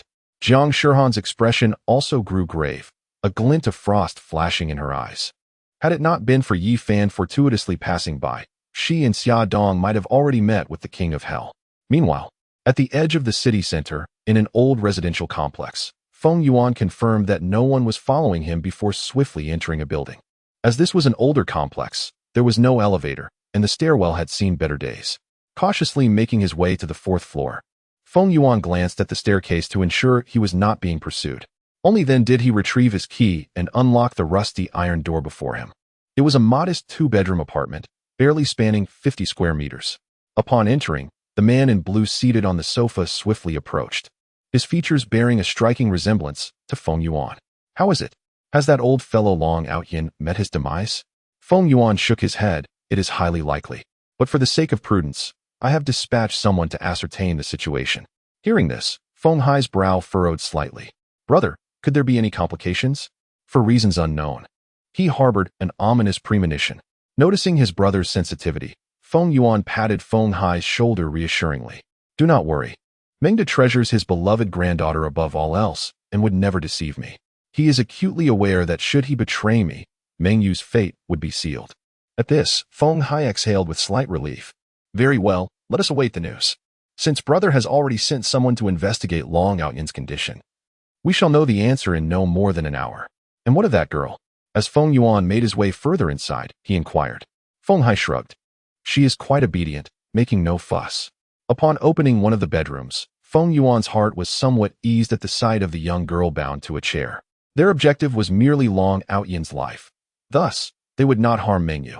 Moreover, she bore them no grudge, making it unnecessary for them to resort to violence. Closing the door behind him, Feng Yuan settled onto the sofa and quaffed a can of cola in one gulp. Brother, do refrain from consuming so much soda. Feng Hai cautioned. Just as Feng Yuan was about to respond, a resounding bang echoed as the iron door was forcefully breached. Following closely behind were 4 swift shadows. Hurry! Feng Yuan was momentarily stunned as Feng Hai seized his collar and hurled him towards the balcony. After executing this act, a resolute glint flickered in his eyes as he raised his fist and struck at the 4 shadows. Arrogance. Witnessing Feng Yuan's audacity to retaliate, Long Air swung his fist with tremendous force, landing a crushing blow to Feng Yuan's chest. A heart-wrenching scream echoed as Feng Yuan was propelled backward like a cannonball, crashing violently into the wall behind him. Brother! Seeing Feng Yuan grievously injured, Feng Hai cried out in alarm, rushing towards him. But in the next moment, a shadow enveloped him. Before he could lift his gaze, he felt a sharp pain in his neck, and he collapsed to the ground. Simultaneously, as Feng Yuan attempted to rise, he was rendered unconscious by Long Air's swift strike. Second Elder, Meng Yu is here. Upon hearing this, Long Air swiftly darted towards the source of the voice. Upon seeing Meng Yu safe and sound in the room, he exhaled a sigh of relief. Fortunately, Meng Yu is unharmed. Otherwise, he would have faced serious consequences from the old master. Meanwhile, at the Jinling Long family residence, Elder brother, how could father? Long Wu's face turned ashen, his voice trembling. Long Chen sighed, lamenting the unpredictability of life. I have done all I could. In the grand hall, all the direct descendants of the Long family had gathered, the atmosphere thick with sorrow. Long Outyin was the cornerstone of the Long clan, and with his demise, the family was destined to face a swift decline. Hearing these words, Long Wu's eyes brimmed with grief as he nearly collapsed to the ground. Esteemed guests, the passing of a father is a sorrow none wish to endure. Yet, faced with this reality, we must gather our strength. Long Chun cast his gaze upon the weeping members of the Long family below and, with a voice tinged with grief and indignation, proclaimed, "Were our father still among us, he would surely not wish to witness our despair. Henceforth, the future of the Long family rests upon our shoulders. Those who wish to bid him a final farewell may proceed to see him one last time. Only the direct descendants of the Long clan are permitted within the hall, and they ought to pay their respects to Long Outyin." With that, Long Chen stepped aside, quietly observing the expressions of the gathered mourners. He understood well that the traitor was undoubtedly among them. Now that his own performance had concluded, it was time for the traitor to take the stage. Brother, how did father meet his end? Long Wu approached Long Chen directly, his voice heavy with sorrow. The last time father collapsed, he was rescued by Yi Fan. It is hard to fathom that so soon thereafter, he would suddenly depart. This is truly unusual. Long Chun met Long Wu's gaze and replied solemnly, according to the physician, the last time, young Dr. Yi was unable to completely rid father of the toxins that lingered within him. He paused, leaving the rest unspoken. Chapter 59. The traitor revealed toxins? Long Wu's brow furrowed slightly, a look of confusion crossing his face. Did not father undergo a thorough examination last time, revealing no abnormalities? If there were indeed toxins within him, it would be impossible for them to go undetected. Such potent venom cannot be overlooked in a routine checkup. Long Chen appeared to have anticipated this inquiry and patiently elaborated. However, just as Long Wu was about to say something, Long Chen interrupted him with a wave of his hand. Enough, you should go and see father once more. Upon hearing these words, Long Wu's expression stiffened, and he could only silently ascend to the second floor. Watching Long Wu's retreating figure, Long Chen narrowed his eyes slightly, choosing not to utter another word. Upon reaching the second floor, Long Wu pushed open the door, only to find his father lying on the bed, his eyes shut tight. Father! Tears streamed down Long Wu's face as he trembled and made his way to the window, his entire being shaking violently. His father, having reached an advanced age, had long anticipated this day, yet he never imagined it would arrive so swiftly and unexpectedly. After weeping for a solid 5 minutes, Long Wu finally began to regain his composure from the overwhelming sorrow. He wiped away the tears from his face, his gaze now filled with a fierce resolve. Father, rest assured, I shall uncover who has caused you this harm, and I will ensure that villain faces a fate worse than death. With that declaration, he inhaled deeply and swiftly made his way out the door. Unbeknownst to Long Wu, the moment he stepped outside, Long Aotian opened his eyes, a faint smile gracing his lips. This little rascal, it seems my care for him was not in vain. He felt a slight sense of relief. Fortunately, the traitor was not Long Wu, for otherwise, he would not know how to bear such a revelation. After Meng finished his phone call, Long Aotian realized that the traitor held a significantly high position within the Long family. It was not surprising that even his most trusted servant could betray him. It would be no wonder if his own son turned out to be the traitor. After Long Wu departed, members of the Long clan gradually came to bid farewell to Long Aotian, each more sorrowful than the last. After all, with the demise of Long Outyin, those adversaries who previously dared not challenge the Long family would soon make their move. At that time, it remained uncertain whether the Long family could withstand the onslaught, or for how long they might endure. It was until the emergence of a middle-aged man, whose initial visage was marked by tears of sorrow, that the situation began to shift. However, upon realizing that he was alone in the room with Long Outyin, he cautiously approached him. The man proceeded with utmost care, ensuring that no peril lurked nearby before extending a finger to test Long Outyin's breath. Discovering the absence of respiration, he did not immediately withdraw. Instead, he reached for Long Outyin's wrist. No pulse. The old man has finally passed. A fleeting glimmer of joy illuminated the middle-aged man's eyes, only to be swiftly eclipsed by a profound sorrow. To the untrained eye, the subtle shift in his expression would be imperceptible. He gazed deeply at Long Outyin before turning to exit the room, his steps imbued with a newfound lightness. Yet, just a few paces away, Long Chen appeared before him, flanked by 2 formidable members of the Long family. Upon seeing Long Chen, the middle-aged man's eyes narrowed momentarily, but he quickly regained his composure. Master, do not grieve too excessively, he said, attempting to depart, only to be halted by Long Chen's outstretched hand. Long Kai, I never anticipated it would be you. Why?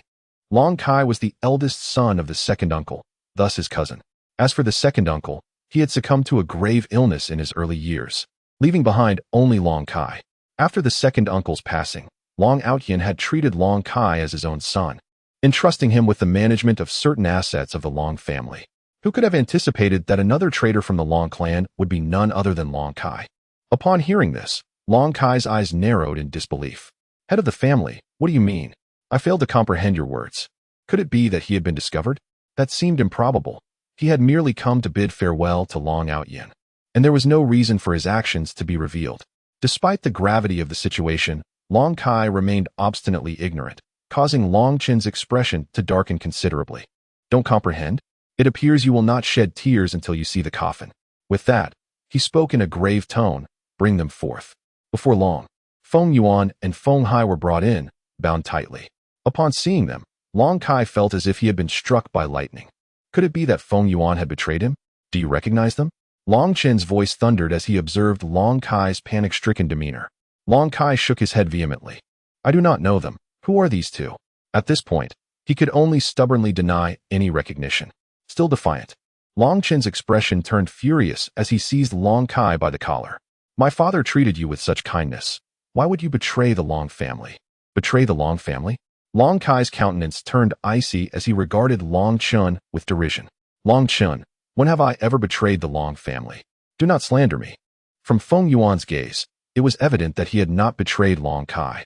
Long Chun retorted angrily, "Slander? Then can you explain why you were just checking on my father's breath and pulse?" Every movement Long Kai had made in the room had been meticulously observed by him. This man was undoubtedly the traitor mentioned in Feng Yuan's phone call. "Did you install surveillance in the room?" Upon hearing these words, Long Kai's brows furrowed slightly. As he made these movements, it was evident that he was alone in the room. Long Chun could not possibly see him unless there were hidden surveillance cameras installed. "I am merely taking a casual glance. Perhaps Uncle still has a glimmer of hope?" Long Kai remained unruffled, confident that as long as he did not admit to anything, Long Chun would be powerless against him. "You." Long Chun intended to say more, but a deep voice suddenly resonated in the ears of those present. "Long Kai, I never imagined that the traitor would be you." Upon hearing the voice behind him, Long Kai felt as if struck by lightning and swiftly turned to look. There, seated up from his previous prone position, was Long Ao Tian, his face a mask of frost as he fixed his gaze upon Long Kai. The icy stare from Long Ao Tian sent shivers down Long Kai's spine, as if he had encountered a ghost. You are not dead?"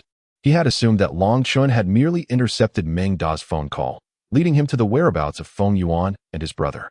However, he never fathomed that this old man, Long Ao Tian, was still alive. "Of course I am not dead." Long Ao Tian descended from the bed, advancing towards Long Kai step by step. "What? You seem quite astonished that I am still alive." As the only son of the second brother, Long Kai had been treated almost like a biological child by Long Ao Tian, yet he was met with betrayal in return. Long Kai shook his head repeatedly, incredulous. "Impossible. You should not be alive." If Meng Da had followed his methods, he would undoubtedly have perished, with no chance of survival. Yet, Long Ao Tian stood alive before him. What could have possibly gone awry? Chapter 60. The truth of the past. In stark contrast to Long Kai's astonishment, the two brothers, Feng Yuan and Feng Hai, maintained an air of tranquility.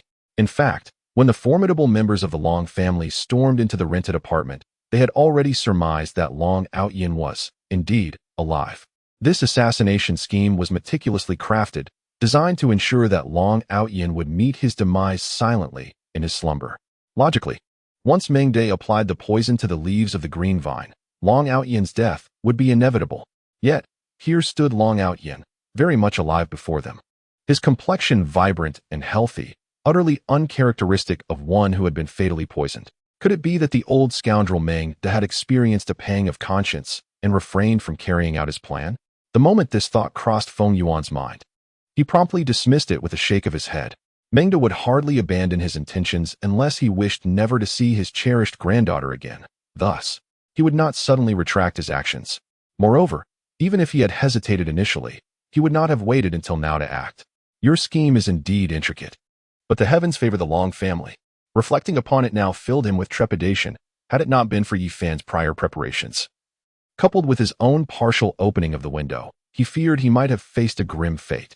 "Impossible, absolutely impossible." Long Kai shook his head in disbelief, exclaiming, "That poison is sufficient to claim your life. No divine intervention could save you." Both instances of poisoning originated from Feng Hai, and that kind of lethal toxin could easily slay not just an elderly man like Long Outyin, but even a robust adult would be hard-pressed to survive. Long Outyin refrained from elucidating further and coldly inquired, "Long Kai, why have you conspired with outsiders to harm me?" After the passing of his second brother, Long Kai held a greater affection for Long Ao Tian than for his own flesh and blood. Little did he anticipate that the latter would commit such an egregious act of betrayal. Upon hearing this, Long Kai suddenly erupted into laughter. "Why conspire with outsiders to harm you? The position of the Long family patriarch has always been reserved for the truly capable. My father's abilities far surpass yours. That position rightfully belonged to him. However, your return compelled that old fool to change his mind and bestow the title upon you. Although my father feigned support, he was deeply troubled within, drowning his sorrows in alcohol, which ultimately led to his tragic accident. How dare you question me about my intentions? You are truly shameless. My father's demise is solely attributable to you." Gazing into Long Kai's blood-red eyes, Long Ao Tian felt a surge of rage, and after a violent upheaval in his chest, he spat out a mouthful of dark blood. "Father!" Long Chun, filled with anguish, rushed to support Long Ao Tian. "Quickly, go summon physician Yi from next door." At his command, a formidable warrior from the Long family darted downstairs without delay. "I am fine," Long Ao Tan waved dismissively, though his pallor grew increasingly ashen. Long Kai, the situation is not as you perceive it. He was taken aback by the depth of Long Kai's misunderstanding. Long Kai, however, scoffed derisively. What? Do you still wish to quibble? Long Ao Tian inhaled deeply, casting a complex gaze upon Long Kai. In truth, I never aspired to be the patriarch of the Long family. It was your father who coerced me with threats to my life, forcing my reluctant agreement. Upon hearing this, Long Kai's eyes narrowed, followed by a cold snort. My father has passed away. Naturally, you may say whatever you wish. He would never believe the fabrications of Long Outyin. It is evident that this old fool is responsible for my father's demise. Just as Long Outyin was about to utter more words, Yifan and Jiang Shihan emerged into the sight of the gathered crowd. Yizai Shenyi, please, help my father. Upon Yifan's arrival, Long Chen's face was etched with urgency. Yifan remained silent, promptly assisting Long Outyin to sit by the bedside. Old Long, let us refrain from speaking for now. After a brief examination, he let out a slight sigh of relief. It was merely a case of anger affecting the heart. With a few days of rest, he would recover.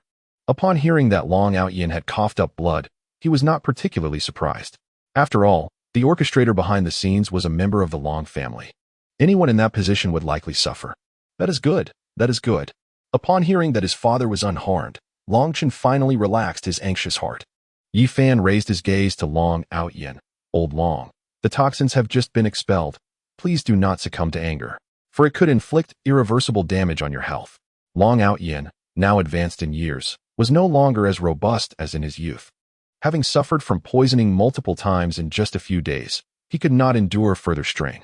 Thank you, Yizai Shenyi, for your reminder. I shall be cautious.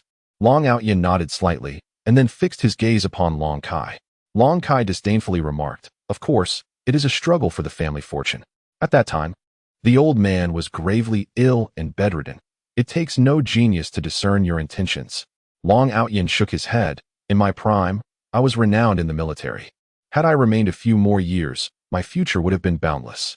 In order to inherit the modest fortune of the Long family, one must forsake a promising future. If you were in such a position, would you choose the same path? At that time, he was merely 40 years old. If he persevered for a few more years, his later life would be devoid of worry. By then, the insignificant Long family would hold little significance for him. Upon hearing these words, Long Kai slightly furrowed his brow. The battlefield is a realm of constant change, and no one can guarantee their safety from peril. At that juncture, Long Ao Tian had already entered middle age, and his courage was not what it once was, which is not necessarily a matter of shame. I, Long Ao Tian, have traversed the battlefield for decades. I am not one to cower in fear of death. Long Ao Tian bellowed, an overwhelming aura of ferocity enveloping him. Long Kai's expression stiffened, at a loss for how to retort. From his understanding, Long Ao Tian was indeed not one to be afraid of death. Long Ao Tian cast a glance at Long Kai and dropped a bombshell. No one is more qualified to be the head of the Long family than my father, who has dedicated decades to its welfare. Long Ao Tian's gaze darkened as he sighed. Moreover, it was not the old master who was gravely ill back then, but your father. He had initially promised his younger brother not to reveal this matter, but now he found himself compelled to speak. What? Long Kai felt as though struck by lightning. You speak nonsense. My father was in the prime of his life. How could he possibly be gravely ill? Long Ao Tian pondered for a moment, his tone remarkably calm. Impossible, absolutely impossible. Long Kai shook his head vigorously, akin to a rattling drum. You are certainly lying. If my father had a terminal illness, how could I remain unaware? Not only Long Kai, but Long Chun and the other members of the Long family were also left speechless, utterly unable to believe their own ears. They could never have anticipated that the truth from those years ago would unfold in such a manner. This is your father's examination report from that time, along with his final words. Take a look for yourself. Upon finishing this statement, he handed the medical records to Long Chun. Long Chun cast a swift glance, and a tumultuous wave of emotions surged within him as he passed it on to Long Kai. When Long Kai received the records and beheld the diagnostic report alongside his father's familiar handwriting, he collapsed to the ground in utter disbelief. He could never have imagined that the reality would be so harrowing. Your father's car accident while intoxicated was a decision he made himself. Long Outyin raised his gaze to Long Kai, the agonizing pain of cancer rendering him nearly lifeless. He sought solace in alcohol to numb his senses. Yet, The affliction was too terrifying to endure, and after a drunken binge, he drove off the cliff. Upon learning of his younger brother's accident, he understood it was not merely an accident, but rather a voluntary march toward death. No, it could not be so. This was all a fabrication. Long Kai seemed as though he had been dealt a devastating blow, lunging towards Long Outyin in a frenzy. Alas, before he could reach him, the formidable members of the Long family intervened. It was you who caused my father's demise. I shall end your life. Long Kai struggled with all his might. Yet no matter how fiercely he fought, he could not draw nearer to Long Outyin. Years of animosity had culminated in this moment of futility. How could he possibly accept it? Witnessing Long Kai's frenzied state, Long Outyin was about to speak when the latter suddenly coughed up blood and promptly fainted. Long Kai? Long Outyin's expression changed dramatically as he immediately approached Long Kai. He had promised his younger brother to take good care of Long Kai. If anything were to happen to Long Kai, how could he face his brother in 100 years? Yi, the little divine doctor, please save him. Sensing Long Kai's faint breath, Long Outyin quickly turned to Yi Fan. Yi Fan did not refuse. After taking his pulse, his brows furrowed slightly. The fiery energy was attacking his heart, and the pulse was chaotic, indicating he had suffered a significant blow. This fellow's condition was even worse than Long Outyin's. If not treated promptly, he feared it would leave lasting repercussions. Yi, the little divine doctor, I beseech you to save him. Upon hearing the severity of Long Kai's condition, Long Outyin spoke almost as if in prayer. Yi Fan nodded slightly, retrieving the tiny golden needles, and began treating Long Kai. Uncle, I have wronged you. I truly deserve to die. Due to the misunderstandings of years past, he had nearly caused Long Outyin's demise. At this moment, regret washed over him. Fortunately, his scheme had not succeeded. Otherwise, he would not know how to face the Long family. Seeing Long Kai regain his senses, Long Outyin smiled gently. It is good that you can understand. How could I possibly blame you? Upon hearing Long Outyin's tender words, Long Kai could no longer contain himself and burst into tears. Embracing Long Outyin. After comforting Long Kai, Long Outyin turned to Feng Yuan and Feng Hai. If I am not mistaken, it was you who incited Long Kai, was it not? Long Kai had grown up under his watch. He could never have devised such a flawless plan. Chapter 61, sent by Jiang Wei. What of it? Feng Yuan turned his head, scoffing coldly. In the end, the victor writes the history. Do as you please. After a year of relentless effort, I regret to inform you that I have still been unable to eliminate the notorious Dragon Aotian. With narrowed eyes, Dragon Aotian inquired, what enmity do you bear against me? Why must you seek my demise? From Feng Yuan, he sensed an overwhelming aura of hatred and murderous intent. Why kill you? Feng Yuan responded as if he had heard the most absurd jest. Dragon Aotian, you have taken countless lives throughout your existence. Did you never consider that someone might come seeking vengeance? Their biological father, after all, had fallen victim to the hands of Dragon Aotian himself. Feng Hai cast a frigid glare at Dragon Aotian, emanating an aura of chilling hostility. Upon hearing this, Dragon Aotian furrowed his brow. Indeed, I have slain many, but they were foes on the battlefield. I have never harmed loyal subjects, nor have I indiscriminately slaughtered innocents. At this juncture, his gaze sharpened as he asked, are you not from the Great Xia Kingdom? It was evident that the brothers, Feng Yuan and Feng Hai, hailed from the northern territories. Their assertion was met with astonishment from Yi Fan and Long Chun, who exchanged bewildered glances. Feng Yuan fixed his gaze firmly upon Dragon Aotian and declared, Dragon Aotian, do you still remember Feng Changdong? Feng Changdong. Dragon Aotian's face contorted in shock. You are the sons of Feng Changdong? Feng Changdong was a fierce general of the Moonfall Kingdom. Over 20 years ago, during a catastrophic war between the Moonfall Kingdom and the Great Xia Kingdom, Dragon Aotian's forces had won against Feng Changdong at an overwhelming cost. That battle had been a true instance of inflicting 1,000 casualties upon the enemy, while suffering 800 losses himself. Although the Great Xia ultimately emerged victorious, it was a Pyrrhic victory. After that battle, Feng Changdong, unwilling to be captured, took his own life before Long Aotian. Even the battle-hardened Long Aotian was moved by Feng Changdong's indomitable spirit and steadfastness. He never anticipated that over 2 decades later, Feng Changdong's son would infiltrate Daxia's Jinling with the singular purpose of avenging his father. Indeed, it seems you still recall the sins you have committed. Hatred filled Feng Yuan's eyes. When their father fell in battle, he and his brother were merely infants. Upon learning of their father's demise, their mother was consumed by grief, weeping daily until she too succumbed to despair 2 years later. Feng Yuan and Feng Hai were raised by their grandfather, who instilled in them a quiet vow to avenge their father by killing Long Ao Tian. Long Ao Tian inhaled deeply, his voice laden with complexity. Feng Changdong and I fought for our respective lords on the battlefield, a circumstance neither of us desired. Initially, I intended to capture your father as leverage for negotiations. But alas, his fierce temperament led him to choose death over surrender. That battle was arguably the most arduous of his military career, leading an army of only 50,000.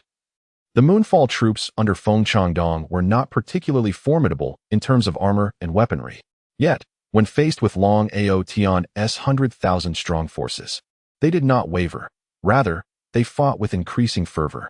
Although Long Ao Tian ultimately secured victory, the losses were catastrophic, with his forces reduced to a mere fraction of their original strength. Do not attempt to argue. My father met his end at your hands, and this grudge shall remain etched in our hearts forever. At the mention of his father, Feng Yuan's eyes remained bloodshot. Noticing that Long Ao Tian had yet to respond, Long Chen's expression darkened considerably. Are there other orchestrators behind you? He had not anticipated that Feng Yuan and Feng Hai would be the sons of Feng Changdong. Shaking his head, Feng Yuan asserted, "No, it is merely our scheme." Seeing that Feng Yuan did not appear to be lying, Long Chen waved his hand, instructing to take them away and keep them under strict surveillance. As for whether Feng Yuan's words were true, he would investigate later. Yes. The strong members of the Long family escorted the two brothers Feng Yuan away. Father. Observing Long Outyin still in a daze, Long Chen's face revealed a hint of concern. He too had not foreseen that the truth would unfold in such a manner. Yes, father, Long Chun replied and departed. Yifan glanced at Long Outyin and kindly advised. Long Lao, you have just recovered from a serious illness. It would be wise to drink less. No worries. I merely intend to indulge in a few sips. Long Outyin replied with a slight smile. By the time Yifan and Jiang Shihan exited the Long family estate, it was already 2 in the afternoon. Yifan, where shall we go now? Jiang Shihan inquired, her beautiful eyes brimming with curiosity as she looked at him. However, he merely cast a glance at her before focusing on the path ahead. Having just enjoyed a meal, let us take a leisurely stroll along the roadside. Jiang Shihan did not decline, following alongside Yifan as they walked toward the distance. Observing the two retreating figures, a middle-aged man in the shadows furrowed his brow. Has that fellow discovered me? That shouldn't be the case. He pondered little further and swiftly moved in the direction of Yifan. You finally revealed yourself. If not, you would truly become a ninja turtle. As he faced the middle-aged man blocking their path, a faint smile tugged at the corners of Yifan's mouth. The middle-aged man raised an eyebrow in surprise, exclaiming, You discovered me long ago? Originally, he believed that Yifan's previous attention towards him was merely a coincidence. However, it now appeared otherwise. Before Yifan could utter a word, Jiang Shihan's expression darkened. Could it be that this fellow was seeking trouble? Judging by the aura of the middle-aged man, he was no less formidable than the previous Yushan by Jiang Wei's side. Speak up. Are you sent by the Su family or the Jiang family? Besides these two families, he could not fathom a third possibility. Observing Yifan's astuteness, Jiang San's eyes were filled with disdain. If you surrender now, perhaps I might grant you a swift end. This lad exuded no formidable presence. How could old you have been defeated by him? If you wish to kill me, feel free to proceed, Yifan replied, shaking his head slightly. Merely a pinnacle of the Xian level, yet he dared to be so arrogant in his presence. He truly did not know the meaning of danger. Seeing Yifan refuse to yield, Jiang San's expression darkened, and in an instant, he was before Yifan, launching a thunderous punch towards his face. In the face of this formidable blow, Yifan stood motionless, seemingly paralyzed with fear. Observing Yifan's dazed expression, Jiang San scoffed internally and accelerated his assault. Though both he and Yushan were at the pinnacle of the Xian level, Yushan had not lasted even 3 moves against him. As Jiang San struck, Jiang Shihan exhibited no signs of panic. Instead, her gaze reflected a hint of pity. This fool daring to lay hands on Yifan would surely face dire consequences. Just as the punch was about to land, Yifan's right hand shot out like lightning, lightly slapping towards Jiang San's chest. Fool. Observing Yifan's leisurely movement, Jiang San's eyes brimmed with contempt. Yet, in the next moment, his expression drastically altered as he witnessed Yifan's palm strike him with astonishing swiftness. landing squarely upon his chest. Instantly, he felt an immense force explode within him, propelling his body backward like a missile, crashing violently several meters away. He could scarcely comprehend the extraordinary speed and terrifying power that Yi Fan possessed. As he landed, Jiang San's chest convulsed violently, and he found himself involuntarily coughing up blood. Looking down at his caved-in chest, a tempest of disbelief surged within him. It was inconceivable. The aura surrounding Yi Fan was evidently not formidable. So how could his speed and strength be so formidable? He could hardly fathom that he had been severely injured by Yi Fan's single strike. What manner of monster are you? Seeing the horror etched on Jiang San's face, Yi Fan approached him directly. You seek my life, yet you do not know who I am? Jiang San gazed at Yi Fan with trepidation, disbelief coursing through him. Impossible. You cannot possess such strength. This youth appeared to be barely in his 20s. How could he possibly be more powerful than himself? Yi Fan, undeterred by the exchange, looked down upon him with an imposing demeanor. Speak, who sent you? Su Chong or Jiang Wei? After injuring the two the previous night, he had anticipated this confrontation. In the battle of kings, whether to kill or to maim is at your discretion, but you shall not extract any information from me. Jiang San scoffed, resolute in his unwillingness to betray his master. Observing Jiang San's obstinacy, a cold smirk danced upon Yi Fan's lips. Is that so? Soon, you will beg to divulge the truth. Upon hearing this, Jiang San turned his head, seemingly dismissing Yi Fan entirely. Even if this rascal were to kill him, he would not flinch. With a thunderous stomp of his right foot, Yi Fan shattered Jiang San's right arm. Attempting to play the tough guy? I shall see if your bones are indeed as resilient as you claim. As the excruciating pain radiated from his right arm, cold sweat poured from Jiang San's brow, yet he remained utterly silent. Observing Jiang San's remarkable endurance, Yi Fan let out a chilling smile. This is merely the beginning. I hope you can withstand it. As soon as the words left his mouth, his right foot swiftly struck again, resulting in the fracture of Jiang San's left arm. With both arms incapacitated, Jiang San was drenched in cold sweat, his back soaked. He had not anticipated such ruthlessness from this young man, who showed not an ounce of mercy. Jiang Shihan, witnessing Jiang San's agonized expression, shook her head in pity.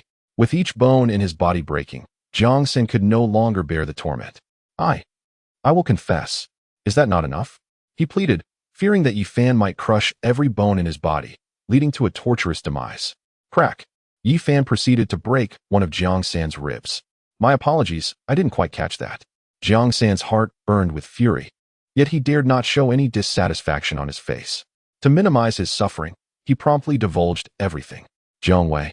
Yi Fan narrowed his eyes, realizing that Jiang San had not taken his warning to heart. Take me to the Jiang family. I will personally loosen his joints. Revenge should not be delayed. And since Jiang Wei sought his own demise, Yi Fan would not show any mercy. Upon hearing these words, Jiang San stood frozen in place, unable to react for a considerable time. Chapter 62. A single blow to render the peak of Xian level useless. Yi Fan. When Yi Fan declared his intention to personally visit the Jiang family, Jiang Shihan instinctively interjected to dissuade him. Although the Jiang family was far inferior to the Jiang family, they still possessed numerous skilled practitioners. Yi Fan's impulsive approach would undoubtedly lead to his own detriment. However, Yi Fan offered Jiang Shihan a reassuring glance, conveying that the Jiang family posed no threat to him. Not only was the Jiang family a mere trifle, but even the foremost family in the capital, the Shao family, would find him a formidable presence, free to come and go as he pleased. Yet, just as Jiang Shihan was about to speak again, Yi Fan had already taken Jiang San by the lead and proceeded forward. Are you truly going to the Jiang family? Jiang San gazed at Yi Fan with palpable terror, convinced that this man must be insane. Indeed, he was no match for Yi Fan, but the Jiang family boasted many formidable warriors. If Yi Fan willingly walked into their trap, it would be impossible for him to emerge alive. Yi Fan lifted his leg and took a step forward, dismissing the need for further discussion. He understood that defeating Jiang San would not deter Jiang Wei, who would surely continue to pursue his vendetta. Therefore, it was better to instill fear directly in Jiang Wei, ensuring he would never harbor any malicious intentions again. Realizing Yi Fan was genuinely resolute, Jiang San limped forward, acknowledging that this man was indeed deranged for daring to confront the Jiang family alone. Before long, under Jiang San's guidance, the two of them arrived at the grand courtyard of the Jiang family. As Yi Fan gazed upon the towering red-painted gates, a slight smile curled at the corners of his lips as he stepped inside. Once released, Jiang San swiftly dashed inside with remarkable speed. This fellow truly possessed audacity beyond measure. Observing Yi Fan's figure ahead, Jiang Shihan sighed and hastened to follow. Yi Fan was her savior, and she certainly could not stand by as he walked into danger. Calculating the time, it seemed Jiang San had already succeeded. In the study, Jiang Wei set down his glass of red wine, his eyes glinting with mockery.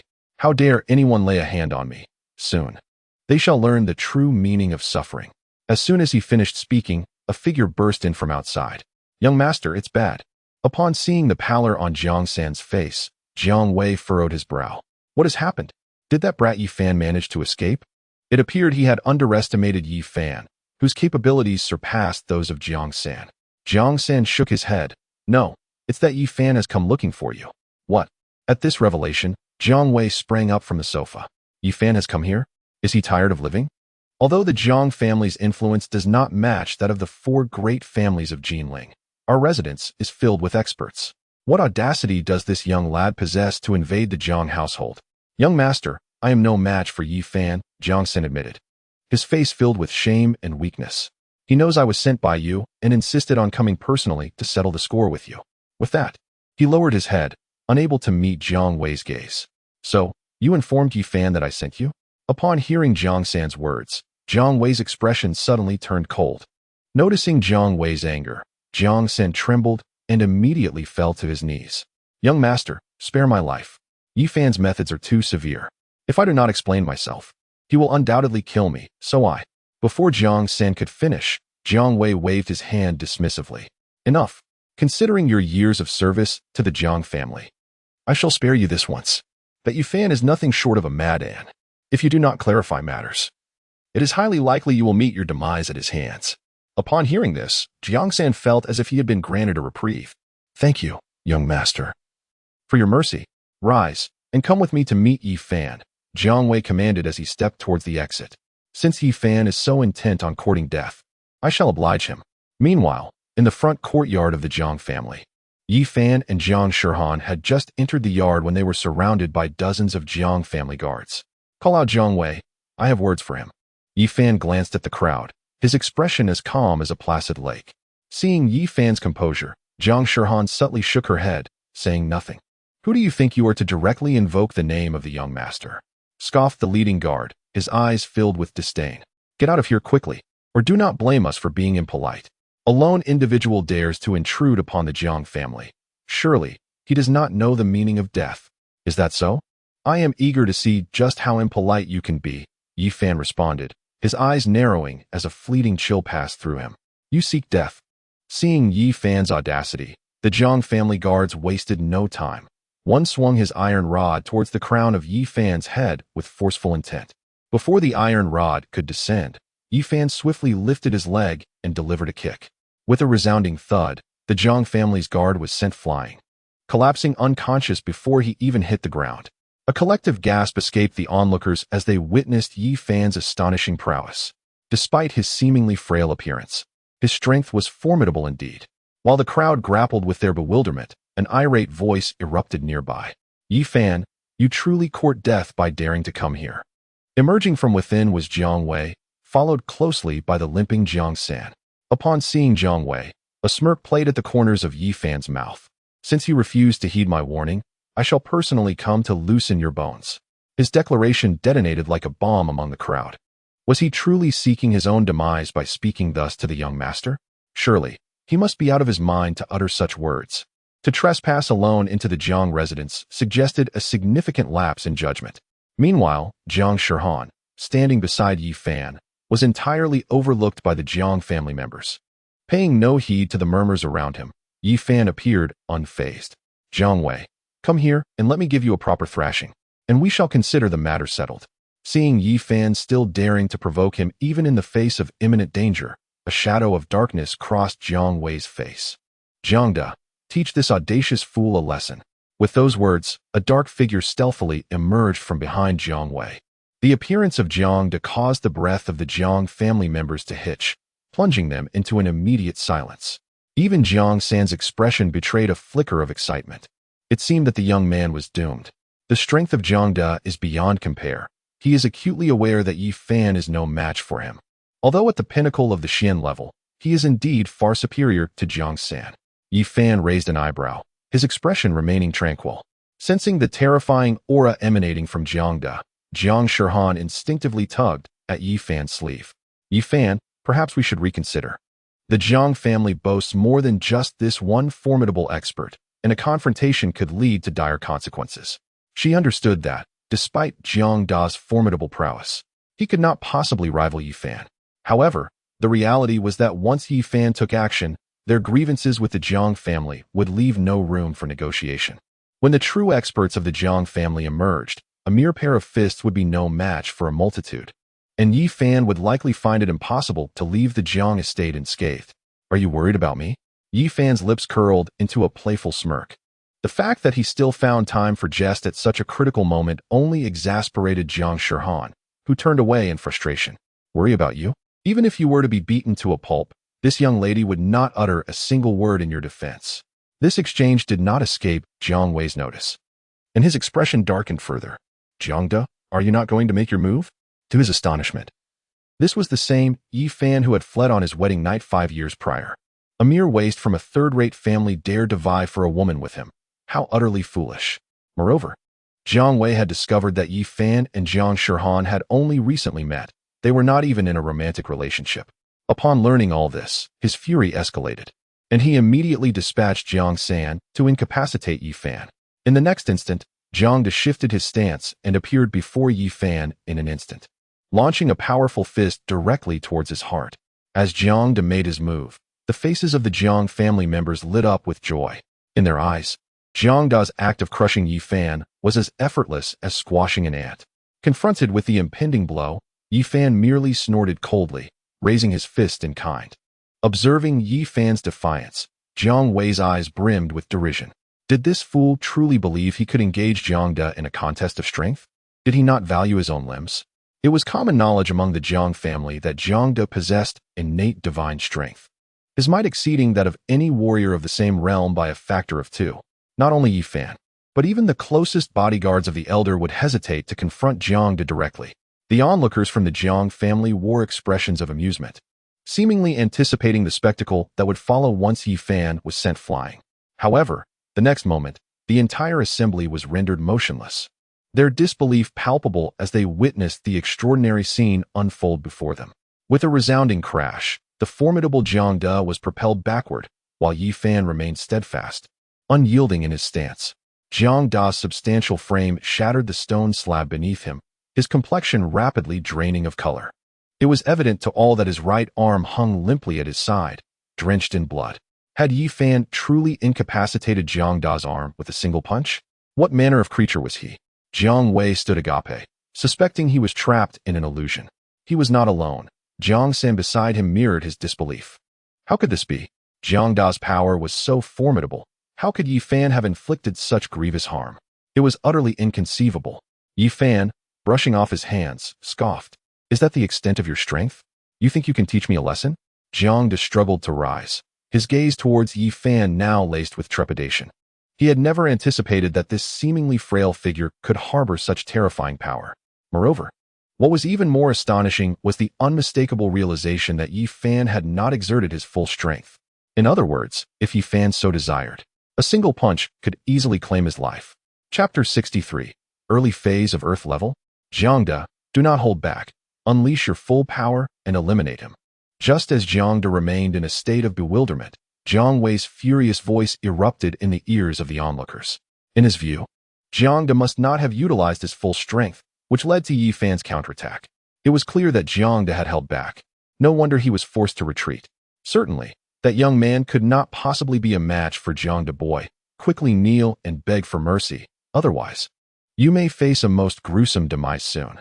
Unleash full power? Jiang Da's expression stiffened. His lips moved, yet he ultimately could not voice his thoughts. He longed to inform the young master that he had not underestimated the situation. He had indeed employed all his might in that previous punch. However, Jiang Da understood that he could not do so, for it would only tarnish the young master's reputation. This boy possessed strength comparable to his own. Yet in a fight to the death, he might still have a chance of victory.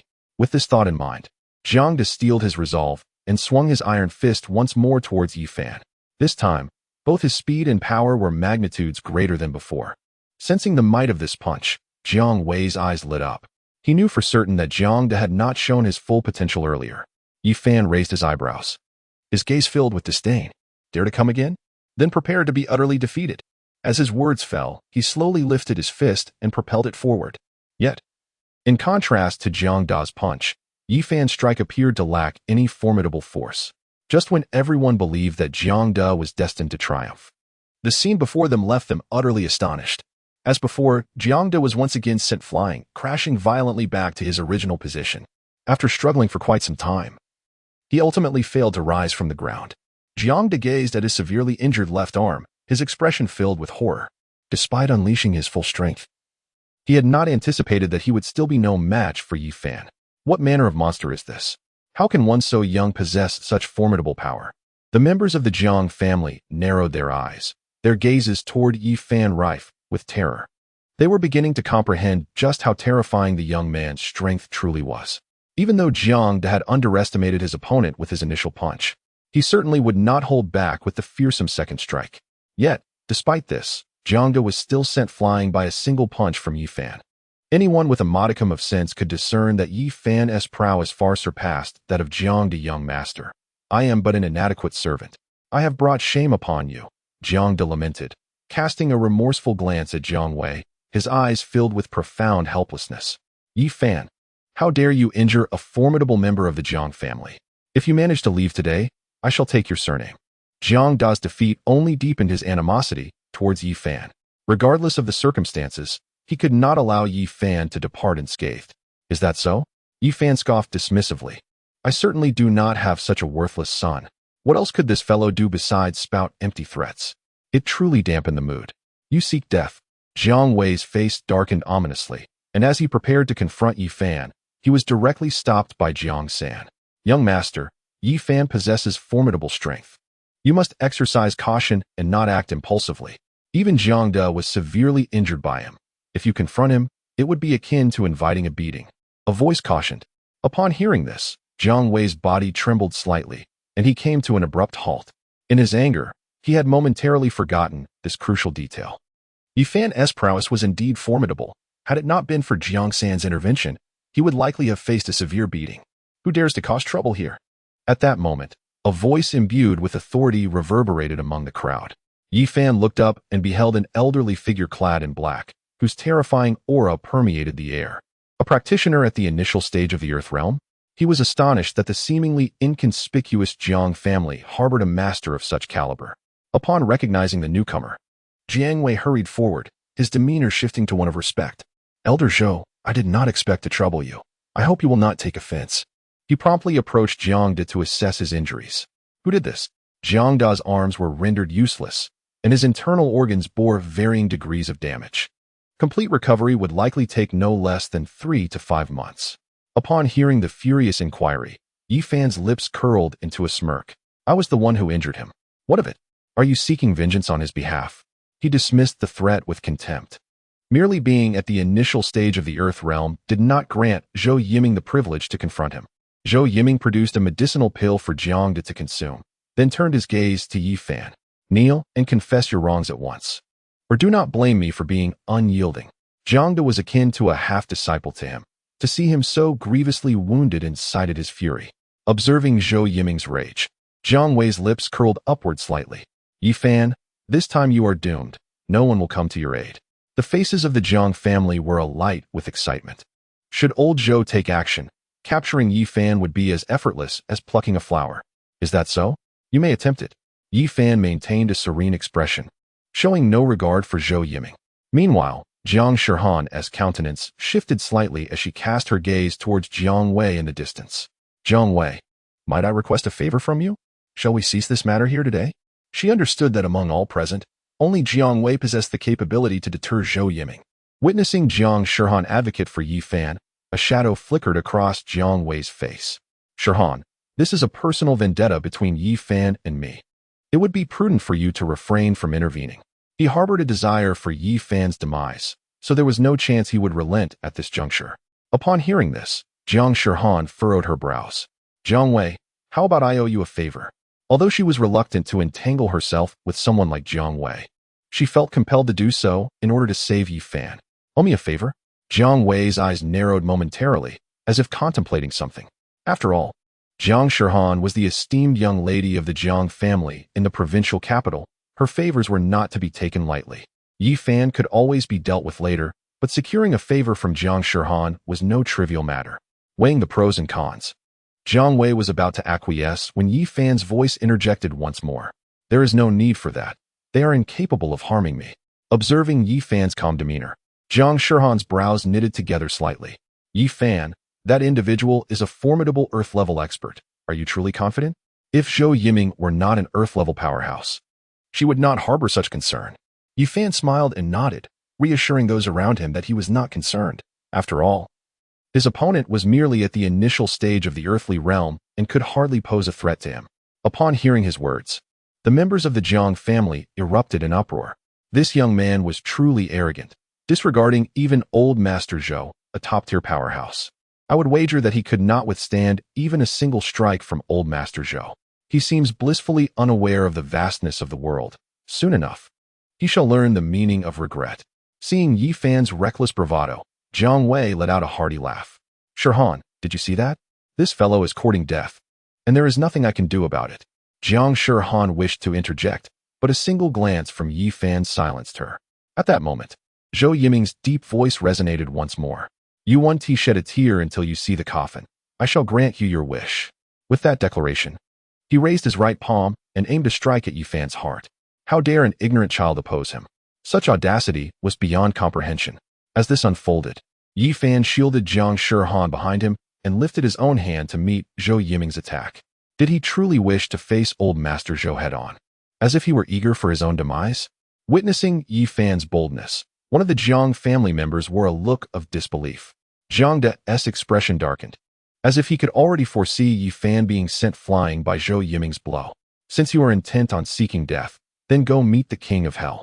Zhou Yiming thought to himself while intensifying his strike. Feeling the immense force behind the impending blow, Yi Fan's eyes narrowed, and a flicker of murderous intent emerged within him. You wish to kill me? You seem to be quite unaware of the many eyes that the king of horses possesses. With a resounding bang, a violent shockwave erupted around Yi Fan and Zhou Yiming, sending everyone staggering backwards in shock. The crowd's expressions shifted dramatically as they retreated hastily, unable to fathom the terrifying might of a person at the earth level.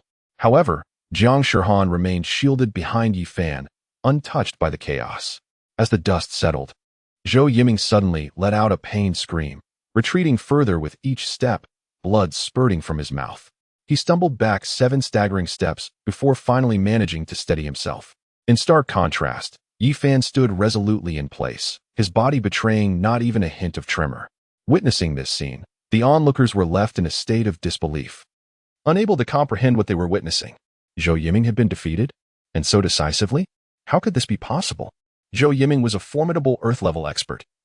It was unfathomable that he could fall to someone like Yi Fan. Zhou Yiming, pale-faced, gazed at Yi Fan from a short distance away, his mind tumultuous with disbelief. He had never imagined that he would succumb to a young man in his 20s. The strike he had unleashed had been without restraint, fueled by several times his usual strength, yet despite this, he had been repelled by Yi Fan's single blow. It was utterly absurd. Zhou Yiming was the foremost expert of the Jiang family, a personal bodyguard to his grandfather, his strength unfathomable. How could he possibly lose to Yi Fan? In the city of Jinling, there were scarcely a handful of individuals who could claim superiority over him. Those capable of defeating Zhou Yiming are undoubtedly seasoned elders who have cultivated their skills for decades. At merely 20 years of age, Yi Fan could hardly be considered a match for Zhou Yiming. Beside him, Jiang San halted his breath, regarding Yi Fan with the astonishment reserved for a monster. He had only known that Yi Fan had not exerted his full strength during their previous encounter, yet he never anticipated such an overwhelming display of power. Zhou Yiming was a formidable warrior of the earth level. No matter how extraordinary Yi Fan might be, it seemed implausible that he could stand against him. On the ground, Jiang Dao wore a similar expression of disbelief, utterly unable to comprehend the scene unfolding before him. As Zhou Yiming's semi-apprentice, he understood all too well the extent of Zhou Yiming's prowess. He could hardly withstand a single strike from him. Yet, this immensely powerful Zhou Yiming had been grievously injured by Yi Fan's palm, staggering 7 steps while spilling blood. How could one not be astonished? Chapter 64. Should there be another occasion, the Jiang family shall no longer exist. Is this fellow truly that strong? Jiang Shihan gazed at Yi Fan, who stood perfectly still, her mouth slightly agape, her eyes brimming with shock. She had assumed Yi Fan would not be a match for Zhou Yiming, only to find the reality starkly opposite. Not only had Zhou Yiming failed to inflict harm upon Yi Fan, but he had also been sent reeling backward by a single strike, spilling blood. Who are you really? Zhou Yiming, feeling the weight of his powerless right arm, looked at Yi Fan with a mixture of terror and disbelief. He had been grievously wounded by a mere 20-year-old. Could it be that the young man was also a warrior of the Earth level? A 20-year-old Earth-level warrior? After decades of cultivation, such a notion was simply unheard of.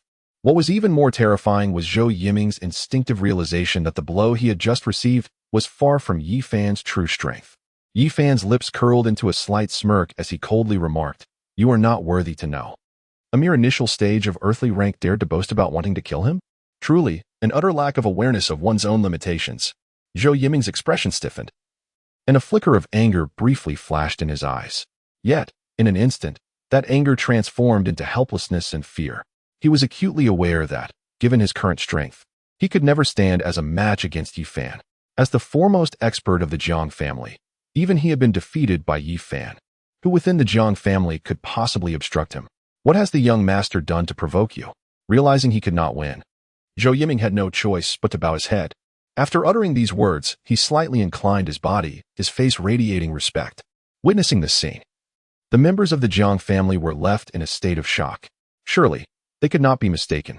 The renowned expert Zhou Yiming was indeed lowering himself before Yi Fan, and his tone was so submissive. On the ground, Jiang De furrowed his brow, a look of astonishment flickering in his eyes. It seemed that the young man's prowess exceeded his wildest imagination. Otherwise, Zhou Yiming would not be so obsequious. Jiang Wei's face was rigid, his mouth agape, unable to utter a word for an extended moment. He had never anticipated that the typically proud Zhou Yiming would bow to a junior. Upon hearing this, Yi Fan raised an eyebrow, remarking that he preferred Zhou Yiming's earlier defiant demeanor. Indeed, having lived for a substantial part of his life, he understood the significance of adaptability. Hearing this, Zhou Yiming's face flushed with embarrassment, wishing he could find a crack in the ground to hide in. "I failed to recognize your greatness and inadvertently offended you. I humbly ask for your forgiveness." Had he known that Yi Fan's strength far surpassed his own, he would never have dared to act against him, even with 100 times the courage. As soon as the words fell, Jiang Wei's furious voice erupted. "Zhou Yiming, what are you doing? Hurry up and dispose of him." As the foremost powerhouse of the Jiang family, how could he possibly apologize and beg for mercy from a junior? This old fool must have had his head caught in the door. Upon hearing this, Yi Fan's eyes narrowed into slits, a fleeting glimmer of murderous intent flashing by. Was Jiang Wei truly foolish or merely pretending? Did he really intend to take action against him?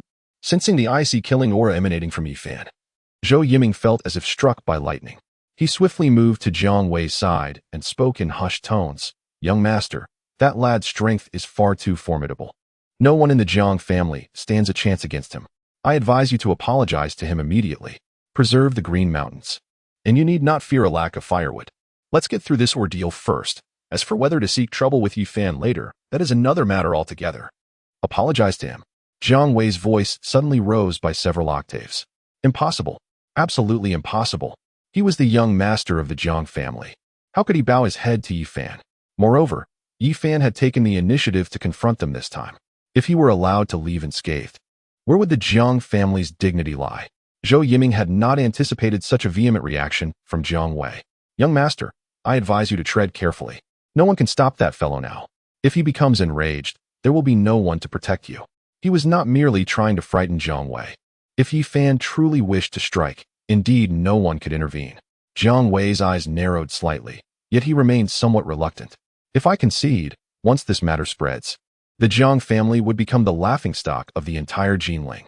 Zhou Yiming was well aware of this fact as he lowered his voice and said, "Young master, today you shall heed my counsel. I will subsequently summon my senior brother. His prowess far exceeds mine, and he will undoubtedly handle this matter with ease."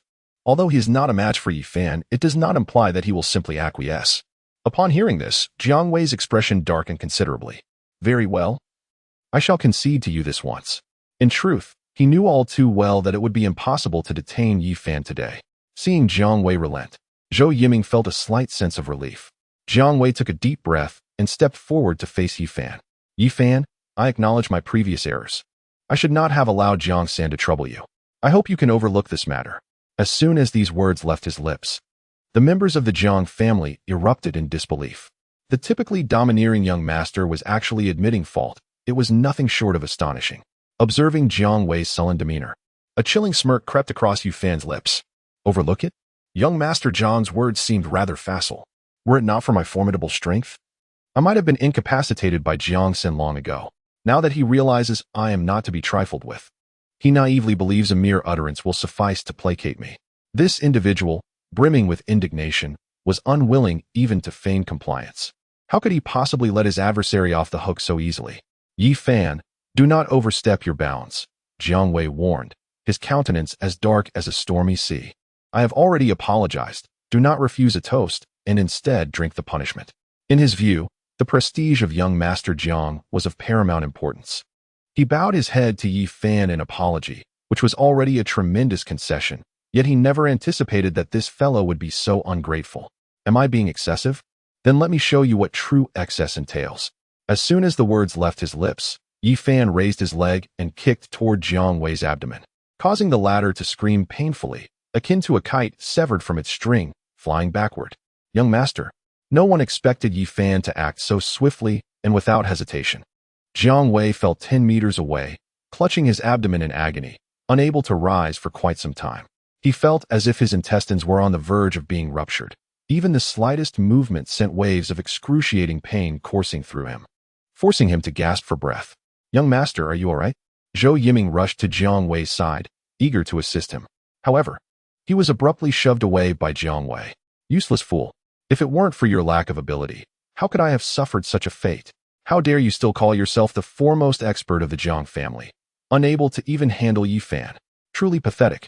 Zhou Yiming's cheeks flushed with embarrassment. His fists clenched tightly, yet he remained silent. Although Jiang Wei's words were indeed harsh, they were an undeniable truth. He was, in fact, no match for Yi Fan.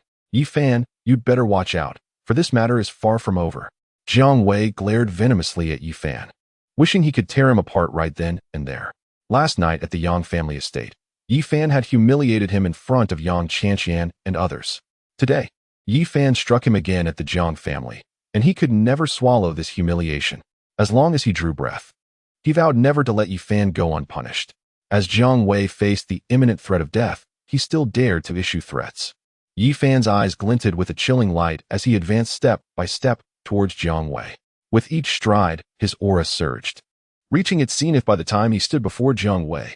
The oppressive atmosphere radiating from Yi Fan left the onlookers breathless, their faces etched with terror. In that moment, Yi Fan resembled a vengeful deity emerging from a sea of corpses and blood. A mere glance from him could condemn them to eternal damnation. What do you intend to do? Jiang Wei stammered, struck as if by lightning, his body trembling uncontrollably. An instinct warned him that should he provoke Yi Fan further, the latter might indeed take his life. Observing this, Zhou Yiming mustered his courage and stepped forward. Young Master Yi, please, temper your anger. The young master merely spoke out of turn. I implore you. Before he could finish, Yi Fan retaliated with a swift slap, sending Zhou Yiming flying 10 meters away. Upon landing, Zhou Yiming coughed up a mouthful of black blood, mixed with several broken teeth. His right cheek swelled grotesquely, marked distinctly by a vivid crimson handprint. The sight of Zhou Yiming being so easily dispatched left the Jiang family members gasping in shock, their gazes filled with dread as they regarded Yi Fan. Jiang Wei attempted to utter further words, but upon locking eyes with Yi Fan's frigid gaze, he found himself unable to continue. Jiang Wei, I previously warned you to cease your harassment. Why did you not heed my words? Yi Fan's voice was as cold as ice. With a decisive step, he crushed Jiang Wei's right leg beneath his foot. The next moment, Jiang Wei's agonized screams reverberated throughout the Jiang family estate. No one anticipated that Yi Fan would truly dare to lay hands on the young master. Did this fellow not fear provoking the Jiang family? They acknowledged that Yi Fan was indeed formidable, Yet the Jiang family was not to be trifled with. By inflicting such severe harm upon Jiang Wei, Yi Fan had irrevocably offended the Jiang family. Upon hearing Jiang Wei's wretched cries, Jiang Shihan felt a tremor in her heart and hurried forward. Yi Fan, enough, do not strike any harder. After all, Jiang Wei was the young master of the Jiang family. Should the assault continue, the Jiang family would inevitably erupt in fury. However, Yi Fan shook his head resolutely. No, I must ensure this fellow learns a lesson he will not soon forget. With that declaration, he swiftly unleashed a kick, rendering Jiang Wei's limbs incapacitated. Jiang Wei's expression twisted in agony, his heart brimming with hatred for Yi Fan. Yet, he gritted his teeth and said nothing, for he understood Yi Fan's temperament. Should he utter another threat, he would likely meet a brutal demise that very day. Jiang Wei, this is your final warning. Should you dare provoke me again, the Jiang family may as well cease to exist. With those words, he turned and strode towards the exit without waiting for Jiang Wei to respond. There is a limit to patience. If Jiang Wei continued to court disaster, he would not be so magnanimous again. As Yi Fan departed, Jiang Shihan cast a glance at the barely conscious Jiang Wei. Jiang Wei, take care of yourself. She knew Yi Fan well. If Jiang Wei dared to persist in his recklessness, the Black Dragon Gang would serve as a cautionary tale for the Jiang family. Chapter 65. The mysterious elder in black, seeing Yi Fan and Jiang Shihan leave, Jiang Wei, consumed by rage, spewed a mouthful of black blood and promptly fainted. The young master? Zhou Yuming's expression changed dramatically as he hurriedly rushed forward to assist Jiang Wei. If anything were to happen to the young master, how could he possibly explain it to the patriarch? Observing Jiang Wei in his arms, pale as a specter and breathing faintly, Zhou Yuming furrowed his brow deeply. He swiftly lifted him up and darted towards the exit. The young master had long been exhausted by indulgence. How could he endure such torment? Immediate medical attention was imperative. If the head of the family were to discover this, the one named Yi Fan would be doomed. The patriarch cherished the young master above all. He would undoubtedly not let that young man off easily. Who was that fellow to dare incapacitate the young master, regardless of his background? Anyone who offended the Jiang family would find even 10 lives insufficient for atonement. Yi Fan, you have been rather excessive. Jiang Shihan hastened to catch up with Yi Fan, her lovely face etched with concern. Initially, she had merely intended to administer a simple lesson, yet that fellow stubbornly refused to repent. Yi Fan shook his head, stating, if I do not act with severity, how could he possibly learn? This man fears nothing more than threats. All of this is of Jiang Wei's own making. Yet, by doing so, you have assured that the Jiang family will not let this matter rest easily. Jiang Shihan's brow furrowed slightly. From the moment Yi Fan rendered Jiang Wei incapacitated, a vendetta had been set in motion between him and the Jiang family. The patriarch's greatest affection lay with Jiang Wei. And if he were to discover today's events, how could he possibly allow Yi Fan to escape unscathed? Upon hearing this, a glint of coldness flashed in Yi Fan's eyes. If they seek their own destruction, they may come at him without hesitation. He fears not even the illustrious Shao family of the capital, let alone the insignificant Jiang family of Jinling. Observing Yi Fan's unwavering confidence, Jiang Shihan contemplated speaking further, yet the words lingered on her lips, ultimately swallowed back. After having followed him for so long, was there still no intention of revealing oneself? At that moment, Yi Fan abruptly halted. Upon hearing this, Jiang Shihan glanced around. Perceiving no one in sight, Yi Fan, who are you conversing with? There appears to be no one else here. Before Yi Fan could elucidate, for shadowy figures emerged from the darkness, encircling both him and Jiang Shihan. The four cloaked figures bore frigid expressions, exuding an aura of formidable power. Who are you? Jiang Shihan's eyes widened in alarm as she grasped Yi Fan's arm. Naturally, we are here to claim your life. The leader of the black-clad figures sneered coldly, raising a hand to seize Jiang Shihan by the throat. The other three acted swiftly, evidently intent on murder. For peak-level practitioners, the mastermind behind this has finally revealed themselves. A chill crept across Yi Fan's lips as he stepped forward, raising his fist to strike at all four. The black-clad figures were unable to even graze the hem of Jiang Shihan's garment before being sent flying by his single blow. Wow! The four figures were hurled backward, each tasting blood in their throats as they fell. They had never anticipated Yi Fan's strength to be so overwhelming. In just one encounter, he had repelled them all, an utterly astonishing feat. Witnessing Yi Fan's triumph over the four assailants, Jiang Shihan breathed a sigh of relief. her expression turning frosty as she glared at the leader of the black-clad figures. "Speak, who sent you?" From the recent actions of the man in black, it is evident that these four individuals are approaching with ill intent.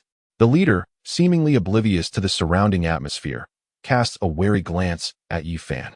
"I advise you not to meddle in affairs that do not concern you, lest you suffer a most gruesome fate." Although this young man does not exude a formidable aura, he instills an overwhelming sense of danger within the leader. How audacious to challenge someone of his standing with mere trifles. Noting Yi Fan's refusal to heed warnings, a glimmer of murderous intent flickers in the leader's eyes. "Do not hold back. Eliminate this brat first." Yi Fan's strength is formidable, and should they wish to harm Jiang Shihan, they must first dispose of him. With that thought, the leader swiftly reveals a sharp dagger in his right hand, lunging towards Yi Fan's heart with alarming speed. Witnessing this, the other three display remarkable agility, drawing their daggers and charging forward. "Yi Fan, be careful." Jiang Shihan's expression shifts, sensing the imminent danger. "How audacious to seek death! I shall oblige."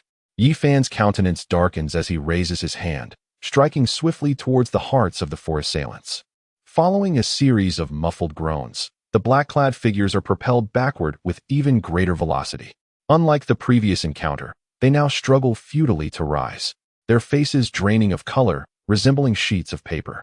What manner of creature is he? They ponder in their hearts, realizing the absurdity of the situation. Their speed was already commendable. Even a practitioner of the earth level would likely sustain severe injuries. Yet, this individual stands unscathed, having grievously wounded all four of them, a scenario that defies belief. Witnessing Yi Fan's extraordinary prowess, Jiang Shihan blinked in astonishment, her eyes wide with disbelief. She discerned that the four men in black harbored murderous intent, yet they were effortlessly sent flying without even grazing the hem of Yi Fan's garment. Yi Fan approached the leader of the black-clad men, his voice icy as he inquired, "Speak, who sent you?" Regardless of the cost, he was determined to unveil the mastermind behind this assassination attempt. Otherwise, such threats would persist indefinitely. The black-clad man scoffed, "You have stirred a great calamity, young man. I wager you shall not see the sun rise again." Having thwarted their plans twice, their master would surely not let this transgression go unpunished. "To threaten me when death is imminent? You truly possess a remarkable disregard for life." No sooner had he spoken than Yi Fan's right foot descended with a thunderous crash, obliterating the leader's heart beneath his heel. The man could scarcely comprehend why Yi Fan had dared to strike him down. As the leader fell lifelessly, the remaining three men were left paralyzed, drenched in cold sweat. Witnessing Yi Fan's lethal resolve, Jiang Shihan's complexion paled, clearly shaken by the brutality. Yi Fan turned his gaze toward the nearest black-clad man, warning, "If you wish to avoid a similar fate, speak the truth." At these words, the man trembled, hastily kneeling in supplication. "An elderly man in black hired us. He instructed us solely to kill Jiang Shihan. Beyond that, we know nothing," he pleaded, desperate to escape the clutches of death. Jiang Shihan furrowed her brows, questioning, "What sort of elderly man? Why does he wish to kill me?" Initially anticipating to glean the identity of the true perpetrator from their confessions, she was taken aback by this unexpected revelation. The man in black trembled as he spoke. "Only the boss has seen that elder in black. The rest of us have only heard him mentioned. As for his motives for wanting to kill you, we in this line of work simply accept payment for our services and never inquire further." Yi Fan remained silent. Jiang Shihan pressed on. "Did your boss provide any details about the characteristics of that elder in black?" She was eager to unearth the mastermind behind this plot, as she had no desire to live in constant fear. The man in black pondered for a moment before his eyes brightened. "Yes, the boss mentioned that the elder in black is slender in build, yet possesses terrifying strength, likely a formidable figure at the Earth level. Beyond that, the boss revealed nothing more. An Earth-level powerhouse." Yi Fan raised an eyebrow. If the elder in black is so formidable, why does he not act on his own? Had he intervened from the outset, Jiang Shihan and Xia Dong would have surely met their end long ago. The man in black shook his head. "I do not know. Is there anything else you wish to disclose?" Jiang Shihan's tone was icy. The three men in black exchanged glances, all shaking their heads in unison. Seeing that they did not appear to be lying, Yi Fan waved his hand dismissively. "Leave. Should you dare to set foot in Jinling again, you will join your boss in the afterlife." Upon hearing this, the three men felt as if they had been granted a reprieve, hastily scrambling away, disregarding even the corpse of their leader. Once the three men in black had departed, Yi Fan turned to the contemplative Jiang Shihan. If his assumptions were correct, the elder in black refrained from acting out of fear of revealing his identity or attracting unwanted attention. Jiang Shihan's identity is anything but simple. Should the Jiang family discover the assassination, the outcome would inevitably lead to death. Jiang Shihan nodded slightly, realizing the behind-the-scenes puppeteer was exceedingly cautious. Unearthing their identity within a short span would, indeed, prove challenging. She had an instinctive feeling that the cloaked elder was not alone, and even the most cunning of foxes would eventually reveal their tale. There was no need for haste. Yi Fan offered a comforting remark, asserting that as long as he was present, any attempt on Jiang Shihan's life by the shadowy figure would be akin to a fool's errand. Jiang Shihan wholeheartedly agreed, yet her expression turned uneasy as she pointed to the lifeless body on the ground. "What shall we do with this corpse?" she inquired. She felt no sympathy for the slain assailant. After all, they had come to kill her, and their demise at Yi Fan's hands was nothing short of deserved. "Wait for me. Just 3 minutes," Yi Fan replied, lifting the body and striding away. Observing his calm demeanor, a sense of gravity washed over Jiang Shihan. This was not her first encounter with Yi Fan's lethal capabilities, yet his nonchalance was disconcertingly casual. Before long, Yi Fan returned. "Shihan, are you all right? Your complexion seems a bit off." He had appeared perfectly fine when he left. Could something have transpired while he dealt with the corpse? Jiang Shihan shook her head and asked, "Yi Fan, why does it seem like killing is rather commonplace for you? For an ordinary person, even in the act of taking a life, maintaining such composure would be utterly unattainable." "Well, one becomes accustomed to it after numerous encounters," Yi Fan replied with an innocuous smile. For reasons unknown, Jiang Shihan could not shake the unsettling feeling that Yi Fan's smile carried an eerie undertone. "Yi Fan, from now on, do your utmost to refrain from taking lives. Excessive killing will lead to complications." Her greatest fear was that Yi Fan's thirst for blood would corrupt him, ultimately transforming him into a remorseless fiend. Yi Fan, momentarily taken aback, nodded in agreement. "All right, I shall heed your advice." He understood that Jiang Shihan genuinely cared for him. Chapter 66. A thousandfold retribution. In the Lin family residence in Jinling, Lin Miao, pale and weak, finally regained consciousness. Had it not been for the timely intervention of her family in rushing her to the hospital, she feared she would have already met her end. "Father, has that fellow Yi Fan perished?" Lin Miao inquired, her voice barely a whisper as she glanced at Lin Guodong seated beside her. Upon witnessing his daughter's awakening, Lin Guodong's face lit up with joy as he hurried to her side. "Miao, how do you feel? Is there any discomfort?" He was on the verge of despair, fearing that if she did not awaken soon, he would truly break. "I am fine," Lin Miao replied, shaking her head, then pressing further. "Father, has that fellow Yi Fan died?" Prior to her unconsciousness, Yi Fan had indeed gained the upper hand, yet he was but one man, with the Lin family's influence. Eliminating him should not have posed a challenge. Upon hearing her words, Lin Haifeng's expression darkened, and a bitter smile crossed his lips. "No, Yi Fan is far too formidable. Our Lin family is simply no match for him." He had never anticipated that the waste of 5 years prior would metamorphose into a peerless powerhouse. "What?" Lin Miao's beautiful eyes narrowed, and she immediately broke into a fit of violent coughs. Having just undergone a heart transplant, she felt exceedingly frail, utterly incapable of enduring any form of distress. "Miao, please do not agitate yourself. Rather, rest well," Lin Guodong urged, his eyes reflecting profound concern. In that moment, Lin Miao noticed that her father, whom she had not seen for merely a few days, had aged remarkably, his hair now completely streaked with gray, making him appear a decade older. "Father, even if Yi Fan possesses formidable prowess, he is but one individual. How could he possibly be a match for our Lin family?" While she conceded that Yi Fan wielded considerable influence, the Lin family was one of the 4 prominent clans of Jinling. Before the might of the Lin family, Yi Fan was akin to a mere insect. If they truly wished to eliminate him, it would be as simple as reaching into a pocket. Observing Lin Miao's obstinacy, Lin Guodong sighed heavily. "What I say is the truth. Yi Fan's strength far surpasses your imagination. Even if all the masters of the Lin family united, they would stand no chance against him."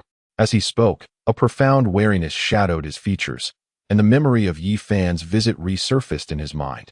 The Lin family's elite, rather than being able to vanquish Yi Fan, had been sent flying without even brushing against his garments. Impossible, this cannot be. Lin Miao Miao persistently shook her head, disbelief etched across her face. 5 years prior, Yi Fan had scarcely been considered a martial artist. It was inconceivable that his strength could have burgeoned so rapidly in such a brief span. Though she was not a martial artist herself, she understood that those formidable individuals within the Lin family had cultivated their skills over several decades to attain their current level.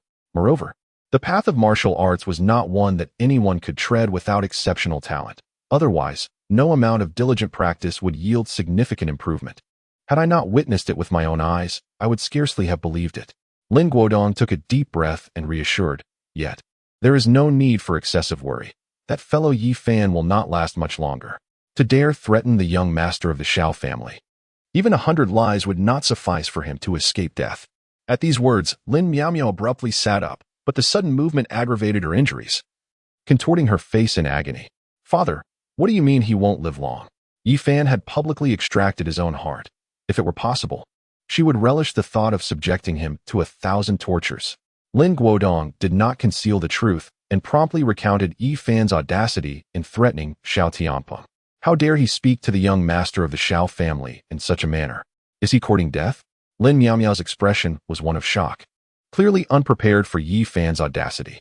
After all, Xiao Tianpeng was the heir of the foremost family in the capital. With a mere flick of his finger, he could obliterate Yi Fan's very existence. Logically, upon discovering the identity of his adversary as Xiao Tianpeng, Yi Fan should have been engulfed in endless trepidation and retreated at once. Yet, Yi Fan exhibited no trace of fear, even daring to confront Xiao Tianpeng directly over the phone.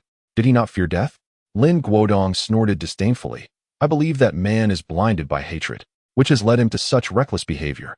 Nevertheless, this may not be entirely detrimental, for having provoked the young master of the Shao family, his demise will only be hastened.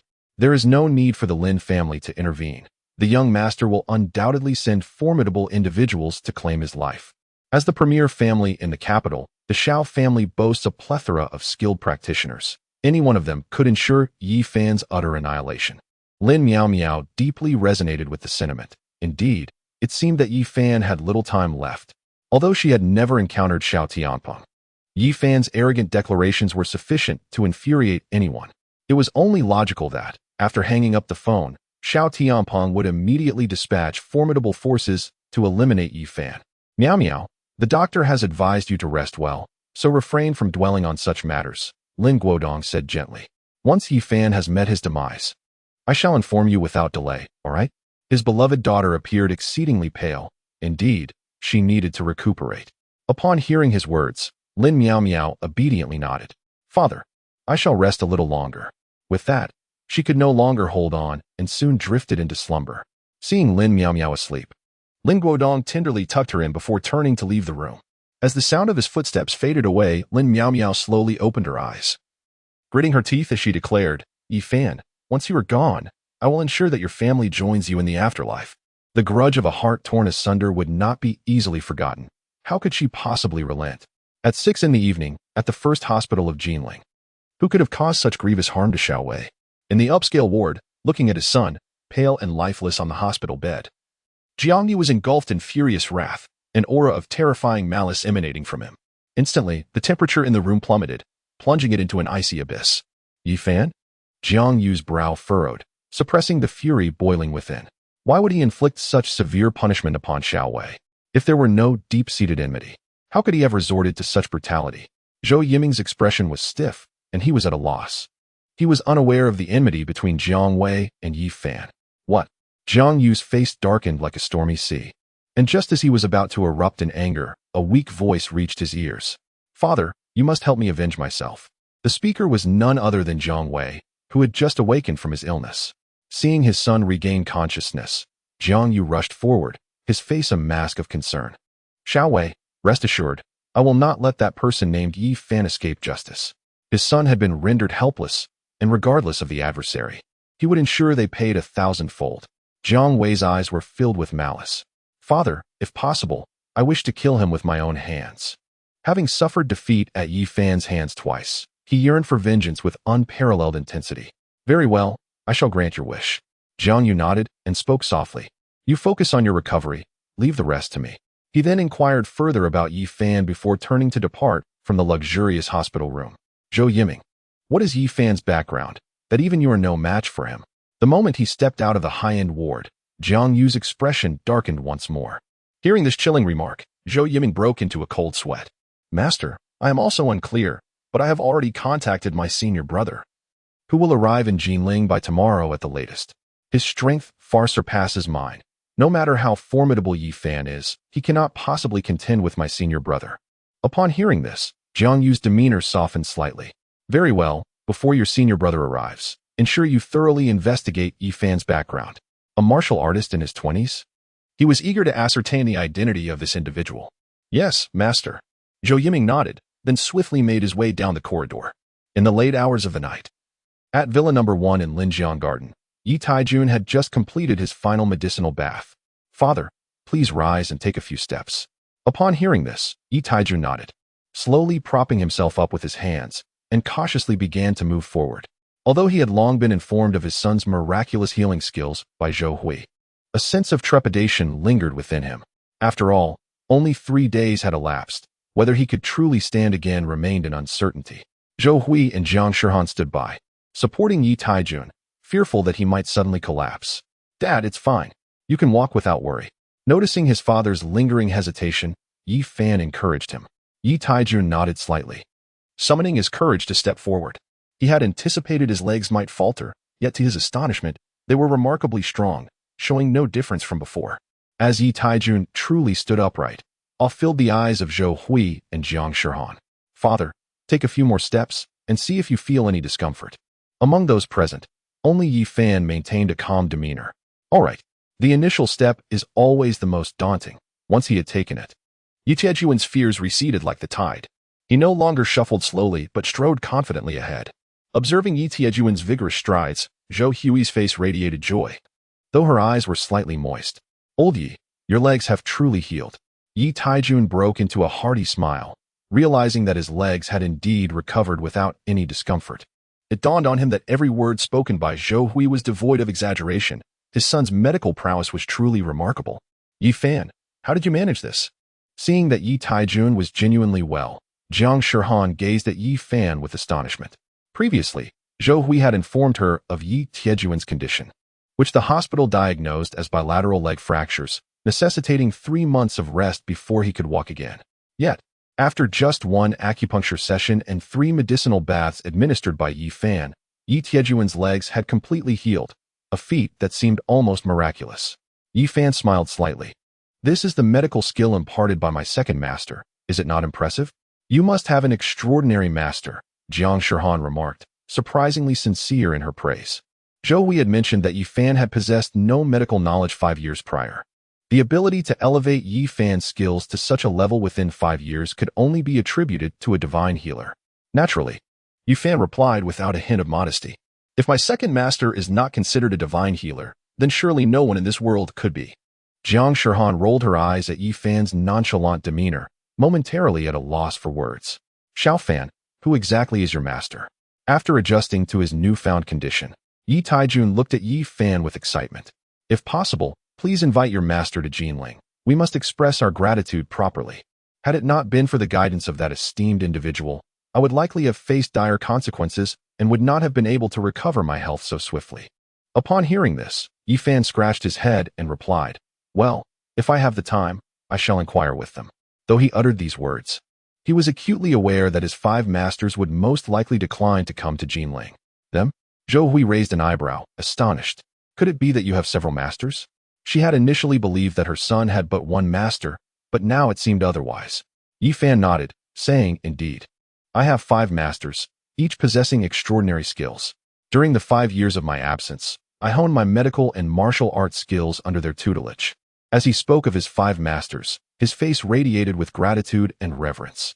After all, without the generous impartation of knowledge from his 5 masters, there would be no Yi Fan as he is today. 5 masters? Yi Taijun's eyes narrowed, clearly taken aback. In his understanding, one could only have a single master throughout one's lifetime. The notion that his son had acquired 5 was nothing short of astonishing. Zhou Hui, standing nearby, was also momentarily stunned, struggling to process the revelation. Indeed, Yi Fan affirmed, Although my 5 masters appear quite stern, they have been exceedingly kind to me. Over the past 5 years, I have trained diligently under their stringent guidance. The beatings I endured were but a minor aspect. At times, in order to instill lasting lessons, my masters would show no mercy whatsoever. The most severe incident left me battered and bruised, confined to bed for over a month before I could fully recover. Seeing that Yi Fan did not appear to be lying, Yi Taijun spoke earnestly. In that case, you must not disappoint your 5 masters. When you have the opportunity, be sure to invite them to Jinling. Your mother and I wish to express our heartfelt gratitude for their care of you. He was a person who valued gratitude and reciprocity. Naturally, Yi Fan felt compelled to show his appreciation for the selfless impartation of skills from his 5 masters. Upon hearing this, Zhou Hui immediately echoed, "Indeed, Xiao Fan, you must keep this matter in mind and not forget it. Your achievements today are greatly owed to your 5 masters."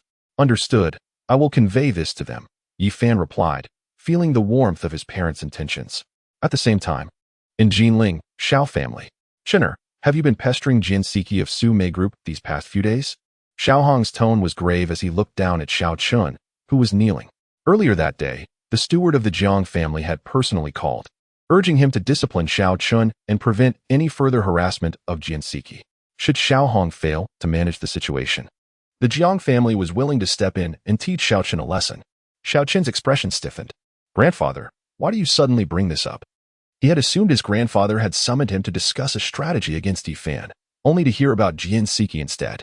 Xiao Hong slammed his hand on the table, declaring, "You wretched child, after all these years, you have made no progress. If you dare to harass Jian Siki again, I will break your legs." He knew all too well the character of his grandson, who squandered his days in debauchery, utterly hopeless. "Grandfather, I truly have feelings for." Xiao Chen's words were abruptly interrupted by Xiao Hong's angry voice. "Is that really love? You are merely coveting her physical allure. I know you all too well." Xiao Chen's expression stiffened, unsure of how to counter his grandfather's accusation. What puzzled him was why his grandfather forbade him from pursuing Jian Siki. In the past, his grandfather would never have meddled in such trivial matters, nor would he have spoken so harshly. Noticing the turmoil within Xiao Chun, Xiao Hong's tone grew grave. "Before you pursue someone, have you investigated Jian Siki's background?" Xiao Chun shook his head. 6 years ago, Jian Siki arrived in Jinling and single-handedly founded Su Mei Group, seemingly without any other connections. Jian Siki is a friend of the young lady from the Jiang family in the provincial capital, Xiao Hong revealed, shocking Xiao Chun. "The Jiang family steward called to warn you to keep your distance from Jian Siki. Otherwise, the Jiang family would not hesitate to teach you a lesson." "The Jiang family in the provincial capital?" Xiao Chen's eyes widened in disbelief, as if struck by lightning. "Impossible. How could Jian Siki possibly know the young lady of the Jiang family? This must be a fabrication," he thought to himself. "Not only is she just the president of a small group, but even I, as a young master of the Xiao family, likely do not have the standing to befriend the Jiang family's young lady. Do not be foolish. The call came to me. Can there be any doubt?" Seeing Xiao Chen's incredulous expression, disappointment filled Xiao Hong's gaze. However, Xiao Chen remained somewhat reluctant to accept this. Before he could finish his sentence, he was forcefully interrupted once more by Xiao Hong. "Enough. Do not harass Jian Siki again, or I shall break your legs." Xiao Hong's expression was exceedingly grim, an aura of icy menace enveloping him. Xiao Chen wished to retort, but upon witnessing his grandfather's terrifying countenance, he could only nod in acquiescence. "Understood, grandfather." Upon hearing this, Xiao Hong's demeanor softened somewhat. It was his indulgence that had led to such a grave mistake. Although Xiao Chen felt a sense of injustice, he dared not show any sign of dissatisfaction outwardly. "Grandfather, have you dealt with Yi Fan?" After all, Mo Ran was one of the top powerhouses of the Xiao family. There was no reason for his grandfather to let Yi Fan off the hook. At the mention of this matter, Xiao Hong snorted coldly. "Deal with him? You think Yi Fan is someone who can be easily disposed of?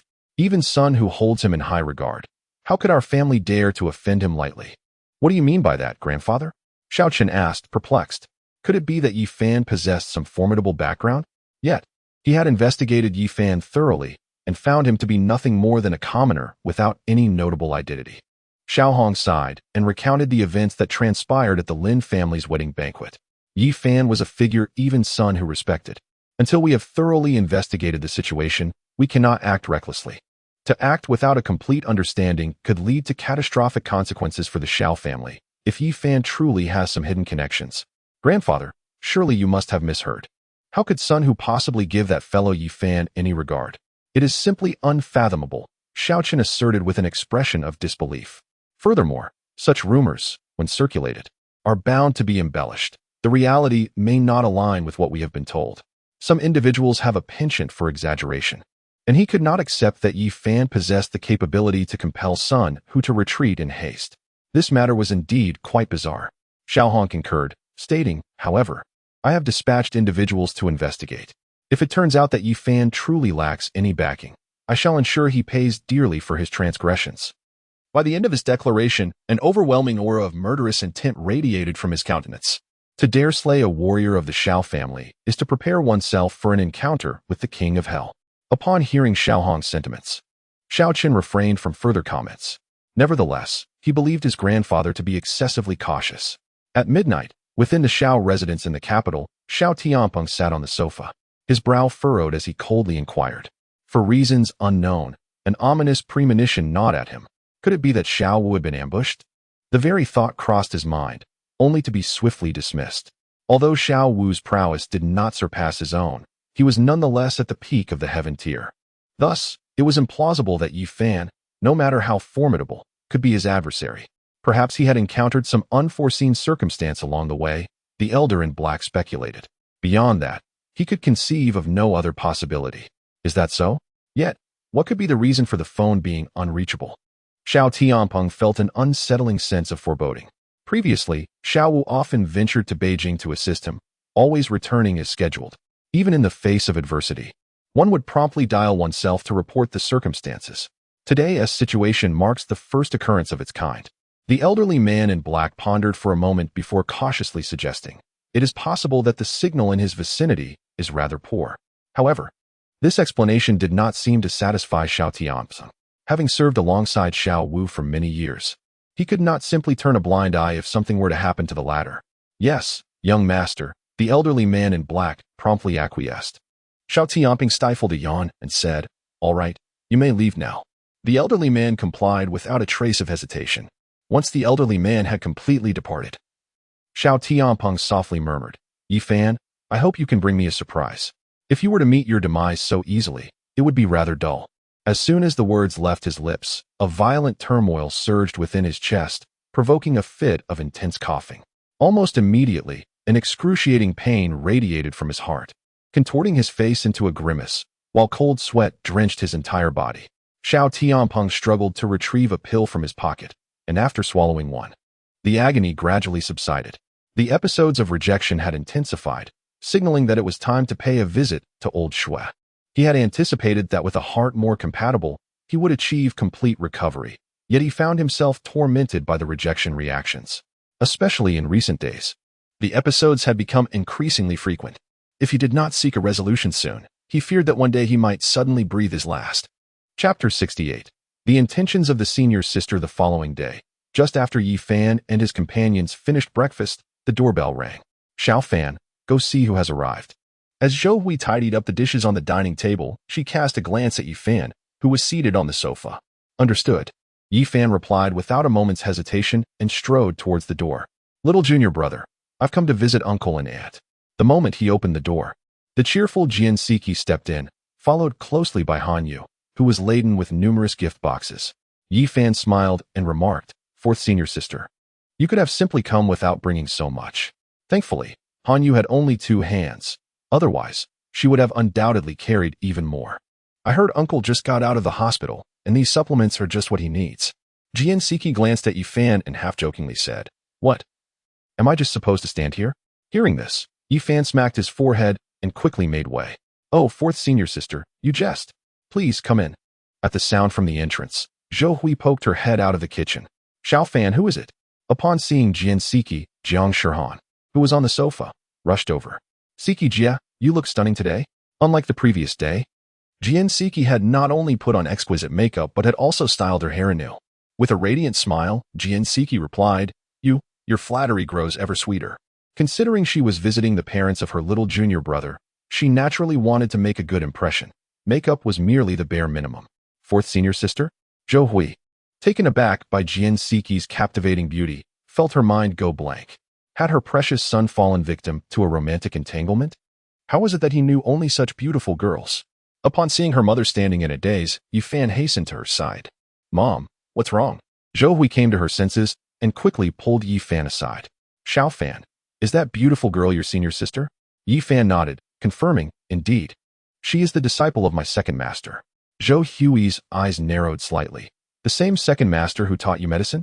Had it not been for Master Mo Qinxin's instruction, Yifan's vision would not have improved so swiftly, nor would Yu Taijun have recovered from his ailment in just a few days." "Exactly." Yifan took Zhou Hui to meet Jian Siki.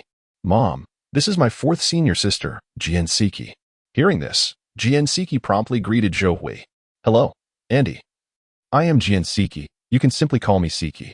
For reasons unbeknownst to her, her heart raced slightly upon seeing Zhou Hui. Zhou Hui smiled and nodded. "Siki, you must have taken great care of Xiaofan in the past. I thank you for that." After all, they shared a common master, and it was natural for Jian Siki to look after her precious son. Jian Siki's expression stiffened slightly as she clarified, "Auntie, actually, I only met Yifan a few days ago. However, rest assured, as his senior sister, I will ensure that no one bullies Yifan." Despite her words, she understood that her junior brother's abilities far surpassed her own, rendering her protection unnecessary. In fact, it was Yifan who had previously helped her deal with the persistent Xiaochun. "I see. Then I must thank you all the more." Zhou Hui was momentarily taken aback, but remained exceedingly courteous. Jian Siki waved her hand and hurriedly accepted the gifts from Hanyu. "Aunt, I heard that uncle has just been discharged from the hospital. These are a few tokens of my regard. I hope you will accept them." Upon seeing the lavish gifts, Zhou Hui promptly shook her head. "These are far too extravagant. I cannot accept them." However, Jian Siki was quite insistent. "Aunt, you are the mother of my junior brother, which makes you my elder. It is only fitting for a younger generation to bring gifts when visiting their elders. If you refuse, I shall be too embarrassed to come again." Hearing this, Zhou Hui appeared troubled. It was not that she was unwilling to accept, but rather that Jian Siki's gifts were excessively valuable. Observing the stalemate, Yifan quickly interjected. "Mom, please accept them. Otherwise, fourth senior sister will surely be upset." Zhou Hui glanced at Yifan and finally nodded in acquiescence. "Thank you, but please do not bring gifts next time, or I might become quite displeased." Upon seeing Zhou Hui accept the gifts, Jian Siki immediately nodded in compliance. "Understood, Aunt." Just as Zhou Hui set the gifts aside, Yi Taijun entered from the backyard. He had been watering the plants when he heard the commotion in the living room and decided to come in. "Xiaofan, who is this?" Upon seeing the enchanting Jian Siki, Yi Taijun turned to Yifan with a hint of curiosity. Before Yifan could respond, Jian Siki stepped forward to greet him. "Uncle, I am Jian Siki, Yifan's fourth senior sister. I heard you were discharged from the hospital, and I came specifically to see you." Observing Yi Tiejuan's rosy complexion and steady gait, her heart was already stirred with profound emotions. If memory serves, Jian Siki recalled that Yi Taijun had fallen from a great height, resulting in broken legs and a state of unconsciousness. Remarkably, just a few days later, Yi Taijun had made a complete recovery and appeared no different from an ordinary person. It seemed that the medical skills of the junior disciple exceeded her expectations. Upon realizing this, Yi Taijun gestured for Jian Siki to take a seat. Once seated, Jian Siki produced 2 exquisite boxes. "Auntie, this jade bracelet is a special selection I made for you. I hope you will accept it." As she spoke, she opened one of the gift boxes and without hesitation adorned Zhou Hui's left wrist with the jade bracelet. "Is this top-grade ice jade?" Upon seeing the quality of the bracelet, Jiang Shihan's eyes narrowed slightly. The value of this single jade piece likely exceeded several million. Though Yifan was not well versed in jade, he could discern that this piece was indeed of considerable worth. He had initially thought that the fourth senior sister had merely brought some gifts. Little did he know that her true intentions were yet to be revealed. "Siki, this is far too precious. Auntie cannot accept it." Zhou Hui momentarily lost her composure, then immediately attempted to remove it and return it to Jian Siki. The Yi family had once been a third-rate family in Jinling. How could she fail to recognize the value of the bracelet? However, Jian Siki promptly grasped Zhou Hui's hands. "Auntie, it's just a small trinket. If you refuse it, I will be quite saddened." In front of her stood the parents of the junior disciple. And no matter how extravagant the gift, it was not excessive. Zhou Hui hesitated to say more, but Yifan slowly interjected, "Mom, please don't decline any further. This is all the fourth senior sister's heartfelt intention." Before Zhou Hui could speak again, Jian Siki opened another gift box and took out the diamond watch inside. Uncle, this is the meticulously selected watch I chose for you. Please try it on and see if it fits. Since it was a gift, there was no question of favoritism, especially considering that Yi Taijun and Zhou Hui were husband and wife. The classic Rolex diamond watch was valued at over $1 million. Zhang Shihan's mouth slightly agape. Thought that this was indeed quite generous. For her, a few million was still a trivial sum, but it was not something she would casually give away. This highlighted the esteemed position that Yi Fan's parents held in Jian Siki's heart. I think I'll pass. My old watch is perfectly fine, Yi Taijun said, lifting his left hand, revealing his already chipped timepiece, a smile illuminating his eyes. Now, he was merely an ordinary man, and wearing a watch worth millions seemed rather inappropriate. Jian Siki appeared to have anticipated his response. Uncle, both you and Andy have accepted gifts, so if you refuse this, does it imply you hold any grievances against me? Upon uttering these words, a hint of sorrow washed over her face, as if she felt deeply wronged. Witnessing this, Yi Taijun quickly shook his head. I harbor no grievances toward you. It is merely that this gift is too extravagant for me to accept. He had only just met Jian Siki, and she had already bestowed such a lavish gift. He felt unworthy of it. That is not correct, uncle. Since you are Xiao Fan's father, you are my family. And it is only natural for me to show my filial respect to you. Jian Siki promptly retorted, and then turned to hand the Rolex watch to Yi Fan. Little disciple, please help me put this watch on for uncle. Yi Fan smiled faintly, and took the Rolex watch to personally place it on Yi Tiejuan's wrist. Observing that both Yi Taijun and his wife had accepted the gift, Jian Siki engaged in conversation for another 10 minutes before rising to take her leave. Uncle, Auntie, I have matters to attend to, but I shall visit you again soon. Zhou Hui nodded in response. Certainly. Next time you come, you must try Auntie's culinary skills. Understood. Jian Siki replied with a slight nod, turning to Yi Fan beside her. Junior brother, please see me out. Her visit was not solely to pay respects to Yi Taijun and his wife. She had other matters to discuss with Yi Fan. Once outside the villa, Jian Siki's expression darkened. Junior brother, have you uncovered the mastermind behind the Lin family? After learning of Yi Fan's disruption at the Lin family's wedding banquet, she had dispatched people to monitor their movements. However, it was peculiar that after Yi Fan's visit to the Lin family, there had been no further activity from them. This was contrary to reason. Given Lin Haifeng's vindictive nature, he would not easily let Yi Fan off the hook. Regardless of Yi Fan's strength, the Lin family would not simply relent. The current tranquility within the Lin family could only imply one thing. Yi Fan had discovered the identity of the true puppet master. Furthermore, that puppet master was also aware that Yi Fan was still alive. The Lin family refrained from action, firstly, because they genuinely could not contend with Yi Fan, and secondly, because they were convinced that the puppet master would take it upon themselves to eliminate Yi Fan. Indeed, I have already found out. Yi Fan did not conceal this fact. Upon hearing this, Jian Siki immediately inquired, who is it? Yi Fan hesitated for a moment before responding, fourth senior sister. I cannot disclose that information just yet. He is acutely aware of the formidable power possessed by the Xiao family.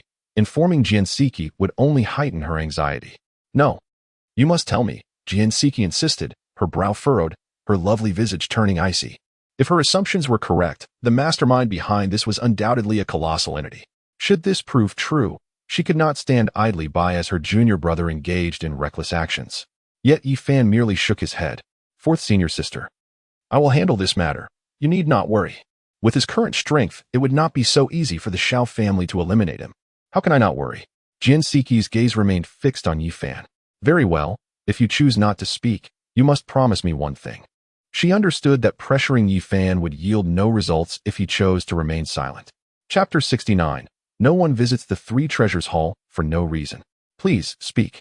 Senior sister. Observing the seriousness on Jian Siki's face, Yi Fan adopted an earnest expression. Jian Siki continued. The influence of that hidden puppet is undeniably substantial. Always remember to avoid acting impulsively.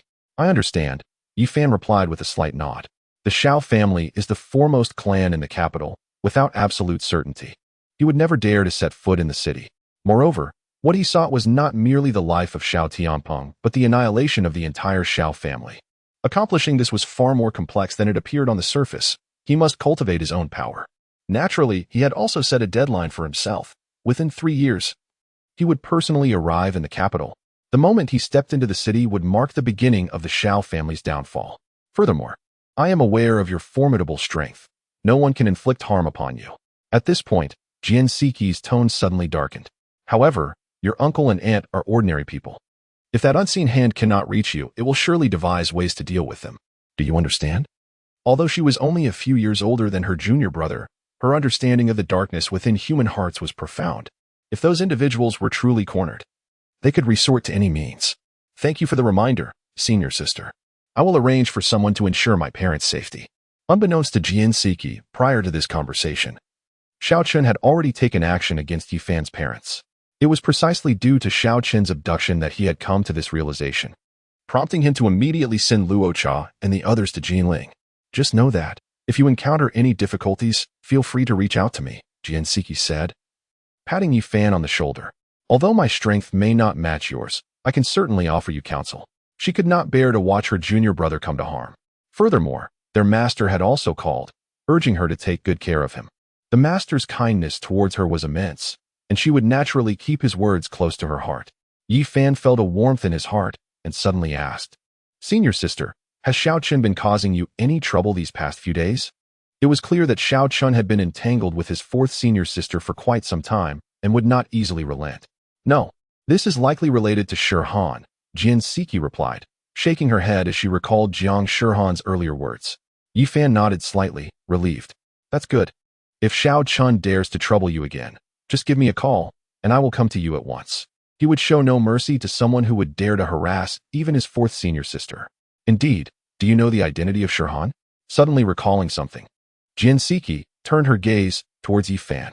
Yifan shook his head, uncertain, yet it was evident that her background was anything but ordinary. It was indeed extraordinary. But how did you come to know Shirhan, junior brother? Jiang Shirhan is the esteemed young lady of the Jiang family in the provincial capital. Jian Siqi believed that such a close rapport between them was rather unexpected. Furthermore, after observing them for 2 days, she discerned that the bond between Jiang Shirhan and Yifan surpassed that of mere friends. Well, it's like this. Yifan succinctly recounted the events of how he saved Jiang Shirhan. As the fourth senior sister, he felt no need for concealment. Upon learning that Yifan was Jiang Shirhan's savior and that she had agreed to be his maid for 3 months, Jian Siqi's eyes narrowed in astonishment. Junior brother, you actually had Shirhan agree to be your maid for 3 months? Did she not voice any objections? However, even if Jiang Shirhan willingly accepted, the Jiang family would undoubtedly oppose such an arrangement. Yifan shook his head, stating that Shirhan did not object. Rather, it was her father who was quite furious. But why did Shirhan choose to stay then? Jian Siqi was filled with curiosity. After all, the Jiang family in the provincial capital held significantly more power than the Lin family. Everyone knew how much Jiang Zhenchuan dotes on Jiang Shirhan. If he were to learn of this arrangement, he would surely intervene to put a stop to it. Yifan spoke as if it were a trivial matter, mentioning that Uncle Jiang had already visited him, but none of the Jiang family's formidable members could match him. Thus, he ultimately relented. Ah, junior brother, you can't be serious. Jian Siqi was rendered speechless by the sheer shock. Upon witnessing Jian Siqi's considerable reaction, Yifan's expression turned curious. Senior sister, your response suggests that Shirhan's identity is rather extraordinary. If it were otherwise, fourth senior sister would not have reacted so intensely. After a prolonged moment, Jian Siqi managed to compose herself. Junior brother, since Shirhan has chosen not to disclose her background to you, I see no reason to overstep my bounds. When she is ready to share, you will certainly be informed. It was evident that this junior brother of hers was indeed remarkable, capable of bringing Jiang Zhenchuan to his knees, truly impressive. Noticing Jian Siqi's reluctance to divulge further, Yifan refrained from pressing her for more information.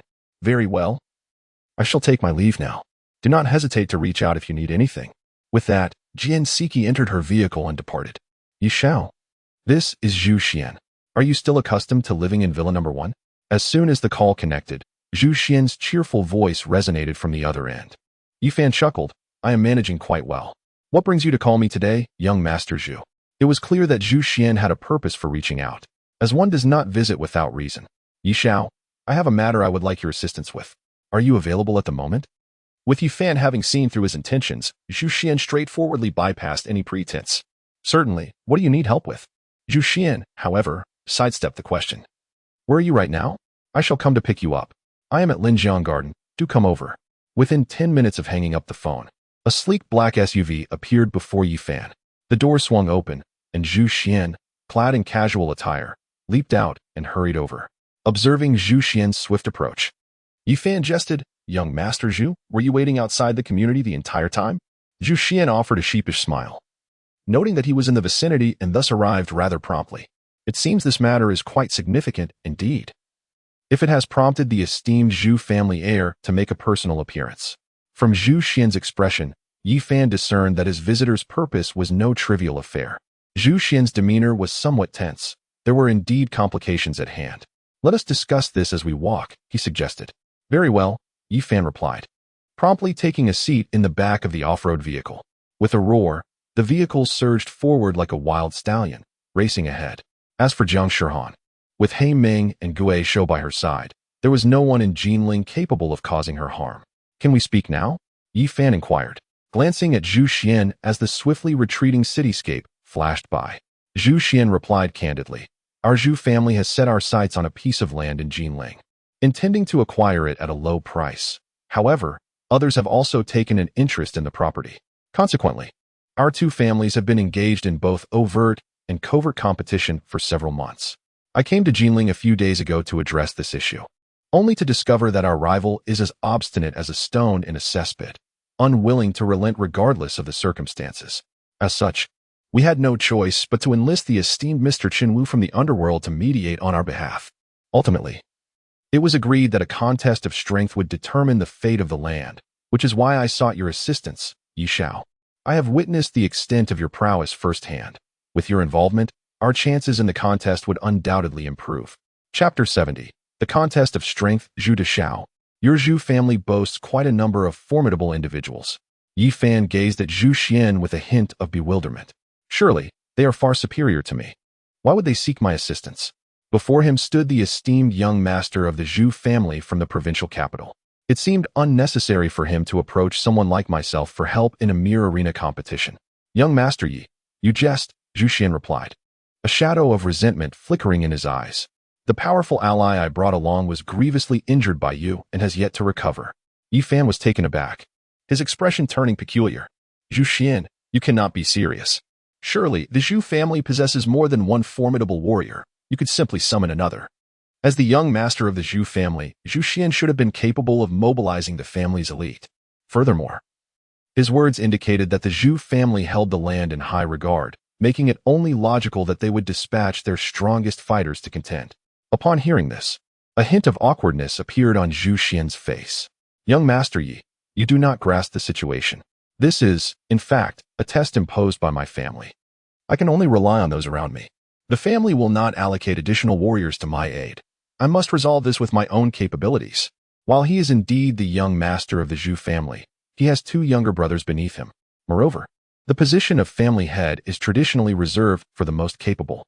If he fails to demonstrate exceptional talent, he might as well abandon hope for the title of Zhu family head. Are you certain you are not jesting?" Yi Fan furrowed his brow, sensing that Zhu Xian's words were nonsensical, yet the sincerity in his demeanor suggested otherwise. Zhu Xian shook his head. "What I say is the truth. Thus I must implore you for assistance, young Master Yi. If this matter regarding the land is not handled properly, the family will only grow more disillusioned with him, and his situation will inevitably become even more perilous.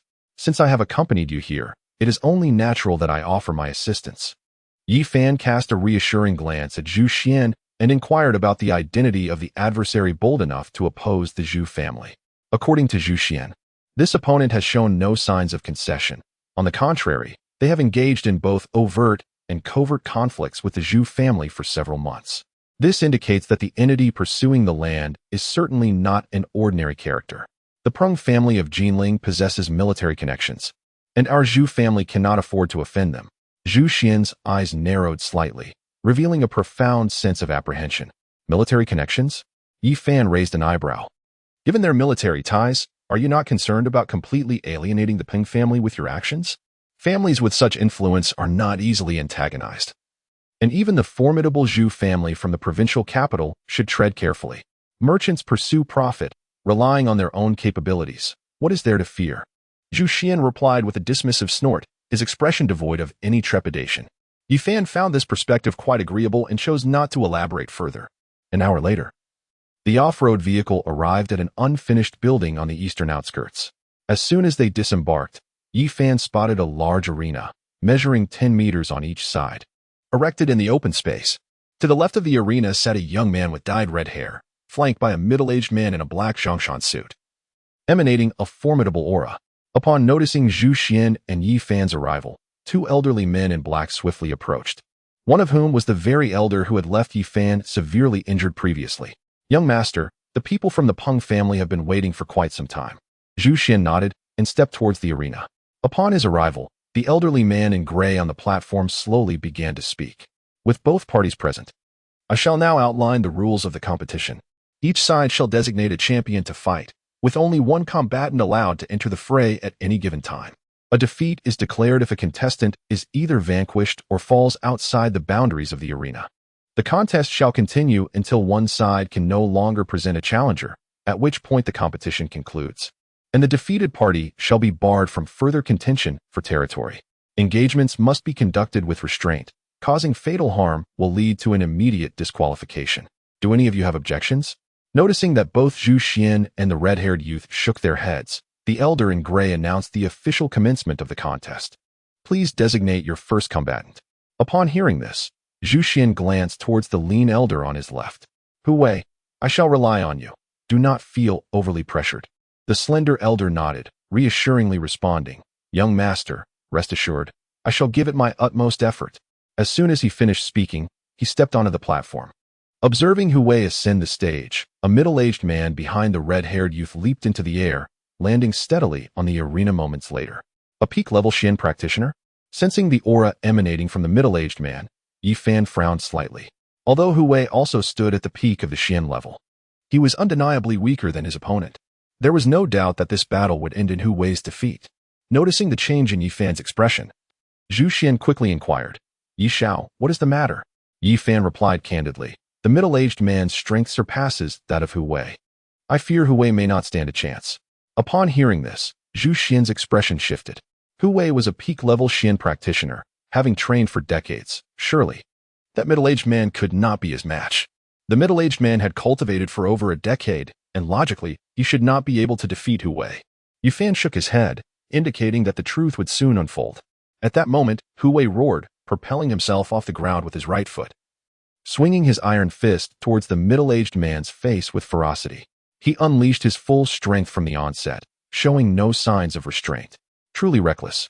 Observing Hu Wei's aggressive move, the red-haired youth in the audience smirked derisively, his eyes brimming with scorn. On the stage, the middle-aged man stood motionless, seemingly paralyzed by fear. Yet, just as Hu Wei's fist was about to descend, the man's right hand shot out with blinding speed, striking Hu Wei's chest before he could react. Hu Wei's expression shifted dramatically as he felt an overwhelming force explode against his chest, propelling him backward to crash against the edge of the arena. Witnessing this scene, Zhu Xian sprang from his seat, his countenance dark as a stormy sea. He had never anticipated that the middle-aged man would possess such terrifying strength, easily injuring Hu Wei with a single strike. "Zhu Xian, has your family run out of capable fighters? How can you send out such a waste?" At that moment, a voice laced with derision echoed in the ears of the crowd. Yi Fan turned to see that it was indeed the red-haired youth from the Peng family who had spoken. A glimmer of frost flickered in Zhu Xian's eyes. "Pengzhe, do not rejoice too soon. The outcome is still uncertain." With that, he clenched his fists and slowly resumed his seat. "Is that so? Then let us wait and see." As Zhu Xian remained defiant, Pengzhe narrowed his eyes into slits. That piece of land would surely belong to the Peng family, and no one would be able to stop them. On the arena, Hu Wei cast a glance at his collapsed chest, struggling to rise despite the excruciating pain. "You should descend yourself. You are no match for me." Witnessing Hu Wei's resilience, Keida's words dripped with cold disdain. Ignoring him, Hu Wei bellowed defiantly, swinging his fist once more toward Keida's face. This time, his speed and strength were markedly diminished. Nevertheless, his expression remained devoid of fear, radiating an unwavering determination. Chapter 71.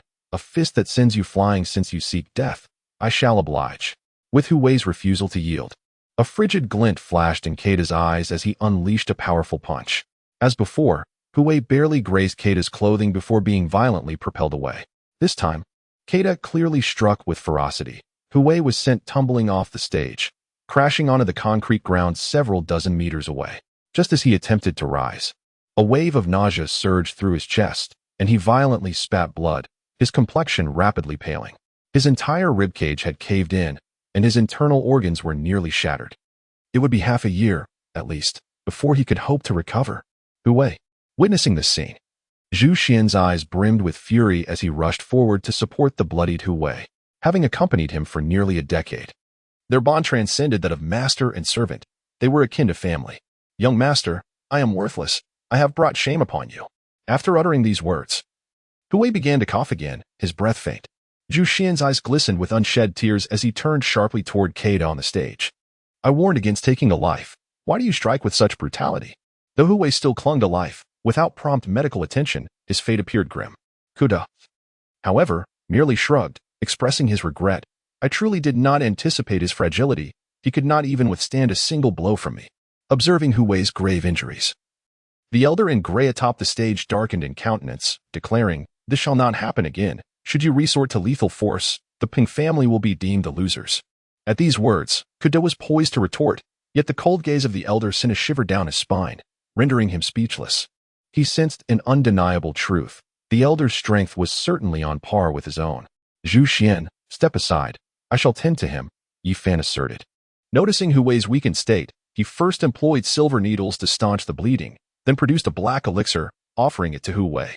"Consume this." Gazing at the fragrant black pill in his hand, Hu Wei glanced at Zhu Xian but hesitated to ingest it immediately, observing a slight improvement in Hu Wei's complexion. Zhu Xian urged, "Take it. Young master Yi means you no harm."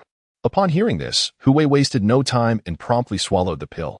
It dissolved upon contact, and almost instantly, the potent effects surged through him, rapidly mending his injuries. Within mere moments, the majority of his afflictions had begun to heal. What extraordinary elixir is this? Its efficacy is astonishing. Hu Wei stared in disbelief at Yi Fan, but was interrupted as Yi Fan gestured for silence. Meditate to heal. Lingering ailments could be disastrous. Upon this reminder, Hu Wei trembled slightly and immediately closed his eyes in concentration, observing the gradual return of color to Hu Wei's pale visage. Zhu Xian finally felt a sense of relief. "Young Master Yi, I am truly grateful for your assistance. Otherwise, old Hu would have been in grave danger." While Yi Fan's formidable strength is commendable, his medical expertise is equally remarkable. It is indeed true that comparisons can be quite disheartening. It is merely a trivial matter. Yi Fan dismissed with a wave of his hand. "Is there anyone else from the Zhu family who will take the stage?" At that moment, the voice of an elderly man clad in gray resonated among the crowd. Before Zhu Xian could speak, Yi Fan stepped forward towards the arena. "Certainly there are," he replied. Upon noticing Yi Fan's youthfulness and the absence of any martial aura surrounding him, the elder's brow furrowed in concern. "Young man, are you certain you wish to represent the Zhu family? Even Hu Wei is no match for Keita. Are you not courting death by stepping up?" Not only the gray-clad elder, but Keita also regarded Yi Fan with disdain. Yi Fan confidently nodded, affirming, "I am certain. This is a competition. Fists do not discern." The elder cautioned, "If you lack confidence, I advise you to reconsider." Given Yi Fan's slight build, a single blow could indeed lead him to meet the King of Hell. "Thank you for your kind warning, esteemed elder. I am aware of my own capabilities," Yi Fan replied with a slight smile. Observing Yi Fan's stubbornness, the elder ceased his attempts to dissuade him, and with a shift of his foot, he vanished from sight. "Young man, are you here to seek your own demise?" Keita's scornful voice emerged as soon as the elder departed. Yi Fan scoffed lightly. "Who is to say who will meet their end? You may strike first." A mere peek at the Xian level hardly grants him the privilege to initiate the attack. Hearing Yi Fan's audacious words, Peng Zhe turned to glance at Zhu Xian nearby. "Zhu Xian, is that young man tired of living? Has he taken the plunge into certain death?" Astonishingly, he even allowed Keita to strike first, displaying a remarkable lack of self-awareness. Deep down, he was uncertain whether Yi Fan could truly contend with Keita. However, witnessing Yi Fan's confident demeanor instilled in him a flicker of assurance. "Are you certain you want me to go first?" Keita gazed at Yi Fan as if he were a fool. Yi Fan, growing impatient, retorted, "Indeed, hurry up and make your move." Keita's expression darkened upon realizing that Yi Fan regarded him with such disdain. In an instant, Keita's figure blurred, and he appeared before Yi Fan, launching a thunderous punch aimed squarely at his face. "Young Master Yi, be careful." As Kata's speed astonished the onlookers, Zhu Xian could no longer remain seated. Panic surged within him. Where had he been just moments ago? Peng Zhe shook his head, internally lamenting the situation. However, the ensuing spectacle left him utterly astounded. Just as Kata's fist was about to descend, Yi Fan effortlessly countered with a palm striking his chest, sending Kata hurtling backward, mirroring the earlier fate of Hu Wei. You. Upon landing, Kata violently spat out a mouthful of blood, his gaze toward Yi Fan filled with fear and disbelief. He had barely comprehended how Yi Fan had executed his move. He only felt a sudden pain in his chest, followed by an overwhelming force propelling him away. By heavens, this fellow is remarkably formidable. Witnessing Kata being sent flying by Yi Fan's punch, Zhu Xian's eyes widened in disbelief, struggling to accept the reality before him. Kata's prowess far surpassed that of Hu Wei. Who could have anticipated that he would be unable to withstand even a single blow from Yi Fan? This is intriguing. I never imagined I could misjudge someone. The elderly man in gray, seated in the audience, raised his eyebrows in surprise, realizing that he too found it difficult to gauge Yi Fan's true prowess. Casting a glance at the pallid-faced Kata, Yi Fan mused, is this all he is capable of? In response to the mockery, a glint of murderous intent flickered in Kata's eyes as his aura surged dramatically, once more launching a punch towards Yi Fan. Unfazed, Yi Fan maintained his composure, casually delivering a light slap in retaliation. Kata was sent flying off the platform, crashing onto the concrete ground several meters away. A fate mirroring that of Hu Wei. With the same tactics turned against him, the once disdained Yi Fan delivered a resounding blow to the Peng family's pride. Bravo, Yi Xiao. Magnificent. As he witnessed Kata spitting blood incessantly, Zhu Xian cheered loudly, relishing the moment.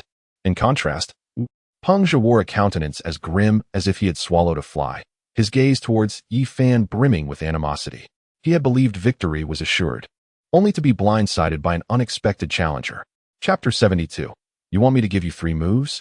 Are you certain? Hearing the commotion, Hu Wei, who was recuperating, slowly opened his eyes.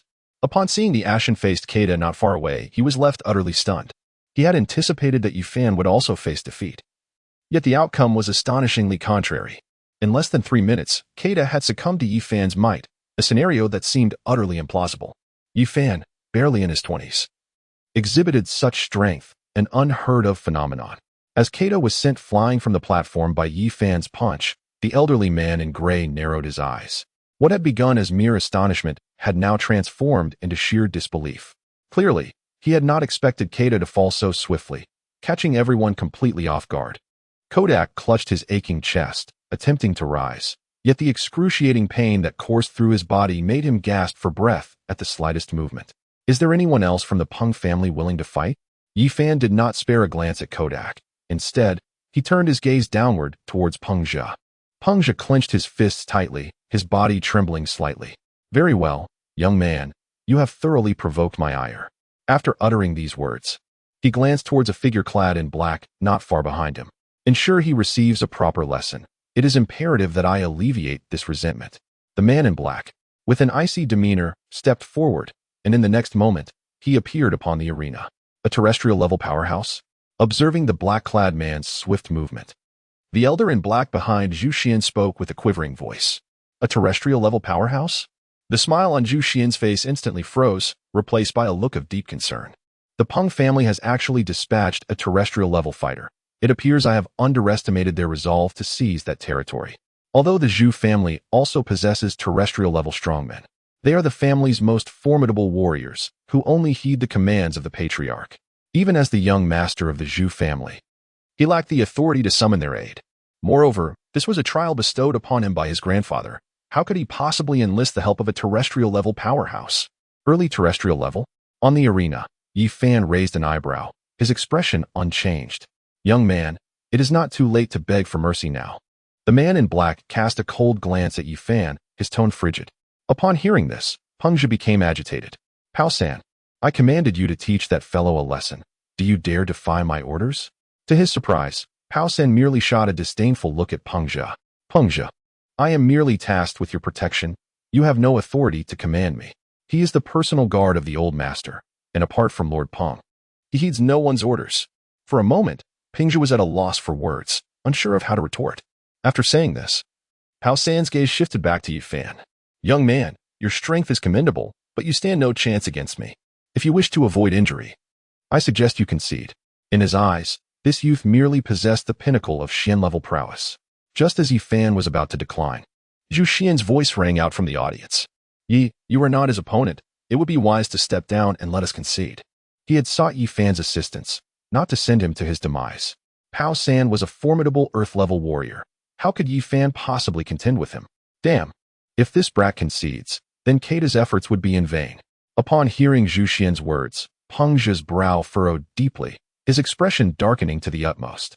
At that moment, the elderly man in gray turned to Yi Fan. "Young man, will you choose to concede or continue fighting?" A faint smile crept across Yi Fan's lips. "Of course. I shall continue. The word defeat does not exist in my lexicon. Merely an Earth-level initial stage warrior, and he expects me to concede?" Silence enveloped the surroundings, a deathly stillness. No one anticipated that Yi Fan would not concede, but rather display such audacity. What a bold lad, reveling in heroics, is it? Soon enough, you shall have cause to weep. Yi Fan, have you lost your mind? Hurry and step down. Zhu Xian's expression changed drastically as he urgently called out to Yi Fan. The opponent is an Earth-level warrior. Once the battle commences, should he fail to hold back, Yi Fan would either perish or sustain grievous injuries. Hu Wei's face was etched with anxiety, hoping that Yi Fan would not act recklessly. However, Yi Fan cast a reassuring glance at Zhu Xian, stating, "Young Master Zhu, now that I am here, I shall ensure that you do not lose this competition." Upon realizing Yi Fan's resolute determination, the gray-cloaked elder sighed and acquiesced, reminding him, "Remember, do not harm anyone. Otherwise, it will result in an immediate disqualification." His words primarily served as a warning to Pao San, for he had clearly heard Peng Zhe's earlier remarks. As soon as the gray-cloaked elder departed the stage, Pao San's icy voice resonated once more. "I admire your courage. Here's the deal. I will allow you 3 strikes. During these 3 strikes, I shall only defend and will not retaliate. However, once those 3 strikes have passed, I will unleash my full strength. What do you say?" Upon hearing this, a smirk played on Yi Fan's lips. "You wish to grant me 3 strikes? Are you certain?" This individual was rather presumptuous, permitting himself to make the first move while also allowing Yi Fan 3 attempts. "Absolutely," Pao San affirmed with unwavering confidence. Witnessing their exchange, Peng Zhe contemplated unleashing a tirade of insults but restrained himself, considering Pao San's stature. He felt assured of Pao San's capabilities. After all, allowing Yi Fan 3 strikes was trivial. He believed that even if Yi Fan were granted 30 strikes, it would be impossible for him to inflict even a scratch on Pao San. Yi Fan cracked his neck and declared, "In that case, I shall not hold back."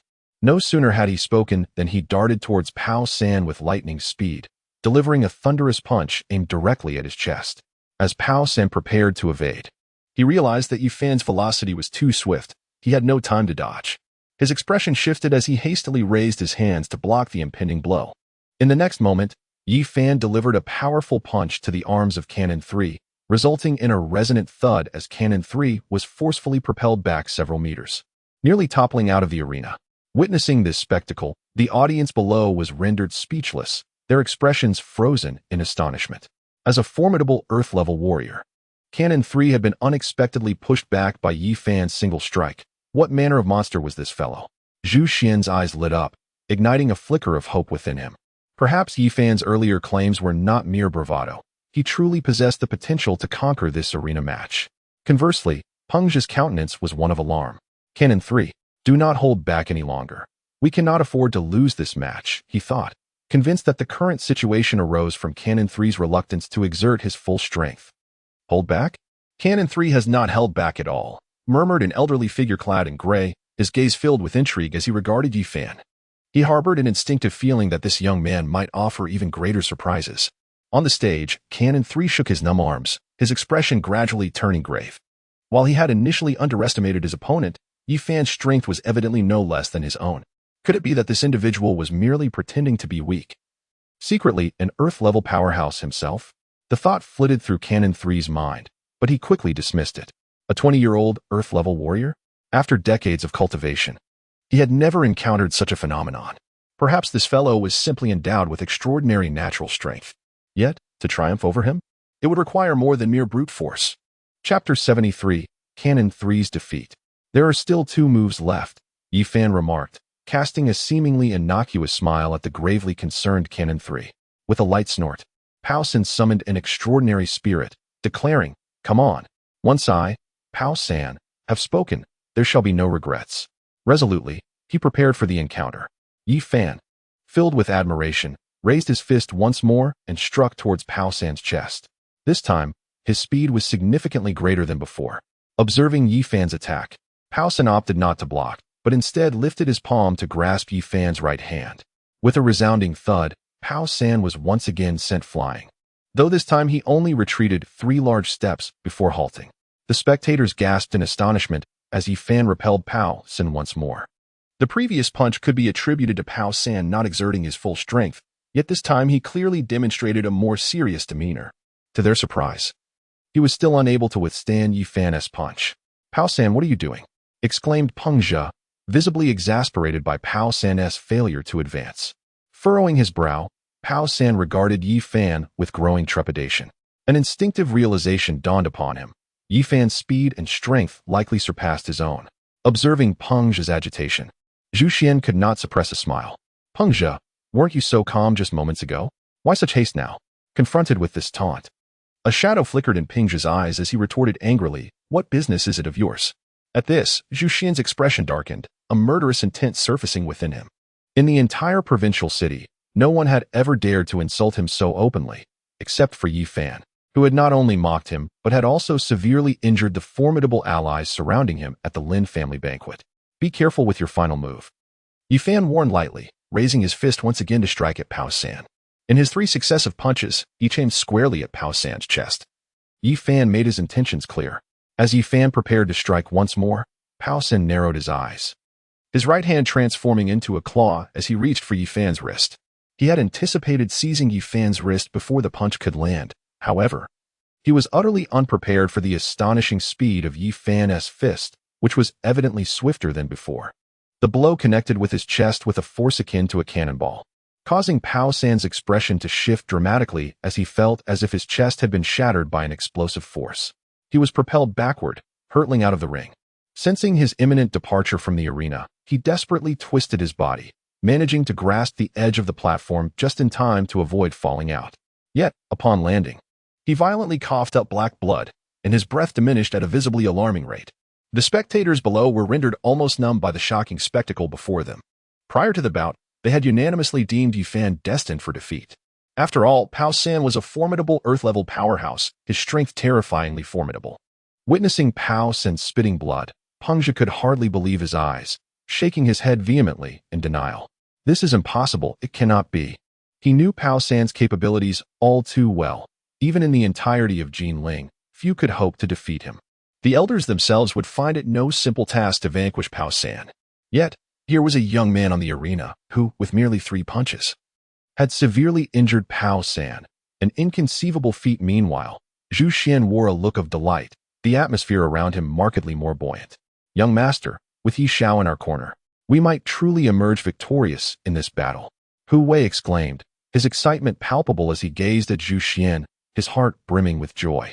Zhu Xian wore an expression of excitement. "Indeed, it seemed I had underestimated young Master Yi. He merely summoned Yi Fan for urgent assistance, yet unexpectedly. The latter proved to be immensely helpful. Truly, the younger generation is formidable." The elderly man in gray, observing from a distance, could not help but exclaim, no longer daring to belittle Yi Fan. "Shall we continue?" On the arena, Yi Fan gazed at the pale-faced Pao San.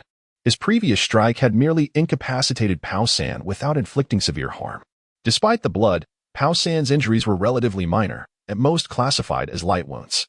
Hearing this, Pao San wiped the blood from the corner of his mouth and struggled to rise from the ground. "Of course, we shall fight. Like you. I cannot afford to lose this battle." During their journey, the old commander had specifically instructed that if Kata proved to be inadequate, Pao San must secure victory in the arena. Since it was the commander's order, he was determined to see it through. Yi Fan responded with an indifferent tone. "You cannot defeat me. If this continues, your injuries will only worsen. It is of no consequence. Let us proceed." Pao San shook his head, and his aura suddenly transformed, an overwhelming murderous intent erupting from him. Sensing this terrifying aura, Zhu Xian's complexion turned pale, as if struck by lightning. How could that fellow emanate such a horrifying killing intent? Hu Wei's expression also darkened significantly. Young master, the level of this murderous aura is such that the number of those who have perished at his hands surely exceeds 800. This killing intent had taken on a somewhat tangible form, causing the faces of those present to shift dramatically. Quite intriguing, Yi Fan maintained his composure, seemingly unaffected by the malevolent energy. Seeing that Yi Fan remained unfazed, Pao San felt a sudden jolt of anxiety. Yet he bravely steeled himself and swung his fist towards Yi Fan with all his might. This punch surged forth like a relentless tide, accompanied by the ominous sound of air being cleaved, aiming directly for Yi Fan's chest. If this blow landed squarely, it would surely leave Yi Fan gravely injured. If not dead, young Master Yi, quickly evade. Zhu Xian's eyes widened with desperation as he witnessed Yi Fan standing motionless. Just as the punch was about to descend, Yi Fan raised his fist and struck forward. In stark contrast to Pao San's thunderous assault, his punch appeared all too ordinary, devoid of any formidable force. A head-on clash? A flicker of delight passed through Pingzhi's eyes. Was this lad truly so eager to hasten his demise? A punch from a warrior of the Earth realm is not something just anyone can withstand. However, what transpired next left everyone utterly petrified. The moment their fists connected, Pao San sensed an alarming disparity. An overwhelming force erupted upon impact, propelling him backward and crashing him violently outside the arena. As for Yi Fan, he stood immovable like an indomitable mountain. Upon hitting the ground, Pao San attempted to rise, but was instead met with a torrent of blood that gushed from his mouth. His right arm was already drenched in crimson, revealing ghastly bone beneath. This vividly illustrated the sheer terror of Yi Fan's earlier strike. Am I mistaken? Pao San could hardly believe his eyes. He had lost. Zhu Xian rubbed his eyes in disbelief.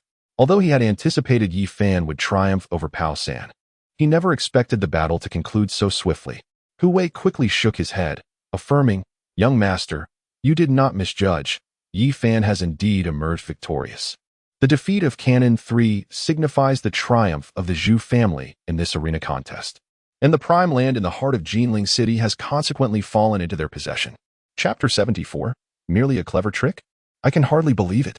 How could Cannon 3 possibly lose? Such a notion is utterly inconceivable. Even upon witnessing Cannon 3 tumble from the stage, Pengzhi refused to accept this harsh reality. Should his grandfather learn of this defeat, he feared he would inevitably face severe repercussions. Does the Peng family still possess any capable combatants? Yi Fan cast a glance at the dejected Pengzhi, his voice resonating like thunder. Upon hearing this, Pengzhi's expression darkened considerably.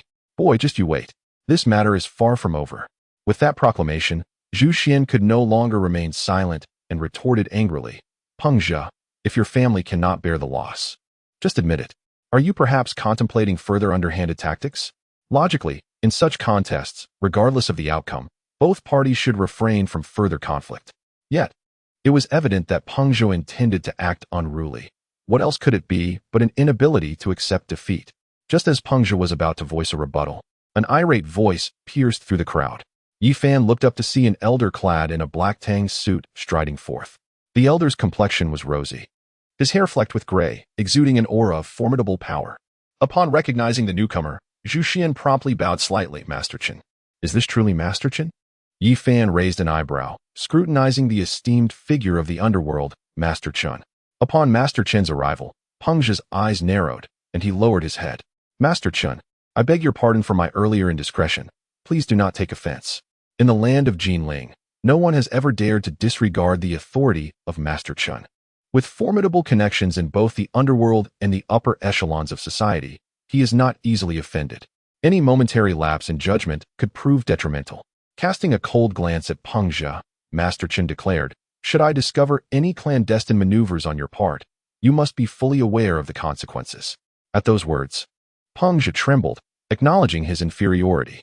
Even his grandfather would tread cautiously around Master Chen, leaving no room for insolence. Very well, Master Chen continued, observing Pengzhi's compliance. Does the Peng family have anyone else who can compete? Pengzhi shook his head, admitting, no, our family has lost this arena contest. Initially, they believed that with Cannon San's involvement, the central plot of land would undoubtedly belong to the Peng family. However, a formidable opponent emerged unexpectedly, proving even too challenging for Cannon San.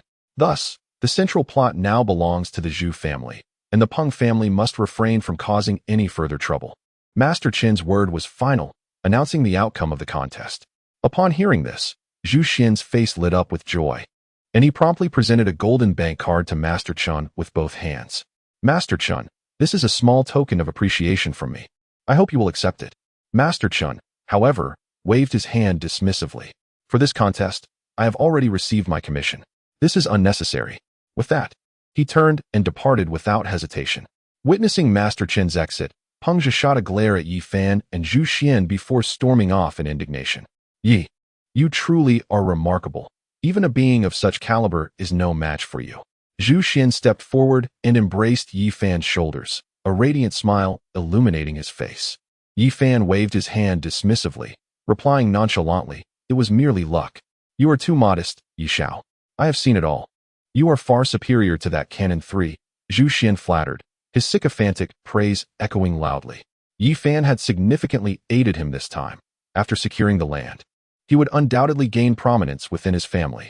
Enough with the flattery. I merely took advantage of the situation. Noticing Zhu Xian's increasingly exaggerated remarks, Yi Fan chuckled.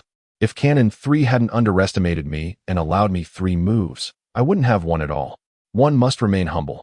Defeating a mere Earth-level warrior is nothing to boast about. Upon hearing this, Zhu Xian was momentarily taken aback. In my eyes, Yi Shao is the most formidable of all. Tonight, I shall host a celebration at the Guxian building. Seeing Zhu Xian so exuberant, Yi Fan did not decline. Upon exiting the dilapidated building, just as they were about to get into their car, a shadow suddenly blocked their path. The newcomer was a gaunt old man clad in a black robe, his expression ominous. An early-stage Earth level?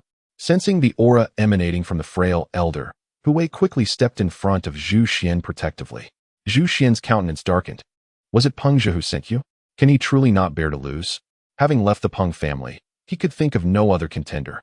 To his surprise, the gaunt old man paid no attention to Zhu Xian, his gaze fixed solely on Yi Fan. Are you the one who injured my junior apprentice? Looking for me? Yi Fan inquired, puzzled. Your junior apprentices? Zhou Yiming. You injured him just yesterday. Have you already forgotten? Cheng He narrowed his eyes slightly. The strength of his early-stage, earthly realm unmistakably revealed. In the next moment, everyone present, including Hu Wei, found their breath caught in their throats, as if they were being stared down by the Grim Reaper. Zhou Yiming? Yi Fan raised an eyebrow, a cold smile gracing his lips. Are you seeking vengeance for Zhou Yiming? At least you possess a modicum of self-awareness. Will you surrender willingly? Or do you wish for me to take matters into my own hands? Cheng He regarded Yi Fan with an air of disdain, his posture lofty and utterly dismissive. Surrender willingly? Yi Fan looked at Cheng He, a playful glint in his eyes. It seems you intend to capture me alive? No need to guess. It must be Jiang Wei who wishes to torment you personally. Such needless chatter. Cheng He, losing patience, raised his right claw and lunged toward Yi Fan's throat. Upon witnessing Cheng He's attack, Yi Fan scoffed, swiftly striking at his chest with his right hand. Overestimating yourself, Cheng He thought, filled with scorn as he quickened his assault upon seeing Yi Fan daring to resist. However, in the next instant, his expression changed drastically. He glanced down at his chest, only to find Yi Fan's palm inexplicably pressed against it. You. Just as the words escaped his lips, an overwhelming force erupted from his chest, sending him hurtling backward like a kite severed from its string, crashing down several meters away. In disbelief, Zhu Xian, Hu Wei, and the others stood aghast. Was this truly an early-stage earthly realm powerhouse? How could he possess no capacity to resist before Yi Fan? From a distance, Cheng He stared at the indentation in his chest, turmoil stirring within him. He could scarcely fathom that he had been bested by a young man in his early 20s. Even more terrifying was the fact that he had not even seen how Yi Fan had made his move. Yi Fan clapped his hands and strode directly towards Cheng He, advancing step by step. As Yi Fan approached, Cheng He slammed his right hand against the ground, propelling himself upward and raising his fist to strike at Yi Fan once more. This time, both his speed and strength had evidently multiplied several times. Observing this, Yi Fan let out a soft snort and also raised his fist to counter Cheng He's attack. Bang! Ah! Cheng He let out a miserable cry, sent flying once again, and before he could land, he spat out several mouthfuls of fresh blood. Was it merely a clever trick? I can't believe that. Witnessing Yi Fan send Cheng He flying once more, Zhu Xian recalled Yi Fan's earlier words. Behind him, Hu Wei and his companion had become utterly numb. gazing at Yi Fan as if he were a monster. At such a young age, to possess such terrifying strength. Truly, comparisons can provoke envy and despair. Chapter 75. Chung He rendered incapable what? What kind of monster are you? Chung He glanced at his mangled right arm, and the look in his eyes shifted from wariness to profound terror. That punch, he had held nothing back, yet he had still been sent flying by Yi Fan. Furthermore, compared to the first encounter, he not only had his right arm incapacitated, but he had also sustained severe internal injuries. Yi Fan remained unfazed, placing his foot firmly on Chung He's chest. With such meager abilities, you dare to attempt to capture me? Truly, you are overestimating yourself. Upon hearing these words, Chung He's face flushed with shame and anger. He opened his mouth, yet no words emerged. Yi Fan was right. He was indeed no match for him, and had no grounds for rebuttal. After speaking, Yi Fan exerted his right foot with force, directly crippling all of Chung He's cultivation. Since you dared to seek trouble for yourself, it is surely not as simple as merely losing an arm. My word, how exceedingly domineering. Upon hearing Yi Fan's words, Zhu Xian's eyes narrowed, utterly captivated. What? What have you done to me? Feeling the true energy within him recede like a tide, Chung He's voice trembled with fear. Yi Fan casually replied, "It is nothing, merely rendered your cultivation useless." Rendered my cultivation useless? The moment Chung He heard this, it was as if a bolt from the blue had struck him, his face as pale as a ghost. Impossible. This is absolutely impossible. He desperately attempted to summon his true energy, only to find himself utterly depleted. I will kill you. Upon realizing that Yi Fan had indeed crippled his cultivation, Chung He's eyes brimmed with malice, and he exerted all his strength to lunge at Yi Fan. Yet, before he could draw near, Yi Fan raised his leg and sent him flying. With his cultivation lost, Chung He could hardly withstand such a severe blow. Upon hitting the ground, he coughed up blood uncontrollably. Yi Fan paid no heed to Chung He and walked directly to the astonished Zhu Xian. Zhu Xian, let us depart. He had not anticipated that Yi Fan would be so ruthless as to directly incapacitate a terrestrial-level powerhouse. The others, including Hu Wei, were equally astounded. Their gazes towards Yi Fan filled with awe, as they watched the off-road vehicle disappear from view. Chung He remained dazed for quite some time before struggling to rise from the ground, limping back towards the Jiang family. With his cultivation crippled, he stood no chance of seeking revenge against Yi Fan and could only rely on the Jiang family to avenge him. On the way to Jushin Tower, upon observing Zhu Xian's hesitant demeanor, Yi Fan remarked with irritation, "Zhu Xian, if you have something to say, just speak up instead of beating around the bush." Upon hearing this, Zhu Xian sheepishly scratched his head. "Yi Xiao, did you truly incapacitate that early-stage Earth Realm expert just now?" He was aware that diminishing a person's cultivation was far from a trivial matter, especially when the individual in question was an early-stage Earth Realm warrior.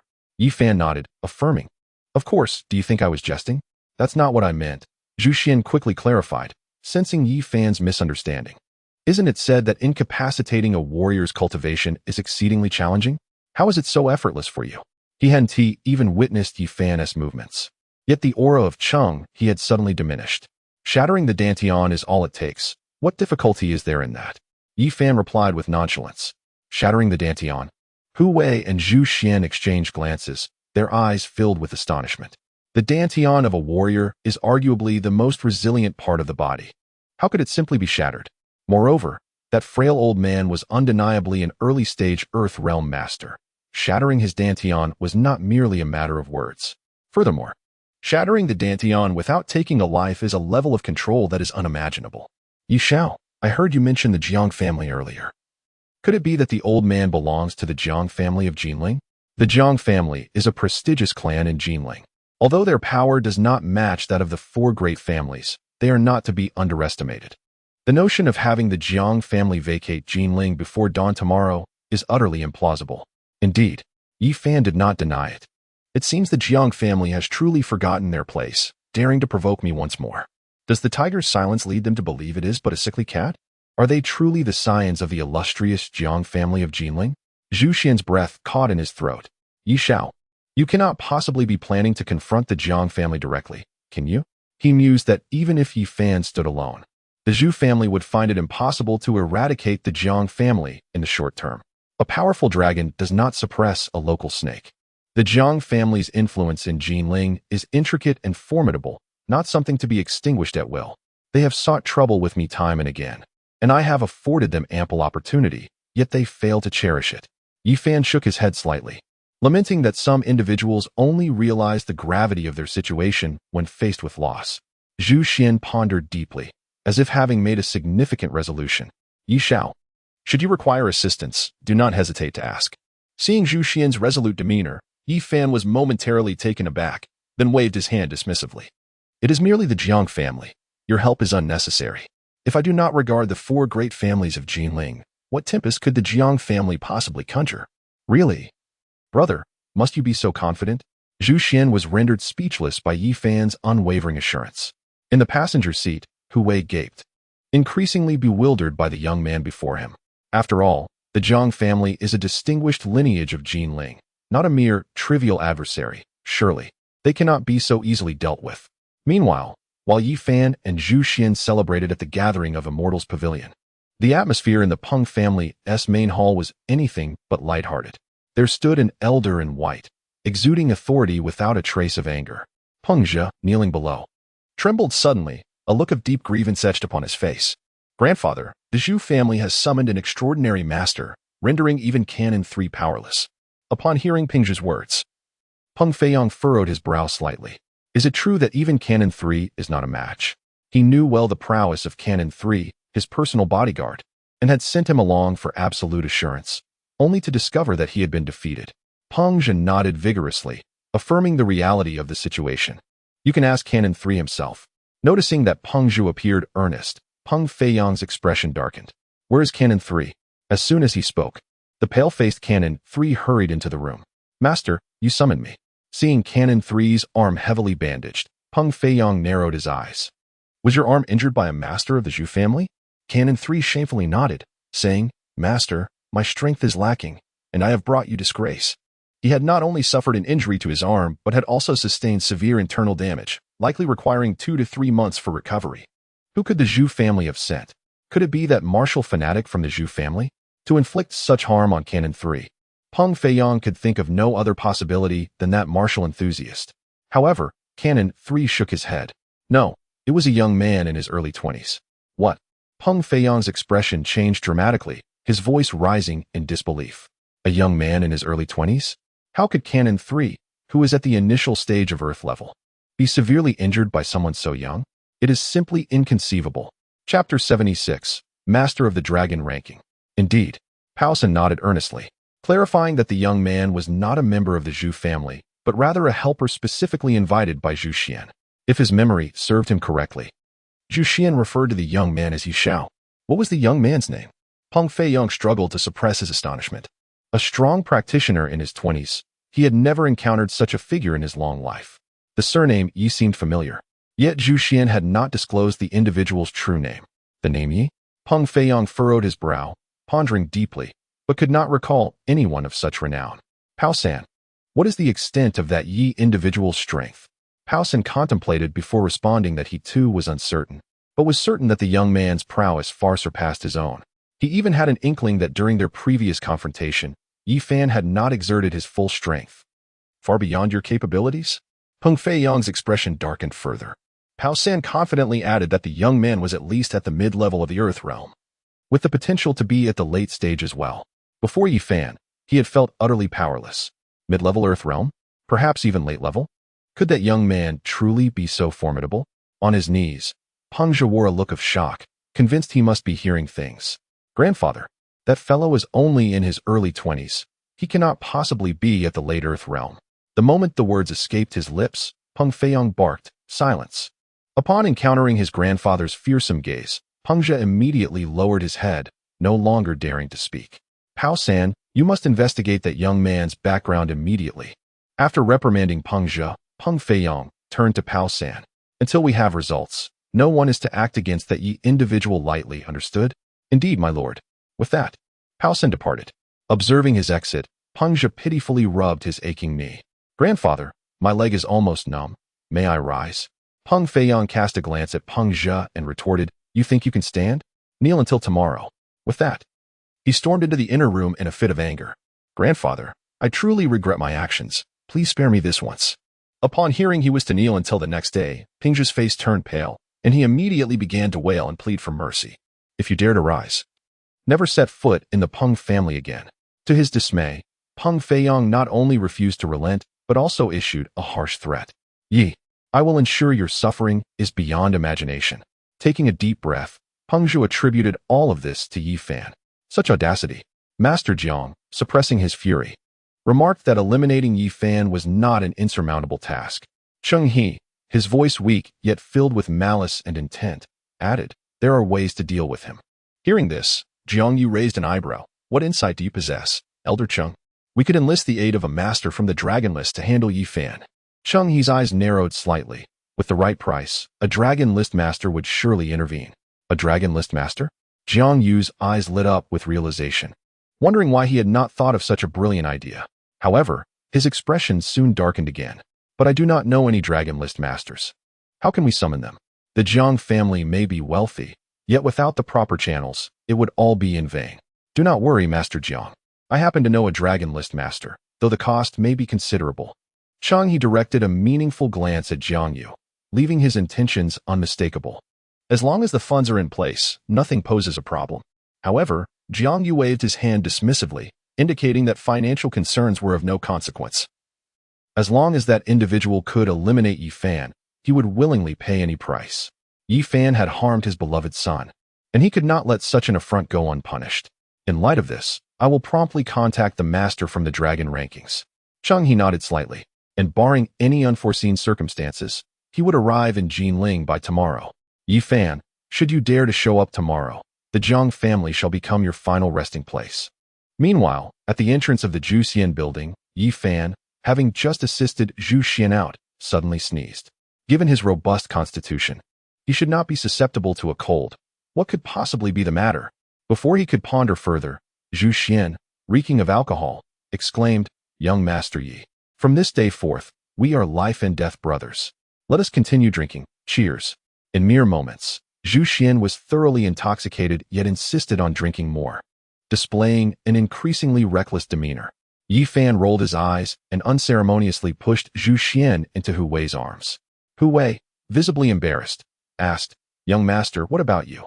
His master had a poor tolerance for alcohol, yet had an insatiable desire to drink with others, leaving bystanders with no choice but to indulge him. Zhu Xian suddenly regained some lucidity and clung to Hu Wei's neck. Young Master Yi, let us continue our revelry. I am not yet drunk. Observing his master's disgraceful behavior, Hu Wei's face flushed with shame, and he hurriedly assisted Zhu Xian into the off-road vehicle. Remaining any longer would surely lead to further embarrassment. Not far from the Zhu Xian building, a mysterious elder clad in black robes materialized before Yi Fan, blocking his path. A pinnacle of the celestial level? Yi Fan's eyes narrowed, a subtle smile gracing his lips. There is no need for conjecture. The elderly man in the black robe must certainly be sent by Xiao Tianping. But where is Xiao Wu? The black-robed elder cast a cold gaze towards Yi Fan, his tone dark and foreboding. Yi Fan replied with a smile, What do you think? Upon hearing this, the expression of the black-robed elder darkened. You killed him? He had searched tirelessly throughout the day, yet had found no trace of Xiao Wu, leading him to suspect that the latter had likely met with misfortune. Congratulations, you are correct. Yi Fan snapped his fingers. With Yi Fan's admission, the black-robed elder's brows furrowed tightly. Bring forth the formidable individual by your side, or you shall meet your demise. In his estimation, Yi Fan must undoubtedly have a powerhouse of equal caliber to Xiao Wu nearby. However, after sensing for some time, he could detect no formidable presence in the vicinity. Observing the black-robed elder's vigilant demeanor, Yi Fan chuckled. He is not here. Feel free to make your move. The Rakshasa had been dispatched to safeguard Su Luoxue. Hence it was impossible for him to appear at this moment. The black-robed elder, skeptical, did not lower his guard. Young man, do not attempt to deceive me into acting. I am not so foolish.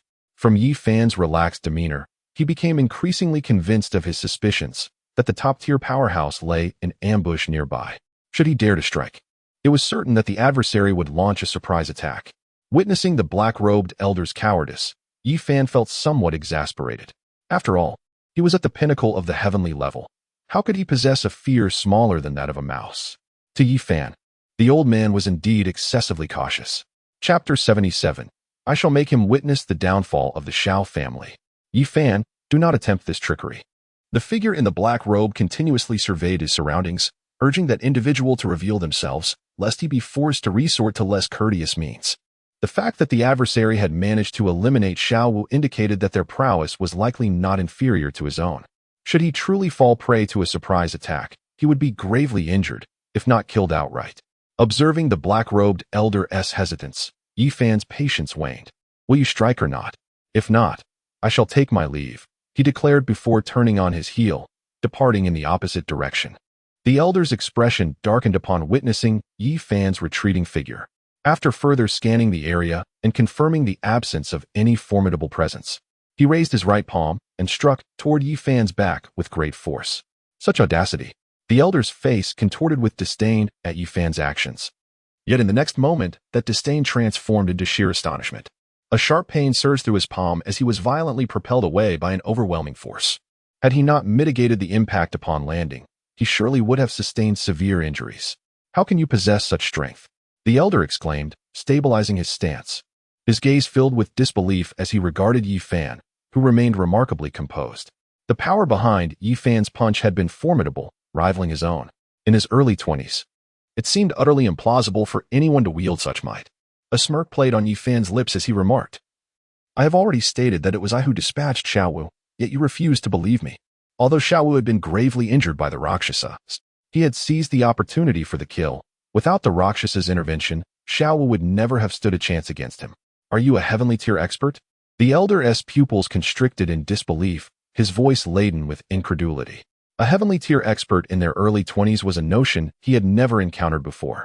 Moreover, 5 years ago, Yi Fan was merely an ordinary person.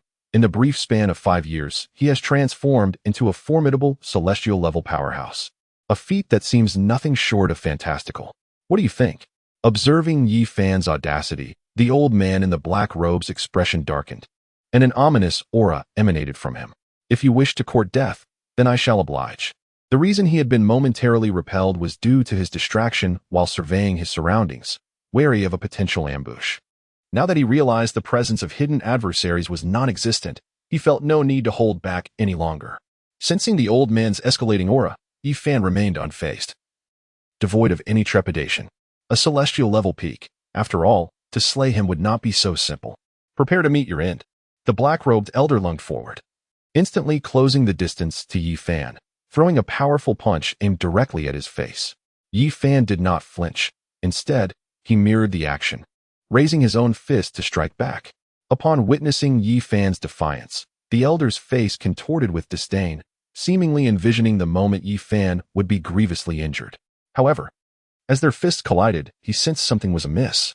Not only was Yi Fan not sent flying by his blow, but an overwhelming force surged from the opposing fist. Before he could react, an excruciating pain coursed through his arm, and he was abruptly hurled away by a terrifying force, crashing to the ground several meters away. His right arm was lacerated, blood gushing forth and saturating the earth beneath him, his complexion draining to a ghastly pallor at a visible rate. Is the Xiao family devoid of capable individuals, resorting to sending such a feeble wretch to eliminate me? The black-robed elder's eyes widened in terror, feeling as though he was being targeted by the very specter of death, utterly immobilized. What manner of creature are you, that your strength is so dreadfully formidable? He is undeniably a formidable peak-level expert, yet he was severely injured by a single punch. Such a notion is truly astounding. A faint smile graced Yi Fan's lips as he remarked, You might as well inquire with the King of Hell. He will enlighten you. As his words fell, he raised his right foot high, poised to send the cloaked elder to his demise. Upon realizing that Yi Fan truly intended to end his life, the elder was struck with dread and hurriedly protested, You cannot kill me. If you do, the Xiao family will never let you off. Having served by the young master's side for many years, he knew that if he were to perish, the young master would undoubtedly go to great lengths for vengeance. Faced with the elder's threat, Yi Fan remained unfazed. Are you not being overly naive? Even if I spare you, will Xiao Tianpeng let me live? The elder, upon hearing this, shook his head in earnest. Given the young master's temperament, he would certainly not allow Yi Fan to escape unscathed. Then why should I refrain from killing you? The outcome remains unchanged.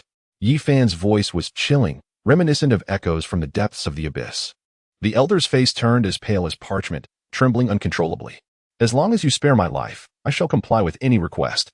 He sensed that Yi Fan's intent to kill was genuine and not merely a threat. "I'm afraid you hold no value to me," Yi Fan replied, shaking his head, his raised foot ready to descend with tremendous force. At that moment, the elder hastily interjected, "I know the young master's weakness. If you grant me my life, I shall reveal it to you." Upon hearing this, Yi Fan arched an eyebrow, intrigued. What weakness does Xiao Tianpeng possess? After the young master underwent a heart transplant, he appeared outwardly to be like any ordinary person. However, his condition was, in truth, frail and precarious. The rejection response from the new heart was persistent, and each episode inflicted upon him agonizing pain, as if he had experienced death itself. Recently, these rejection episodes had become increasingly frequent, and if a remedy was not sought soon, the young master's fate could be dire. Although even the Xiao family was unaware of this rejection response. As the personal bodyguard of Xiao Tianpeng, he had long been cognizant of it. Rejection response?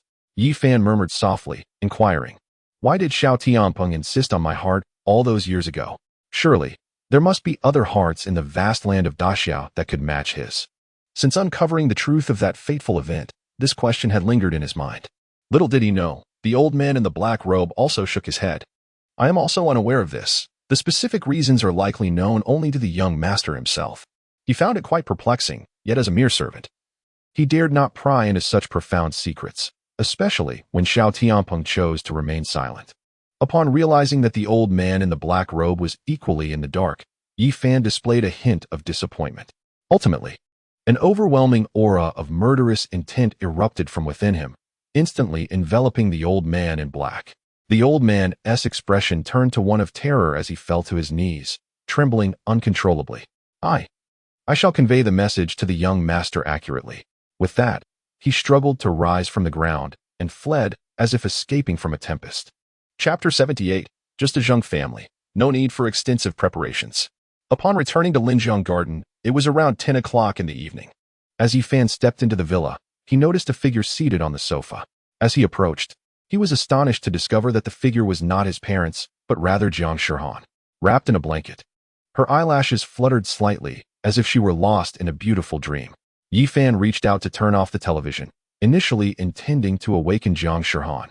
But upon seeing her peacefully asleep, he abandoned that thought. Gently, he lifted Jiang Shihan and made his way to the bedroom on the second floor. Throughout this time, she remained in deep slumber, showing no signs of waking. However, upon reaching the second floor, Yi Fan unexpectedly encountered Zhou Hui, who was descending the stairs. "Xiao Fan." Upon witnessing Yi Fan cradling Jiang Shihan, her expression was nothing short of intriguing. Just moments ago, her son had claimed that he and Jiang Shihan were merely friends. Yet, such intimate gestures were hardly characteristic of mere friendship. Zhou Hui slightly nodded, standing in place as she awaited Yi Fan's emergence. Soon, he exited from Jiang Shihan's room. "Xiao Fan, come downstairs with me." As they arrived in the corridor, Zhou Hui, with a serious demeanor, pulled him down the stairs. "Mom, is there something you need?" Yi Fan asked, a hint of confusion evident in his gaze. In her heart, she actually preferred her beloved son to be with Su Luoxue. He only wished to avoid disturbing Jiang Shihan's sweet dreams, yet he found himself misunderstood by Zhou Hui. Noticing Yi Fan's reluctance to fabricate a story, Zhou Hui remained somewhat skeptical. "Are you certain you harbor no other intentions?" "What other intentions, Mom? Where are your thoughts wandering?" Yi Fan shook his head vigorously. He had known Jiang Shihan for less than 5 days. How could their relationship possibly progress so swiftly? Moreover, given Jiang Shihan's distinguished background, how could she possibly be interested in him? Upon hearing this, Zhou Hui finally breathed a sigh of relief. "That is for the best. Now, hurry and wash up before heading to bed." In the presence of the dark dream, Yi Fan raised an eyebrow. "Has someone sought trouble in my absence?" The dark dream nodded affirmatively, confirming that 2 initial stage warriors had been subdued by the ghost hand before they could draw near. According to the interrogation by the ghost hand, an elder clad in black had commissioned them to assassinate Jiang Shihan, and there was no other valuable information to glean. Yi Fan felt no surprise. What about those 2 individuals? He pondered, rubbing his nose thoughtfully. Cripple their cultivation and then release them. "Very well, master." The dark dream replied with a swift nod, vanishing from sight like a specter. "I shall see how long you can endure." Yi Fan murmured softly, taking a warm bath before retiring to bed. Today marks the joyous occasion of Su Luoxue and Zheng Hongjie. After finishing breakfast, Jiang Shihan pulled Yi Fan aside. Yi Fan, Su Luoxue is to wed Zheng Hongjie today.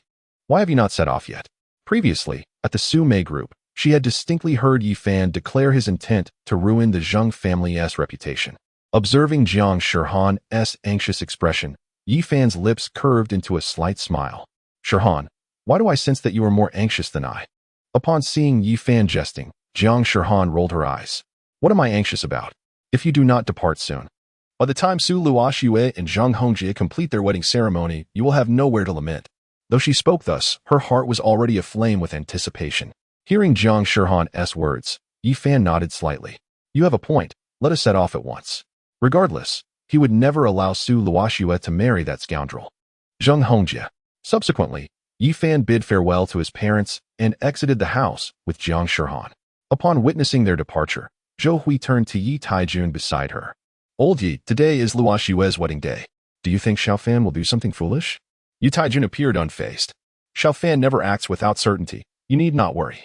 You are not worried at all. Noticing Yi Tiejuan's calm demeanor as he sipped his tea, Zhou Hui's face reflected a hint of concern. The Zheng family's influence is formidable. Should Xiao Fan truly create a disturbance at the wedding, the consequences could be dire. Yi Taijun took a small sip of his tea. Of course, there is some concern, but I believe Xiao Fan will manage it well. Ever since his legs were healed, I have understood that my precious son is no longer the same. If he did not have absolute confidence, he would not act rashly. Seeing Yi Tiejuan's steadfastness, Zhou Hui swallowed her words. To be honest, she too did not wish for Luoxue to marry that playboy from the Zheng family. Meanwhile, on the way to the Century Hotel, Jiang Shihan asked, Yi Fan, are you ready? Her face was alight with excitement, her beautiful eyes brimming with anticipation. Ready for what? Yi Fan replied, somewhat puzzled. Jiang Shihan's expression stiffened. You haven't made any preparations at all, have you? It's just the Zheng family. Is there really a need for extensive preparations? Yi Fan shook his head, asserting that a simple greeting would suffice. Just the Zheng family? You certainly have a grand opinion. However, upon reflection, it is only natural that Yi Fan disregards the Jiang family, let alone the even weaker Zheng family. Yi Fan paid no heed, instead gazing out at the fleeting cityscape beyond the window. Meanwhile, at the Grand Century Hotel, Luoxue, you must not act petulantly when young Master Zheng arrives shortly. Do you understand? In an opulent private room, a resplendent matron was earnestly advising Su Luoxue. With an icy demeanor devoid of emotion, Su Luoxue replied, Mother, I am aware. Upon hearing her daughter's acquiescence, Tian Min's face brightened with delight. This is how it should be, after marrying into the Zheng family. You will bask in endless wealth and luxury, ensuring a worry-free life for the latter half of your days. More crucially, with the assistance of the Zheng family, the crisis facing the Su family will be deftly resolved. Mother, please leave. I wish to be alone for a while. Su Luoxue cast a glance at Tian Min, who intended to say more, but upon meeting her daughter's frigid gaze, ultimately chose to depart. I shall wait just outside the door. Call for me if you require anything. Her concern was not genuine. Rather, it stemmed from the fear that her precious daughter might attempt to flee.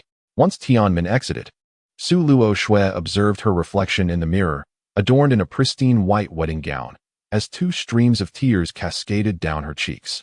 She recalled how, when she was with Yi Fan, her mother had similarly proclaimed that marrying into the Yi family would grant her unmatched wealth and opulence. In her mother's eyes, her own desires seemed never to be a consideration. From the very beginning, she had merely been a pawn in her mother's quest for social elevation. Chapter 79. Who are you to be worthy of marrying Luoxue? Perhaps this is simply my fate. Su Luoxue wiped away the tears at the corners of her eyes, gazing blankly at her reflection in the mirror. In larger families, marriage often resembles a mere business transaction, devoid of personal choice. At that moment, an exuberant voice resonated from outside the door. Luoxue, I have come to escort you. Upon hearing this voice, Su Luoxue's eyes instantly turned icy. As the door swung open, Zheng Hongjie entered, clad in a blue suit and holding a bouquet of flowers.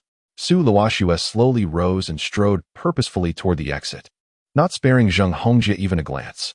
Observing her indifference, Zheng Hongjie's expression stiffened, a shadow flickering within his gaze. How dare she disregard me? I shall make her pay tonight. Witnessing this scene, Tian Min hurriedly stepped forward to mediate. Young Master Zheng, Luoxue is simply of this temperament. Please do not take it to heart. Zheng Hongjie waved his hand dismissively, donning an impeccable smile, and quickened his pace to follow her. The guests assembled were prominent figures from Jinling, and he could not afford to be perturbed by such trivial matters. May I ask the groom, do you take the lovely Ms. Su at your side as your wife, to cherish in sickness and in health, in poverty and in wealth, for all the days of your life? Under the scrutiny of the crowd, Zhang Hongjie confidently nodded. I wholeheartedly do.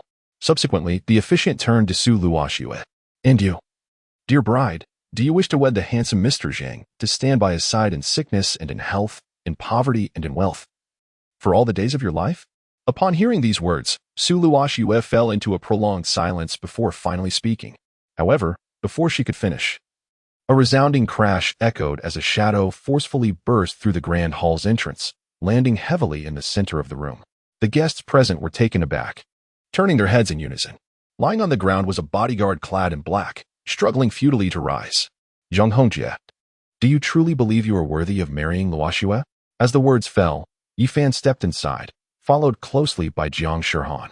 The crowd exchanged bewildered glances, their expressions a mixture of astonishment. Who was this audacious individual daring to cause a scene here, seemingly unafraid of inciting the Zheng family's wrath? Upon recognizing Yifan, Zheng Hongjie's demeanor shifted to one of coldness. Yifan, are you courting death? Someone, throw him out.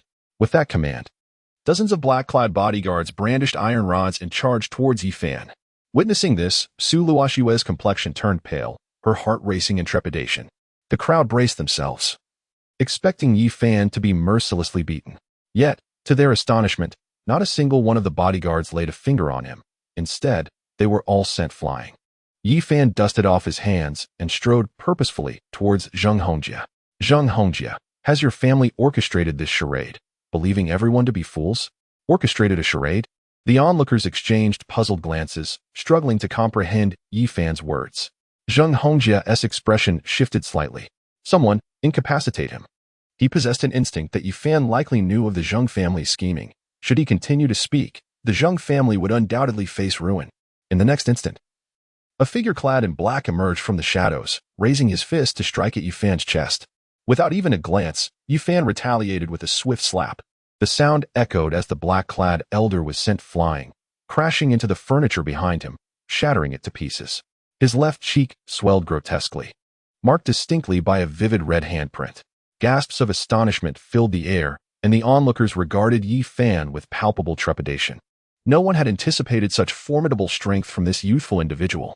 Zheng Hongjie, too, narrowed his eyes, his expression dark as a stormy sea. You seek death.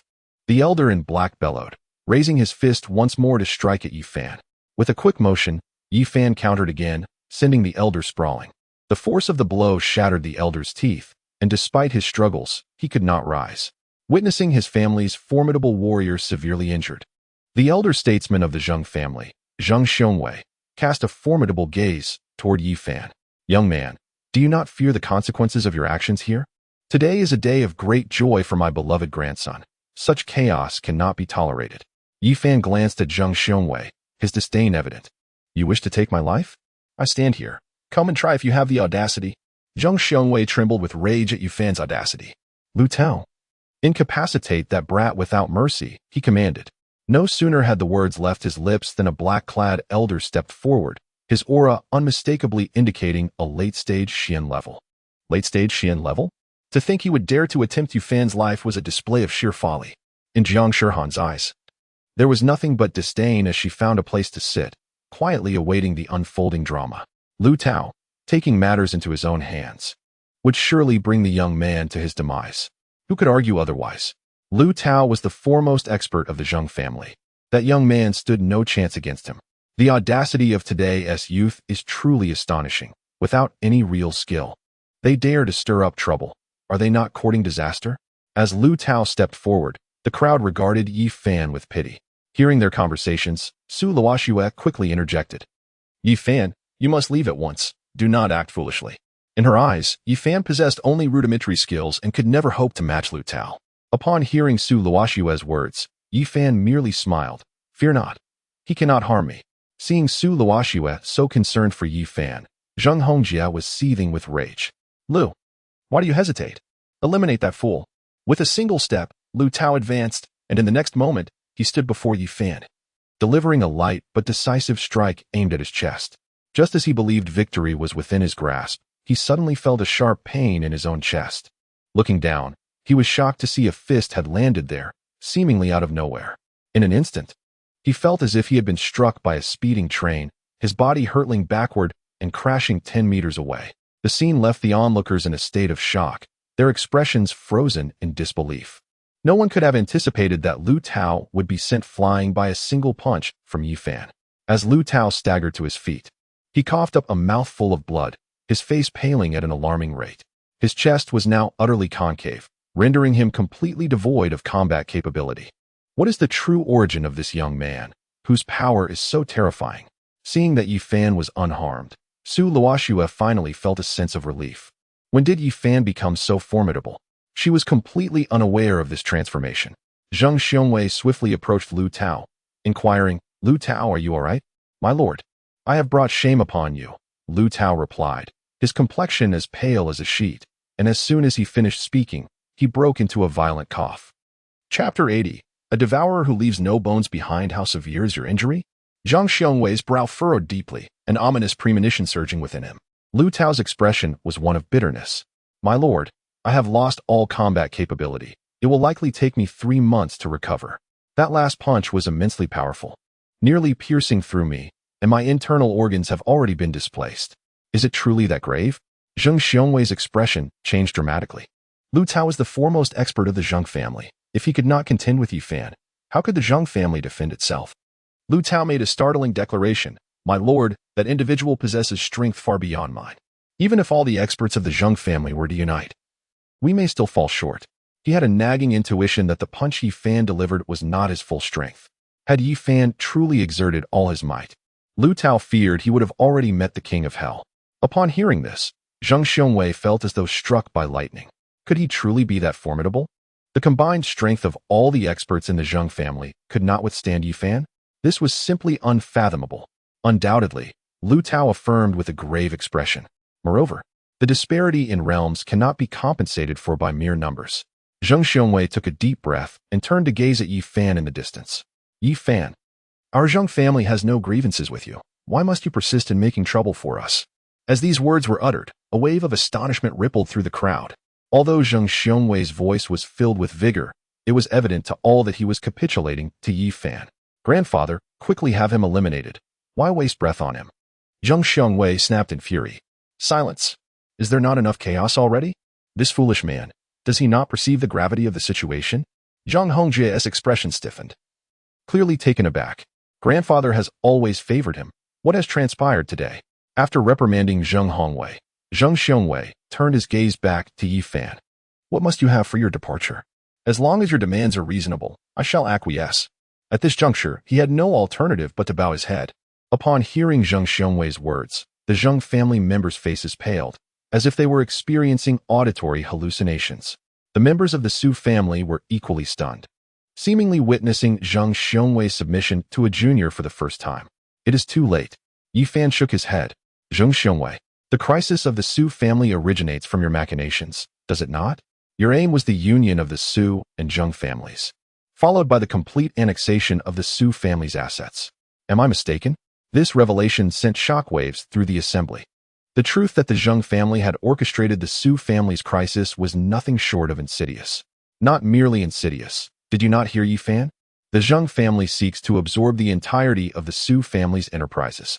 No wonder Yi Fan previously spoke of a self-directed performance. It appears his words were indeed not unfounded. Not only were the guests who came to offer their congratulations taken aback, but the members of the Su family also cast furious glances towards the Zheng family. If the facts were indeed as stated, then the Zheng family was nothing short of a ruthless tyrant, devouring others without leaving a trace. Yi Fan, are your words truly authentic? Su Luoxue's expression was as cold as frost, her eyes radiating a chilling aura. Yi Fan nodded slightly, affirming that every word was indeed true. Such slander. Zheng Xiongwei bellowed in outrage. Yi Fan, cease your baseless accusations. The crisis of the Su family has nothing to do with the Zheng family. Despite his words, a sense of dread clawed at his throat, for he feared that Yi Fan might produce irrefutable evidence. After all, Yi Fan's unwavering confidence suggested that he must have uncovered something substantial. Is that so? It appears you truly are one who will not shed tears until faced with calamity. Yi Fan snapped his fingers. Zhu Xiao, you may begin.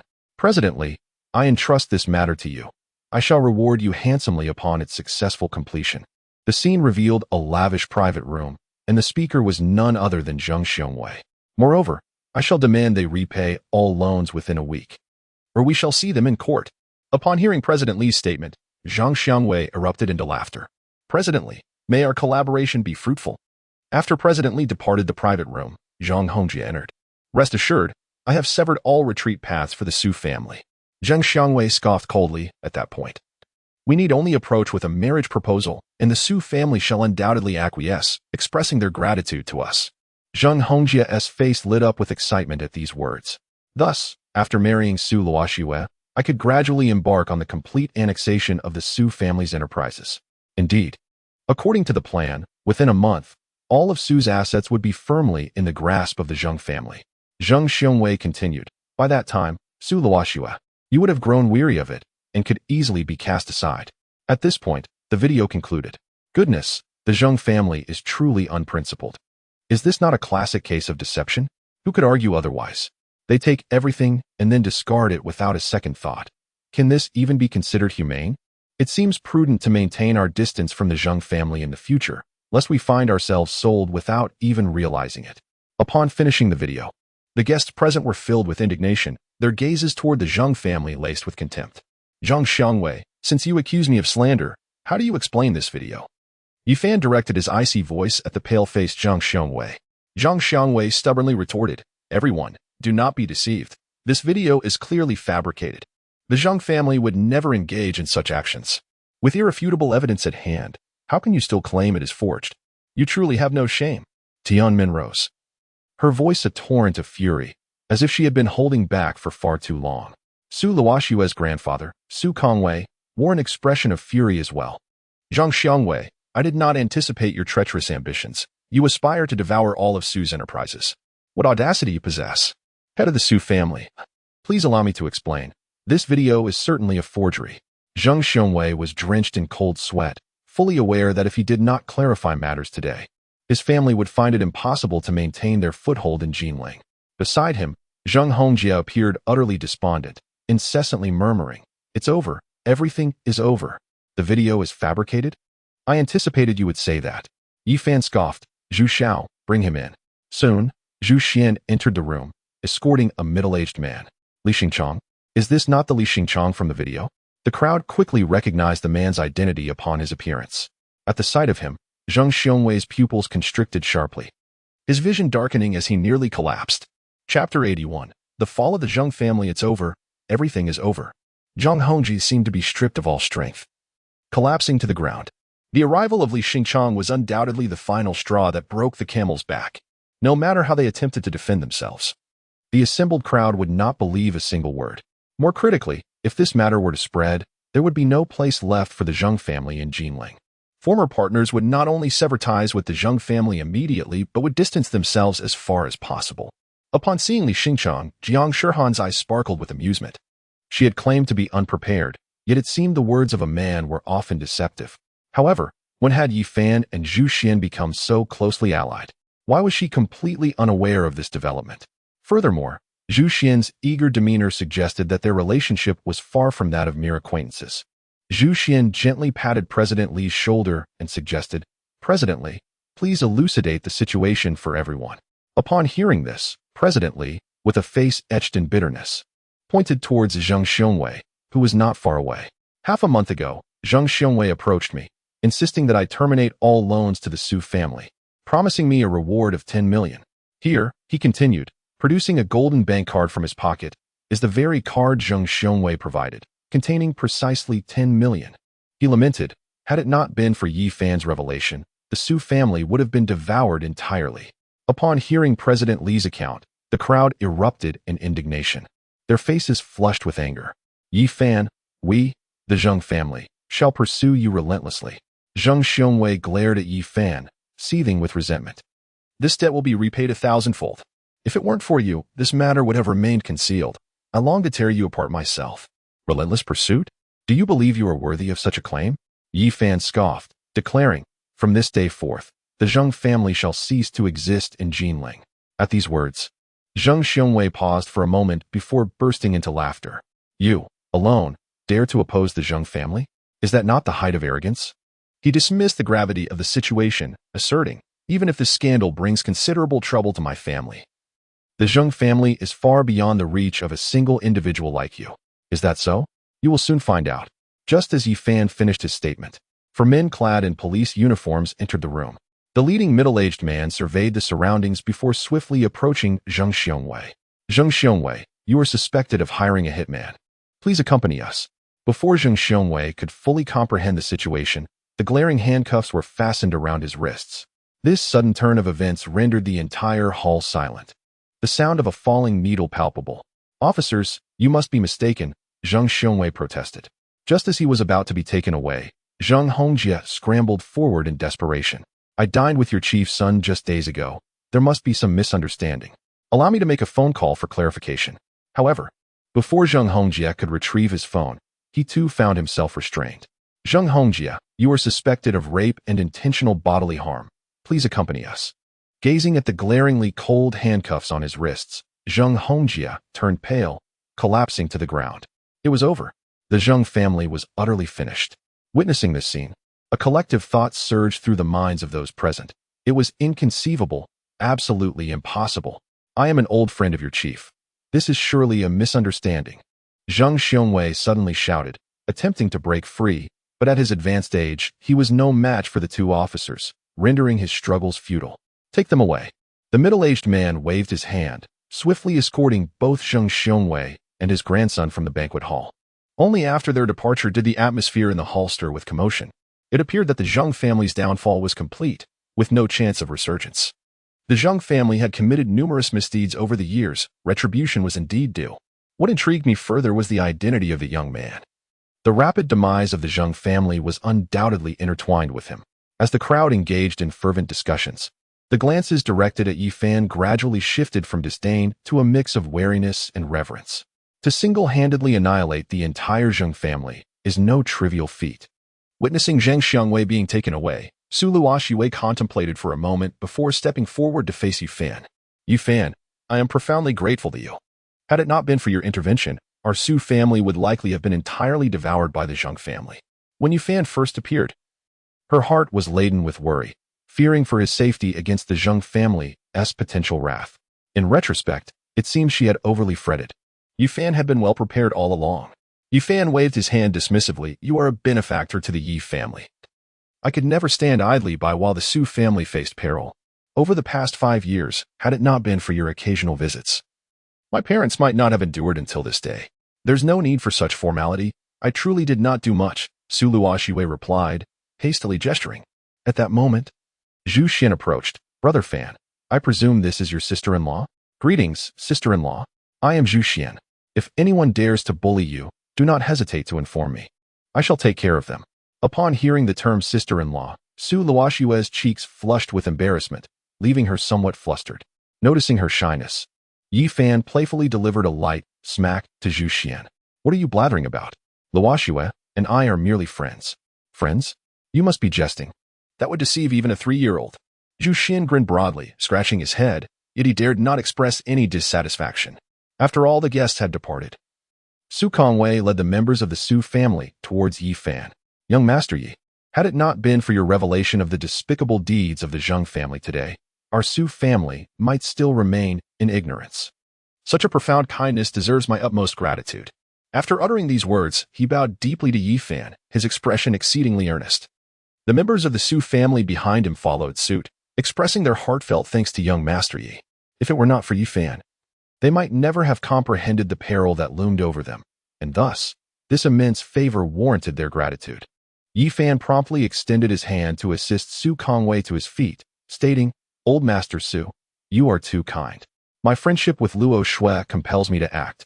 How could I stand idly by?" "Young Master Yi, I have a question that I hope you can elucidate," Su Kongwei said, raising his gaze to Yi Fan.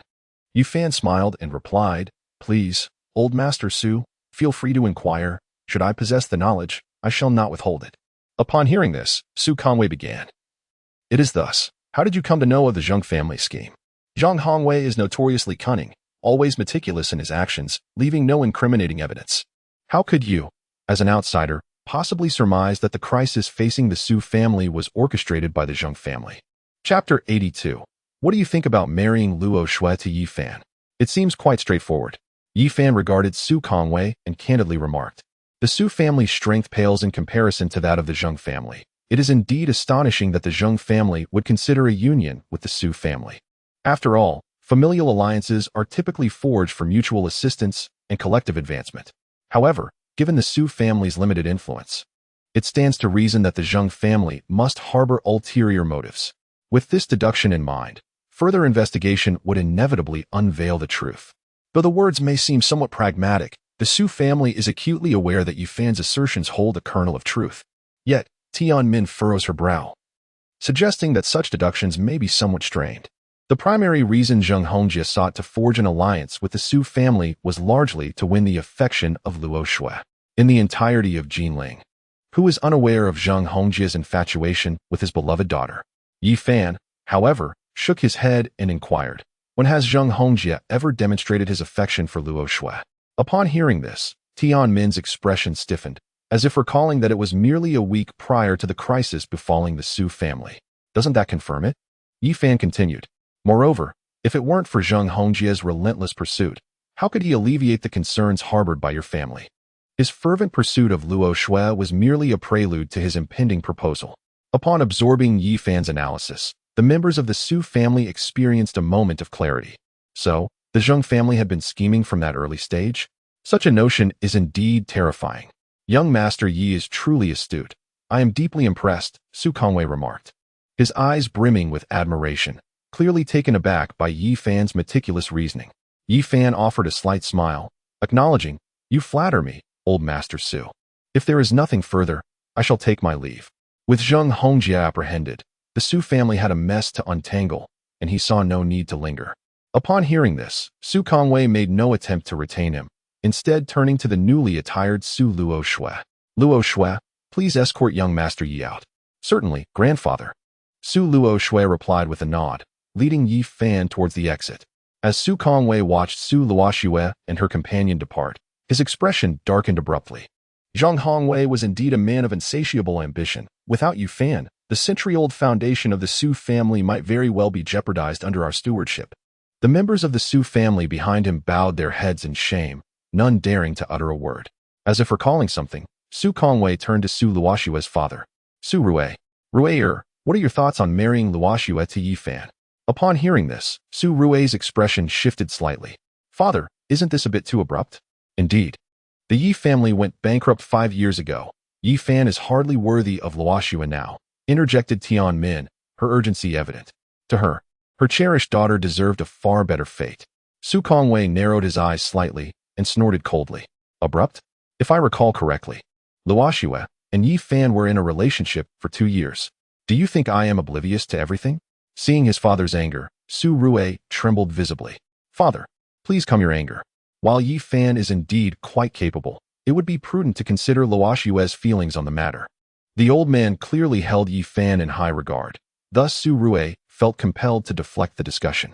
Considering Luoshue's opinion, Su Kongwei's expression darkened further. In this alliance with the Zheng family, did you bother to ask Luoshue whether she was willing? Su Rue and Tianmin turned pale, at a loss for how to respond. Meanwhile, at the entrance of the Century Hotel, Su Luoshue sincerely expressed her gratitude to Yi Fan once more. Thank you so much for today. As she reflects on the past, a sense of dread washes over her. Without Yi Fan, the Su family would inevitably have fallen prey to the Zheng family. Yi Fan waved his hand dismissively, remarking that expressing gratitude would be overly formal, and assured that he could be contacted at any time should any matters arise. With that, he and Jiang Shihan climbed into Zhu Xian's black SUV and sped off into the distance.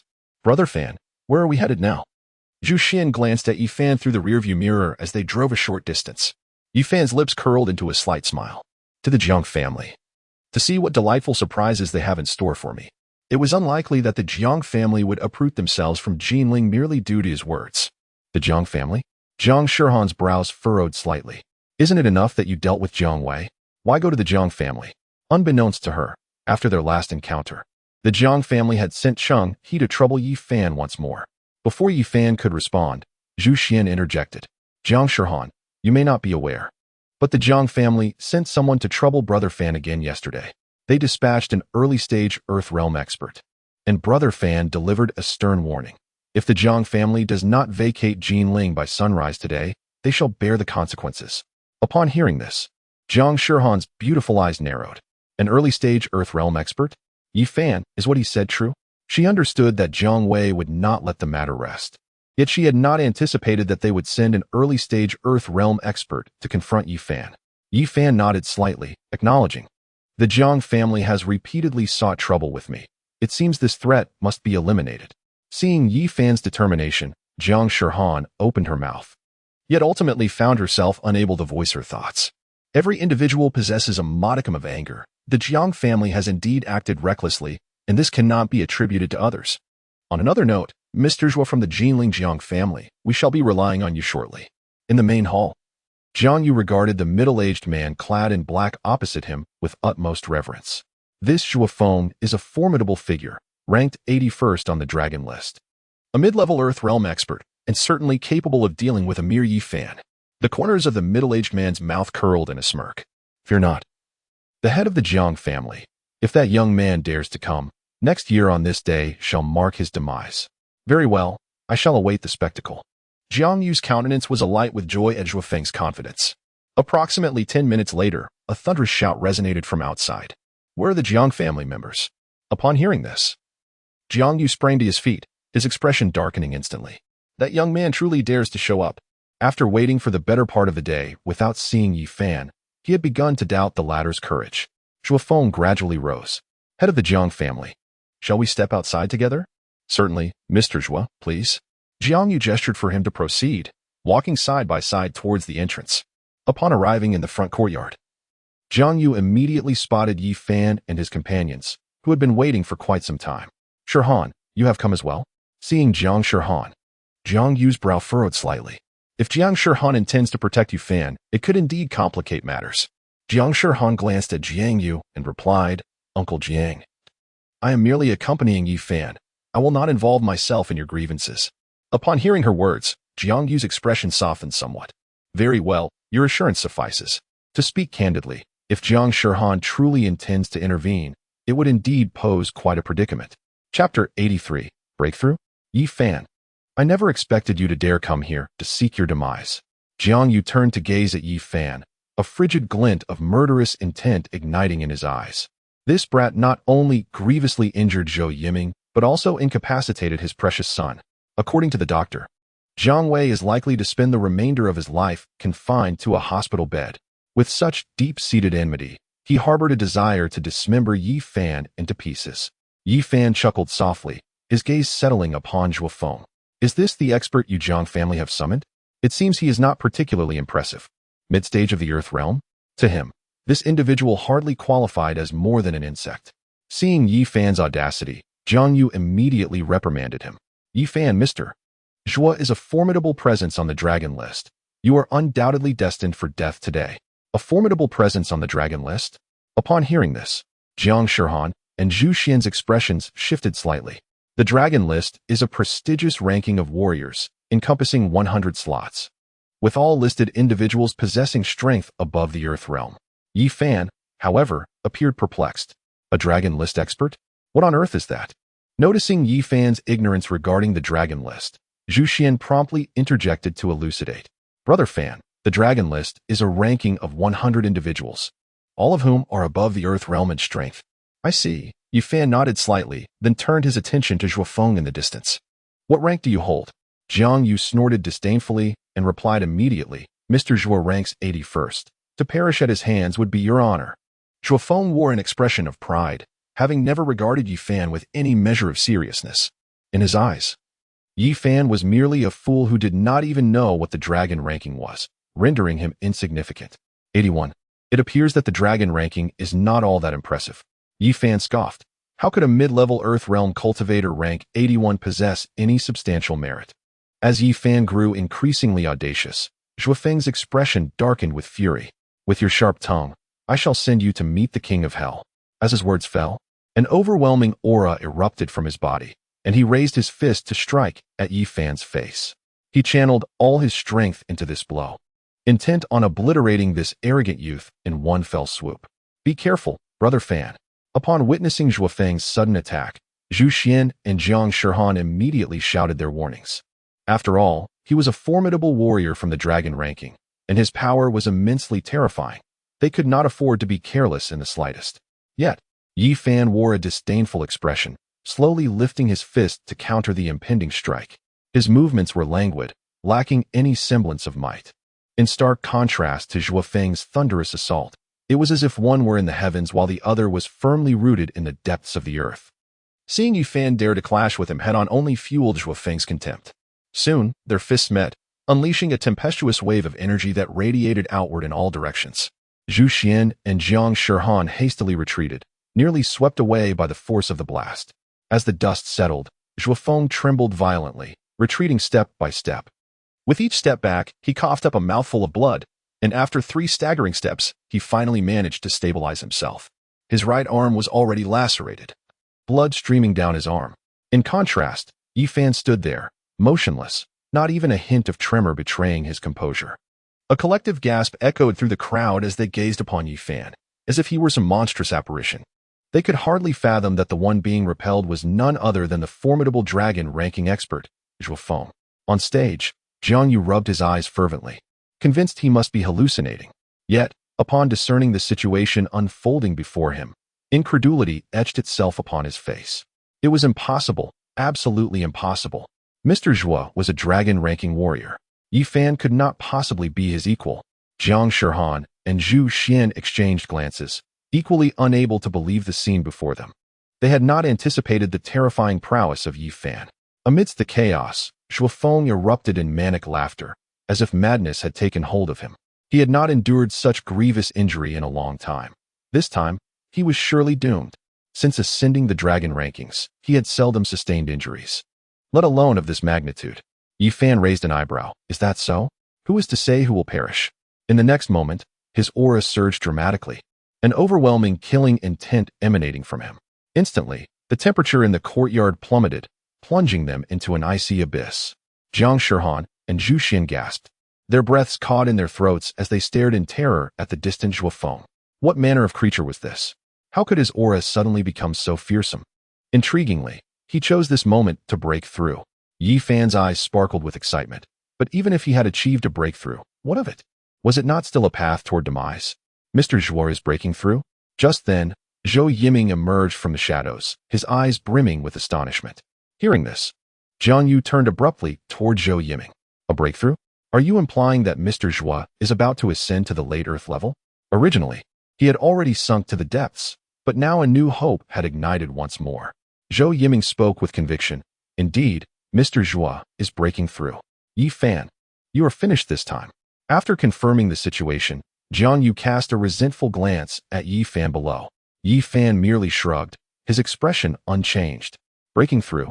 Upon hearing Zhou Yiming's words, Zhu Xian and Jiang Shihan's faces changed dramatically, their hearts racing with anxiety. Brother Fan, why are you just standing there? Act quickly. It will be disastrous if he completes his breakthrough. Zhu Xian was the first to react, shouting at Yi Fan.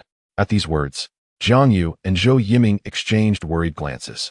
If Yi Fan were to strike now, Zhuo Feng would undoubtedly suffer a severe injury, and that would spell disaster. Yet, Yi Fan remained unmoved. It's inconsequential. Even if he breaks through, he shall not be my match. Seeing Yi Fan's unwavering confidence, Zhu Xian felt a surge of anxiety. Yet he was powerless to change the situation. Meanwhile, Jiang Shihan furrowed her brow, perceiving Yi Fan's arrogance as excessive. Moments later, Zhuo Feng's aura reached its zenith. Then, like a receding tide, it swiftly diminished until nothing remained. Zhuo Feng then opened his eyes and looked toward Yi Fan in the distance. Kid, had you acted just now, I would have certainly been gravely injured. But alas, you failed to seize that opportunity. Now that he had broken through to the late Earth level, vanquishing Yi Fan would be as effortless as crushing an ant. Upon witnessing Zhuo Feng's successful breakthrough, Jiang Yu and Zhou Yiming finally felt their anxious hearts settle. In contrast, Zhu Xian and Jiang Shihan wore grim expressions as they intently observed the unfolding events. Yi Fan let out a cold snort, questioning the abundance of meaningless chatter and urging action.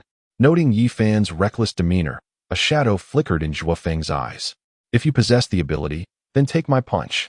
With that declaration, he swiftly appeared before Yi Fan, delivering a fierce blow aimed at his chest. As you wish. Yi Fan retorted with a disdainful scoff, raising his own fist to counter Zhuo Feng's attack. A resounding crash echoed as a shadow was sent hurtling backward, crashing to the ground several meters away, causing the stone slabs beneath to shatter upon impact. Chapter 84. I demand half of the Jiang family's fortune to dare confront Mr. Zhuo head-on. You must be prepared to face the consequences. Jiang Yu's words trailed off abruptly as he stared in disbelief at the distant figure. Surely he had not misjudged. The one sent flying was indeed Zhuo Feng? How could this be possible? Zhou Yiming trembled uncontrollably, his face devoid of color. It was clear that Zhuo Feng had already transcended to the late stage of the Earth realm. It was inconceivable that Yi Fan could be his match. Witnessing this scene, Zhu Xian and Zhang Shihan stood there, jaws agape. It matters not. Even with his breakthrough, he remains no match for me. The earlier indifferent tone of Yi Fan echoed in their minds, and they finally comprehended that he had not been boasting. The late-stage Zhuo Feng still stood no chance against him. What on earth are you? Zhuo Feng gazed down at his bloodied right arm, then looked up at Yi Fan in sheer terror. Having reached the late stage of the Earth realm, his strength was incomparable. Yet, despite this, Yi Fan had incapacitated his right arm with a single punch. Could it be that this man was a powerhouse at the late stage of the Earth realm? It is inconceivable. He is merely in his early 20s. How could he possibly possess such terrifying strength? Yi Fan had no time to ponder what Zhuo Feng was thinking. Instead, he advanced step by step towards him. A dragonless powerhouse? They are hardly remarkable. With that declaration, he placed his foot upon Zhuo Feng's chest. In your next life, keep your eyes wide open, for there are many individuals in this world whom you cannot afford to offend. With a resounding crack, Zhuo Feng's internal organs erupted, and his aura swiftly dissipated. Thus, this once formidable warrior, ranked 81st on the dragon list, met his demise on the spot. Zhuo Feng's eyes widened in disbelief. He died without comprehending why Yi Fan had struck him down. Witnessing Yi Fan's ruthless act, Zhu Xian and Zhang Shihan's expressions changed dramatically, their breaths becoming hurried. The instant Zhuo Feng was slain, Zhou Yiming trembled violently, collapsing to the ground, too fearful to meet Yi Fan's gaze. It was over. Everything was lost. Previously brimming with confidence, Jiang Yu now appeared pallid, sinking to the floor in despair. He finally realized that the Jiang family had offended a top-tier powerhouse beyond their capability to contend with. Observing Jiang Yu's dejected state, a glimmer of coldness flickered in Yi Fan's eyes as he approached him step by step. As Yi Fan drew nearer, Jiang Yu felt as though struck by lightning. Kneeling to plead for mercy, Yi Xiao, I was blind to your greatness. If you spare the Jiang family, I am willing to do anything you ask. This young man was indeed a master of the Earth realm, capable of annihilating the Jiang family with a mere thought. He had no recourse but to beg for mercy. Beside him, Zhou Yiming trembled like a leaf, terrified that Yi Fan might turn his attention towards him. After all, Zhuo Feng, this formidable figure on the dragon ranking, was specifically invited by him. Yi Fan looked down at Jiang Yu with an air of authority, saying, I have afforded you too many opportunities. Why do you not cherish them? Were it not for the Jiang family's incessant troubles, he would not have sought them out a second time. It is all my fault. As long as young Master Yi is willing to spare me, I will comply with any request, Jiang Yu, the head of the Jiang family, declared, suddenly bowing his head towards the ground. Within mere seconds, his forehead was bloodied, presenting a gruesome sight. Observing Jiang Yu's actions, Zhu Xian and Zhang Shihan displayed no semblance of compassion. To them, it was merely the Jiang family's own folly. Had Yi Fan not possessed such formidable strength, it would not be Zhuo Feng lying there now. Yi Fan pondered for a moment. Any request, you say? Indeed, any request. Though Jiang Yu inwardly lamented his predicament, he steeled himself and acquiesced. He understood that any hesitation could very well lead to his demise at the hands of Yi Fan. I demand half of the Jiang family's assets, Yi Fan stated, fixing his gaze upon Jiang Yu, enunciating each word with precision.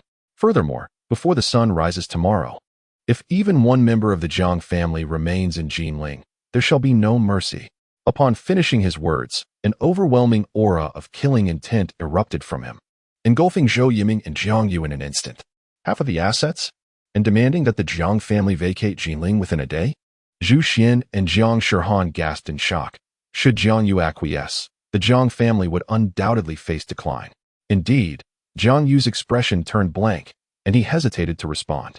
He initially believed that by spending a little more to compensate Yi Fan, he could resolve the issue. However, he was taken aback when the latter audaciously demanded half of the Jiang family's fortune. Observing Jiang Yu's hesitation, Yi Fan's lips curled into a slight smirk. What? Are you unwilling? Upon hearing Yi Fan's icy words, Jiang Yu shuddered and quickly shook his head. I agree. Before tonight, I will transfer half of the Jiang family's assets to your name, and the Jiang family will vacate Jinling by tomorrow. Though merely a brief statement, it drained him of all his strength. Very well, let us hope you keep your word. At this juncture, Yi Fan pointed towards the distant corpse of Zhuo Feng. Otherwise, he shall serve as your cautionary tale. Rest assured, I shall adhere to my promise. The sight of Zhuo Feng's unblinking eyes sent chills down Jiang Yu's spine. With his objective achieved, Yi Fan chose not to linger and departed with Jiang Shihan and the others from the Jiang residence. Once the trio had completely left, Zhou Yiming finally exhaled in relief. Yi Fan's presence was overwhelmingly terrifying. In just a few minutes, his back had become drenched in cold sweat. Noticing Jiang Yu still kneeling on the ground, Zhou Yiming hurriedly approached him. Master, are you all right? In response, Jiang Yu lifted his gaze to glance at Zhou Yiming, who trembled as if plunged into an icy abyss. It is all your fault. Had it not been for you, the Jiang family would not have descended to such a plight. If Zhou Yiming had not summoned Zhuo Feng, how could Yi Fan have dared to make such exorbitant demands? Master, Zhou Yiming attempted to explain, but Jiang Yu abruptly drew a dagger from his waist and plunged it into Zhou Yiming's heart. No need for explanations. You may join Zhuo Feng in the afterlife. Zhou Yiming's eyes widened in disbelief. He could hardly fathom that Jiang Yu would suddenly turn against him with such ferocity. As Zhou Yiming's rage reached its peak, Jiang Yu exhaled a deep, weary sigh, seemingly aging a decade in an instant. Yi Fan was someone he could never afford to offend. His only recourse was to shift all blame onto Zhou Yiming, lest he, as the head of the family, be torn apart by his own kin. He had already formulated his narrative. Zhou Yiming, consumed by resentment, had covertly sought revenge through Zhuo Feng, which in turn provoked Yi Fan's ire towards the Jiang family. Yi Fan, what exactly is your strength? After much hesitation, Jiang Shihan finally posed this question. Upon hearing it, Zhu Xian, who was driving, perked up, clearly eager for an answer. How childish. Do you take me for a child? Stop guessing. Jiang Shihan rolled her eyes, her body trembling with indignation. Seeing that Yi Fan remained tight-lipped, Zhu Xian ventured a second query. Brother Fan, do you truly expect Jiang Yu to willingly relinquish half of his family's assets to you? That represents a substantial portion of his wealth. Were he in Jiang Yu's position, he would never part with it so easily. Chapter 85. A billionaire? Do you think he possesses the audacity to reconsider? Yi Fan regarded Zhu Xian with unwavering confidence, asserting that unless Jiang Yu truly wished to accompany that Zhang fellow into oblivion, he would proceed as planned. He had two motives for eliminating Zhuo Feng. Firstly, the latter harbored murderous intent towards him and possessed considerable strength. Failing to eradicate this threat would only lead to greater complications. Secondly, it was to instill fear in Jiang Yu, shattering any illusions the latter might have harbored. Indeed, if even a late-stage Earth-level expert could not contend with Brother Fan, the Jiang family stood even less of a chance. Upon being reminded by Yi Fan, Zhu Xian felt that even if Jiang Yu were endowed with 100-fold courage, he would likely not dare to break his promise. It is worth noting that even in the provincial capital, powerful figures are exceedingly rare, let alone in Jinling. Has the Peng family sought to trouble you again? Yi Fan inquired, seemingly recalling something. Zhu Xian shook his head, responding, no, with Master Chen's word. The Peng family would not dare to act recklessly. If the Peng family were to disregard the rules, it would signify a blatant disregard for Master Chen. If the Peng family dared to lay hands on Zhu Xian, not only would the Zhu family erupt in fury, but Master Chen would also intervene personally. It seems that Master Chen possesses considerable influence. Upon hearing Zhu Xian's words, a vision of Master Chen clad in a black tang suit resurfaced in Yi Fan's mind. Zhu Xian affirmed, at least in this territory of Jinling, no one would dare to offend Master Chen's dignity. Not only the Peng family. Even the four prominent families of Jinling must show some respect when encountering Master Chen. Master Chen's connections in both the legitimate and underworld spheres are formidable. Otherwise, he would not have been summoned to handle the land dispute. Is that so? Yi Fan raised an eyebrow, choosing not to respond further. Noticing that Jiang Shihan was unaware of the situation, Zhu Xian divulged the details of the arena competition between the Zhu and Peng families. Now I understand, Jiang Shihan remarked, her expression shifting to one of concern. Yi Fan, you have thwarted the Peng family scheme. They are unlikely to let this matter rest easily. Upon hearing Jiang Shihan's words, Zhu Xian's expression turned grim. Brother Fan, her concerns are not unfounded. While the Peng family may not pursue further troubles with the Zhu family, it is highly probable they will seek retribution against you. After all, Master Chun had guaranteed that neither party would trouble the other afterward. Yi Fan was not a member of the Zhu family. If the Peng family truly sought to make things difficult for him, even if the matter ultimately reached Master Chun, they would have a solid ground to stand on. If they wished to court disaster, they were free to act. Yi Fan let out a cold snort, showing no concern for the Peng family. The fact that even the late-stage Earth Realm martial artist, Zhuo Feng, was no match for Yi Fan finally eased Zhu Xian's anxieties. Indeed, with Brother Fan's formidable strength, should the Peng family choose to strike, they would undoubtedly be the ones to suffer. However, Jiang Shihan remained skeptical. Believing the situation was far from simple, the Peng family had ties to the military. If they were to utilize military power, what could Yi Fan possibly use to counter it? Upon hearing this, Zhu Xian's expression shifted slightly, recognizing the validity of Jiang Shihan's concerns. Brother Fan, rest assured, if the Peng family truly intends to act against you, our Zhu family will certainly not stand idly by. Without your intervention, our family would not have secured that piece of land from the Peng family. The Zhu family has always been one to recognize favors and repay debts. We would never sit by and watch you come to harm. At Zhu Xian's words, Yi Fan's lips curled into a slight smile. It's not as serious as you think. Just put your worries aside. Xiao Fan, is it true that the Zheng family, both grandfather and grandson, were taken away by the police for investigation? In truth, they had been closely monitoring the situation between the Su and Zheng families, so it was not long after the wedding banquet that they became aware of all the developments. Yi Fan was momentarily taken aback, but then nodded in affirmation. It is true, the marriage between the Su and Zheng families has also come to an unresolved end. He understood that his parents were even more invested in the union between the Su and Zheng families than he was. Could it be that the rumors hold a grain of truth, and everything is but a scheme orchestrated by the Zheng family? Upon hearing of the Zheng family's conspiracy, she felt a chilling dread envelop her, sensing that the whispers might be mere fabrications. Yet, with Yi Fan affirming that the Zheng family patriarch and his grandson had indeed been taken away, the credibility of the rumors surged considerably. Undoubtedly, the Zheng family had harbored ulterior motives from the very beginning, intent on devouring the entirety of the Su family's enterprises. Yi Fan relayed the information candidly, knowing that sooner or later, her parents would uncover the truth. Upon hearing this, Yi Tiejuan's face flushed with rage. It was astonishing that the esteemed Zheng family could resort to such despicable acts. Had it not been for Yi Fan's intervention to expose their machinations, the Su family would have surely found themselves in irrevocable peril. Zhou Hui, too, wore an expression of indignation, exclaiming how excessively wicked the Zheng family had become. Suddenly recalling something, she grasped Yi Fan's arm tightly. Xiao Fan, how did you uncover this? From a friend. It was revealed that the one who unveiled the Zheng family's conspiracy was none other than her precious son. With a smile, Yi Fan replied, it was fourth senior sister. She discreetly investigated and then informed me. This statement held truth, for it was indeed Jian Siki who initially discovered the Zheng family's plot. How enlightening. Had it not been for Jian Siki, the Zheng family's scheme might have triumphed.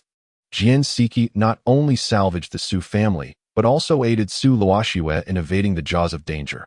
Otherwise, Su Luoxue's future would have been irrevocably marred. Now that I know, I will act accordingly, Yi Fan assured fervently. Observing Zhou Hui's deep concern for Su Luoxue, Jiang Shihan felt an inexplicable emptiness wash over her. As anticipated, shortly after dinner, Jiang Yu dispatched someone to deliver half of the Jiang family's assets. Apart from a billion-dollar bank card, the rest comprises properties and companies, collectively valued at over 20 billion. You have now become a billionaire. What are your thoughts? After counting, Jiang Shihan finally raised her gaze to meet Yi Fan's. Yi Fan, however, appeared remarkably composed, expressing no particular sentiment, as money was merely a string of numbers to him. This statement held truth, especially considering that the supreme black card from the Global Business Association bestowed upon him contained several hundred billion. Observing Yi Fan's nonchalance, Jiang Shihan's beautiful eyes narrowed. Is it merely a string of numbers? If you call someone fat, they might truly be out of breath. Typically, an ordinary person would be overwhelmed with excitement. Yet this fellow remains so unfazed. The key point is that Yi Fan's calmness was not feigned. Even his gaze exhibited no slightest ripple of emotion. Yi Fan shifted the topic. By the way, has your father uncovered the mastermind behind the assassination attempt on you? Not yet. Jiang Shihan shook her head, her expression frigid. However, there is no need for concern. That individual will inevitably reveal their true colors. With a formidable being like Yi Fan by her side, she felt little fear. Her only apprehension stemmed from the possibility that the hidden antagonist might refrain from further action if the adversaries ceased their assaults. Identifying them would be akin to climbing to the heavens. Chapter 86. Mastery of the Strong? Indeed. Yi Fan nodded, noting that it was getting late and suggesting she should rest. Having said this, he gathered all the items on the table and turned to ascend the stairs. For reasons unknown, the more time Jiang Shihan spent with Yi Fan, the more inscrutable he became to her. Meanwhile, in the capital, the Shao family. Shao Tianping gazed at the pale-faced elder in black, striving to suppress the fury simmering within him. Guoming, shrinking back, stammered, "Young master." Yi Fan's strength far surpasses that of this old servant. Indeed, I am no match for him. Recollecting Yi Fan's terrifying power, he trembled uncontrollably. Nonsense! Shao Tianping exclaimed, shattering the teacup before him into fragments. Yi Fan is merely in his early 20s. How could he possibly be at the pinnacle of the celestial level? Do you take me for a fool? 5 years ago, Yi Fan was an ordinary person who had yet to embark on the path of martial arts. In the brief span of 5 years, even if he were a prodigy, it is utterly implausible for him to transform into a celestial powerhouse. Noticing Shao Tianping's fury, Guoming broke into a cold sweat. Young master, every word I speak is the truth. If I utter a single falsehood, may the heavens strike me down. He understood that this was indeed difficult to believe, yet he had undeniably been defeated by Yi Fan. Seeing Guoming swear such an oath, Shao Tianping's eyes narrowed suddenly. Are you certain that Yi Fan's strength truly exceeds yours? This cannot be. Yi Fan is just in his early 20s. 5 years ago, he was a mere novice. How could he possibly have become a celestial warrior in such a short time? Absolutely. Guoming's head bobbed like a hammer. Moreover, Yi Fan effortlessly incapacitated my right arm with a single punch. I had no means of resistance before him. Yi Fan's strength is simply too terrifying for me to contend with. What? He incapacitated your right arm with a single punch? Shao Tianping's expression changed drastically as he sprang up from the sofa in alarm. Guoming, a formidable warrior at the pinnacle of the celestial realm, capable of incapacitating an opponent with a single blow, is a rarity in the entire capital. What, one might wonder, has transpired in Yi Fan's life over the past 5 years to render him so extraordinarily powerful? In the vast realm of Great Xia, it seems almost inconceivable that anyone could ascend from an ordinary person to a celestial powerhouse in such a brief span.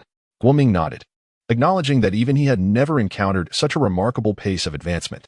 In his experience, all celestial warriors were seasoned individuals who had dedicated decades to their cultivation. Even the youngest among them had long surpassed their 40th year. The notion of someone in their early 20s, like Yi Fan, achieving such heights was utterly unheard of. Even more astonishing is the fact that 5 years prior, Yi Fan was merely an ordinary individual. His meteoric rise to the apex of the celestial realm within 5 years utterly shattered Guoming's understanding of cultivation. What, in your estimation, has transpired in Yi Fan's life? Shao Tianping gasped, his voice laced with an icy intensity. After a moment of contemplation, Guoming slowly responded. According to Xiao Wu, Yi Fan had not only suffered the loss of his heart, but had also been rendered limbless by a master from the Lin family. Guoming speculated that on that fateful night 5 years ago, Yi Fan must have been rescued by an unparalleled expert. The rapidity of his ascent to the pinnacle of the celestial realm could very well be attributed to the influence of this extraordinary figure. Beyond this, he could conceive of no other explanation. An unparalleled expert? Shao Tianping's eyes narrowed with sharp focus. If that is indeed the case, would we not risk inciting the wrath of such a formidable being by eliminating Yi Fan? As the heir of the Shao family, he understood that every action he contemplated must first weigh the potential gains against the consequences it might entail. To slay Yi Fan may appear to be a trivial matter. However, should it provoke the extraordinary master behind him, the consequences would be dire. The eldest young master, Gao, has discerned that if Yi Fan can be revived, and within a mere 5 years ascend to the pinnacle of celestial rank. It is highly likely that the unparalleled master in question is a formidable grandmaster. We must indeed exercise caution. As he concluded, Guoming's voice trembled slightly, his back drenched in cold sweat. A grandmaster. In the vast expanse of the Great Xia, every grandmaster is a dominant force to be reckoned with. Although the Shao family possesses several grandmasters, they would never dare to offend one lightly. After all, grandmasters are not to be trifled with. Once angered, even a powerful clan like the Shao family would face severe repercussions. Indeed, the extraordinary figure behind Yi Fan is certainly no ordinary grandmaster. Xiao Tianping's expression grew increasingly grave, and until the identity of Yi Fan's esteemed protector is ascertained, he must refrain from taking action against Yi Fan. Even though Yi Fan is a celestial powerhouse, to him, he is merely a slightly more formidable insect, easily crushed underfoot. However, grandmasters are an entirely different matter. Even the foremost family in the capital, the Shao family, must tread carefully. Understood, young master, Guoming responded promptly, not daring to show any sign of dissent. Xiao Tianpeng exhaled a heavy breath and waved his hand dismissively. You may leave. Guoming felt as if a great weight had been lifted, promptly turning to depart. Yet, halfway through, he suddenly recalled something and halted abruptly. Noticing Guoming's unusual behavior, Xiao Tianpeng furrowed his brow. Is there something else? Guoming turned back, struggling to meet Xiao Tianpeng's gaze. Young master, Yi Fan has a message for you to convey. What message? Xiao Tianpeng's countenance darkened. Guoming took a deep breath. Yi Fan said he would make you. Suddenly, he lost the courage to continue. Make me what? Xiao Tianpeng bellowed. He will make you witness the downfall of the Shao family. Guoming forced himself to finish, and immediately collapsed to the ground. Scoundrel! Xiao Tianpeng trembled with rage, an overwhelming aura of murderous intent sweeping in all directions.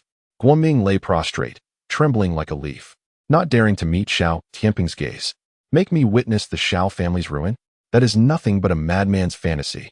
Xiao Tianpeng's chest heaved, his eyes ablaze with fury, wishing he could dismember Yi Fan at that very moment. The young master speaks the truth. Guoming quickly agreed, from my perspective as an old servant. Yi Fan's arrogance is merely supported by the formidable figure behind him. Otherwise, a mere pinnacle of the heavenly level would be no match for the Shao family, akin to an ant trying to stop a chariot. Upon hearing this, Xiao Tianpeng gradually calmed his anger. You go and recover. As for the powerful figure behind Yi Fan, I shall investigate that myself. Upon hearing this, Guoming hastily scrambled away, fearing Xiao Tianpeng's wrath would be directed at him.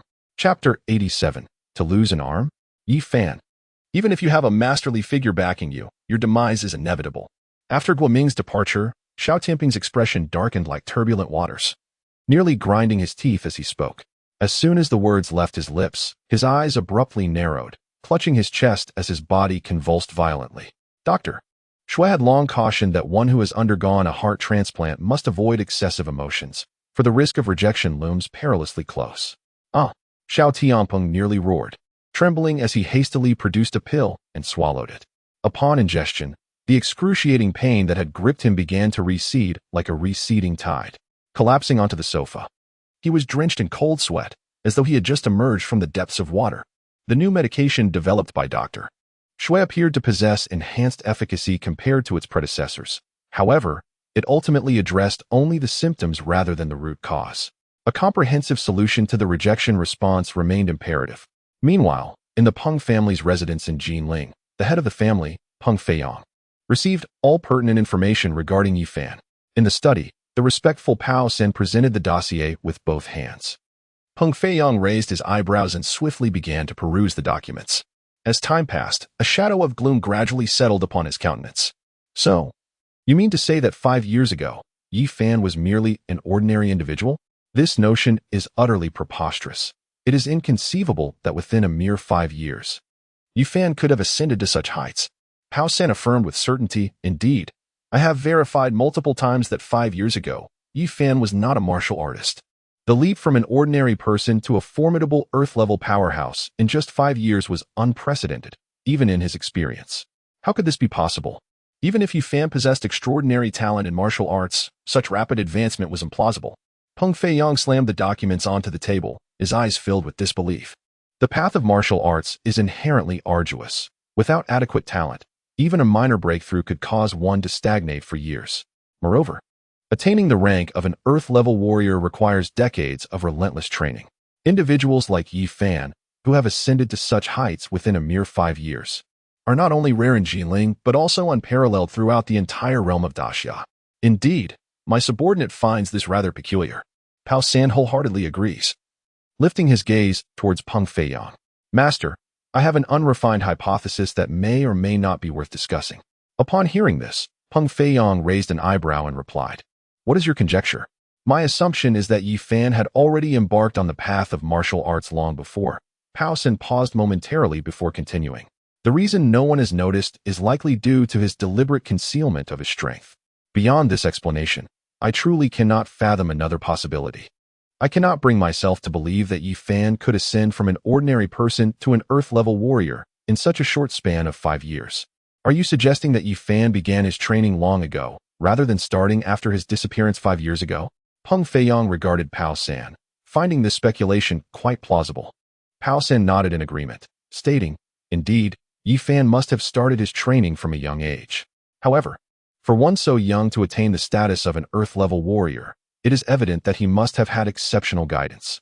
In his view, regardless of how extraordinary Yi Fan's talents might be, it is inconceivable that he could achieve mastery without a mentor to guide him.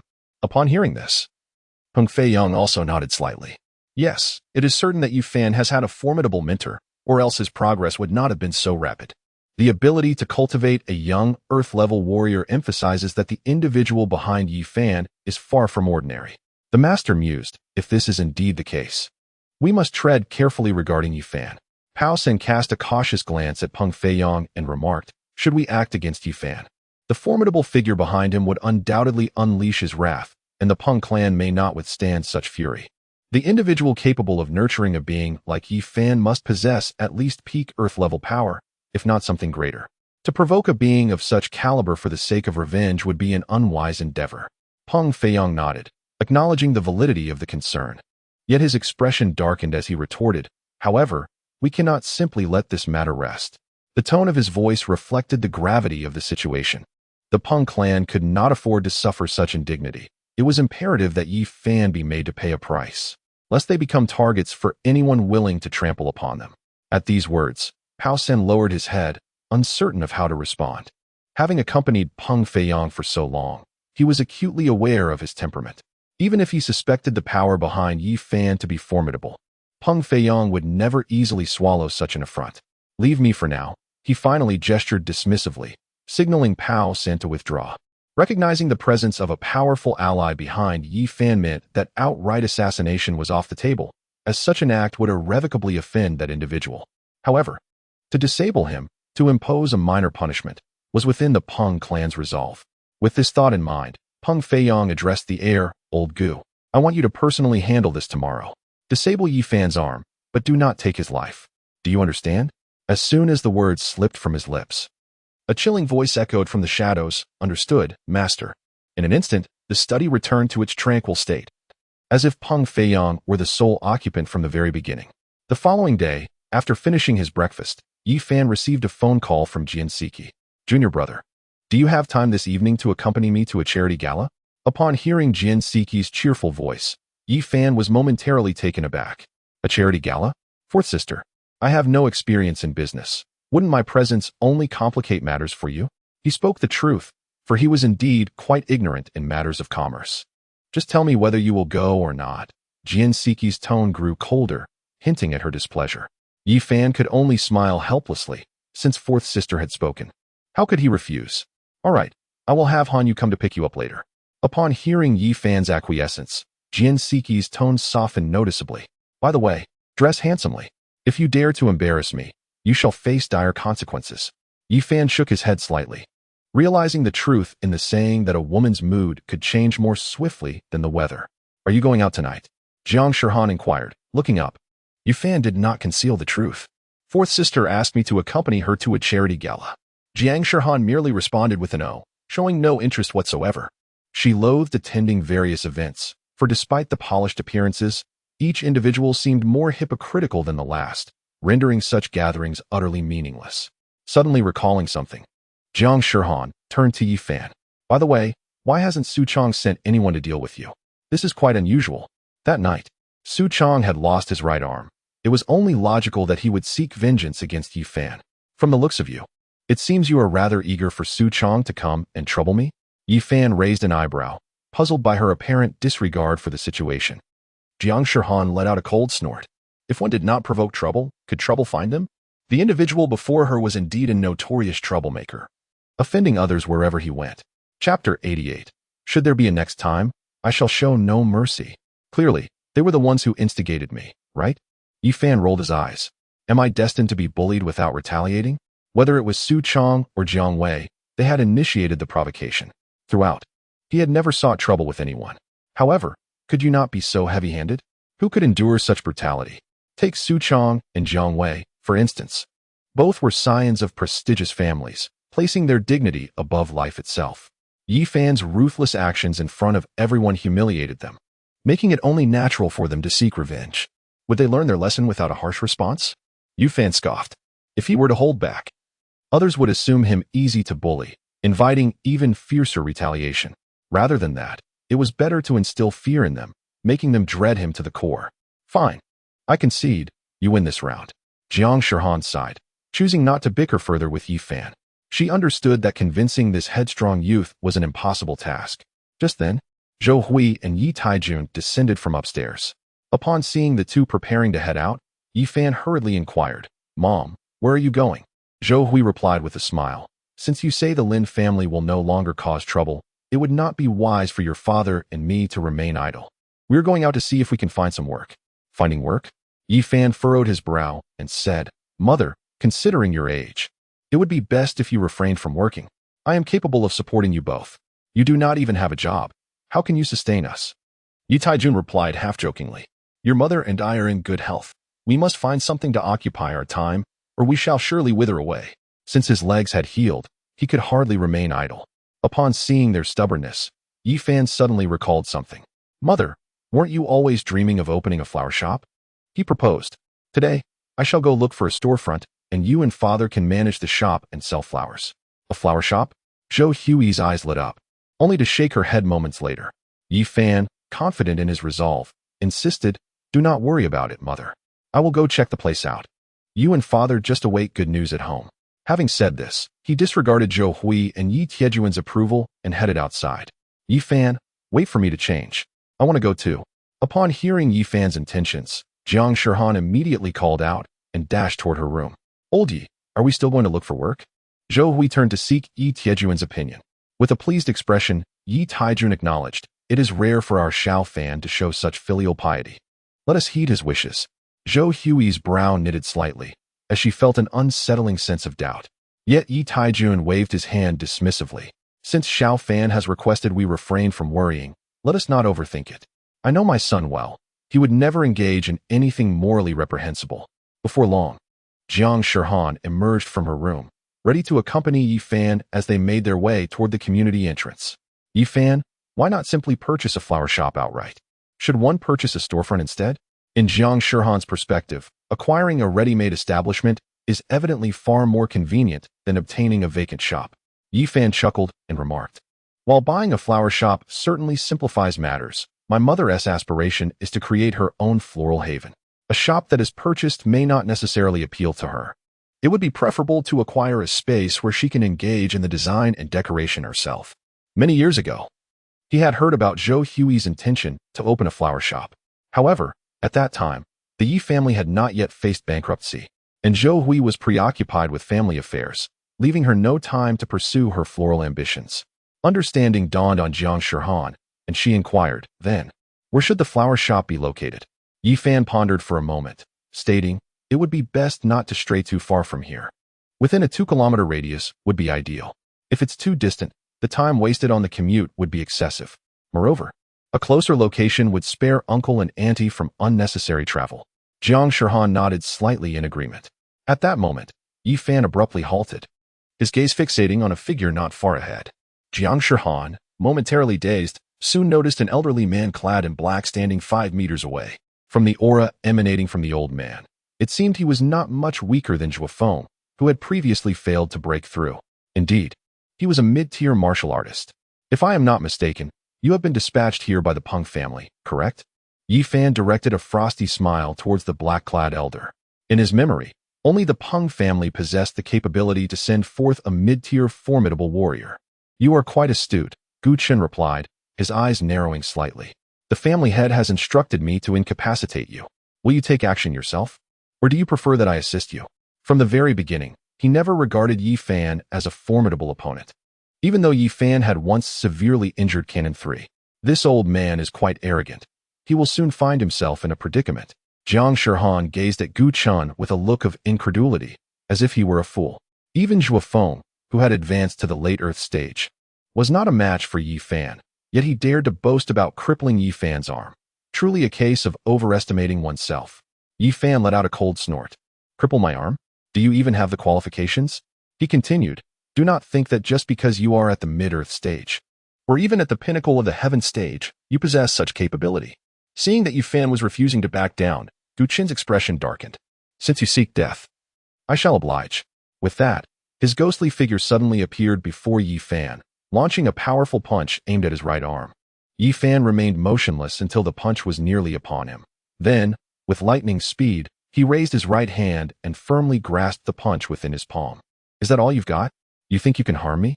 Gu Chen's face changed dramatically, his eyes narrowing in disbelief. The force of his punch seemed to vanish into the sea, lacking any potency whatsoever. As he began to speak, Yi Fan exerted a slight pressure with his right hand, causing Gu Chen to bend over in agony. All the bones in Gu Chen's fingers shattered, as if they were about to be crushed. You think you can cripple my arm with such feeble attempts? Yi Fan's eyes brimmed with disdain as he lifted his leg and delivered a powerful kick to Gu Chen's abdomen.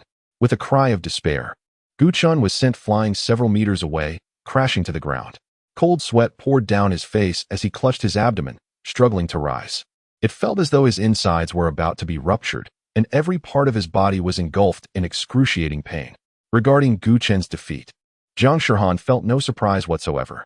After all, even the late-stage Earth-level expert, Zhuo Feng, was unable to withstand a single blow from Yi Fan. What kind of monster are you? Gu Chen gazed at Yi Fan, who was approaching with measured steps, his eyes filled with apprehension and fear. He had never anticipated that Yi Fan's strength would be so formidable, leaving him no opportunity for even the slightest resistance. Yi Fan, unperturbed by the question, coldly replied, It is not that I fear the Peng family, but rather that I hold no deep-seated enmity with them. There is no need for annihilation. With that, Yi Fan departed alongside Jiang Shihan, not even casting a glance at Gu Chen. As he watched their retreating figures, Gu Chen struggled to rise from the ground and swiftly made his way toward the direction of the Peng family. Chapter 89. The Auction of Extraordinary Treasures. Throughout the day, Yi Fan and Jiang Shihan had traversed nearly the entire commercial district. Suitable establishments were scarce, with only a couple of options available, yet their prices were exorbitantly high, nearly exceeding the market rate by 50 to 60,000. Although Yi Fan was not financially constrained, he had no desire to be taken advantage of. Yi Fan, why not choose one of those two shops on the street? In the CAF? Jiang Shihan took a sip of her iced coffee before lifting her gaze to meet Yi Fan's. She lamented internally that had she known it would be so exhausting, she would not have accompanied him. She now felt utterly drained and had no inclination to move. Yi Fan, however, shook his head, suggesting, Let us take a look a bit longer. There is no rush. Since this endeavor was to fulfill his mother's wishes, he was more than willing to explore several options. I can no longer continue. You may proceed to explore on your own. Jiang Shihan leaned back in her chair, a hint of fatigue etched upon her delicate features.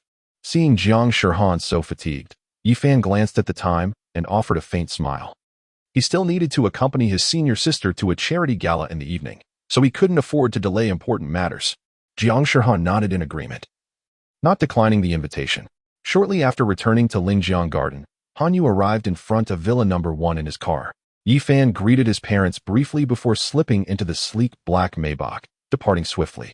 Hanyu, what can you tell me about the charity gala? Yi Fan inquired as the vehicle rolled out of Lingjiang Garden, casting a glance at the driver. Hanyu replied candidly, Young Master Yi, the charity gala is hosted by the Qiao family, one of the 4 prominent families of Jinling. The president had a tough time securing an invitation. Almost all the leading figures in various industries of Jinling have been invited, making it an excellent opportunity for Su Mei to expand her network. While most charity galas are rather mundane, tonight's event is different. If we can establish connections with several corporate leaders, it would undoubtedly benefit Su Mei. The Qiao family? Yifan murmured softly before asking, "Where is my senior sister?" Upon hearing this, Yifan's brow furrowed slightly. "You came to pick me up. How can we ensure my senior sister's safety?" As far as he knew, Hanyu was the personal bodyguard of his senior sister. If Hanyu had come to escort him, then his senior sister was left unprotected. Should she encounter danger during this time, it would spell trouble. Noticing Yifan's concern, Hanyu quickly reassured him, "Young master, you need not worry. The president has hired a new bodyguard for her, a formidable warrior from the dragon list. This individual is at the initial stage of the Earth realm, and with her presence, there should be no one in Jinling who could harm the president." A warrior from the dragon list? What is their strength like? Yifan's eyes brightened as he beheld the individual ranked 92nd on the dragon list, whose prowess was undeniably formidable. In the presence of this person, he felt a profound sense of inadequacy, as if he could scarcely withstand even a single strike. Hearing these words, Yifan slowly closed his eyes and refrained from further speech. Being at the initial stage of the Earth level was indeed insufficient.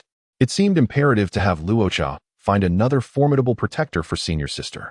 Although senior sister was also a disciple of the second master, Imo Qinshin, her physical condition rendered her incapable of martial prowess, rendering her indistinguishable from an ordinary person. Should she encounter any peril, a mere practitioner at the initial stage of the Earth level would hardly suffice. An hour later, the Maybach came to a halt before a 5-star hotel. "Junior brother, this way." As soon as he alighted, Yifan heard a familiar voice nearby. He looked up and was momentarily breathless, utterly captivated by Jian Siki's beauty. This evening, Jian Siki donned an elegant black off-shoulder gown, her cascading hair mostly arranged atop her head, with a few strands gracefully cascading over her chest, exuding an aura of ethereal elegance, akin to a celestial being descended to earth. "Senior sister, you look stunning tonight." Upon hearing this compliment, Jian Siki beamed, replying, "Junior brother, your flattery grows ever sweeter." He turned his gaze to see a short-haired woman clad in black attire, fixating her indifferent gaze upon him. "Senior sister, is this your newly appointed bodyguard?" Jian Siki nodded slightly and introduced, "Junior brother, this is Lu Yu. Her strength is quite impressive." "Mediocre at best," Yifan replied nonchalantly. "Senior sister, let us proceed inside." Jian Siki acquiesced with a nod, naturally linking arms with Yifan as they made their way indoors. "Mediocre at best?" Lu Yu's eyes glimmered with frost, yet she chose to remain taciturn. Noticing her frigid demeanor, Han Yu hastened to her side. "Sister Yu, Yi Xiao is always like this. Do not take it to heart." Lu Yu snorted dismissively and quickened her pace. He was merely a pretty boy, unworthy of her attention. Upon entering the banquet hall, Yifan and Jian Siki discovered it was already brimming with guests. Handsome men and beautiful women gathered in clusters, their laughter mingling with the clinking of glasses, each face adorned with a gentle smile. "Little junior brother, find a seat for yourself while I greet a few friends," Jian Siki said, raising her glass of red wine before striding away. Watching Jian Siki depart, Yifan approached the buffet table, gathered some food, and settled down in the hall. He had always loathed social gatherings, and even before the downfall of the Yi family, he seldom attended such events. Not long after he sat down, a voice of surprise rang out from afar. "Yifan." He looked up to see Long Linger, clad in a flowing white gown and sparkling crystal shoes, approaching like a princess from a fairy tale. "Long Linger, what brings you here?" Yifan inquired, puzzled. Long Linger, without hesitation, took a seat beside him, smiling as she replied, "Shouldn't I be the one asking you that? I came with my senior sister. What about you?" As Yifan spoke, he took a bite of cake. "Your senior sister?" Long Linger paused momentarily before continuing, "I didn't wish to come either. My father insisted I attend." She despised such gatherings, but she could not defy her father. "Is your uncle here as well?" Yifan murmured softly as he continued to devour the food before him. Observing Yifan's ravenous demeanor, Long Linger rested her chin on her right hand, inquiring, "Did you not have dinner?" "No, I rushed over and forgot," Yifan replied, shaking his head. "By the way, do you know why the Qiao family is hosting this charity gala?" On the way here, he had learned from Han Yu that the Qiao family rarely organized charity events, and today marked their first. "I'm not sure, but I've heard rumors that there will be a rare treasure auction later," Long Linger remarked, asserting that had it not been for the rumored auction of extraordinary items, she would never have accompanied Long Chun. Rare treasures? Anything the Chow family deems as such must indeed be extraordinary. Yi Fan's eyes sparkled with intrigue, yet he soon expressed his confusion. If it is indeed a rare treasure, why wouldn't the Chow family keep it for themselves? Why auction it off? He could hardly believe that the Chow family would be so generous as to part with such valuables. I don't know. The information should be accurate, Long Linger responded, shaking her head, clearly in the dark as well. Have you not noticed the prominent figures from Jinling who have gathered here? It is evident they are quite interested in the rare treasures. In her memory, several notable individuals who typically would not be present had indeed arrived, which was rather unusual. Is that so? We shall soon find out if there are any rare treasures, Yi Fan replied, continuing to consume the food on his plate. Long Linger sat beside him, seemingly with no intention of leaving. At that moment, a loud crash resonated as a figure suddenly fell into the center of the hall. In an instant, the entire hall fell into a profound silence, with all eyes fixating on a solitary figure. Lying on the ground was a striking young man clad in a black suit, his left cheek marked by a vivid red handprint. Jinsiki, you are courting death. With these words, the handsome young man rose from the floor, furious, and charged towards Jinsiki. Upon hearing this, Yi Fan furrowed her brow and swiftly positioned herself in front of Jinsiki. This man not only took advantage of the president, but also disregarded warnings and sought to lay hands on her. As Jinsiki's bodyguard, she would show no mercy. Yi Fan's expression turned icy. Fourth senior sister, is this truly the case? Jinsiki, her face like frozen frost, nodded slightly, a glint of coldness flickering in her eyes. Just then, the handsome young man had reached Jinsiki, reaching out to grasp her arm. As he was about to seize her, a strong hand clamped down on his wrist, halting him in his tracks. You have quite the audacity to target my senior sister. Yi Fan's voice was frigid, devoid of any emotion. Fan Dong looked up at Yi Fan, seething with rage. Step aside, or you shall regret it. No sooner had he spoken than a crack echoed through the air as his wrist was crushed, followed by his anguished howls. Yi Fan did not relent. She lifted her leg and sent Fan Dong flying, crashing him brutally into a distant dining table, which shattered into splinters.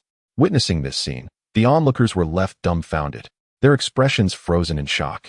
No one could have anticipated that beneath Yi Fan's seemingly fragile exterior lay such immense strength. To dare stir trouble on the Chow family's territory. This fool must be tired of living.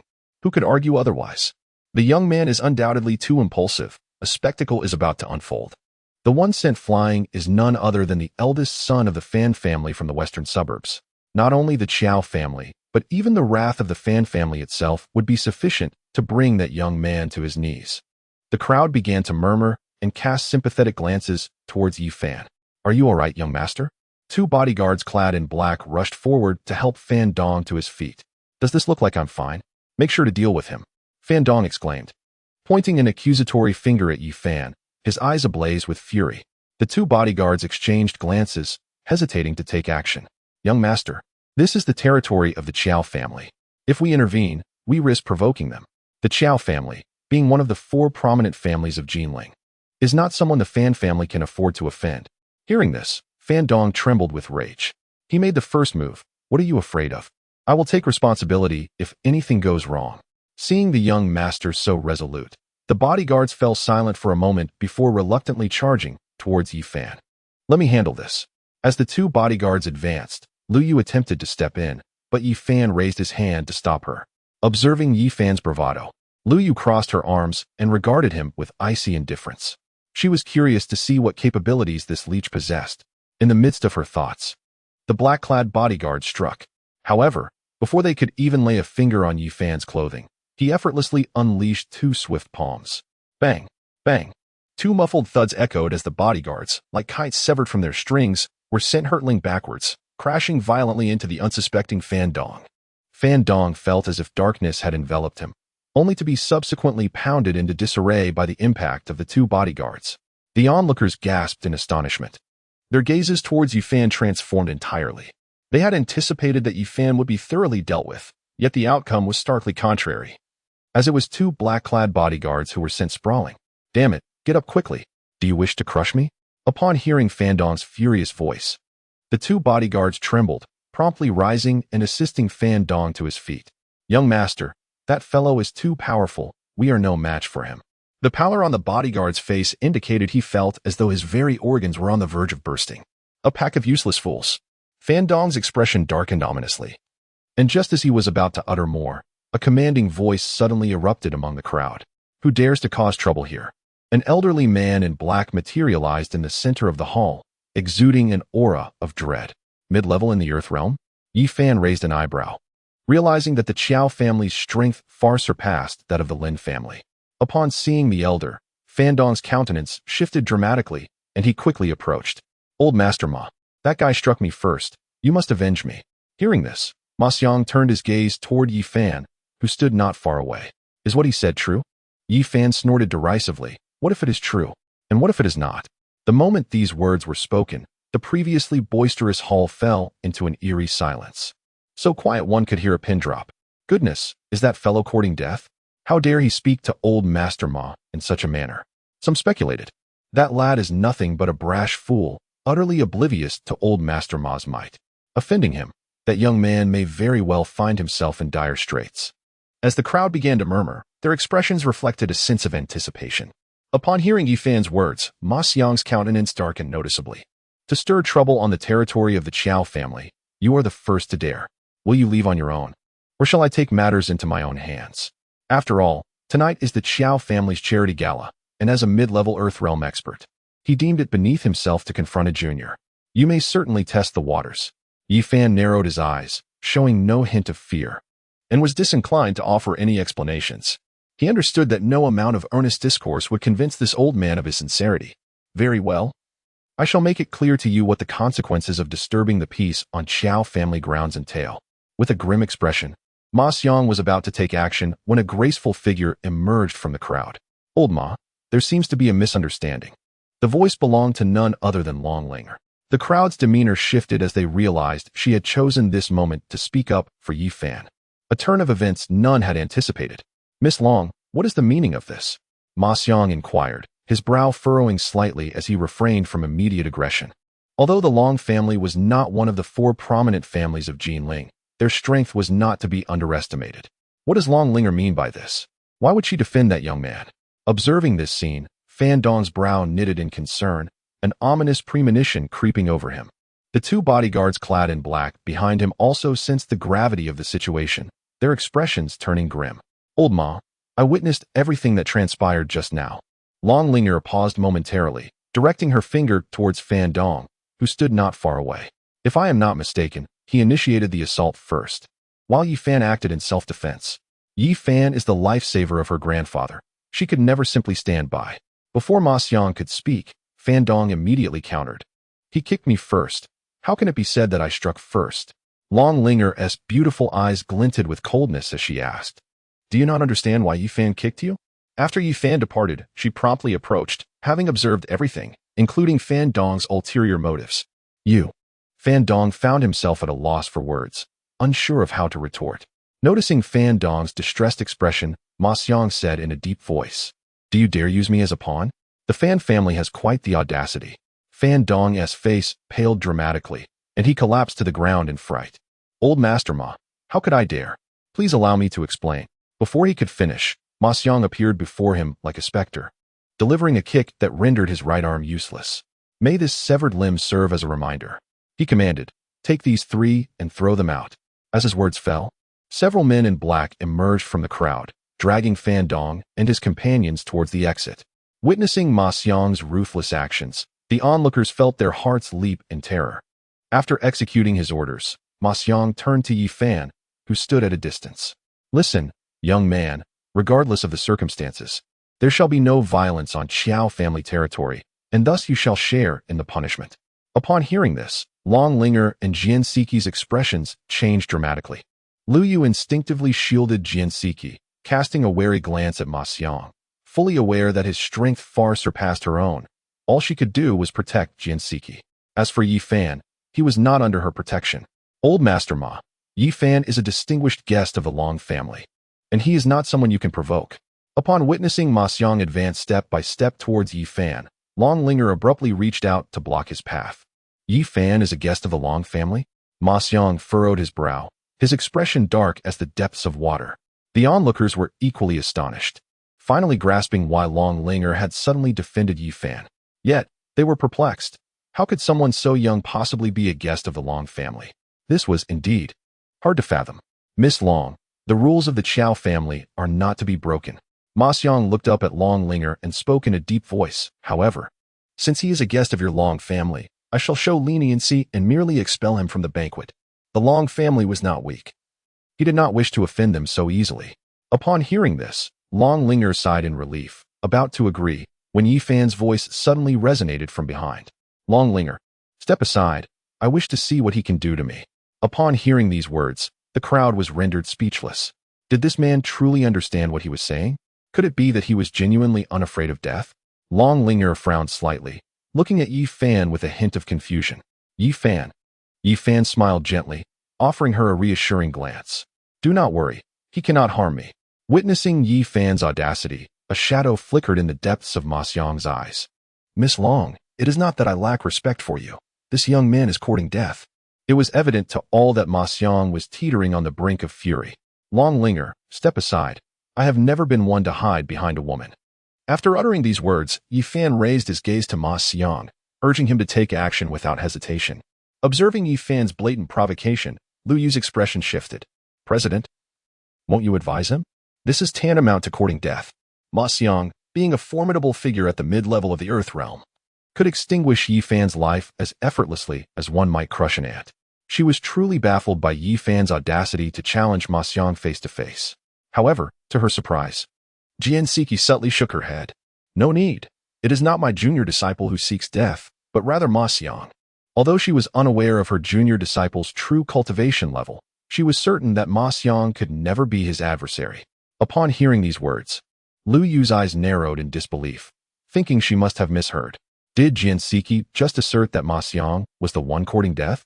Surely the president had not lost her sanity.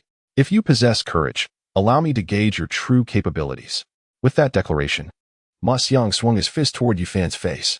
The punch was like a thunderclap, slicing through the air with a deafening rush, reaching Yi Fan in an instant. Since Yi Fan was a distinguished guest of the Long family, Ma Xiang refrained from employing his full strength, using only half of his might. Observing Yi Fan standing motionless, as if paralyzed by fear, the onlookers were filled with disdain, envisioning the scene of Yi Fan being sent flying by Ma Xiang's blow. Yi Fan, seeing this unfold, Long Linger gasped in alarm. If anything were to happen to him, how would she explain it to her grandfather? Yet, the next moment left everyone present utterly astounded. Just as Ma Xiang's fist was about to descend, Yi Fan abruptly raised his right hand and seized Ma Xiang's thunderous punch in his palm. Ma Xiang's expression shifted slightly. He felt as though his punch had struck nothing but cotton, all his strength dissipating in an instant. Unleash your full power. Let me witness the prowess of the Qiao family's expert. Yi Fan released Ma Xiang's fist, a faint smile gracing his lips. Upon seeing Yi Fan unharmed, Long Linger finally eased the tension in her heart. However, Lu Yu, standing behind Jian Siki, wore a look of utter astonishment. As a practitioner at the initial stage of the Earth realm, she understood all too well the terrifying force behind Ma Xiang's earlier punch.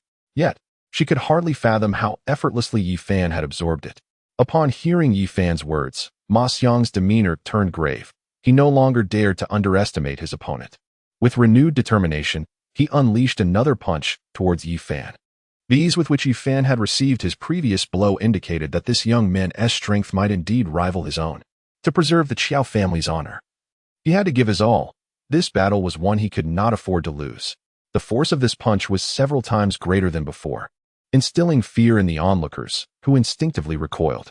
Yi Fan remained unfazed, raising his fist to counter the impending blow. His punch appeared remarkably ordinary, moving at an almost languid pace, as if in slow motion. Witnessing Yi Fan's intention to confront Ma Xiang head-on, the crowd regarded him with disbelief. A full-force punch from a practitioner at the mid-earth realm was not easily countered. This time, Yi Fan seemed destined for demise.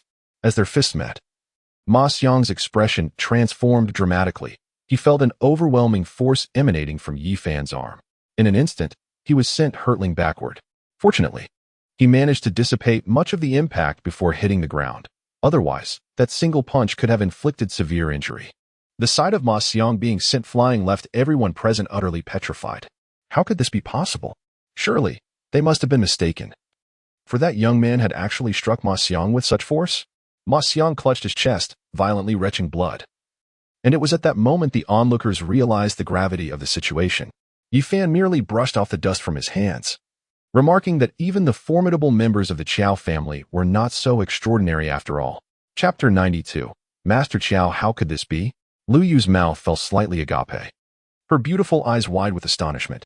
What manner of creature was this individual, capable of severely injuring a mid-stage Earth Realm expert with a single punch? It was utterly preposterous.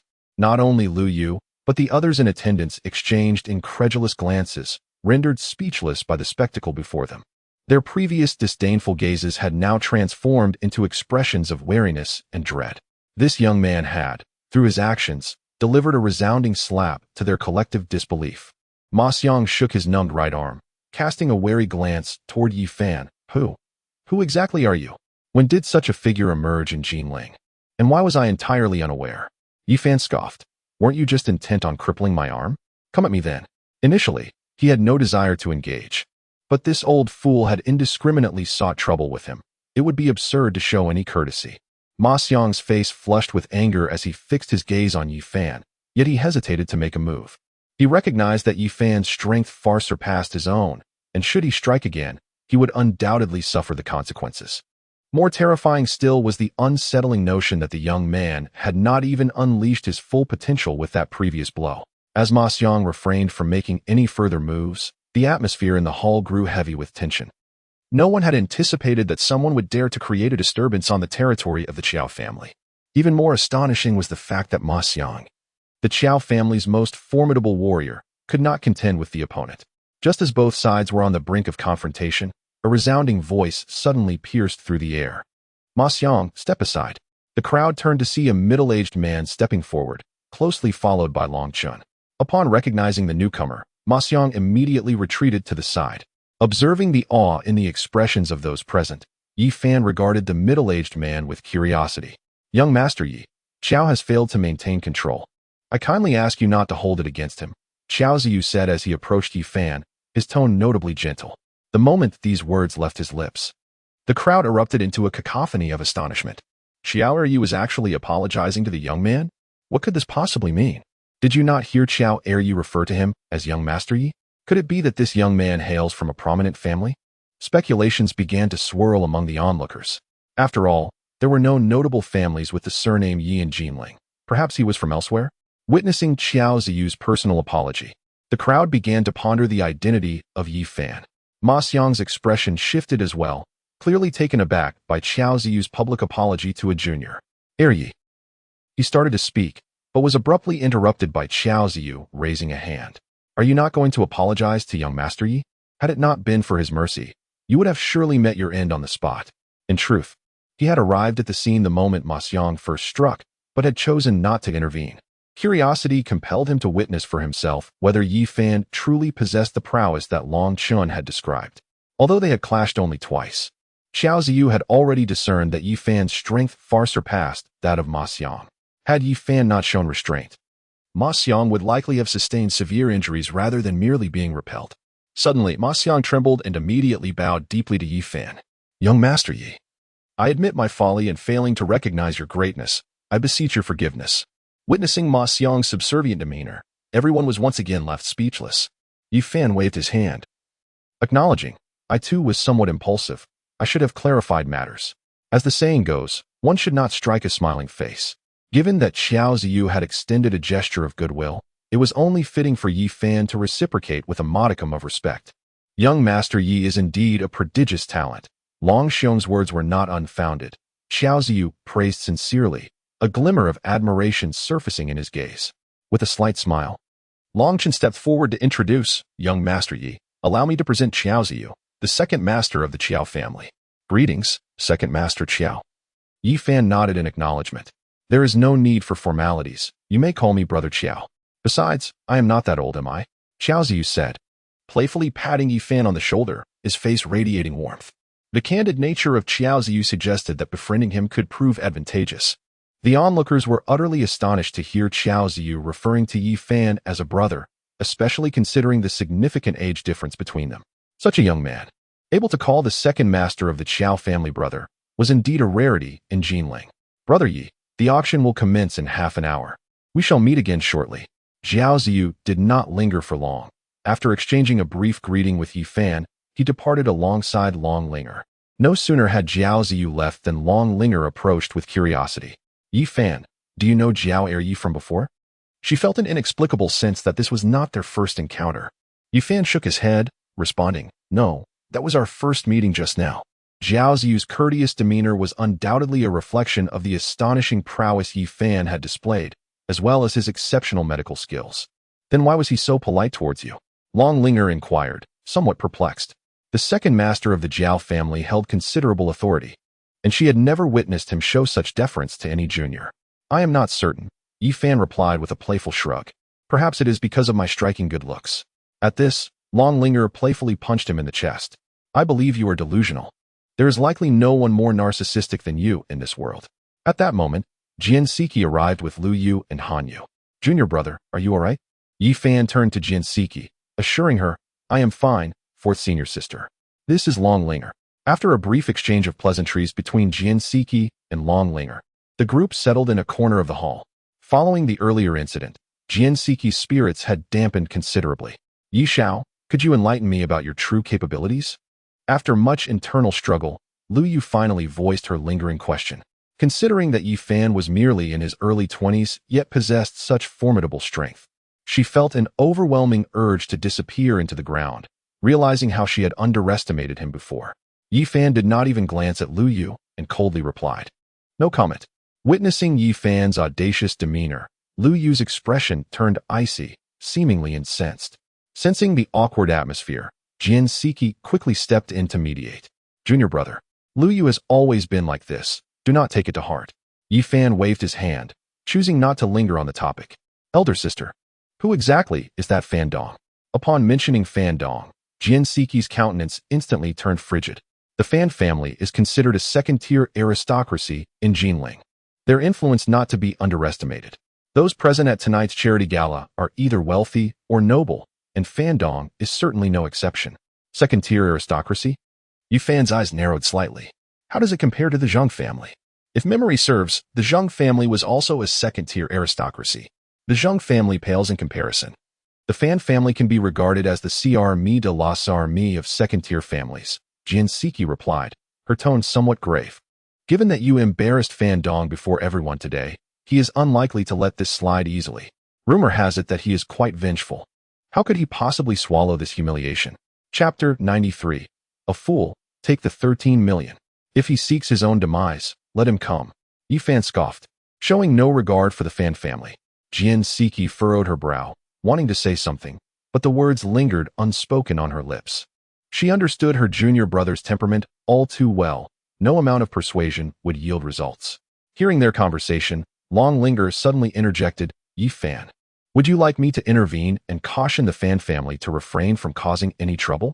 Yi Fan is undoubtedly a great benefactor to the Long family, and she could never stand idly by while anyone threatens him.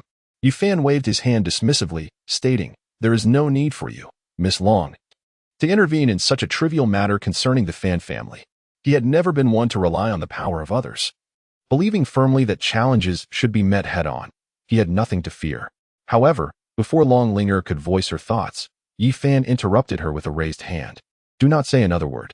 I can handle this matter myself. Seeing Yi Fan's resolute determination, Long Linger chose not to press further.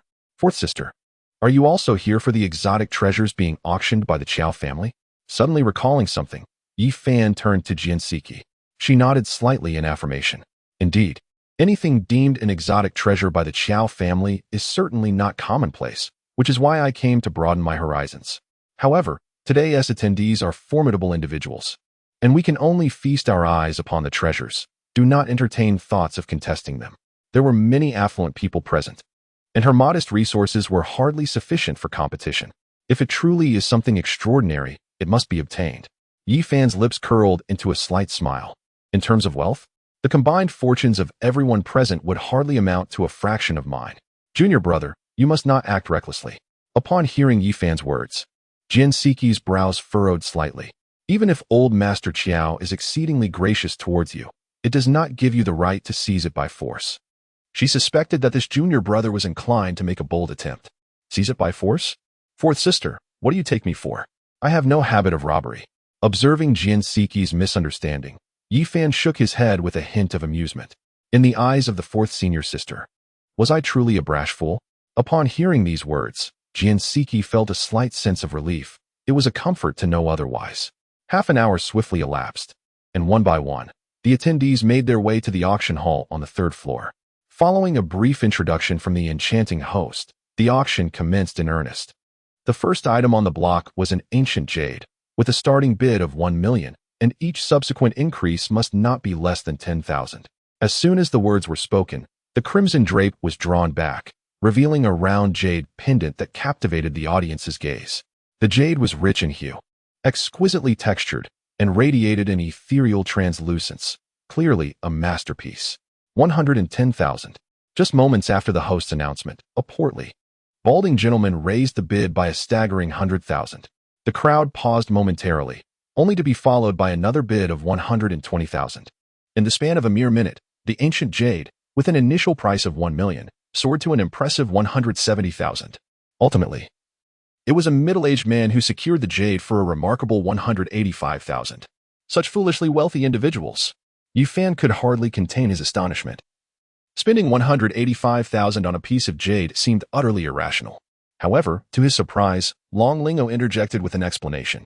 Yi Fan, what they are purchasing is not merely the jade, but rather the favor of the Qiao family. Upon hearing this, Yi Fan raised an eyebrow. If such an investment could indeed lead to an alliance with the towering Qiao family, it would not be in vain. Nevertheless, he still harbored doubts that the Qiao family would take notice of the auctioneer. The second item to be auctioned was a painting by the illustrious Wu Daozi, depicting serene mountains and flowing waters, with a starting bid of 5 million. A painting by the master Wu Daozi? Upon hearing the words of the beautiful host, the crowd instantly became intrigued and immediately turned their gaze towards the exhibition stand. There, at the center, appeared a magnificent landscape painting, evoking a sense of grandeur and majesty. It is well known that the master painter Wu Daozong excelled in landscapes. And if this painting were indeed an authentic piece, its value would certainly exceed 5 million. 5,500,000. Just as the onlookers were still admiring the artwork, an excited voice suddenly rang out, raising the bid by 50,000, a display of audacity not commonly seen. Yi Fan had initially assumed it was an elderly collector, but to his surprise, it was a middle-aged man adorned with a golden chain and clad in a flamboyant floral shirt. The man's attire unmistakably marked him as a nouveau riche, lacking any semblance of cultural refinement. A mocking voice emerged, and the man known as Brother Knife's expression darkened abruptly.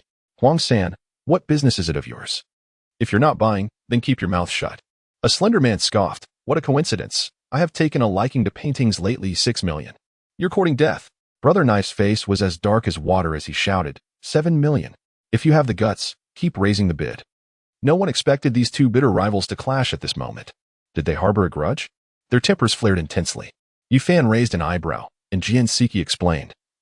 Huang San and Brother Knife are both figures from the western suburbs, engaged in a long-standing rivalry where neither has gained the upper hand. Upon hearing this, Yi Fan understood clearly. Huang San was being rather cunning, deliberately inflating the price without any intention of purchasing the painting. As long as they are not fools, everyone present can discern Huang San's intentions. Brother Dao is no fool either. The outcome remains uncertain. Suddenly, the previously silent Long Lingerer speaks softly. Is that so? This could prove to be intriguing. Yi Fan's eyes sparkle, embodying the excitement of a spectator. Amidst their conversation, Wu Daozi's painting has already reached an astounding price of 21 million. It is evident to all that Brother Dao has been ignited with fervor, determined to acquire Wu Daozi's artwork.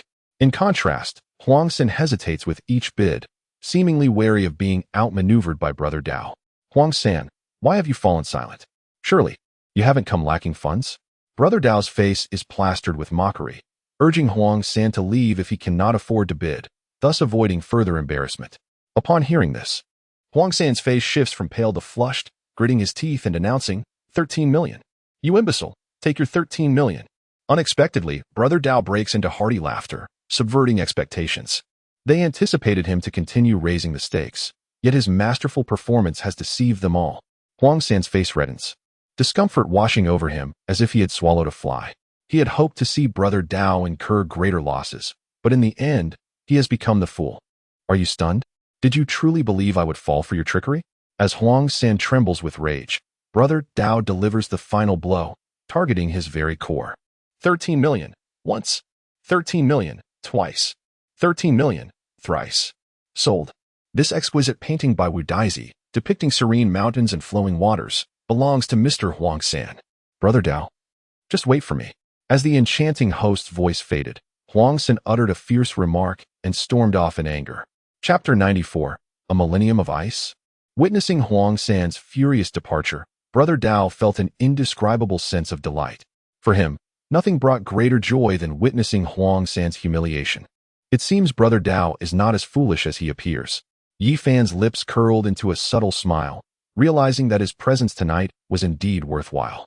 Long Linger remarked with a smile, "Do not be deceived by Brother Dao's seemingly brutish exterior. He possesses an astute mind, and Huang San is no match for him." It appears you are quite familiar with Brother Dao?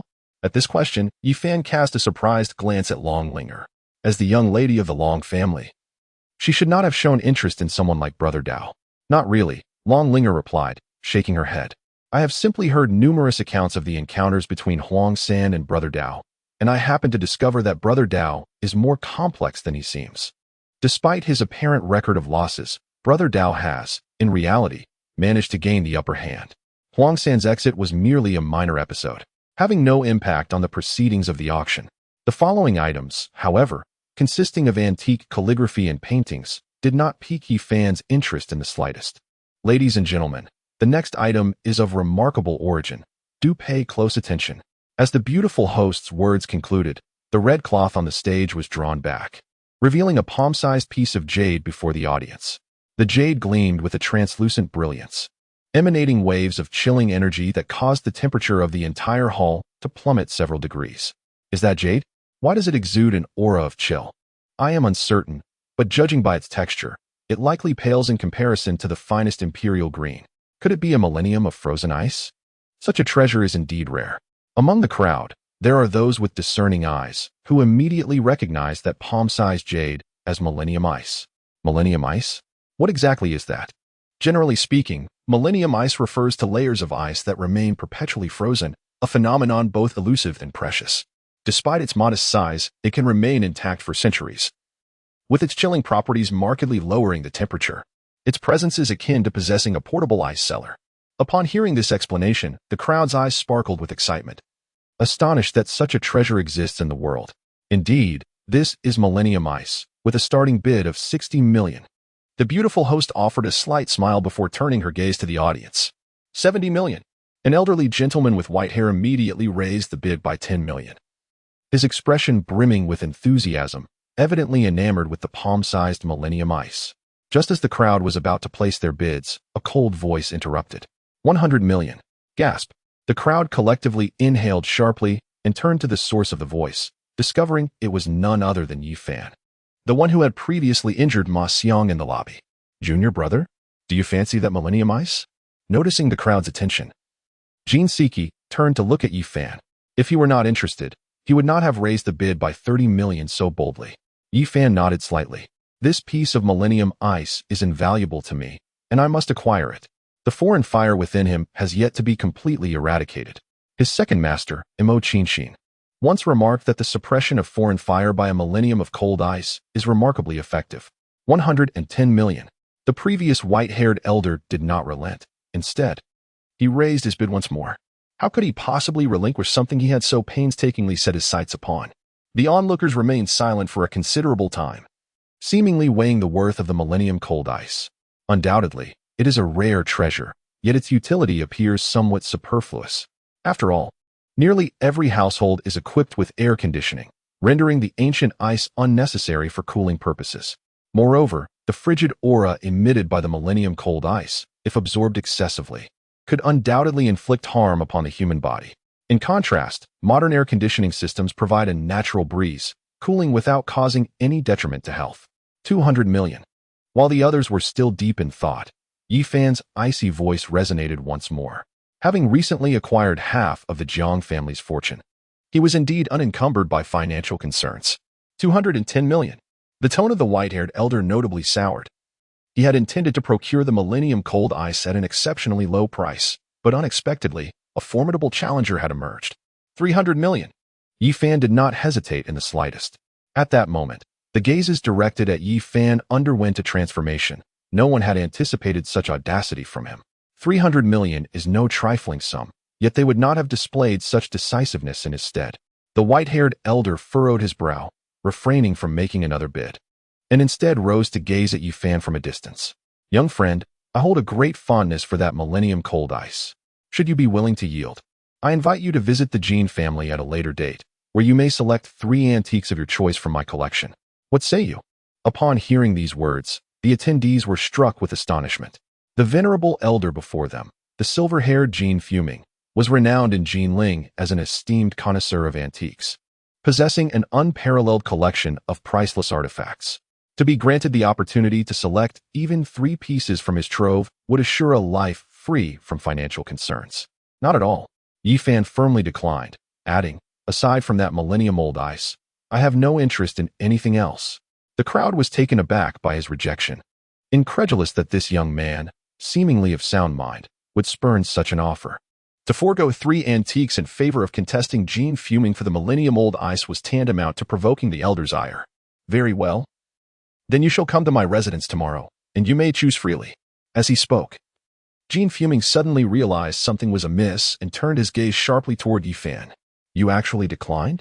He had extended a considerable concession. It was likely that anyone else would have eagerly accepted. Yet, here stood this young man, defiantly choosing to refuse. Host, if no one is raising the bid, shouldn't we announce the auction results? Yi Fan paid no heed to the commotion, instead directing his attention to the stunned beauty of the host on stage. 300 million. Once. 300 million. Twice. Just as the host was about to declare 300 million for the 3rd time, Jean Fuming nearly growled, 400 million. To compare financial might with Jean Fuming? Such audacity. Yi Fan scoffed, 10 billion. At this proclamation, the hall was enveloped in an eerie silence. Did I mishear? Did he just say 10 billion? Indeed, he said 10 billion. I heard it too. Could that young man truly possess such wealth? Furthermore, was the Millennium Old Ice truly worth such a sum? The gathering of individuals buzzed with murmurs, casting peculiar glances towards Yi Fan in the distance. Junior apprentice, have you raised the bid excessively? Even the usually composed Jian Siki found her breath quickening at this moment. Yi Fan smiled gently. It's quite all right. That Millennium Old Ice is an invaluable treasure in my possession. However, Long Linger furrowed her brow, questioning, Yi Fan, do you truly possess such wealth? What if you cannot pay later? In her eyes, it seemed impossible that Yi Fan could muster 10 billion. Before Yi Fan could respond, Jian Siki kindly offered, do not worry. I shall assist my junior apprentice with the payment. Nevertheless, her own cash reserves barely sufficed to cover 10 billion. And should Jean Fuming raise the bid further, she would find herself at a loss. No need. I have the funds, Yi Fan reassured her, feeling warmth in his heart as he declined Jian Siki's generous offer. Within the family assets of the Jiang clan, there lay a bank card worth 10 billion. Jian Siki's eyes widened in disbelief. Where did you acquire such wealth? She was acutely aware of her junior apprentice's circumstances. Even the villa in Lingjiang Garden had been a gift from Zhu Xian, making it implausible for him to possess such a fortune. Long Linger, equally astonished, fixed her gaze intently on Yi Fan. Meanwhile, Jean Fuming's eyes glinted coldly as he clenched his fists, ultimately deciding to concede. 10 billion once. 10 billion twice. 10 billion thrice. The deal is made. The Millennium Old Ice belongs to Mr. Yi. With the finality of the beautiful host's gavel, Yi Fan successfully secured the ancient treasure. Did he truly spend 1 billion on a piece of Millennium Ice no larger than a palm? The onlookers regarded Yi Fan with a peculiar expression, genuinely believing him to be rather foolish. Yi Fan exhaled slightly, for he too was taking a gamble, wagering that Jean Fuming would not raise the price further. And to his surprise, his gamble proved correct. Chapter 95, The Golden Silk Armor. Although Yi Fan had asserted that the small piece of Millennium Ice was of great utility to him, they still found the expenditure of 10 billion to be exceedingly absurd. Junior brother, what purpose do you have for that Millennium Ice? In the next moment, Jian Siki voiced the collective curiosity of the crowd.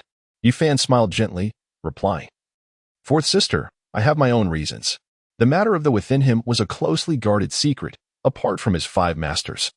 No one else could be privy to it. Seeing that Yi Fan remained reticent, Jian Siki did not press further.